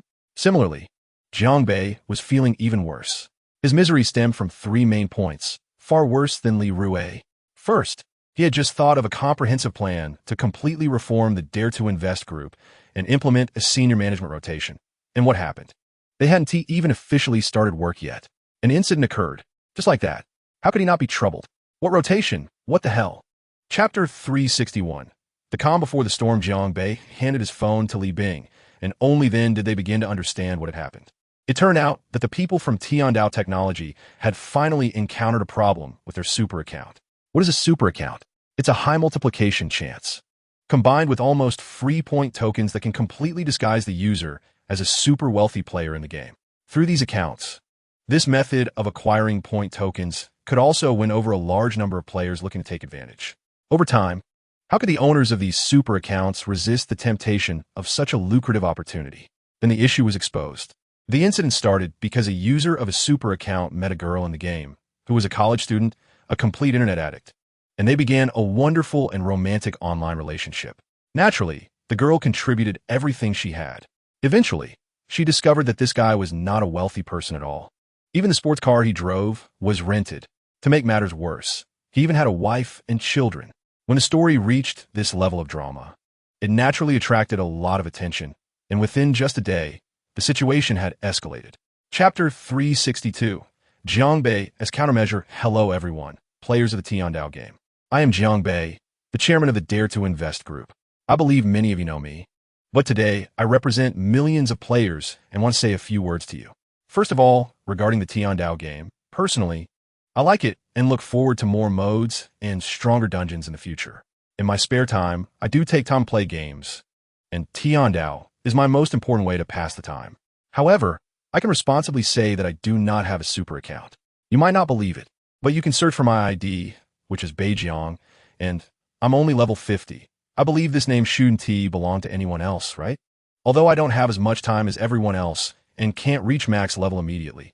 As a game producer and owner, I must play. According to what my secretary just said, there's indeed a super account in Tiandao. Over this long period, everyone might have felt that Tiandao is not a money-making game. Even this year's New Year gift package, I heavily pressured the price down. Chapter 363. Li Rue cried. At 4 in the afternoon, Jiang Bei finally walked out of the study and came to the hall. At the same time, Su Xinyue finally woke up. Ah Bei, you're out. How'd it go? Jiang Yuan looked over with slight concern.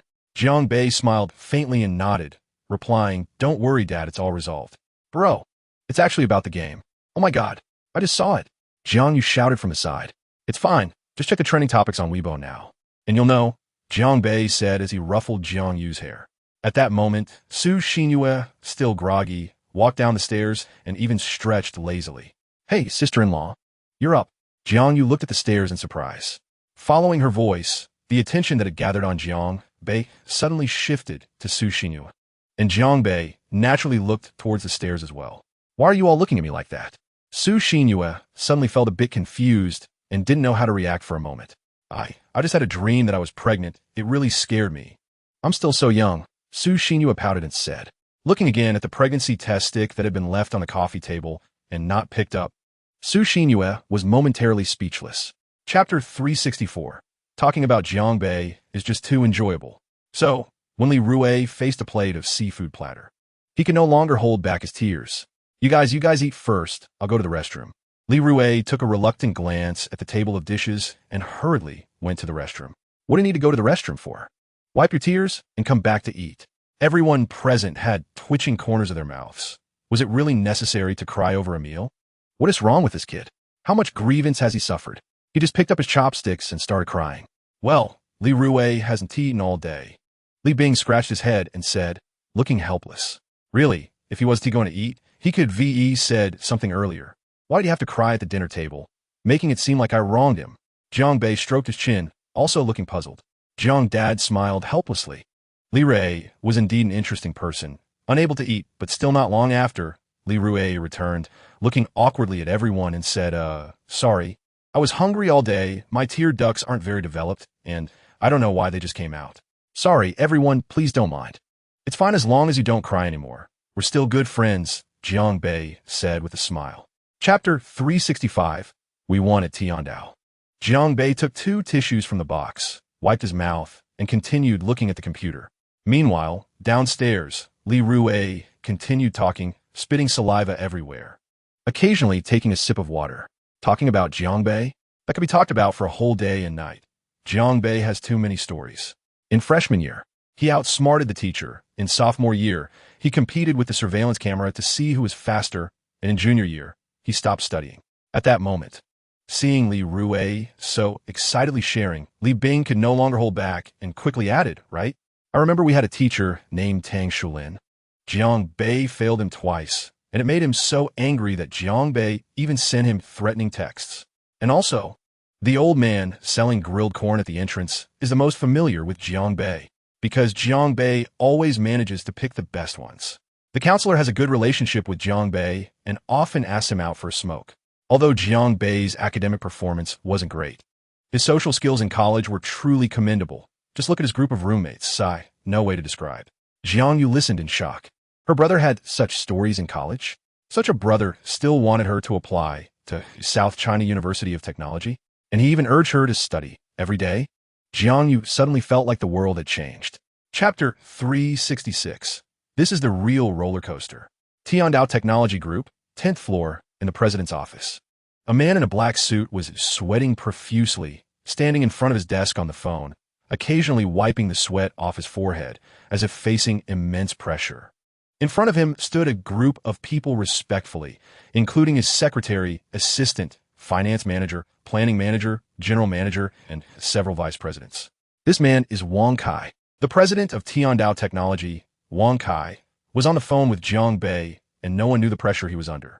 The entire Tiandao seemed to be shrouded in a haze these days. Something happened yesterday, and Tiandao immediately issued a notice, calling all employees back to work. No overtime pay, all based on self-awareness. In other words, Wang Kai meant that if you want to come, come. If you come, you might not get any benefits. But if you don't come, you might face consequences that you'd have to experience yourself. Everyone realized that something was wrong with Tiandao, but no one expected it to be such a big deal. I want to hear the latest predictions by the 15th day of the new year. Jiang Bei's voice suddenly echoed through the entire office. It was as if a needle had dropped on the ground, making a crisp sound, and even breathing felt difficult. Chapter 367. This matter is over. Let you enjoy for a day. This matter of Jiang Bei finally passed, and Li Rue also felt the full malice from Jiang Bei. Every time Jiang Bei's gaze swept over, he would shrink his neck, not daring to look at Jiang Bei, wishing he could find a crack in the ground to hide in. Don't think that when Jiang Bei wasn't around, he had been chatting with Jiang Dad about this and that. However, once Jiang Bei returned, he was dumbfounded, and this behavior couldn't be considered gossiping behind his back, because the target was Jiang Bei's own father, and when he was talking, it felt good, but after realizing it, he knew Jiang Bei would find out sooner or later. It felt good while talking, but after it was over, he had to face that void, plus Jiang Bei's fiery gaze. Good days were over. Xinyue, Bei doesn't he know how to take care of pregnant women? We should move in to take care of you, Jiang Mama said proactively. No need, no need. Su Xinyue quickly replied, looking nervous. If her mother-in-law came personally, wouldn't she have to be all proper? After thinking for a moment, she continued, Aunt, I just got pregnant. It's not a big deal, and I still have to work. I'm usually not at home. Still working? What kind of job? Jiang Dad suddenly interjected. Chapter 368. The Y's have already chosen to work overtime. Sister? There is no such thing as a sister. Li Rue is a 158-meter man. It's not that one. 58 is short, but it's indeed not tall, belonging to the normal Southern girl height. However, standing next to Li Rue, who is 185 meters tall, it fell a bit out of place. As for Su Xinyue, the reason she looked so good standing next to Jiang Bei was largely due to the height difference. Jiang Bei was 185 meters tall, and Su Xinyue was 168 meters tall, especially when she wore high heels. It was indeed very eye-catching. Li Rue could only watch, after all, at his age. Even if he wanted to help that 158 grow taller, it just wouldn't happen, right? So, whenever someone discussed Li Rue and his 158, it was definitely the most uncomfortable thing for him, like right now. I said, Manager Li, what is going on with you and your 158? Hurry up and tell us. Li Bing, who was driving, said proactively. Jiang Bei's 2 ears perked up instantly. He couldn't figure out what this 158 was no matter how hard he tried. Old loser Li Rue hadn't made any progress in a year, and now he even had a partner? Chapter 369.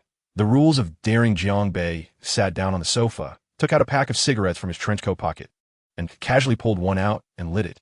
After taking a deep puff, he placed the cigarette box and a limited edition Zippo lighter on the coffee table, then nodded towards the two, indicating they could help themselves. How could Li Bing and Li Rue resist such temptation? Plus, given their relationship with Jiang Bei, the two squeezed onto the sofa opposite him and reached out their hands simultaneously. So, Li Bing was the first to grab one, putting it in his mouth and then handing one to Li Rue before taking out his lighter to light it. As for Li Rue, he looked like someone who had never seen the world, picking up Jiang Bei's cigarette from the coffee table and lighting it. Wow, smoking what the boss smokes is just exhilarating. The 95 Supreme. Li Rue squinted his eyes, looking utterly pleased. Look at your little achievements. Li Bing sarcastically remarca. Jiang Bei waved his hand, sat up straight, and raised an eyebrow as he said, All right, don't criticize him. You're not doing any better. This was the relationship Jiang Bei enjoyed the most. He had been hesitating about whether bringing Li Rue in would change the relationship between the three of them. Chapter 370. The inspection department is officially established. Actually, calling Chun Chung was not just for fun. Jiang Bei really had matters to discuss. They couldn't just waste the whole day at daring. They first needed to finish the inspection department matters they had put a lot of effort into in the morning. In the afternoon, they had to take people to Tiandao Technology, as most of the issues stem from there. As for Li Bing and Li Rue, they had promised him multiple times when they arrived that they had indeed learned a lot about inspections. Otherwise, Jiang Bei wouldn't have been in such a hurry to call Chun Chung. Efficiency is always the most crucial thing. Chun Jia, when will the new recruits arrive? Jiang Bei directly asked. Chun Chung raised her hand to check the time on her watch, thought for a moment, and then replied. The scheduled time is 8 o'clock. They should arrive shortly. I told them to gather in the conference room on the 27th floor. Jiang Bei nodded and said, Okay, we'll go over together in a bit. By the way, you should also come along this afternoon for the Tiandao Technology matters. No problem. This is the inspection department's first outing, Chun Chung said with a smile. Then, Chun Chung took out a document from her briefcase that she always carried and placed it on the coffee table. Chapter 371. The evil capitalists are right there. Jiang Bei didn't sit down, nor did the others. Everyone was waiting for him to speak. At that moment, as Jiang Bei and the others entered, the old inspectors became excited. Especially the two girls, their eyes fixed on Jiang Bei. It wasn't that they didn't want to come to daring before, but as inspectors, there were really not many opportunities. However, who knew how daring suddenly established an inspection department? It was simply tailor-made for them. They had resigned from the Inspection Institute together at that time. Those with such work experience were naturally welcomed at daring. So, come on, just come. Plus, they were locals from Yangcheng, which certainly gave them an advantage.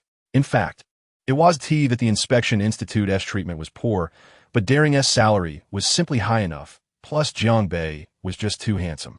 An inspection department. How many companies have such a department? Without exception, they are all super large enterprises, and now Daring finally has one. As inspectors, they naturally knew a lot about the company's inspection department, which basically existed to directly take orders from the board of directors. But everyone knew the Daring board of directors. One was Chairman Jiang Bei, and the other was right there, CEO Chun Chung. Chapter 372. Is he really a workaholic? Around 11 o'clock, Jiang Bei finally stopped the game he was playing and rubbed his somewhat sore neck.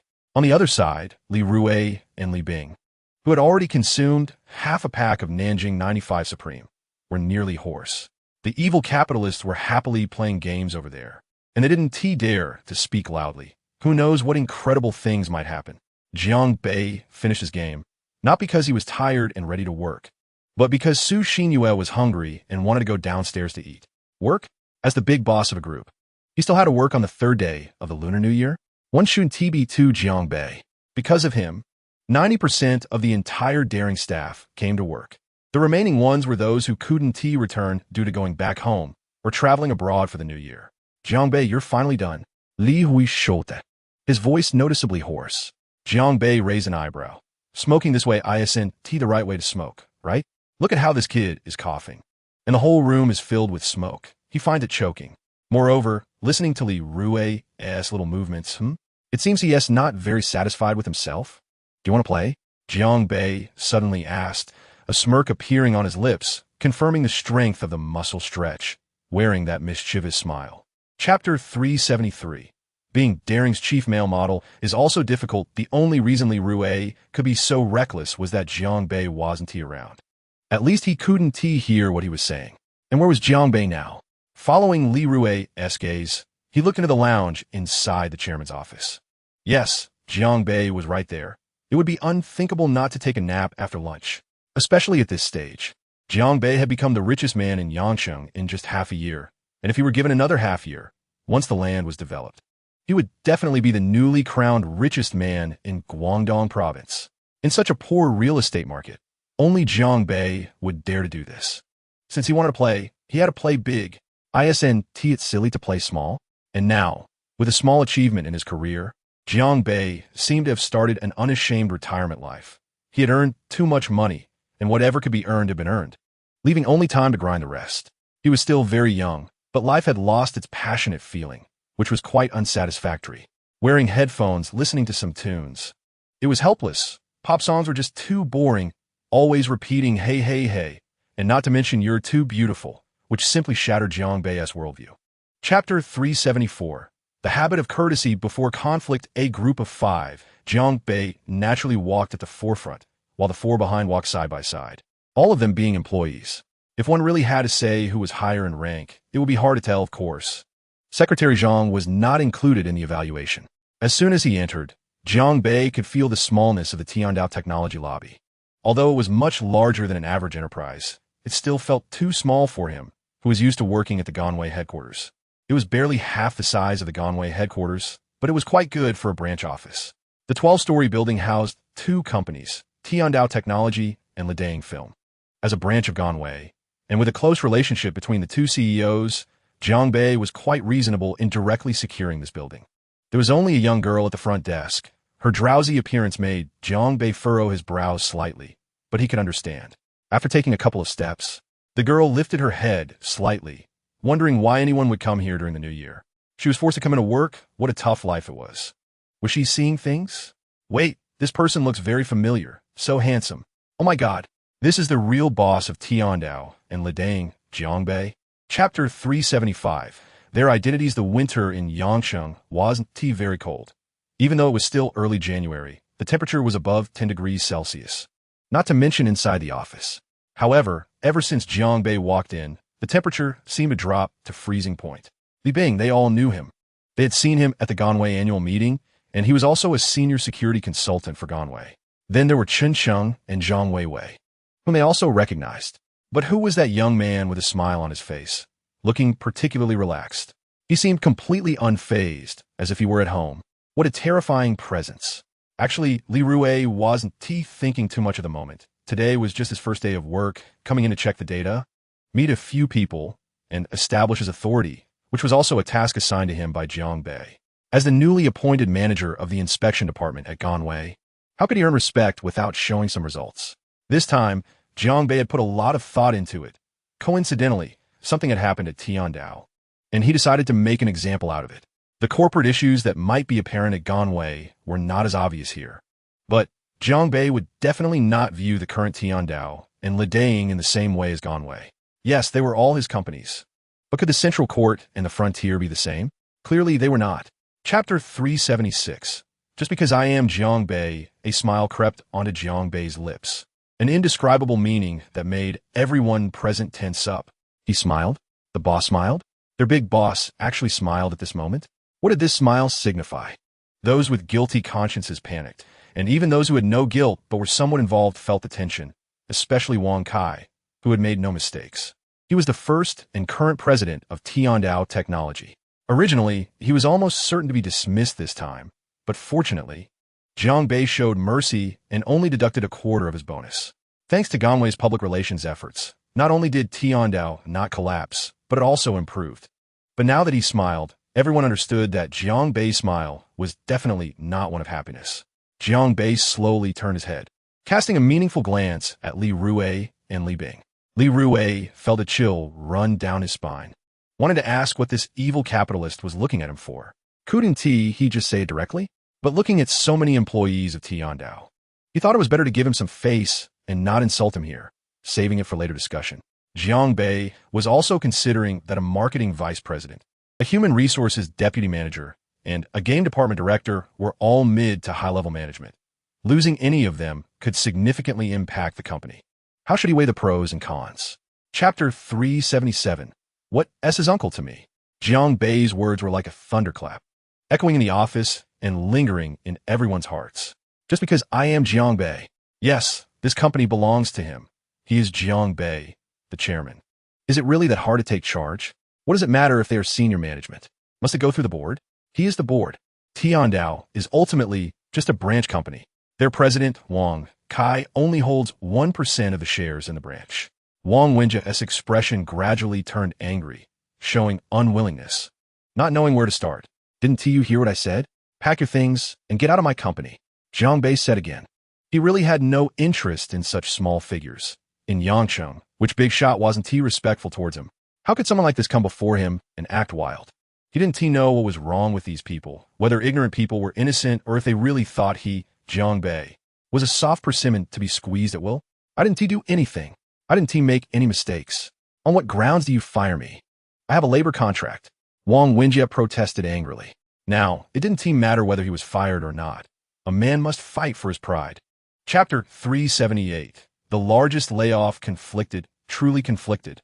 He lit a cigarette, gaining a smoke buff, occasionally glancing at the document, then looking up at Zhang Tianheng. He kept glancing at Wang Kai behind Zhang Tianheng, tapping his left hand on the table rhythmically, a habit of his, when he thought. He had to smoke a cigarette and tap a bit. If Jiang Bei was a power figure, it was certainly true, at least in the eyes of these subordinates. He was definitely more effective than anyone else because Jiang Bei controlled their economic lifeline. As he tapped, the hearts of these people trembled in rhythm. Would the next one be among them? What to do? Besides waiting, what else could be done? Wang Kai, who had been silent, finally couldn't hold back any longer and spoke. Chairman, I know that every management in our company has an irrefutable responsibility in this, especially me and Vice President Zhang. But Vice President Zhang has always been diligent. Jiang Bei waved his hand, signaling him to stop, his brows slightly furrowed as he continued to ponder. It was best not to have any pleas for mercy. Wang Kai gave Zhang Tianheng a helpless smile. He really tried his best. God knows the courage it took to say these words. Chapter 379. 50 Audi A6s arranged in a row. There were a total of 11 people. Adding the 18 directly involved, plus the 2 who had already been dismissed, it exceeded 30 people. Definitely the largest layoff action in Ganwei since its founding. All right, now I announce that you have violated company regulations. You all know specifically what they are, and you are all fired. If there are any issues, feel free to raise them. Li Rui squinted and smiled as he spoke. Violated company regulations, but which one specifically? To be honest, even Li Rui himself didn't know. However, from childhood, there were always those who slept during class. When the teacher spoke, Li Rui always felt the teacher was talking about him. So today he was applying what he learned. You all should realize for yourselves which specific rules you violated. If there are any issues, bring them up later. Anyway, the evil capitalist said that if they dared to be dissatisfied, just wait for someone to come and take them away. The 4 people in the office had clearly thought about it long ago. They must have been fired. Being dismissed by Jiang Bei was more face-saving, indicating a higher position and importance While being fired by manager, Li was a bit less face. But what difference did it make? They were all fired, leaving a stain on their work records. They know very well what they have done, but those few later ones don't understand. Chapter 380, surrounded again today. The third day of a new year is destined to be an unsettled day for Tiandao. In one breath, more than 10 people were laid off, and more than half of them were sent to the police station to be held accountable. Only 4 middle and senior management from the 4 companies were spared and directly resigned. Of course, this was under the condition of having contributed to the Daring Group in the past. The only one who could still stay in Tiandao without any change in position was Vice President of Marketing Zhang Tian'an. However, even so, he had his annual bonus deducted. For Vice President of Marketing, losing an annual bonus is absolutely a significant loss, but he still resolutely stayed, proving how attractive the Daring Group is.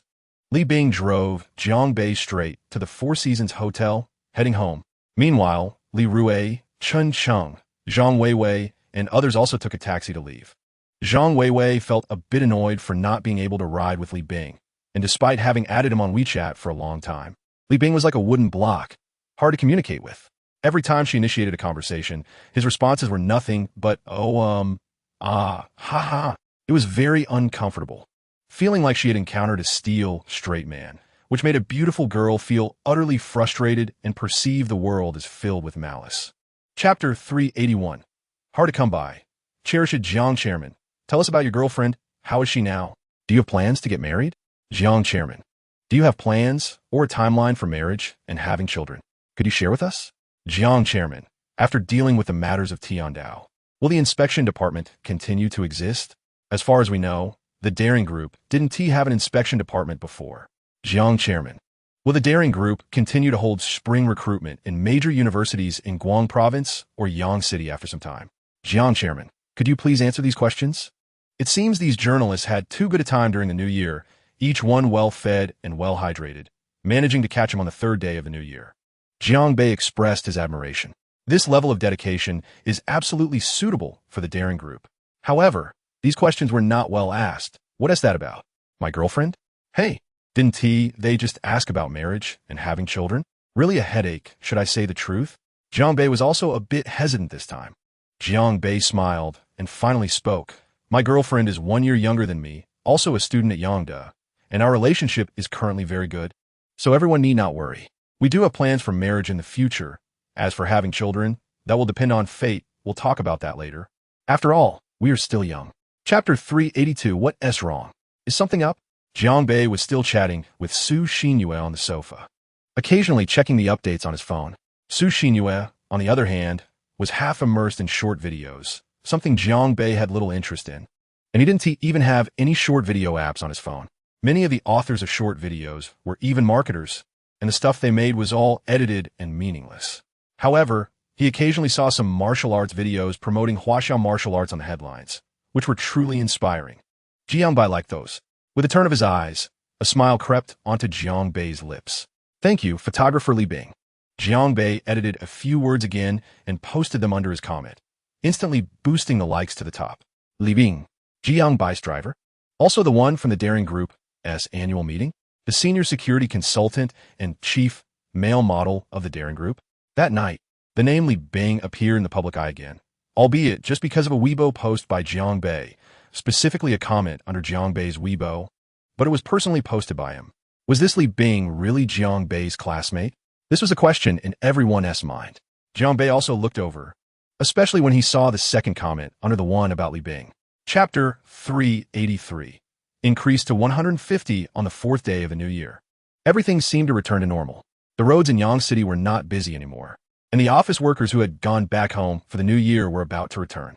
The ones dominating the nurturing were also in a state of not going out, lazily enjoying the last days of their holiday after visiting relatives. Early in the morning, Jiang Bei's biological clock woke him up at 7, and he looked at Su Xinyue, who was still fast asleep beside him. Last night was really hard to endure. Indeed, too uncomfortable. It wasn't that she was pregnant, and it would stabilize, but who knows how long it would take.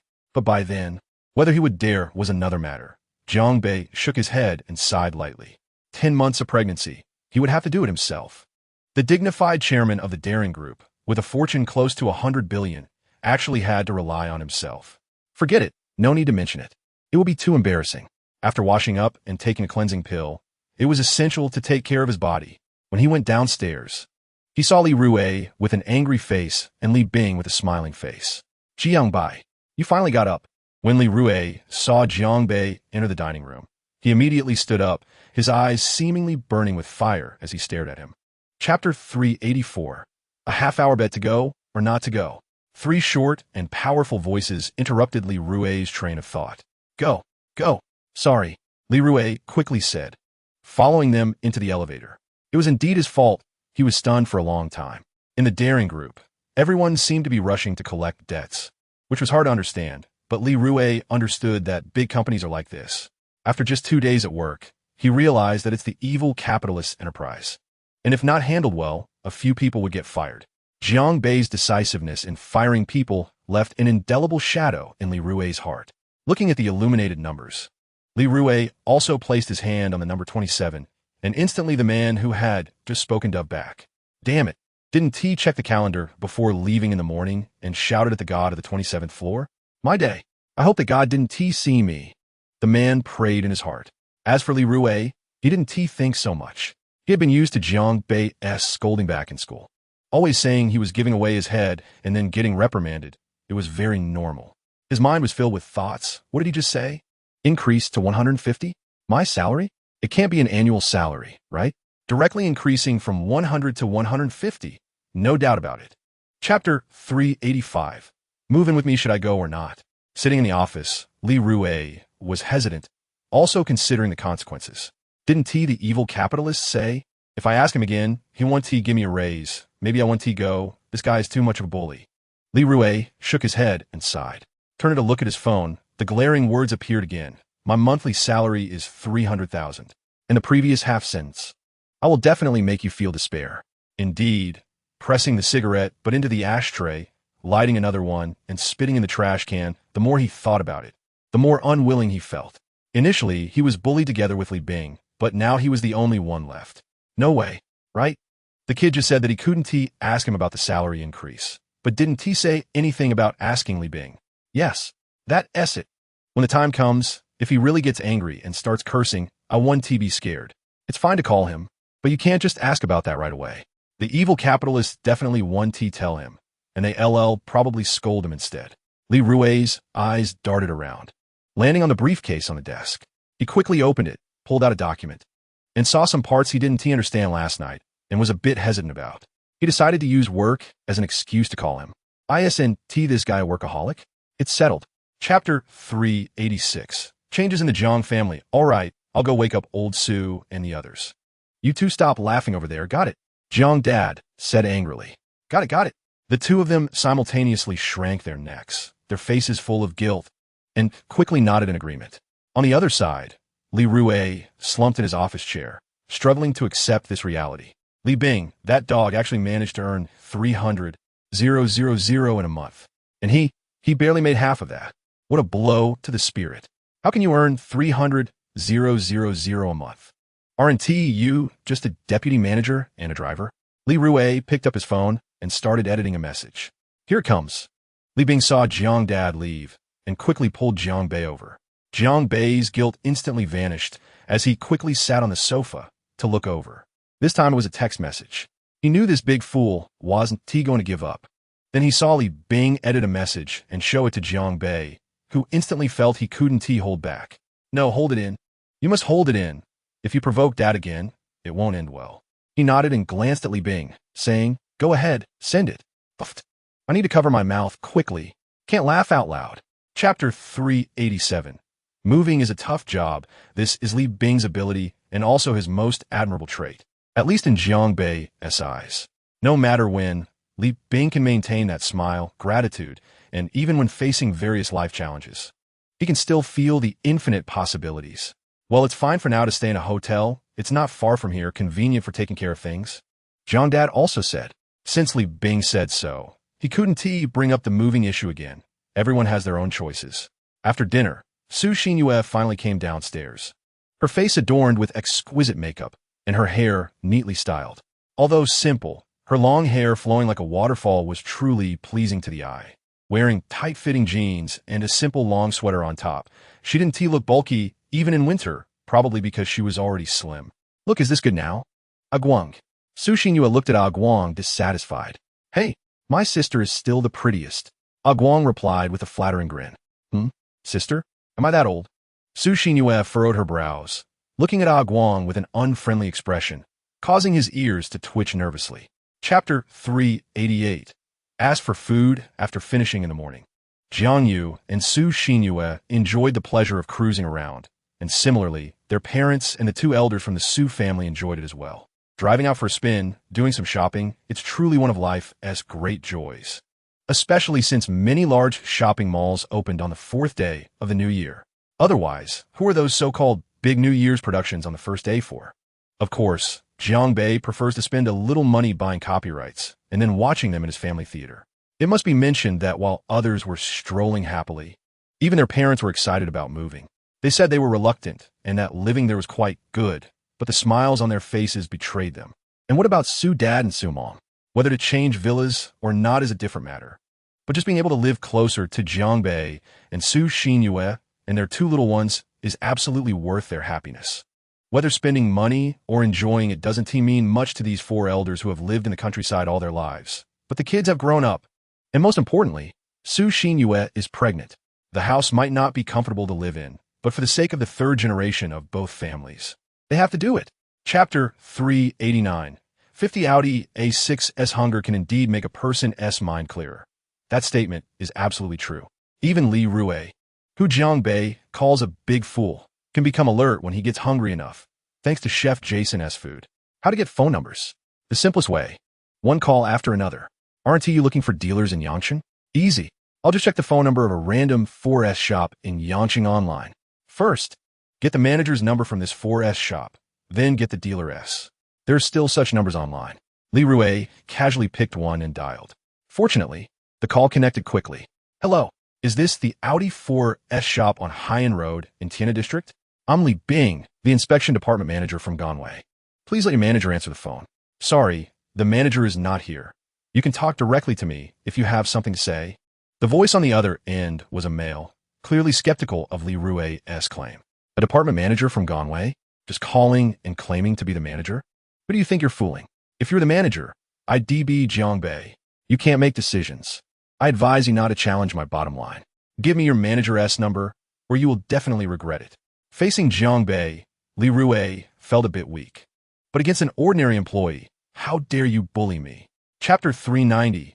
You can't go anywhere for Jiang Bei. Spending money is indeed a trivial matter, but giving money, that's impossible. Every penny must be spent meaningfully. For example, these 50 Audi cars, at least in Jiang Bei's eyes, spending 30 million on them is very valuable. It can help build good relationships with local powers in Yangcheng, and most importantly, it facilitates future development in Yangcheng. It must be said that real estate is the industry most easily criticized. Those who focus on real estate can quickly become prosperous in a short time. Borrowing money from banks to buy land, then building and selling, often without needing much of their own capital, many people have achieved success through flipping properties. Jiang Bei can also be considered one of them, but he is just wiser, using the most convenient land to develop malls and shopping plazas, providing numerous jobs. Although the majority are low-level positions, it greatly satisfies the needs of many people. For example, fresh university graduates, vocational college students, and even high school and secondary vocational school graduates can find jobs. As for higher-level talents, such as master's degree holders or those with years of work experience in companies, they still have no trouble finding jobs. This is the current situation, and Jiang Bei has done well to seize this point. Chapter 391. Interesting ideas. Jiang Bei shrugged, indicating he couldn't help it. Su Xinyue was also at a loss, only able to sigh helplessly and start dealing with the four elders. Basically, it was just you all talk, whatever you say goes. Another knock on the door sounded, but this time it was a few relatives, led by Zhang Xiao, the eldest son of Jiang Bei's second uncle's family, a group of 7 or 8, representing each family. Jiang Bei naturally knew what he was here for today. It was already the 5th day of the new year, and it was time to fulfill his promise. A group of people sat on the sofa, while the two elders of the Su family went back to the room to accompany Su Xinyue. Jiang Yu also didn't come down. He wasn't used to such occasions. Jiang Mama also left, following Su Xinyue back to the room. For them, the children were the most important thing. Zhang Xiaoge, how's it going being the deputy town mayor? Jiang Bei turned to ask Zhang Xiao, who was sitting next to him. Zhang Xiao immediately sat up straight, shook his head helplessly, rubbed the back of his head, smiled, and then replied, "To be honest, it's really not that great." Now, Jiang Bei was interested, and Zhang Xiao, with an indifferent expression, continued, "Especially in the village, everyone knows me, and the town does too, especially since you become popular." Chapter 392. A burden lifted with Jiang Ming's words. He gained the approval of everyone present. The 8 people who came were basically family members who could express their opinions. Otherwise, could Jiang Bei's family really be visited so casually? They probably would have had their doorstep worn out long ago. Jiang Ming's words also reaffirmed Jiang Bei's view of him as a university student who was decent in academics, but only understood the basics. Even if he knew a bit more, he hadn't fully grasped practical entrepreneurship. Pulling in investments and evenly distributing shares is indeed a good way to help a new business expand its capital chain. However, the problem to face is the complexity of the company's board of directors, which Jiang Bei disliked the most, especially when it involved family members. It could easily turn a business into a so-called family business, leading to even more serious issues than the problems faced by large corporations, family business sickness. No matter how good it sounds, if no one thinks about enjoying themselves, it's all fake. Jiang Bei didn't believe that when these people really had money, they could still maintain their original intentions and seriously develop the business without indulging in enjoyment. Chapter 393. A good location for the train station. Jiang Bei's words might have been harsh, laying out all the rules, but everyone didn't feel that way. It was already unexpected for Jiang Bei to actively help them. Even before the new year, although they all had this thought in their hearts, they didn't have the courage to say it. Until Jiang Yuan took the initiative to speak about going home to host relatives, it was confirmed. What Jiang Bei truly worried about was how to settle things on their side after bringing them over. The Zhang family was older, while the Jiang family was younger. Especially Jiang Ming and Jiang Jing. One was still in elementary school. Then there were the relatives from the 4th aunts and the uncle's family. The eldest had just entered junior high, and issues like schooling and household registration would arise. The main reason was that with parents around to advise them, they didn't dare to act recklessly. Besides, they still had Jiang Bei as a big support. After finishing their conversation, they stayed for a couple more cups of tea, exchanged a few pleasantries, and then went home. Jiang Bei didn't keep them, returning to carefully plan for the New Year's projects.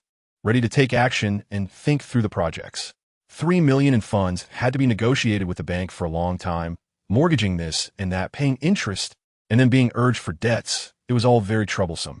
Chapter 394. What Li Rue said at this moment, Jiang Bei's last major issue had been completely resolved. But just thinking about the plans ahead still made his scalp tingle. Especially that program starting on the 11th day of the first month, called I Want to Book You? Who knows what the program team was thinking when they came up with that name? In Jiang Bei's impression, aside from Chun Cheng, who had put in some effort initially, who dared to come forward? He shook his head helplessly, glanced at his phone. It was already 8 in the evening, before turning and heading upstairs. Su Xinyue was in the room eating fruit and watching TV. Being pregnant drew a lot of attention, but it also meant losing freedom, especially in a wealthy family like Jiang Bei's. How did it suddenly become a wealthy family? Perhaps with a net worth nearing 100 billion. Jiang Bei indeed belonged to the wealthy class, which wasn't a big problem. It was just that there were fewer members in the family. Eat more. Give my son more nutrition. He shouldn't be as foolish as you in the future, Jiang Bei said with a smile. What nonsense are you talking about? I don't believe I'm having a child. If it's there on the first day of the new year, it can be checked out on the second day, right? Su Xinyue pouted and said, Of course. My pregnancy test stick is the best in the world. Jiang Bei raised an eyebrow and replied. Chapter 395. The mobilization conference. Su Xinyue pouted, looking pitiful, with her head down, not looking at Jiang Bei. Li Rue said, I'm an evil capitalist? Jiang Bei rolled his eyes, feeling speechless. Su Xinyue replied in her small voice, barely louder than a mosquito. Jiang Bei rubbed his nose. He was indeed a capitalist. But everyone said he was a conscientious entrepreneur benefiting the public. Hearing the term evil capitalist for the first time was quite surprising. However, considering how he had bullied this big fool over the years, he let it go. All right, I want to argue with you. Let's stay at the company this month. He stretched, hugged Su Xinyue, and went to sleep. Life always felt so pleasant. A wife and child on a warm bed. And most importantly, he could afford to raise a child. That was the true winner in life. The most hated academic life had ended, and he could comfortably focus on running his business. That was truly enjoying life.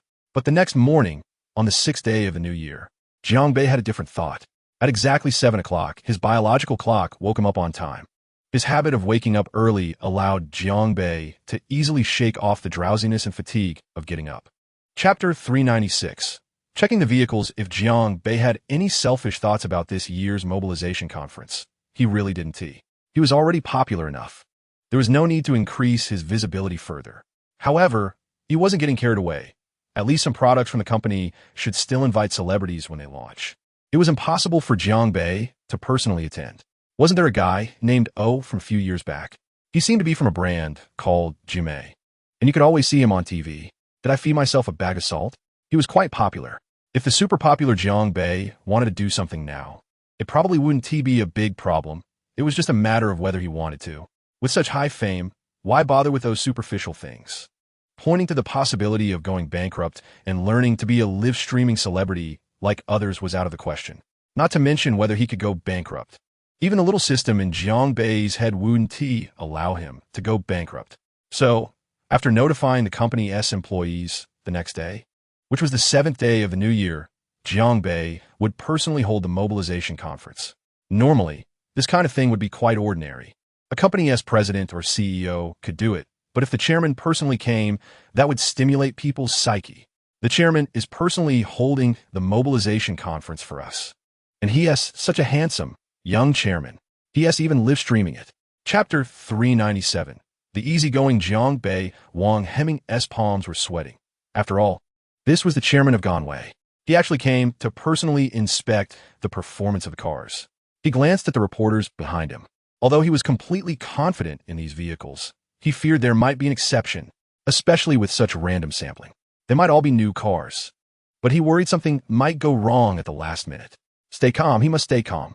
Wang Hemming, who had been in a high position for a long time, couldn't help but feel nervous as beads of sweat began to form on his forehead, and he turned slightly to wipe it away. Before long, Jiang Bei and Li Bing completed their inspection, got out of the car, and even let the reporters get in and try it out. Wang Hemming finally found an opportunity to speak, approaching Jiang Bei and saying, "Chairman Jiang, please rest assured, these are all new cars from various 4S stores in Yangcheng. Used for sales. I would never use inventory cars to deceive you." Jiang Bei nodded. It was normal. If he dared to use inventory cars to deceive him, then there would be no need for him to continue as the general distributor, and the consequences were unimaginable. "Okay then, please take me to finalize the delivery and sign the final contract," Jiang Bei casually said. "All right, Chairman Jiang." Chapter 398. The most conscientious entrepreneur. No wonder Jiang Bei was willing to pay over 100% premium to acquire shares in the Guangdong Province television station. Thinking of this, the group of reporters could no longer contain their excitement, trembling all over as if they had uncovered Jiang Bei's secret. No wonder. Upon hearing Jiang Bei say this, they instantly understood. Everything was for the company's listing. Tiandao Technology was indeed formidable, with the support of the gaming industry and a strong, stable financial chain. Going public was basically a done deal. However, Lu Dao Film and Television lagged behind significantly, with only a decent animation sector. And it was collaborating with Youku. Although they earned a good amount, it was still quite limited. Moreover, the development of their film and television projects had slowed down, and they had yet to sign contracts with some well-known movie stars and singers, leading to insufficient momentum. But they had shares, 10% of the Guangdong Province television station. It may sound small, but the major stakes were untouchable. No wonder Jiang Bei dared to acquire them when they weren't so prosperous. It was all part of a plan. The reporters were thrilled, but little did they know that this was something Jiang Bei intentionally wanted to reveal to them.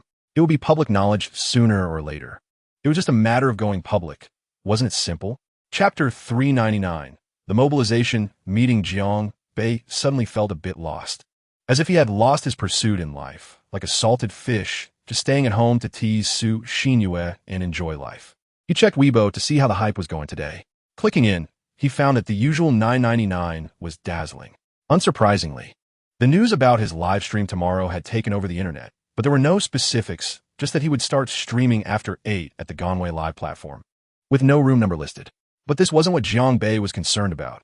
As Su Xinyue had entered the room, Jiang Bei opened his arms to welcome Su Xinyue, and the couple was relatively harmonious. At least they never argued and remained affectionate as always. Su Xinyue's way of handling things greatly assisted Jiang Bei at home. Often, he couldn't do without her suggestions. She was an absolute virtuous partner. "Come here, let me see if our son has grown," Jiang Bei said with a smile. "Grow? It's only been a few days, just a week. Do you have a pregnant woman who shows at 1 week?" Su Xinyue pote the satisfied. Her adorable appearance made Jiang Bei chuckle, gently pulling her into his arms, affectionately smelling her hair, closing his eyes, and enjoying the moment. Chapter 400. I am your MC Ruation. As Jiang Bei's words fell, Li Rue gave him a satisfactory gesture. Li Rue instantly pressed his left hand down on the moving camera with his right hand, directly stopping it in mid-air. Would that damned capitalist just say? If he dared, he would make everyone eat instant noodles for a month? Li Rue believed too much. This was his boss. Eat instant noodles for a month? Fine. It would be lucky if he didn't let him eat for a month. Li Rue looked at Jiang Bei with a hint of fear, unsure of his feelings. Looking at the big boss who had taken off his jacket and was wearing a shirt that exposed half of his chest, Li Rue slowly swallowed. It was better not to provoke him, but seeing that he wasn't speaking, Li Rue didn't know whether to stand or sit. He had already started the live stream. What to do now? Fortunately, Jiang Bei understood this dilemma and took the initiative to say, "Manager Li, you take over the live stream for me first. I will start at 9. You chat with them for a while." Li Rue finally breathed a sigh of relief, unsteadily sitting in Jiang Bei's boss chair, his heart racing.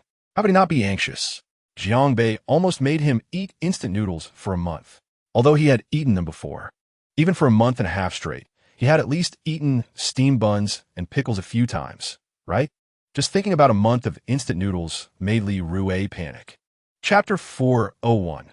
Jiang Bei takes over. Jiang Bei regretted temporarily handing over the live stream room to Li Rue, who knew how this big fool could come up with this. At this moment, sitting in front of the computer, Jiang Bei couldn't guess what the countless people looking at their phones were feeling. But as the music played, the passionate prelude finally began. Li Rue was shaking in front of the computer. His face wearing sunglasses made him look somewhat interesting. To make matters worse, Li Bing also opened his phone and clicked into the Gonway live stream. On the homepage, the first recommended spot was Li Rue's. The small cover, featuring Li Rue in sunglasses, filled the entire screen, making people feel uneasy. Jiang Bei couldn't express his feelings. Forget it. Having him liven up the atmosphere was also good. They could sit for a while. It wasn't easy in the morning. Perhaps it was because Jiang Bei said he could share a point with Li Rue that excited this kid. Life had been too hard for him, so he understood. "Brothers, I am your MC Ruation. Let's start now." He was once a king, then said forget it, willingly handing over military power and let others hold it. He never quarreled with anyone. "Thank you, brothers. Thank you for the rockets taking off." Chapter 402. The exaggerated gift amount 1 point, Jiang Bei conservatively estimated. From the time he sat down and now, for half a minute, he had received no less than 2 million in gifts. Although he wasn't good at math usually, he could understand this. 2 million divided by $1,000 for a rocket and 2,000 for a dragon. He could still get the gist. So, from now until the originally scheduled end of the mobilization meeting at 10, Jiang Bei realized that getting to 100 million was inevitable. That kid Li Rue, just by setting up a live stream, had made him several million. Why? Turning to look at Li Rue, who was wiping sweat off his forehead, he decided to let it go. This kid wasn't having it easy either. Li Bing gave Li Rue a thumbs up in various ways. He was so damn impressive. Back in college, he knew this kid could brag, but he didn't expect him to be so strong in a live stream. And he could even hype up the crowd. Unbeatable. Regarding the act of sending gifts, Jiang Bei couldn't quite articulate what kind of psychology it was. Anyway, he rarely watched live broadcasts now, of course. He used to watch a lot, but now he didn't have the time. "Thank you for everyone's gifts. I'm now going to start the New Year's mobilization meeting for Dare to Be, although it's cliché, but I hope everyone can quietly listen to me speak." Chapter 403. Jiang Bei's little scheme. In fact, Jiang Bei was surprised by this number, but it was still acceptable. On the other hand, Li Rue's eyes sparkled with excitement. "This is nearly 2 years' worth of my salary, and that's saving without spending." Li Bing's mouth twitched. At that moment, he felt genuinely jealous. I've been working hard in West Africa, risking my life every day, always afraid of being shot, and after a whole year I earned 700,000. You, in front of nearly all the working people in the country, just spent half an hour doing this and got nearly what I earn in 5 years. Although it was just his annual salary now, Li Bing still felt envious. It's a bit disheartening. Li Bing, are you envious? Jiang Bei noticed Li Bing's disappointment and casually asked, how can I not be envious? This big fool managed to earn so much in half an hour, Li Bing replied, biting his lip, looking as if he had been bullied like a naive young girl. Jiang Bei suddenly laughed, unsure of what to say. Looking at Li Bing and then at Li Rui's proud appearance, he thought, it's fine, let him be proud. Tomorrow he will know what despair is. Chapter 404, Dad. The money has arrived. Li Rui couldn't describe how he felt right now. It was a bit euphoric, yes, that was it. Holding a small bill of 3,300,000, he felt like he was about to take off. At this moment, the finance department manager looked incredibly beautiful to him. After all, this money had to be personally signed off by her. Li Ruolin looked at the inspection department manager. Somewhat dazed. During the live broadcast, she had naturally seen it. Not only her, but also Chairman Jiang Bei personally conducted the mobilization meeting for the new year. Who would dare not watch? Thus, the entire Dare to Be company saw Li Rui for the first time, and he made such an entrance in this way, which was quite shocking. Li Ruolin skeptically took the small slip from Li Rui's hand, glanced at it, and was somewhat speechless. Manager Li, please transfer 3,300,000 cash to Li Rui's bank account. The revenue from the recent live broadcast, transfer it now. Chairman Jiang Bei requests. A simple line, accompanied by the chairman's personal seal, no problem. However, Li Ruolin still called Jiang Bei to confirm again. After all, 3,300,000 was no small amount. The call was quickly connected. Chapter 405. Direct consequences before long. The door to the chairman's office was knocked on again. Li Bing stood up. Opening the door had become a habit. The visitor was Li Rui, with an indescribable expression on his face, a mix of happiness and worry intertwined. With a slight smile and a furrowed brow, he looked very conflicted. Jiang Bei and Li Bing exchanged glances, holding back their laughter. Is there something wrong? The money should have arrived, right? Jiang Bei asked casually. And no, nothing's wrong. The money has indeed arrived. Li Rui nodded, but the worry was evident again. He scratched his head and then asked, Chairman, can I ride to and from work with you recently? I feel like I might get into trouble. I've become a star now. 10 minutes earlier, Li Rui was still on the phone with his dad at the elevator. Ahui, are you stupid? After you finish that thing, won't those reporters be all over you? His dad asked, exasperated. Li Rui thought about it. Those reporters would definitely notice him as a manager, but shouldn't be that exaggerated, right? Why would they focus on him when there are plenty of evil capitalists around? He was quite puzzled. Chapter 406. The consequences are too big. Jiang Bei glanced over. It was the front desk. As a boss, there are many calls one has to take. Like this one from the front desk. These people usually wouldn't dare to call, but at critical moments, they have to. So whenever they call, Jiang Bei typically sets aside what he is doing to answer. It's like a game between an assassin and a king. Chairman, it's cold outside, and there are more than 50 reporters gathered below.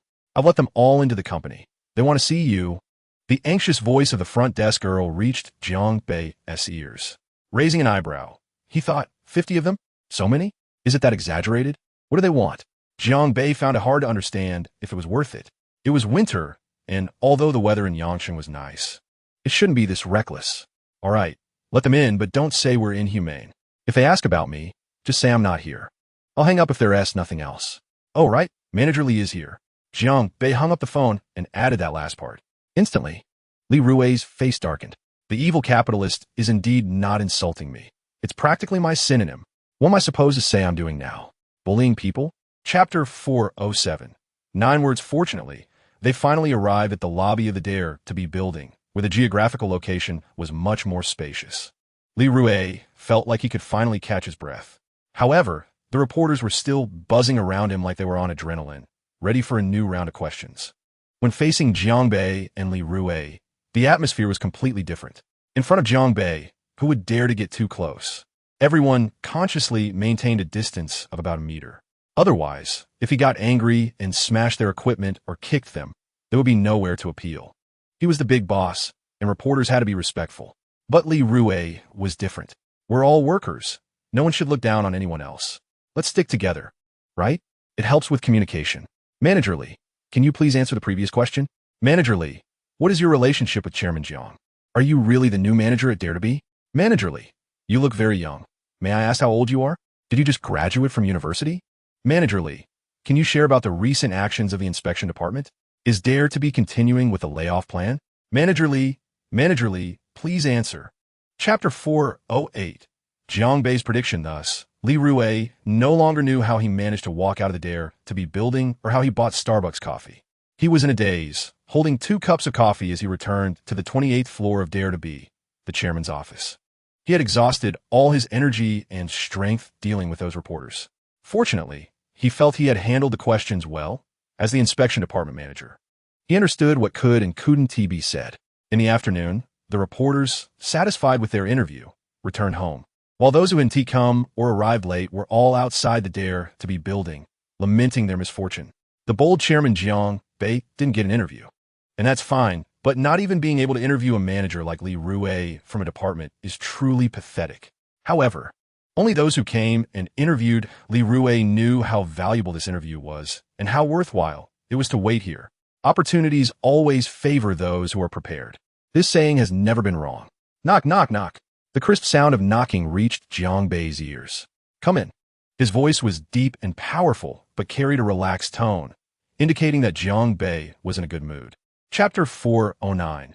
A new official takes office with 3 fires. Li Rue glanced at his phone, stood up silently, then picked up his 2 cups of coffee and pushed the door open to leave. Not taking it. Might as well. I paid for this myself. Over $30 a cup. That's quite expensive. This was Li Rue's inner thought.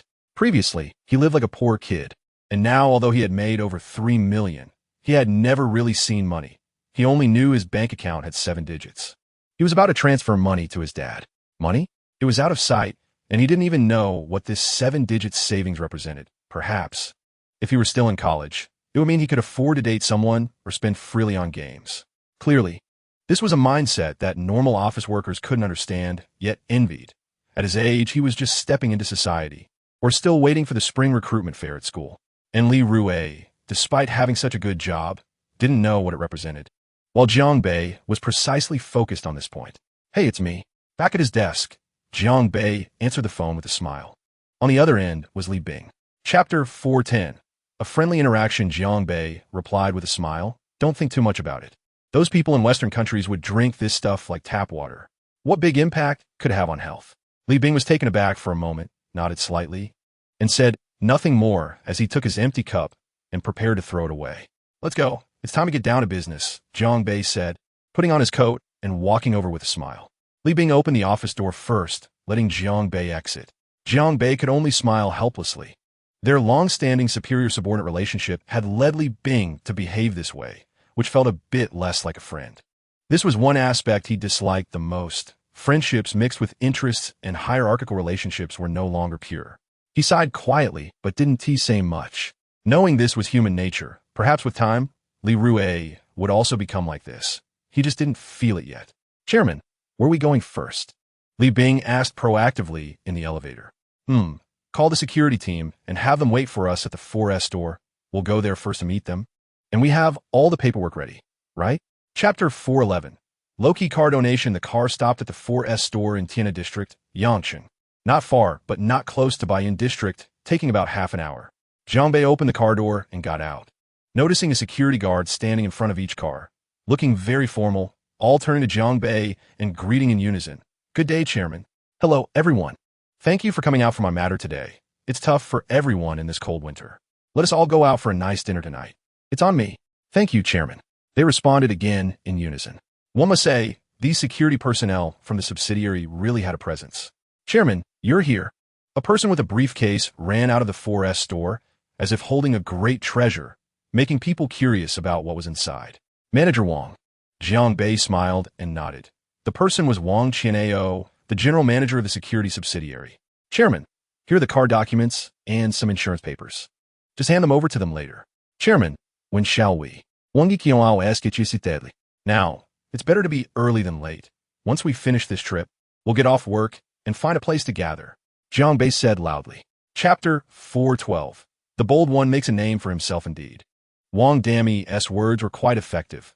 There were hardly any reporters present who didn't know him.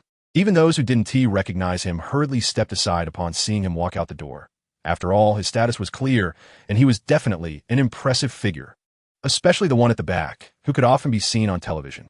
These reporters were quite sensitive to such matters, quickly dispersing and respectfully standing aside. They decided to wait until he finished handling his affairs before proceeding with the interviews. Thus, Jiang Bei finally felt relieved with the arrival of Wang Dami and Secretary Zhang behind him. The rare moment to catch his breath was precious in everyone's eyes. Even Li Bing felt the same, while Jiang Bei remained indifferent, having long gotten used to it. Being a wealthy person is difficult, but being a well-known wealthy person is even harder. Under the combined direction of Wang Dami and the security guard at the door, 50 brand-new Audi A6 cars drove into the courtyard, quite eye-catching. A group of reporters immediately took out their cameras and began snapping pictures, the sound of shutters clicking incessantly. Chapter 413.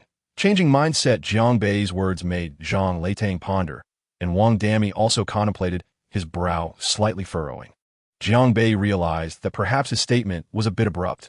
It might not be good for a young entrepreneur to think this way. He spoke again, to be honest. Brother Zhang, Secretary Wang, everyone wants to make money, but we can't earn it this way.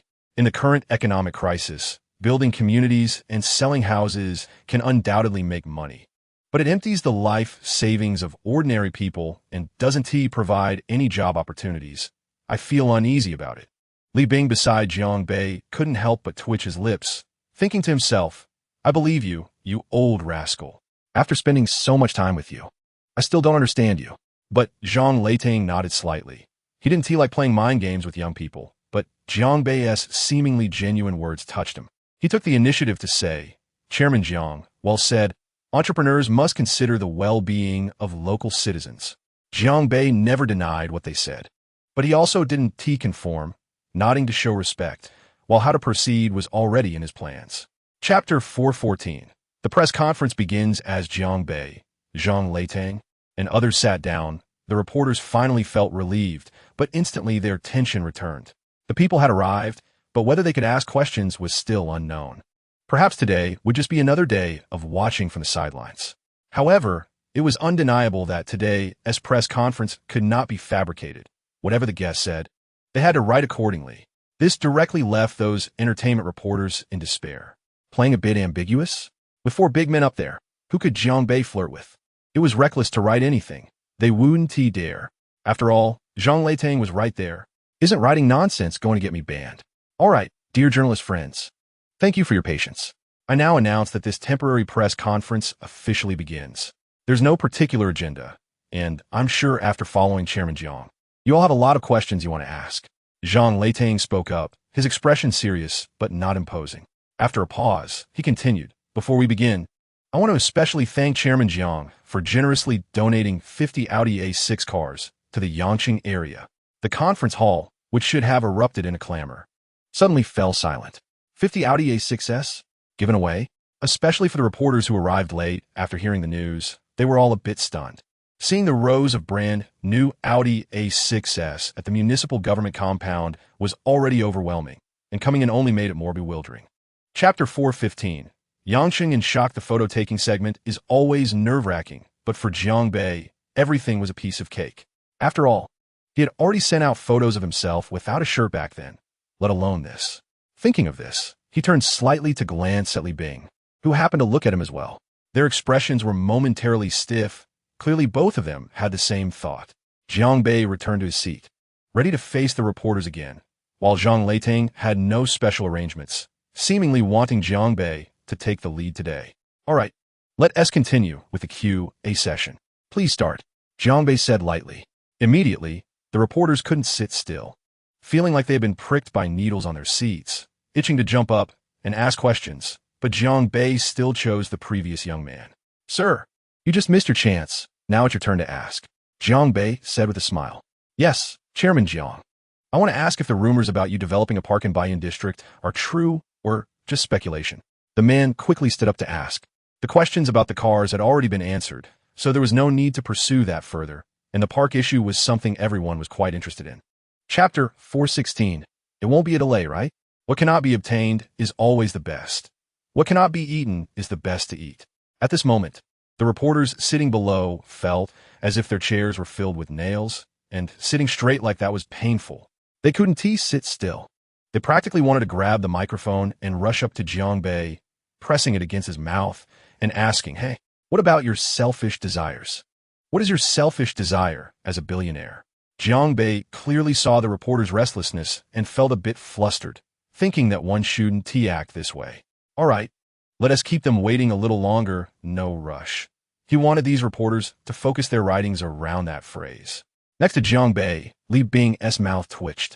Indeed, the one who understood Jiang Bei best was the big fool Li Rui, the wicked capitalist. And that saying about not being too much like Jiang Bei was absolutely right.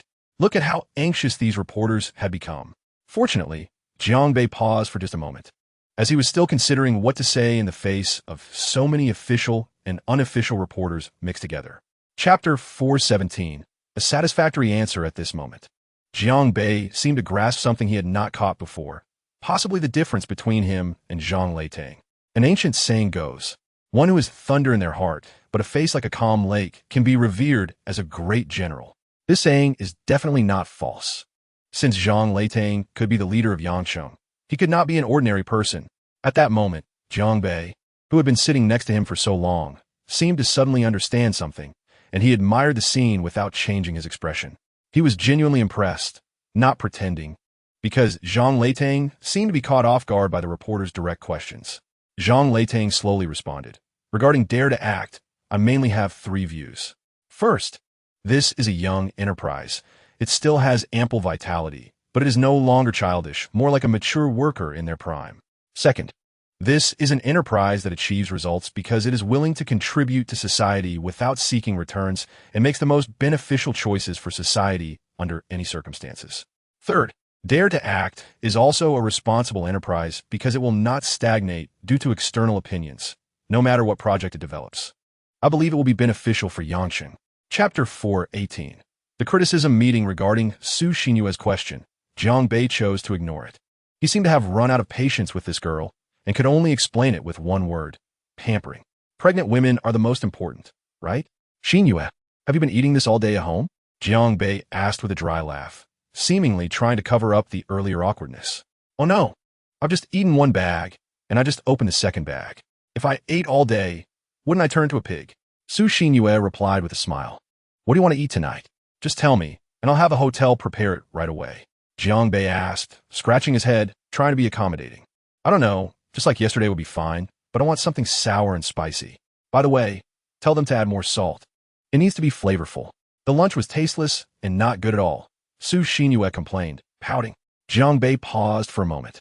The hotel kitchen shouldn't make such mistakes. It should be Su Xinyue's own issue since pregnant women tend to have stronger tastes. Just as Jiang Bei picked up his phone and was about to make a call, there was a knock at the door. Reluctantly standing up, he opened the door, and a smile instantly appeared on his face as he hurriedly greeted Dad, Mom, Uncle Su, Aunt Su, good evening. Chapter 419. The public opinion storm. Fortunately, this sentence finally broke the awkward situation, and the elders gathered around, looking at the menu in Jiang Bei's hand. Although Jiang Bei was not particularly satisfied with the chefs at the Four Seasons Hotel, compared to Jason, it was quite lacking, but their level was similar.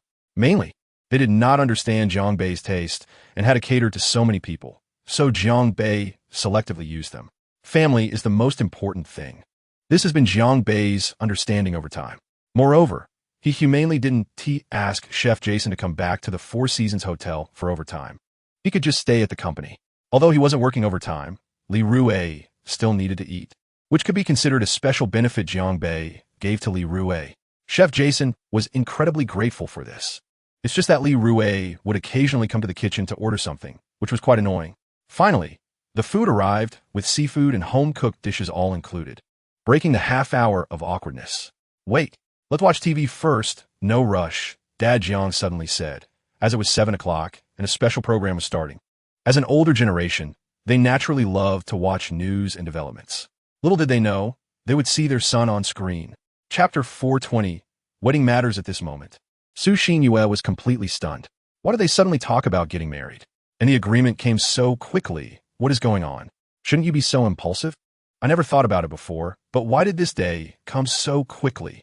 Su Xinyue felt her mind go blank, staring blankly at Jiang Bei and Jiang Dad, who just brought up this topic, swallowed hard, unsure what to say. What's wrong, Xinyue? Jiang Dad asked. Su Xinyue's throat moved, shook her head, and couldn't find the words. Seeing Jiang Dad slowly frown, she slightly nodded, indicating she was definitely willing. There's nothing more to say. Meanwhile, Jiang Bei looked at Su Xinyue with a smile, feeling helpless. His dad was the same. He used a pregnancy test and just confirmed they were getting married? Really fearless. But even if she wasn't pregnant, so what? The girl Jiang Bei liked couldn't just slip away. Xinyue might be a bit dazed for a moment. Dad, you're pushing it a bit hard with this main dish, Jiang Bei said with a smile. Jiang Dad stroked his chin. It seemed both father and son had this habitual gesture. He then turned to Jiang Bei, smiled slightly, and didn't say much more. Chapter 421, I'm still hungry. All right, that's all I have to say. If there's anything else to prepare, you can discuss it among yourselves. Call Xiao when over tomorrow night, and also invite the two Lees. Jiang Bei, come on, you've been a big boss for so long, yet you have so few friends around you. Jiang Dad reprimanded with a smile, but in reality, he didn't care much about it. He still knew Jiang Bei's capabilities. Now that he had money, there would naturally be many people wanting to climb the social ladder. As for how many could be friends, just look at the number of friends Jiang Bei had to understand. Okay, Dad, no problem. Tomorrow I'll have someone decorate our place. And we'll have a nice meal, Jiang Bei promised with a smile. These were all small issues, but he still had to do it personally. Fortunately, he was staying at a hotel, so he could just arrange it directly tomorrow. A meal can feel quick or slow. The slow part was mainly the family chatting. And they really hadn't eaten much. All right, I've eaten enough. It's late, and eating too much will make me gain weight. Jiang Dad stood up and said casually. At the same time, Jiang Mom and the two elders from the Su family also stood up, all having eaten their fill. Su Dashin was genuinely full because he had hardly spoken, just eating quietly, listening to what they said in a state like that. Chapter 422. Can I get signature? At this moment, the waiter was the envy of others because he could personally serve Jiang Bei and even see Jiang Bei's female companion. If he guessed correctly, judging by their hand-holding just now, she should be his girlfriend. Jiang Bei had a girlfriend, but everyone had only seen her online. Jiang Bei even posted a photo of them together on Weibo, but the quality of the photo was quite poor. Straight men aren't just talk. At least when it comes to taking selfies, Jiang Bei really had no skills, which made Su Xinyue so mad that she smashed her phone, yet still got posted. Tonight, the exquisitely made-up Su Xinyue looked a bit unrecognizable, too beautiful, making one feel that even a glance was like disrespecting a goddess. Edge se afford platir. That it. Jiang Bei closed the menu and said to the waiter, Yes, Mr. Jiang. The waiter, one hand holding the menu and the other tightly gripping a pen, seemed unsure of what to say. Jiang Bei was initially taken aback, then shook his head slightly, signaling the waiter to hand him the pen. The waiter instantly blanked out and hurriedly handed it over. Chapter 423. Familiar faces can't flatter too much. When receiving the little pen handed over by the girl from her small bag, to be honest, Jiang Bei was also stunned. Although he was straightforward, it didn't mean he didn't know what this thing was. It was an eyebrow pencil. Although Su Xinyue's eyebrows were already very delicate, she still needed this item. It was something every woman couldn't do without. The last time he accidentally broke one of Su Xinyue's lipsticks, it almost got him killed. But now, the one in front of him actually wanted to use an eyebrow pencil as a pen. Chairman Jiang, just use this, the girl said a bit anxiously. Jiang Bei nodded numbly. He would use it. Anyway, it wasn't his. Meanwhile, Su Xinyue was dumbfounded, thinking, how generous. This one costs over 700. It was something she never even dared to think about before. How would she use in the future? In beauty products, there are no limits to pricing. It's terrifying. Two signatures were quickly signed by Jiang Bei. His strong and vigorous signature made the two girls incredibly excited, but what excited them even more was yet to come. Chairman Jiang, can we take a photo with you? The prettier girl carefully asked. Chapter 424. Sleeping in is not a good habit. On the first floor, after getting off the elevator, Jiang Bei and Su Xinyue walked out hand in hand under the envious and jealous gazes of several people. This was the parking lot. Also the underground parking of this building, very spacious, with various luxury cars. Who could come as Bai for dinner without a car? It'd be hard to believe if they said otherwise. The scissor doors of the Lamborghini Veneno slowly rose as Jiang Bei pressed the car key in his hand. and he and Su Xinyue got in under the gaze of the crowd. A series of gasps filled the air as people saw the car. Normally, seeing this car online felt nothing, but when the real thing was in front of them, it was still shocking. This was only the fourth one in Huaxia. A hardtop Lamborghini Veneno, priced at nearly 100 million. Inside the car, Su Xinyue patted her round little belly, looking very satisfied, but of course, it was from overeating. Not because she was pregnant. Has it already started to show after just 1 week? Jiang Bei raised an eyebrow and asked with a smile. You're teasing me. I'm not talking to you. Su Xinyue pouted, feeling a bit embarrassed in the face of Jiang Bei's smile. Jiang Bei chuckled lightly, clearly in a good mood. The car started, and the roar of the engine echoed throughout the underground parking lot as they sped out. Chapter 425. Jiang Bei reappears at the Civil Affairs Bureau. The sound of running water came from the bathroom, and Jiang Bei's heart skipped a beat. Sure enough, this thing only felt good for a moment. And the emptiness came afterward. A faint sound of plates being moved came from downstairs. Although it was far away, Jiang Bei still heard it. Someone from the hotel had come. This daily routine wouldn't disturb Jiang Bei. As time slowly approached 7:30, Jiang Bei and Su Xinyue finally went downstairs. Su Xinyue, with light makeup, wearing a white long dress, walked out with flesh-colored leggings on her lower half. In winter, a must-have for girls. It made her figure look great. Jiang Bei no longer dared to look too much. Otherwise, he would end up feeling uncomfortable. He was now somewhat nostalgic for when he first met Su Xinyue, when she wore that peasant outfit. Jiang Bei casually took out his phone and sent a message to Li Bing. Come in. Let us have breakfast together. Then go to the Civil Affairs Bureau. Li Bing, waiting outside, felt a bit confused. The big boss was going to the Civil Affairs Bureau today? What for? Could it be that they were getting their marriage certificate today? Li Bing rolled his throat several times before glancing at the time on his phone. It was already 7:32.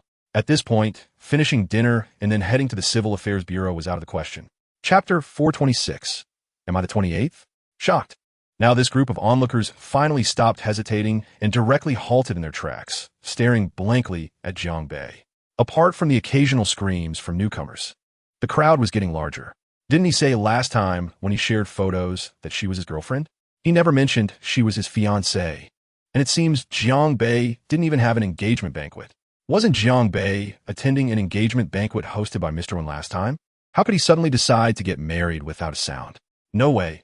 I need to capture this and post it on Weibo. Share it on Moments. Get the first trending topic. Jiang Bei and Su Xinyue held hands and walked into the Civil Affairs Bureau under the incredulous gazes of the crowd. Su Xinyue's face was slightly flushed, pouting her lips, clearly a bit disturbed. She didn't expect these people to be so boring. They were just there to collect a marriage certificate, yet they had to be surrounded by onlookers. Before long, the three finally reached the window to process the documents. Looking at the crowded hall of the Civil Affairs Bureau, Jiang Bei felt a pang in his heart. It was full of people, just full of people. Conservatively estimating, there were at least 50 of them. How could they possibly queue? The staff at the window seemed to recognize Jiang Bei's wealthy status and directly said, "Take your number." This is a networked queuing system. Trying to buy someone else's number won't work. Got it. Chapter 427. Jiang Bei also played a wave of official announcement. Jiang Bei really had no way to deal with this group of people. At this moment, he suddenly started to reminisce about the previous afternoon in Yang City, where the reporters were quite civilized and even applauded him. The flashes were popping, and the shutter sounds were incessant. Jiang Bei and Su Xinyue had clearly become the focus of attention. Many reporters had already started calling their internal staff, asking them to draft news reports right now, saying Jiang Bei was getting married, right there at the Civil Affairs Bureau, holding a number plate in his hand. There was no way it could be wrong. Chairman Jiang, please answer our questions. Male reporters occasionally glanced at Su Xinyue, clearly envious of Jiang Bei for having such a beautiful girlfriend, while the female reporters looked at Su Xinyue with jealousy, thinking, why her? Is it just because she looks good? What are we lacking? Jiang Bei was truly speechless and could only nod slightly before replying. First of all, I only have this one girlfriend, and it will always be just her. Secondly, regarding the engagement banquet, that's just a matter of formality. We only need to prepare a wedding. Chapter 428. Life goes on. For Jiang Bei at this moment, all of this was both helpless and unavoidable. What else could he do? Right now, he could only stabilize this group of reporters. The reporters also felt it was too difficult for them. They had prepared to seize first-hand news, but could only post it after noon under Jiang Bei's notice. Who knew why such a time was set? The reporters continued to surge in, but under Jiang Bei's direction, they could only line up one by one. The Civil Affairs Bureau hall, which was already small, was now completely filled with reporters, while the couples who were supposed to be waiting to collect their marriage certificates were squeezed outside. Yet no one dared to say a word, because it seemed like the host here had become Jiang Bei. The current scene was already under Jiang Bei's absolute control, but the sense of desolation in his heart couldn't be concealed. I just came to get married, to collect a certificate. Is it necessary? What kind of deep enmity makes you reporters follow me every day? Am I not having a hard time? Su Xinyue tightly grasped Jiang Bei's arm, clearly a bit shy since she rarely experienced such things. It seemed like this was her first time facing reporters, her first time directly going on media, right? Chapter 429, A Little Incident. Jiang Bei's mouth twitched fiercely. What the hell should he do? Repeat himself? This was exhausting. Clearing his throat, he pressed his hands down and directly said, "Silence. Please maintain silence one at a time." After a pause, as if thinking about what those silly reporters had just asked, he continued, "First of all, many reporter friends just arrived and didn't hear what I said to the earlier reporters. Since that's the case, I'll say it again." His tone revealed repeated helplessness. But what could he do? Didn't people say there was freedom of speech? Human rights? He couldn't just mess around with that. He had to speak properly. It's no wonder that being a reporter can easily turn you into an adhesive bandage that can't be shaken off. Jiang Bei felt that way at this moment, surrounded by a bunch of sticky reporters. Whatever, he stopped thinking about shaking them off, let them go with the wind. A faint smile appeared on his lips as he glanced at the still slightly nervous Su Xinyue, then turned to the reporters and continued, "First, regarding what everyone calls marrying because of child, that is highly unlikely. Right now, it's just the 8th day of the new year. And my girlfriend Su Xinyue, and I can assure you that we have not undergone any similar examinations at a hospital in the past 6 months. And we haven't even done a premarital checkup." Chapter 430, The Atmosphere Setter, Jiang Bei. At this moment, the reporters were feeling very uncomfortable, their bodies starting to tremble. It was the first time they had seen Chairman Jiang Bei so angry. He could actually throw reporters out directly. Wasn't he afraid of us taking pictures and uploading them online? Wasn't he afraid of any consequences? Although everyone thought so, none dared to actually take out their cameras and record the scene. They were too scared to move. They didn't want to become the next person like that reporter who had just been thrown out. Not only did their questions go unanswered, but they also felt their own health might be at risk. Those two earlier sounds were not to be taken lightly. And the painful groans of that reporter outside made everyone's scalp tingle. Terrifying, too terrifying. At this moment, the reporters had already labeled Jiang Bei as a violent man. Wally Bing was just an executor, not a big issue. The next moment, Jiang Bei's expression finally changed from seriousness to a smile. And this sudden change made the reporters feel cold again. All right, now that we've resolved this little issue, everyone can ask questions again. But I hope you can ask some meaningful questions instead of questioning my choices. Chapter 431. Turns out not just a vase. Regarding this question, Jiang Bei was genuinely unprepared. But he knew he would definitely be asked, so it was his turn to feel uncomfortable. But if the child is born, it can't be kept a secret, right? The wedding date definitely needs to be chosen carefully. After about 2 to 3 minutes, Jiang Bei finally spoke regarding our wedding date. "We haven't made any specific plans. After all, my wife is only a junior this year, and she still has a year and a half before graduating. We came to collect the certificate to make things easier for buying a house in the future. After all, she has 5 insurances and 1 housing fund." Chairman Jiang, are you joking? So does that mean you will marry Miss Su when she graduates from university? The female reporter smiled and retorted, seemingly grasping some key points. "Yes, there has indeed been such consideration recently. Probably around the time my wife graduated from her undergraduate studies and we got married," Jiang Bei replied with a smile. "Can I ask Miss Su a question?" the female reporter suddenly said. Jiang Bei nodded with a smile, and his cheerful expression seemed to once again fill the entire venue with a joyful atmosphere. After all, today is a day of great celebration. Su Xinyue also looked up at the reporter, then glanced at Jiang Bei, whose profile was still so handsome. If he could do it, why couldn't she? Su Xinyue spoke directly. "Reporter friend, go ahead and ask." Chapter 432. News of Jiang Bei's business. Jiang Bei and Su Xinyue's backs appeared so happy, making all the reporters present envious. The men envied Jiang Bei's wealth and status, being able to marry such a beautiful woman, While the female reporters envied Su Xinyue's good fortune in marrying into a wealthy family like Jiang Bei's. Moreover, most importantly, although it is often said that entering a wealthy family is like entering the deep sea, Jiang Bei is indeed a first-generation rich man, having built his fortune from scratch. With both parents being ordinary rural people, this kind of wealthy family is not deep at all. It is simply an easy entry into enjoyment. However, they couldn't help but envy Su Xinyue's talents. Facing so many reporters, she remained so composed, clearly showing that she is truly talented. Just being able to face such a large group of reporters is already enough proof. Too many people, too many wealthy wives they have interviewed. And even 99 of those so-called wealthy families are still far from Jiang Bei's level. Watching Su Xinyue and Jiang Bei slowly leave, standing at the window to pay in cash, and then turning to enter another small room, their thoughts could no longer be contained. Chapter 433. Official announcement: Jiang Bei indeed came out, holding Su Xinyue's hand with one hand and two small red books in the other. Instantly, the reporters all stood up, habitually wanted to rush over, as this was definitely going to be explosive news. However, they couldn't forget Jiang Bei's earlier arrangement and obediently stood in place, pressed against their chairs. The reporters at the back, who had no place to sit, were the ones truly uncomfortable, wanting to move but afraid to, fearing being thrown out for not following the rules.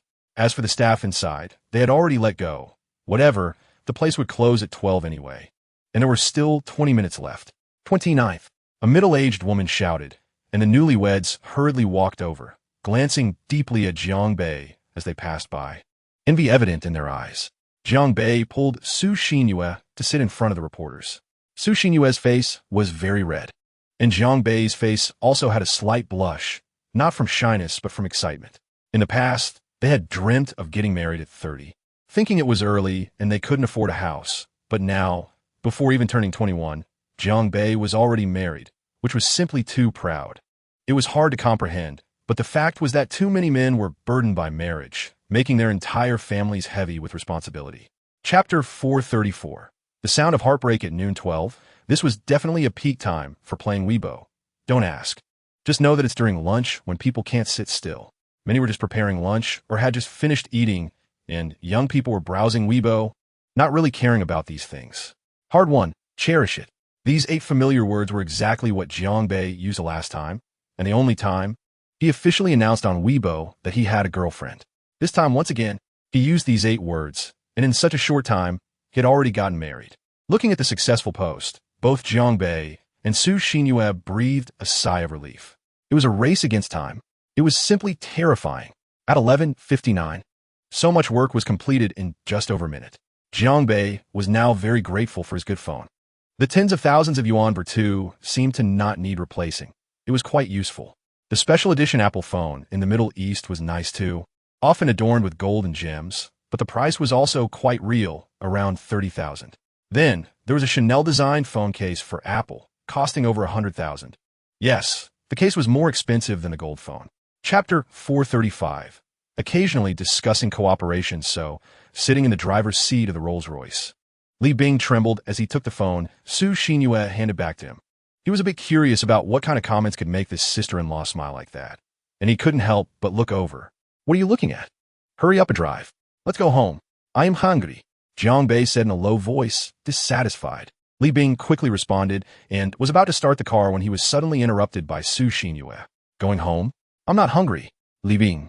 You have half an hour. Enjoy yourself. Li Bing was momentarily at a loss, wondering what to do. Should he listen to the big boss or the boss's wife? Li Bing, are you listening to me or him? Su Xinyue asked again, still using a questioning tone, but her attitude was completely unyielding.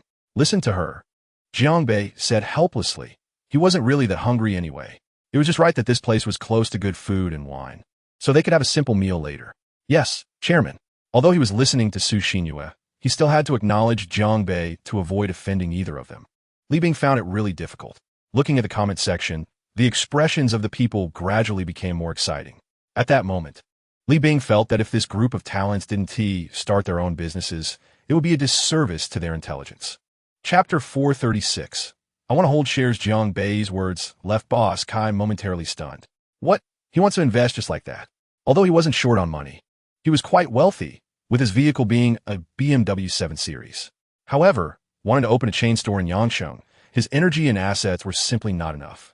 The housing prices in Yangcheng were too high, and with nearly a year of economic crisis, to be honest, if it weren't for the support of some old customers, his business would really struggle. Boss Kai, you should think it over. If you have any ideas, we can discuss it after the meal. How about that? Jiang Bei said, lightly with a smile. Yes, Mr. Jiang, I won't disturb you any longer. Mr. Jiang, Miss Su, I wish you a happy marriage. And you too, consultantly, enjoy your meal. I'll take my leave now. Boss Kai hurriedly said. Thank you for your wishes. Jiang Bei nodded with a smile. Boss Kai blankly nodded, then turned to leave. The moment he stepped out of the private room, a smile finally appeared on his face, gradually becoming exaggerated. Wiping the fine sweat from his forehead, he tightly covered his mouth to keep himself from screaming. Jiang Bei actually came to talk cooperation with him. Chapter 437. I'll give you my bottom line. The tea table was set up, along with a golden tea box of pu'er tea. Although it looked a bit exaggerated in color, on a second glance, it appeared quite plain. Everything was prepared for the current negotiation needs. Boss Kai dismissed the waiters, pulled the door of the private room shut, and sat across from Jiang Bei, personally brewing tea. The first pot was poured out, the second pot was poured out again. And Li Bing was left dumbfounded. Could Boss Kai be playing with them? Will they still get a drink? Pu'er needs to be served a third cup, Chairman Jiang said. Boss Kai served Jiang Bei a small cup of tea, and then returned to serve Su Xinyue and Li Bing with a respectful attitude. As the other side of the negotiation, taking such a low stance was unprecedented. But Boss Kai did it because he realized how great the gap between himself and Jiang Bei was, a gap that could not be measured in money. Boss Kai, there's no need to be polite. Let's talk about cooperation, Jiang Bei said, raising his left hand to check the time. It was already past 1 in the afternoon. He continued, time might be a bit tight today, so let's speed things up. Chapter 438. Old pie. Right, not only was Boss Kai excited, but even Su Xinyue looked curiously at Jiang Bei, as did Li Bing. They were all very curious about how much equity Jiang Bei would offer Boss Kai for this small shop, and what his bottom line would be. Jiang Bei slowly picked up the teacup in front of him, took a small sip, and said, indeed, it's good tea. Jiang Bei was also considering what his bottom line was. It was easy to say, but how to present a reasonable figure. Under normal circumstances, the equity for this shop would be around 10 to 12%. As the involvement of the Dare to Be group would definitely elevate the quality of good wine and good kai. However, he had to adjust the prices to cater to the masses, otherwise, no one could afford it. Additionally, his 3 shopping malls had to have the inclusion of good wine and good kai to attract greater foot traffic. Thus, he decided on a plan to reduce it by 30%. After pondering for a moment, Jiang Bei put down the teacup and looked at Boss Kai with determined eyes, saying again, I can offer you 25% equity, and the management rights of the store will be handed over to you. You will also be the sole shareholder before the listing. How about that? Chapter 439. Time to act at Dare to Be Group's 27th floor. In Li Rue's office, Li Rue was sweating, eating instant noodles, and looked unwell. Coincidentally, Chef Jason was also sick and asked if Jiang Bei was coming to work today. When he found out he wasn't, he decided he wouldn't go either. Li Rue's eyes were sunken, clearly from not having slept well last night. He occasionally sneezed while busy looking through documents. Secretary Zhang, come to my office, Li Bing said, picking up the phone. Just as he hung up, he sneezed a few times, shaking his head, feeling refreshed. Before long, a knock on the door announced Secretary Zhang's arrival. Seeing the sickly-looking manager in front of him, he was a bit flustered, unsure of what to do, worrying about potentially catching his cold. Looking at the beautiful woman in front of him, Li Bing felt half of his illness had already disappeared. He calmly said, distribute this notice. Fire these 2 employees from the planning department, Sun Yinfu and Lin Tianlong. Secretary Zhang was taken aback, quickly stepped forward to take the 2 documents from Li Bing's hands. Glancing at them, they had pictures attached and were stamped with the red seal of the inspection department. Chapter 440. Let us fire him staying at home while Jiang Bei and Su Xinyue displayed their affection? That was impossible. Li Bing wanted to express his dissatisfaction. He wanted to go to the company and accompany that big fool. He wanted to have French food with Li Rue, and Chef Jason was still waiting for him. Oh, but Jiang Bei replied nonchalantly, then said, if I'm not mistaken, Li Rue is probably still eating instant noodles right now. Chef Jason is sick today. Are you still going? Li Bing shrank back. Forget it, I want to go. He quickly said, and amidst Jiang Bei and Su Xinyue's laughter, he parked his car and then walked into the villa. Hey, they're back. Old man, hurry up. These two are back. As soon as Jiang Bei entered the house, he heard his mother's loud voice. What was going on? It felt like he had entered a zoo to see monkeys. Was he the monkey being watched? Mom, what's going on? Jiang Bei couldn't help but ask. His mother didn't answer him, just looked at Su Xinyue with excitement, thinking that she had finally become Zhang's daughter-in-law. Before long, there was the sound of footsteps coming from upstairs, followed by two middle-aged men with their faces covered in white strips. Chapter 441. Family dinner in an instant. Li Bing felt the world had changed. Li Rui wanted to fire Jiang Bei. Had this kid gone dumb from eating instant noodles? What did you say? Li Bing asked again. Fired. Just fire him if they're SA problem. Don't come to me with such trivial matters. Wait, what did you just say? Li Rui seemed to realize something was off. Why did it matter to him if someone got married? Wait, married? Had he forgotten something? I'm telling you, Big Boss Jiang Bei is getting married today. You want to fire Jiang Bei? Are you tired of living? Li Bing asked with a smile. No, it's a mistake. I misspoke. Oh, I'm so busy today. Deputy Manager Li, what do you do every day? Just drive around? Do you know how exhausting this is for me? Li Rui replied unhappily, trying to awkwardly change the topic. All right, stop talking nonsense. Hurry back. You have half an hour. Li Bing said lightly. I can't go back.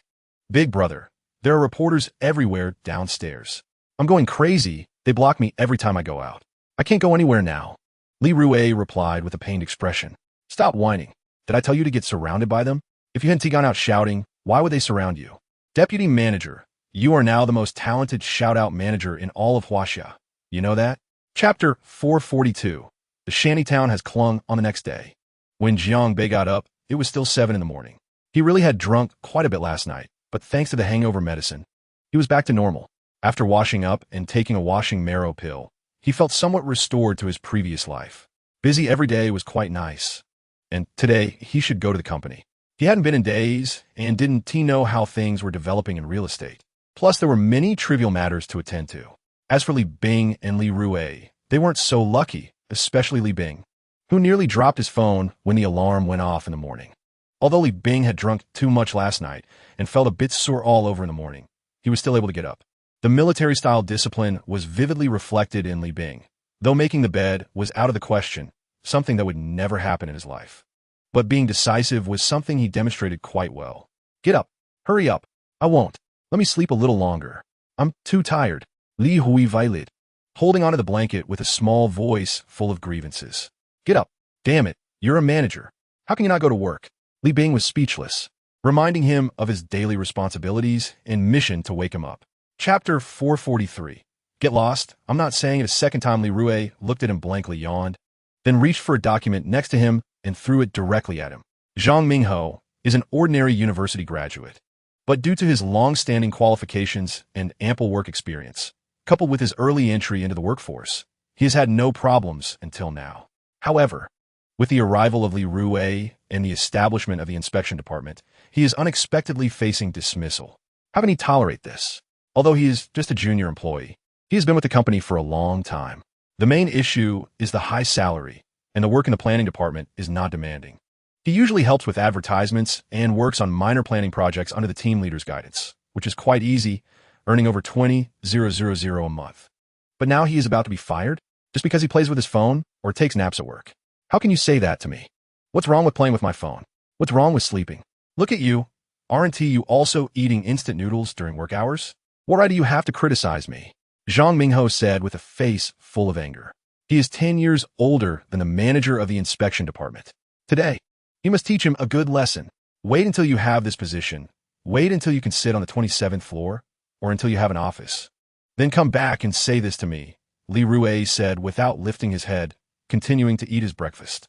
Chapter 444. Li Rui's handling plan. Li Bing's heart tightened at that moment. What kind of thing could make Jiang Bei have that expression? If he remembers correctly, since he started following Jiang Bei, he has never seen that expression on his face before, so serious. It must be something significant. Li Rui also walked over, acting casual. What could have happened? If something happens, we will deal with it as it comes. At the same time, the general manager of the real estate subsidiary and CEO Chun Chung were also busy, all because of the document in Jiang Bei's hands. Li Rui's brows furrowed tightly as he looked at the contents of the document. Did you figure something out? Jiang Bei smiled lightly, appearing indifferent. Getting agitated wouldn't help. It's best to think of a way to solve it. I can't tell what is going on, but it seems that the land can no longer be developed. Li Rui said helplessly. What could he possibly see? Li Bing nodded in agreement and then replied. Could it be that someone is causing trouble? They have no reason to disagree. It's 12,000 per square meter. Exactly, Li Bing. You're quite perceptive to notice that someone is causing trouble. I admire you. I didn't see that, Li Rui said, looking at Li Bing with surprise, as if he had discovered a new continent. Chapter 445, Urban Village. So, Li Rui started to realize that, right, they are indeed a very responsible company. How could they play this game? Have you watched too many gangster movies? Are you infatuated with your brother Chen? From now on, you should dress like this at work. You hear me? You should also carry a baseball bat. Jiang Bei said speechlessly. Li Rui looked at Jiang Bei with a glance, feeling helpless. Don't say that. Big brother, you can't joke like this. Li Bing also expressed admiration for this big fool. Who could even think of such things? Black suit? Sunglasses? Gangsters? Jiang Bei shook his head, pressed the half-burnt cigarette into the ashtray, and continued to look at the document. It's obvious that Li Rui was right. Someone is definitely leading this. But the instigator is still unidentifiable. However, the village chief of this urban village definitely has issues. Knock, knock, knock. The office door was knocked on. Come in. The deep and powerful voice made the person outside tremble slightly, and they slowly pushed open the door to the chairman's office. To be honest, he really didn't want to come. The person entering was the general manager of the real estate subsidiary. Manager Wang, come and discuss this document, Jiang Bei said with a frown. Chapter 446, the Chen family's inside story. Inside the office, there were only Jiang Bei, Li Bing, and Li Rui again. The latter two sat on the sofa, waiting to have lunch with Jiang Bei and then go to this small village. Urban village? It's been years since I heard that name. I didn't expect there to be such a small place in Baiyan district, which genuinely surprised Jiang Bei. The surprise was not just about the existence of this urban village, but that it had actually become something that several so-called big figures were fighting over. Jiang Bei never considered himself a big figure. He just wanted to be a quiet, handsome man, earn money well, and let his son become a super rich second generation in the future. That's about it. But someone wants to cut off his financial resources. Jiang Bei can't tolerate this. The thing he hates most in life is when others interrupt his financial flow. Jiang Bei took out his phone and sent a message to Chun Cheng and Zhang Hai, asking them to come to his office now. About 5 minutes later, there was a knock on the office door. Come in. His tone was slightly serious, but one could tell that Jiang Bei's mood had improved significantly. Entering were Chun Cheng and Zhang Hai, who had met at the stairwell. They had been busy all morning and were flustered, and now the chairman was looking for them again. They had to put aside their work and come directly. Chapter 447. ISN team money, just a number? Okay, Manager Chun. Don't mind him anymore. Continue talking about this Wang Binghe. What is going on? Jiang Bei suddenly said, interrupting their laughter. Chun Cheng stepped forward, cleared his throat, and quickly said, Wang Binghe is the eldest daughter of the Wang family. Although she is the eldest, she is only 24 years old and is hailed as the most beautiful woman in Yangqing. Say something useful. I haven't heard of this person. Jiang Bei said with a dark face. Hey, Chairman, I saw her at a banquet last year. It was actually the year before. She was 21 then. Do you want to see a photo? She is really beautiful. Chun Cheng raised his eyebrows and asked, and the atmosphere in the office was very harmonious. I don't want to see. Just talk about the Wang family's matters. Jiang Bei said, covering his forehead, looking helpless. Chun Cheng has learned badly. The world has changed. All right, I won't tease you anymore. The Wang family started in the jade business and later invested $30 billion in the electric vehicle industry and the development of dual-energy vehicles. Although they spent a lot of money, the returns were also significant. In terms of assets, the Wang family's financial power is comparable to that of the Chun family. However, the Wang family only has one heir, Wang Binghe, and the entire Wang group was handed over to her 2 years ago. Chapter 448. Departure. No one dislikes money. And Jiang Bei is no exception. It was like this in the past, and it is still the same now. Because money allows him to take Li Bing to the company's private dining room, enjoying lunch prepared by Michelin 3-star chefs, with every flavor tailored to his liking. Of course, he could also call Li Rui with just a phone call, letting him enjoy it too. So, a puzzled Li Rui still came, even bringing instant noodles, fearing that Jiangbei was playing a trick on him and that he wouldn't even be able to eat his noodles. Sit down, let us eat together. After we finish, you can go back to work, Jiangbei said lightly, the corners of his mouth lifting in a smile. You're not playing tricks on me? Li Bing looked at the steak in front of Jiangbei, swallowed hard, and looked skeptical. I'm not playing tricks on you. Hurry up, or you can continue to go back and eat instant noodles. Jiangbei said patiently. No, no, no. Let us eat. I'll go find Jason to get a plate of fried noodles. Li Rui quickly said, instantly putting down his cup of instant noodles. Then he turned around and ran, afraid that Jiangbei would change his mind and not let him eat together. Jiangbei and Li Bing exchanged glances and laughed heartily, feeling quite helpless towards this big fool. Chapter 449. Unreasonable demands. The villagers were either cooking or preparing to go out to work, indeed quite busy. In the village, some people were grinding with shavings at the door, and some were forging iron, all in a very primitive state of living. To be honest, Jiangbei had no good feelings towards these people, even feeling a bit disgusted. They were not ordinary villagers, but people who harmed others' interests for money. But thinking about it, who isn't living for a struggle? If they could earn more money and work less for a few years, in a sense, Jiangbei should actually support them. After all, he was also a child from the countryside. He should care for such nearly rural residents. But who told them the person they wanted to provoke was himself? If a representative came to negotiate well, maybe he would really change his strategy or develop a small community. Unfortunately, everything has no ifs and cannot be changed. Seeing Jiangbei and his group approaching, the villagers who were still outside hurriedly ran towards the east side of the village, while some actively came closer. Who are you? What are you doing in Archinyu village? The newcomer was a sturdy young man, around 25 or 26, possibly trained from working outside. Chapter 450.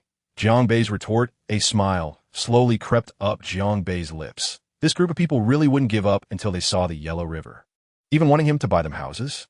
Roughly estimating, there were about 100 people here, one house per person, assuming a minimum price of 1 million.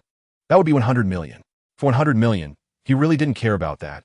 According to Jiangbei's theory, his assets in the bank for a year would yield far more than dozens of billions in income. But buying houses for these people, being bullied by them, and then buying them houses, that's impossible.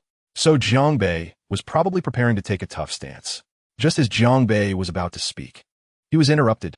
It was very uncomfortable to be interrupted, but a smile slowly appeared on Jiangbei's face. Finally, you guys are here. Damn, you finally came. Why is it always so fast, but today so slow? So slow. I've been waiting for you all painfully. What interrupted Jiangbei's words was a series of car sounds. Who else would be driving here at this time? Naturally, it was those reporters. Those reporters who followed Jiangbei, many of whom came from nearby newspapers, rushed over directly. Work? Isn't this what work is about? So, Jiangbei has now listed these reporters among the most dedicated people. Absolutely dedicated. Chapter 451. Why bother? Looking at Jiangbei on the screen, Anung felt an unbearable rage with nowhere to vent. He tapped his fingers on the office desk, as if contemplating how things should progress, whether to give up this piece of land. But if he gave up, it would mean he lost. Jiangbei is good. You are really good. Do you think my Li family is a soft persimmon for you to squeeze at will? You want to take my land, huh? Li Zhaochuan angrily slapped his chair twice. The secretary didn't know what to say, just stood there, even afraid to speak or go out. Go out. What are you doing standing there? Get out. Li Zhaochuan shouta angrily. The young girl trembled in fear. Indeed, those in power could change their expressions like the sky. However, being able to go out was still a good thing. She turned around and left. Who would want to stay in this broken place longer? Knock, knock, knock. The knocking sound echoed again. What the hell is it this time? Li Zhaochuan shouted angrily. The office door was pushed open, and a visitor made Li Zhaochuan pause for a moment. It was his cousin who had just returned from the United States, Li Zhaoga. What's wrong, Zhaochuan? Who made you so angry? Li Zhaoga walked over with a smile on his face. Chapter 452.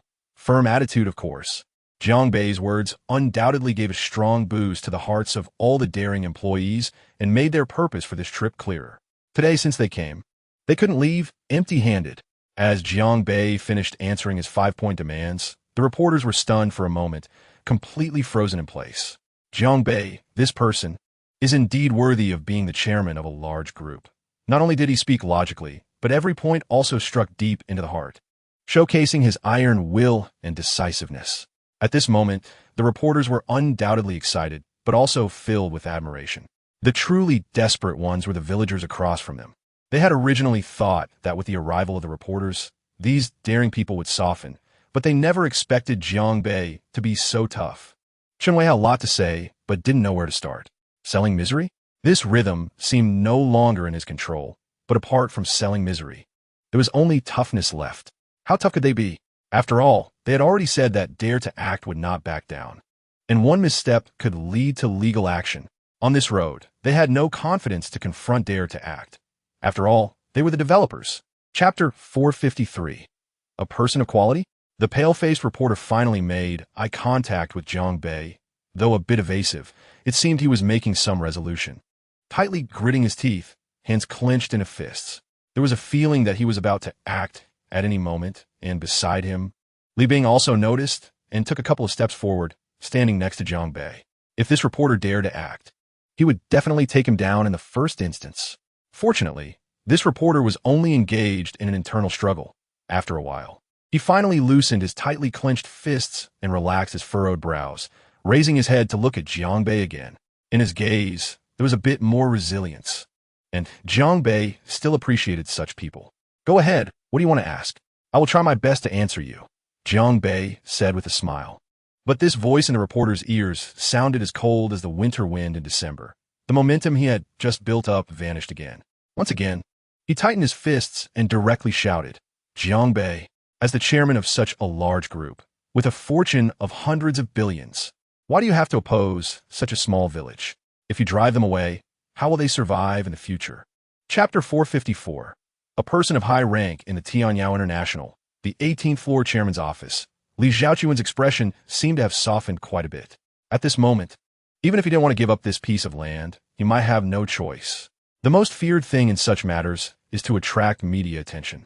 And since it has already been exposed, these rural people would definitely face public scrutiny. He understood Jiang Bei too well. Not only would he use public opinion, but he would even guide public opinion, and he was so exaggerated in front of reporters, truly giving him a warning. TSK, TSK, TSK. An interesting person. Li Xiaoga, who was also watching the projection screen, looked at the tall man on the screen with great interest. Who else could it be but Jiang Bei? Brother, is this your opponent? Li Xiaoga suddenly turned to look at Li Xiaochuan, who was sitting behind the desk, with a smile on his face. Yes, he can be called my opponent now, Li Xiaochuan said lightly, with an air of arrogance. However, it seemed that others didn't regard him as a rival at all. Has the richest man in Yangqing changed? Li Xiaoga asked again. Li Xiaochuan's smile suddenly froze on his face. The title of the richest man in Yangqing had always been his halo.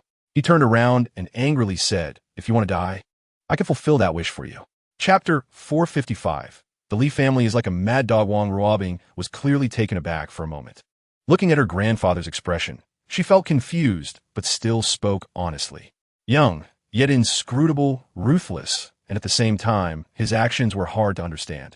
However, the comments about him online were quite positive, Wang Ruobing said lightly.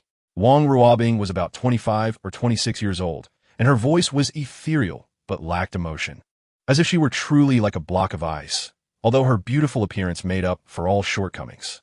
Standing in front of her, one could feel the four words no entry to strangers, perhaps even no entry to acquaintances. Anyway, she was just that kind of person, yet indeed a business genius of the Wang family.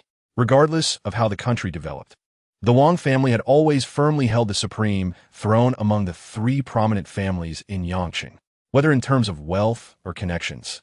The Wang family was definitely qualified to compete with the previous two richest men in Yangqing. Why wasn't the Wang family the richest? Because they didn't love to compete and had nothing to gain. Oh, comments about him online? Shouldn't someone like him be very cautious? Wang Fenghe was indeed a bit confused and looked at Wang Guodong beside him with a puzzled expression.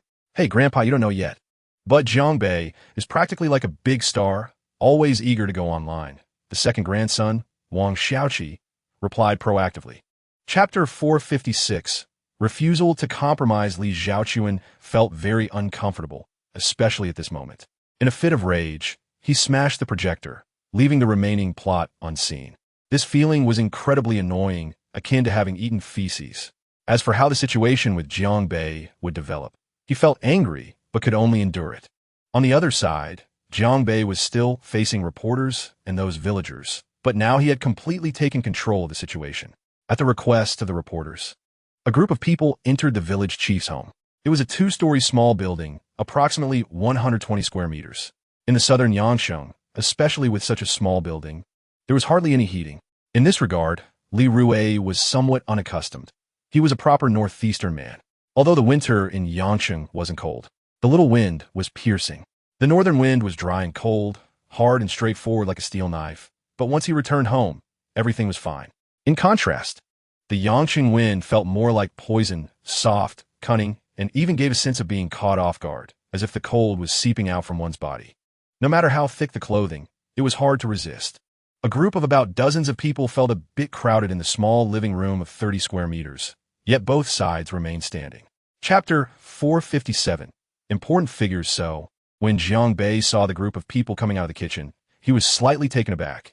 They certainly had a strong presence. Were they going to confront him head-on?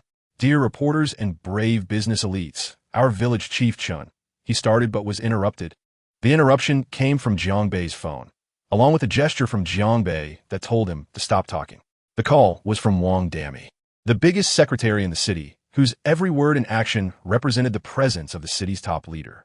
Jiang Bei smiled, looked at Chen Wei, then at the group of reporters, picked up the call, and gave the reporters a look that signaled them to start filming. Hello, Chairman Jiang. It's me, Wang Dami. Why are you calling me at this time? Jiang Bei asked warmly. Instantly, the reporters were dumbfounded. Wang Dami. The call from Wang Dami was actually inquiring about Jiang Bei.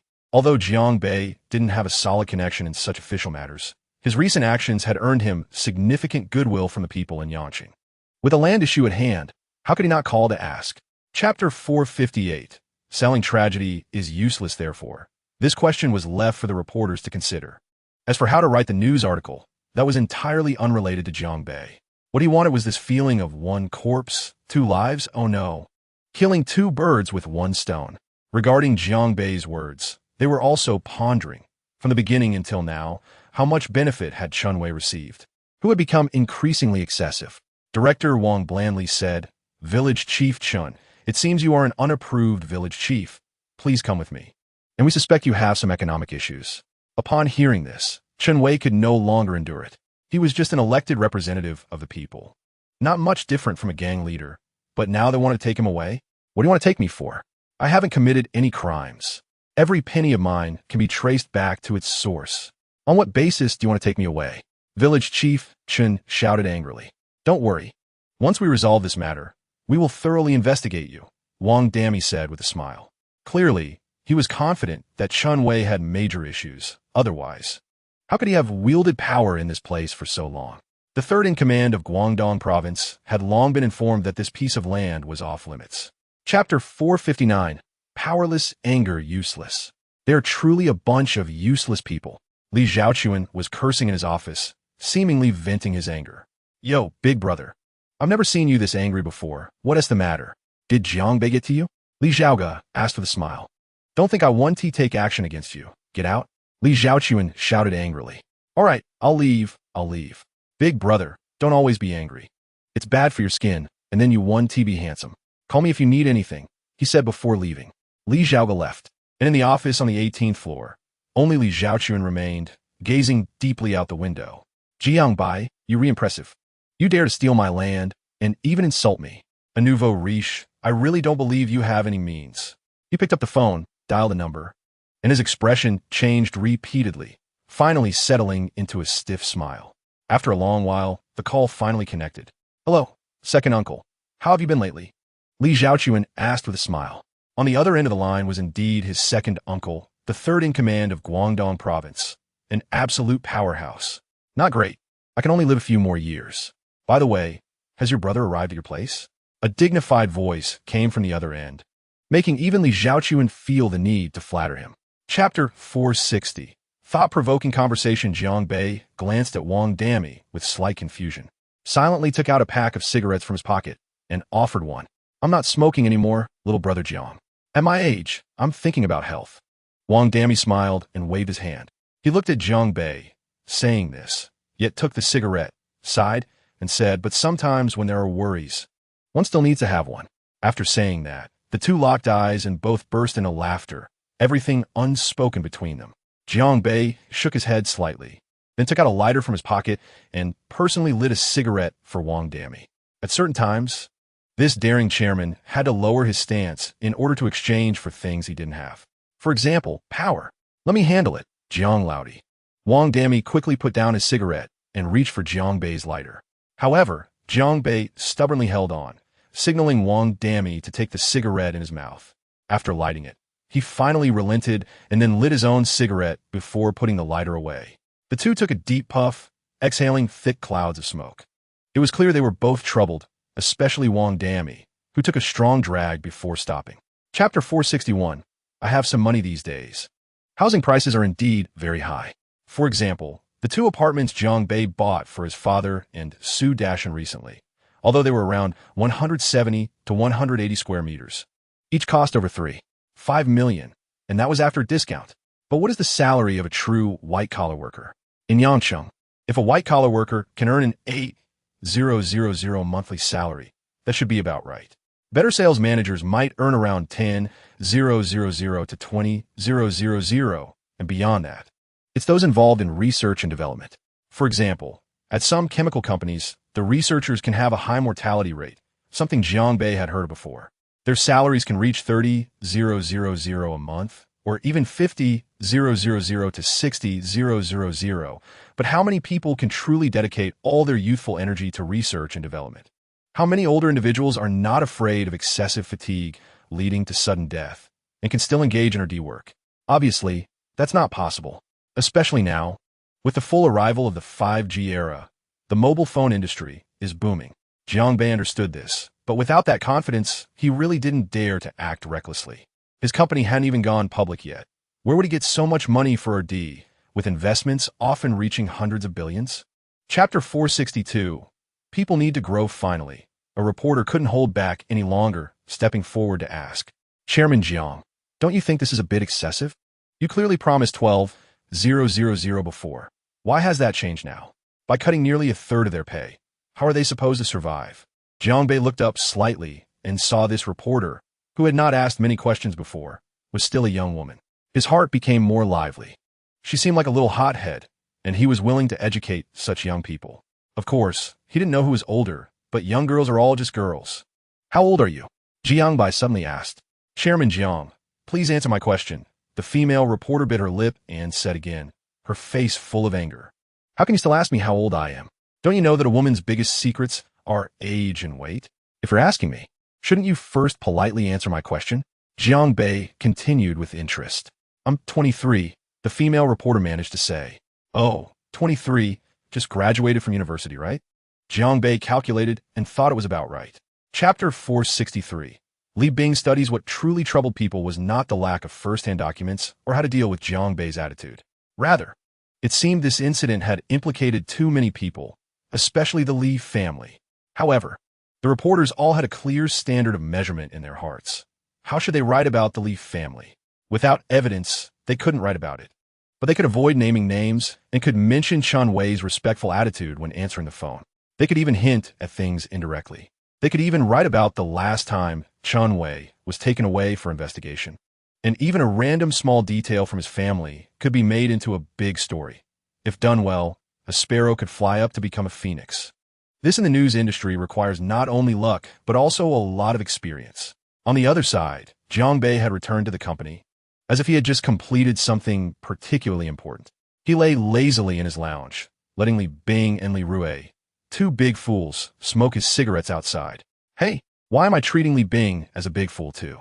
Perhaps it was because he was used to being with Li Rue. Good smoke, right? Li Rue asked with a smile. It's indeed good. Li Bing frowned, exhaling a puff of smoke, and then said with a look of enjoyment. Chapter 464. He is just like your grandfather. When Jiang Bei woke up, it was already past 5 in the afternoon. He returned from Qingyu village around 4. So he had only slept for a little over an hour. For him, this hour of sleep was enough for many things. Both his physical recovery and mental refreshment were very satisfying. Rubbing his slightly drowsy eyes, Jiang Bei put on a jacket and walked out of his lounge, seeing Li Rue and Li Bing laughing and joking. Upon seeing the boss come out, Li Rue and Li Bing stood up simultaneously. their respectful demeanor seeming to have become a habit. "What you two up to?" Jiang Bei asked, slightly puzzled, glancing at the time. It was just past 5. "We were just hanging out, had nothing to do, and we're chatting for a while," Li Rui said with a smile, his face a bit flushed and somewhat aggrieved. "It's nothing. I knew you would wake up around this time, so I gave this kid a beating," Li Bing said, scratching his head. Jiang Bei glanced at Li Bing, then at Li Rui, and guessed the situation was likely as he thought. He nodded slightly and said to Li Bing, "Well done." Li Bing chuckled, while Li Rui's face looked like he had eaten something unpleasant, not knowing what to say. Chapter 465. Family meeting. Wang Xiaoqi stared blankly at his grandfather, swallowing hard twice. His throat rolled, his mouth slightly open, and his eyes wide, but he couldn't say a word. Jiang Bei was just a wealthy person, right? But what could the Wang family possibly gain from him, whether in connections or otherwise? How could a nouveau riche compare? "Grandpa, aren't you exaggerating a bit?" After a long time, Wang Xiaoqi finally asked. "Shut up," Wang Fengho shouted angrily, then continued. "What you understand? In less than a year, Jiang Bei could surpass the Wang family's assets. If you give him another year or two, do you know how far he could take Anwei?" Wang Xiaoqi was stunned. "So, nephew, you must make friends with Jiang Bei, even if you have to lower your stance to invite him. Let Ruobing talk to him personally," Wang Guodong said lightly. Wang Ruobing sat in a subordinate position, looking at her father's profile with deep meaning. This was to let her use her charms? She had never done that in her life, even when other big families came to propose, like Li Zhaochuan or the Chun family. The Wang family had never given them a good face. Chapter 466. Sister-in-law is really nice regarding the 4 elders at home. Jiang Bei had no way to deal with it. This wasn't just about how much money he had or how many connections. He wasn't even a son or a brother. How are they bullying you? Jiang Bei's mouth twitched as he looked at Su Xinyue's face, appearing helpless. "Since I came back yesterday, I haven't left the house. And today Xiaoyu said she wanted to go shopping, and I want to go too. But I was stopped," Su Xinyue said with a dissatisfied look. "Hey, stop running around and stay at home to take care of the baby," Jiang Bei said with a smile as he rubbed Su Xinyue's head. "Don't rub my head. The more you rub, the dumber I get." Su Xinyue's face was practically screaming her displeasure, her cheeks puffed up in anger. "Is a Bei back?" Su Mama came out of the dining room, and upon seeing Jiang Bei and Su Xinyue being all lovey-dovey, a smile instantly appeared on her face. "Mom." Jiang Bei also greeted her with a smile, his flattery evident. Then, Su Xinyue's expression instantly darkened with a few black lines appearing on her face. "It's over. It's all over. Her life is ruined." Jiang Bei actually stood together with 4 old folks. Chapter 467. An unexpected visitor. Li Rui and Li Bing had a delightful dinner tonight. Jiang Bei's family dinner was simply incomparable to their usual takeout. Even when they ordered takeout, their meals together never exceeded 50. Don't ask, it's just a habit born from being poor. They don't spend money. So, being able to have a meal at Jiang Bei's home and then smoke a cigarette in the yard afterward was simply wonderful. Why not smoke inside? Su Xinyue is pregnant, so they didn't dare. As for Jiang Bei, he simply enjoyed the time with his family, not even smoking. He had to hold back since he didn't have a strong craving anyway. Li Rui smoked a bit faster, thinking about getting some snacks when they returned, as no one touched the dessert after dinner. Li Bing, on the other hand, leisurely smoked until the end, just as he extinguished his cigarette. He noticed a car parked at the entrance of the yard. A red Ferrari, still flashy under the streetlight, made Li Bing instantly alert. Generally, assassins wouldn't drive a Ferrari for a hit, but one had to be cautious, and anyone who could bring that car all the way here must have undergone rigorous screening. They surely had a very impressive identity. With that thought, Li Bing relaxed a bit. Chapter 468. My grandfather invites you over to be honest. Jiang Bei had anticipated Wang Xiaoqi's sudden visit, but also caught him off guard. This was a bit too fast. For a moment, Jiang Bei was a bit dazed. It was late at night, and he seemed to have just begun his conflict with the Li family. However, what he didn't know was that the 3 major families in Yangcheng had already taken notice of this new rich kid. As for those so-called 3 major families and 5 big nonsense, Jiang Bei didn't care much because his financial power was evident. The so-called big families were just a title for the old families. It was merely a hollow name, and it wasn't like he could be impressive alone and claim the Jiang family was invincible, right?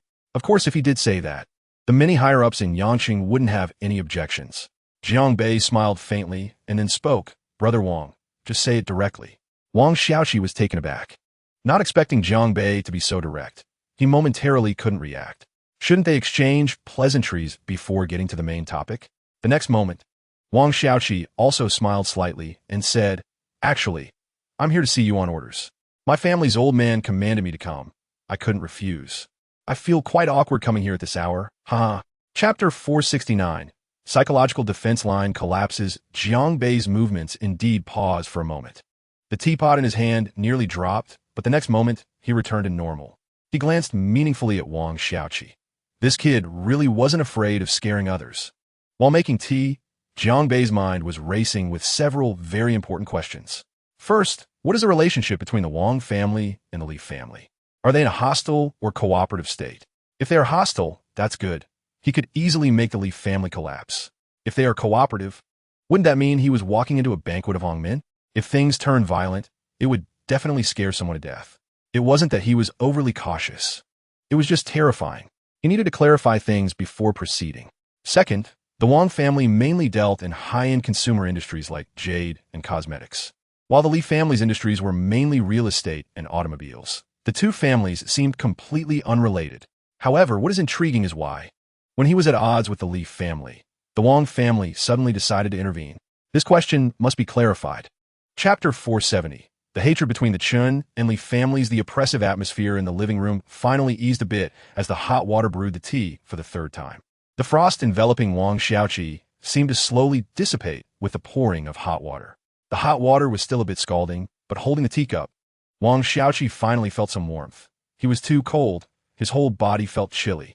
Although many had criticized Li Zhaochuan before, those people later faced unknown fates, family ruin, and loss of wealth. It was tragic, but Li Zhaochuan's methods were certainly evident. Ruthless, irritable, and yet profound. Brother Jiang, actually, there isn't much hatred between the Wang family and the Li family anymore. On the contrary, Li Zhaochuan appreciates my sister, Wang Ruobing, Wang Xiaoqi said lightly. Saying this, he took a small sip of the hot tea, finding it a bit hot, and slightly frowned before placing the teacup back on the table.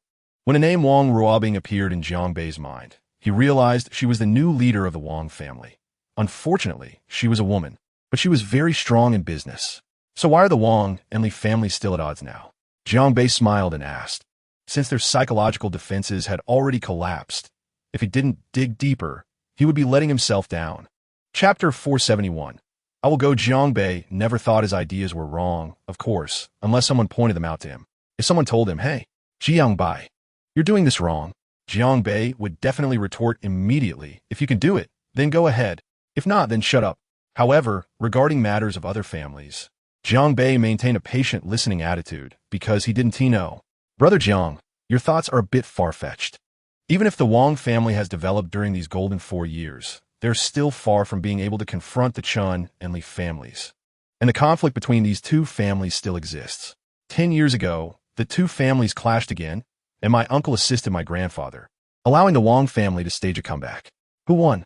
Jiang Bei didn't delve into the specifics of the conflict between the two families, but he had a rough idea of who won. The Li family won, Wang Xiaoqi said lightly. At a critical moment, the old man of the Chun family faced some health issues, causing the entire Chun family to fall into disarray, while Chen Yudeo's father, Chen Wuwei, stepped up, but his ability was just as his name suggests, ineffectual.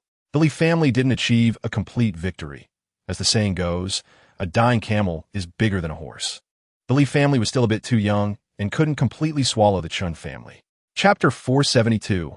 A boring morning in the early morning. Jiang Bei woke up very early. To be honest, he didn't sleep well last night, and in the end, it was himself who felt uncomfortable. He really couldn't do such foolish things anymore in the future. Look at Su Xinyue sleeping so soundly. Jiang Bei feels a bit uncomfortable all over. Many times, the feeling of not being able to vent is just unbearable. Around 7 o'clock, Jiang Bei got up. The kitchen of the Four Seasons Hotel had already sent a sumptuous breakfast. After washing up, taking a rejuvenation pill, and putting on a shirt, Jiang Bei began to eat. Li Bing and Li Ruei were waiting outside, and a Rolls-Royce Phantom was parked flamboyantly outside the villa's courtyard. This bread is quite fragrant. Want a bite? Li Ruei, sitting in the passenger seat, shook the bread in his hand and asked Li Bing. Just eat it yourself. I don't eat breakfast in the morning. It helps me concentrate better, Li Bing replied lightly. Hey, Li Bing, Why do something like being a driver at such a young age? Why not learn from me and aim for a managerial position? Li Rue swallowed the bite of bread and said thoughtfully, "Do you earn more than me?" Li Bing retorted. Li Rue almost spat the bite of bread onto Li Bing's face. "Do you have to be so discouraging? You just earn a bit more." My position sounds good when spoken of. Chapter 473. Confirming Wang Zhao's words for Jiangbei now. It feels like he's taking a back seat. After all, having the big boss of a company personally oversee these things is quite unreasonable, since the chief product officer and some other positions have come on board. Chen Cheng and Zhang Hai's work has become much easier. It's worth mentioning that Liu Bolin, who was previously not selected, ended up as the vice president of the Daring live streaming platform. Wang Ming has been doing very well in the chief product officer position, even to the point of being very responsible. Through the operations of the planning department, hardly anyone in Yangcheng is unaware of Daring's development projects. Although this is based on Daring's reputation, it has played a significant role in driving progress. Jiang Bei is quite satisfied with him. The millions spent on him are worth it. 2 hours later, knock, knock, knock. The door of the inspection department manager's office on the 27th floor was knocked on again, and the visitor was still Wang Zhen. Bizoli.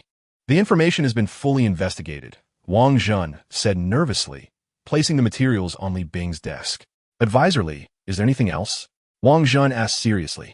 By now, he still hadn't overcome his fear of the inspection department. Although one shouldn't fear ghosts if they haven't done anything wrong. The inspection department is not a place for wrongdoings. Chapter 474. The calm before the storm. In reality, Jiang Bei wasn't being harsh. He was just trying to lighten the mood. Seeing Li Bing so tense, he felt a bit sympathetic. Why bother? Life is already so difficult, and everyone should relax a bit. Why not go out and enjoy some good food or see beautiful young ladies shivering in the cold wind? But he also admired those who only wore long socks. He used to enjoy watching such people from the car. It's not easy to strive for beauty. Just like him now, trying to earn some money is incredibly tough, having to wake up early every day to go to work. Cut it out, as if it were real. I still need you to reward me to eat? Li Bing raised an eyebrow, not in a hurry, and following Jiang Bei's lead. Oh, how about I invite you to a fine restaurant? Jiang Bei asked with a smile. Huh, that sounds good. I haven't seen Boss Kai for a long time. To be honest, I miss him a bit, Li Bing replied with a smile. Suddenly, Li Bing's eyes turned, and he asked, what about the big fool? That's up to you to decide. After all, today's lunch is thanks to your hard work. It's your choice whether to bring him along. Jiang Bei raised an eyebrow and said casually. Chapter 475. Meeting Kai Hao again close to noon, around 12 o'clock. This time was the only inhumane time for Daring, because at this time, the employees hadn't reached their lunch break. Daring's lunch break is from 12 to 2 hours. Although it's a long time, the feeling of being hungry before noon is quite uncomfortable.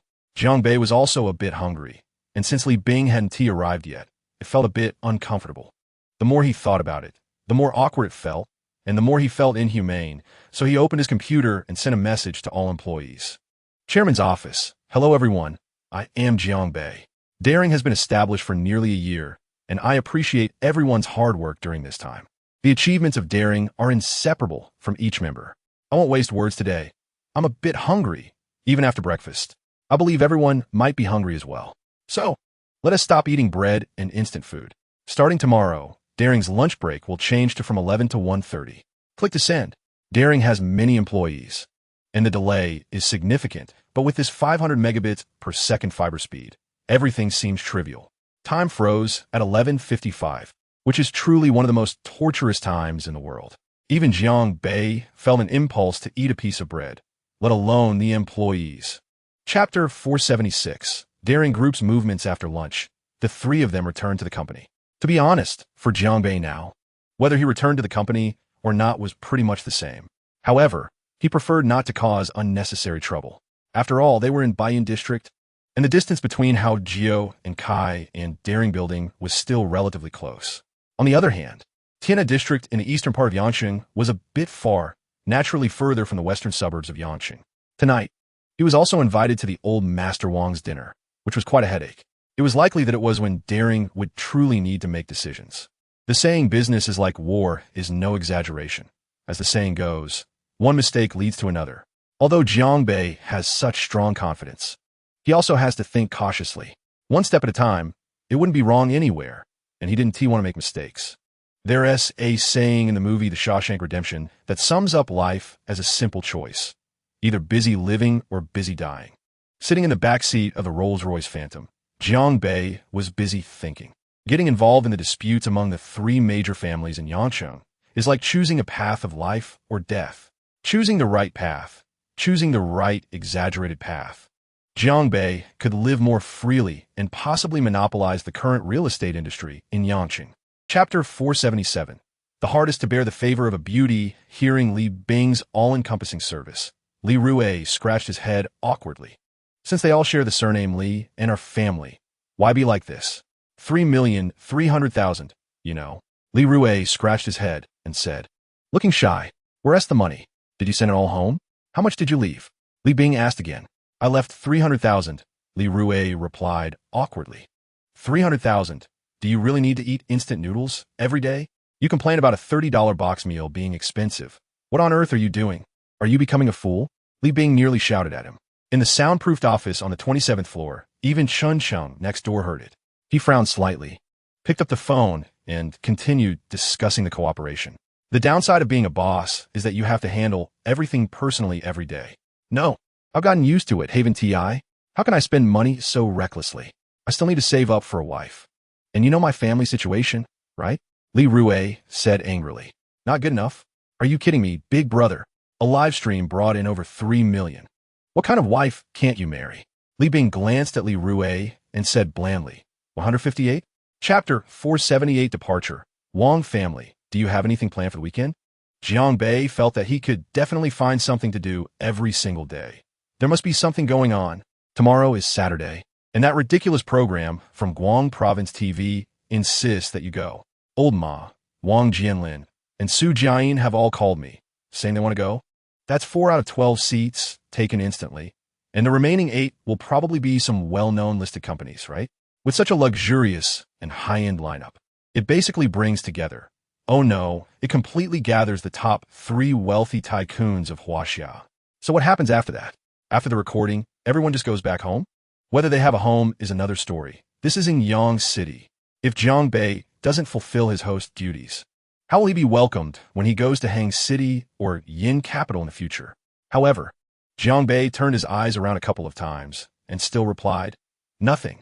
Li Bing looked pleading, but Jiang Bei ignored him. Li Bing's tightly tensed muscles were gently wrapped by Zhang Weiwei, and Jiang Bei again turned a blind eye. You have 5 minutes. Hurry up and catch up. Jiang Bei glanced at his watch, said this, and then walked to the elevator and went downstairs. Chapter 479. Wang family. Old Master Jiang Bei swallowed hard and rubbed his slightly sore temples, saying, you better take care of yourself. No, big boss. With your rich dating experience, please tell me what I should do. Li Bing bleda. Come on, I've only had 2 girlfriends, okay? Jiang Bei said helplessly. But you're already married, and you still criticize me. I really can't help it. Plus, that designer keeps bothering me. I'm going crazy. Li Bing said awkwardly. You don't understand. You're in the top tier. Women want you, you know.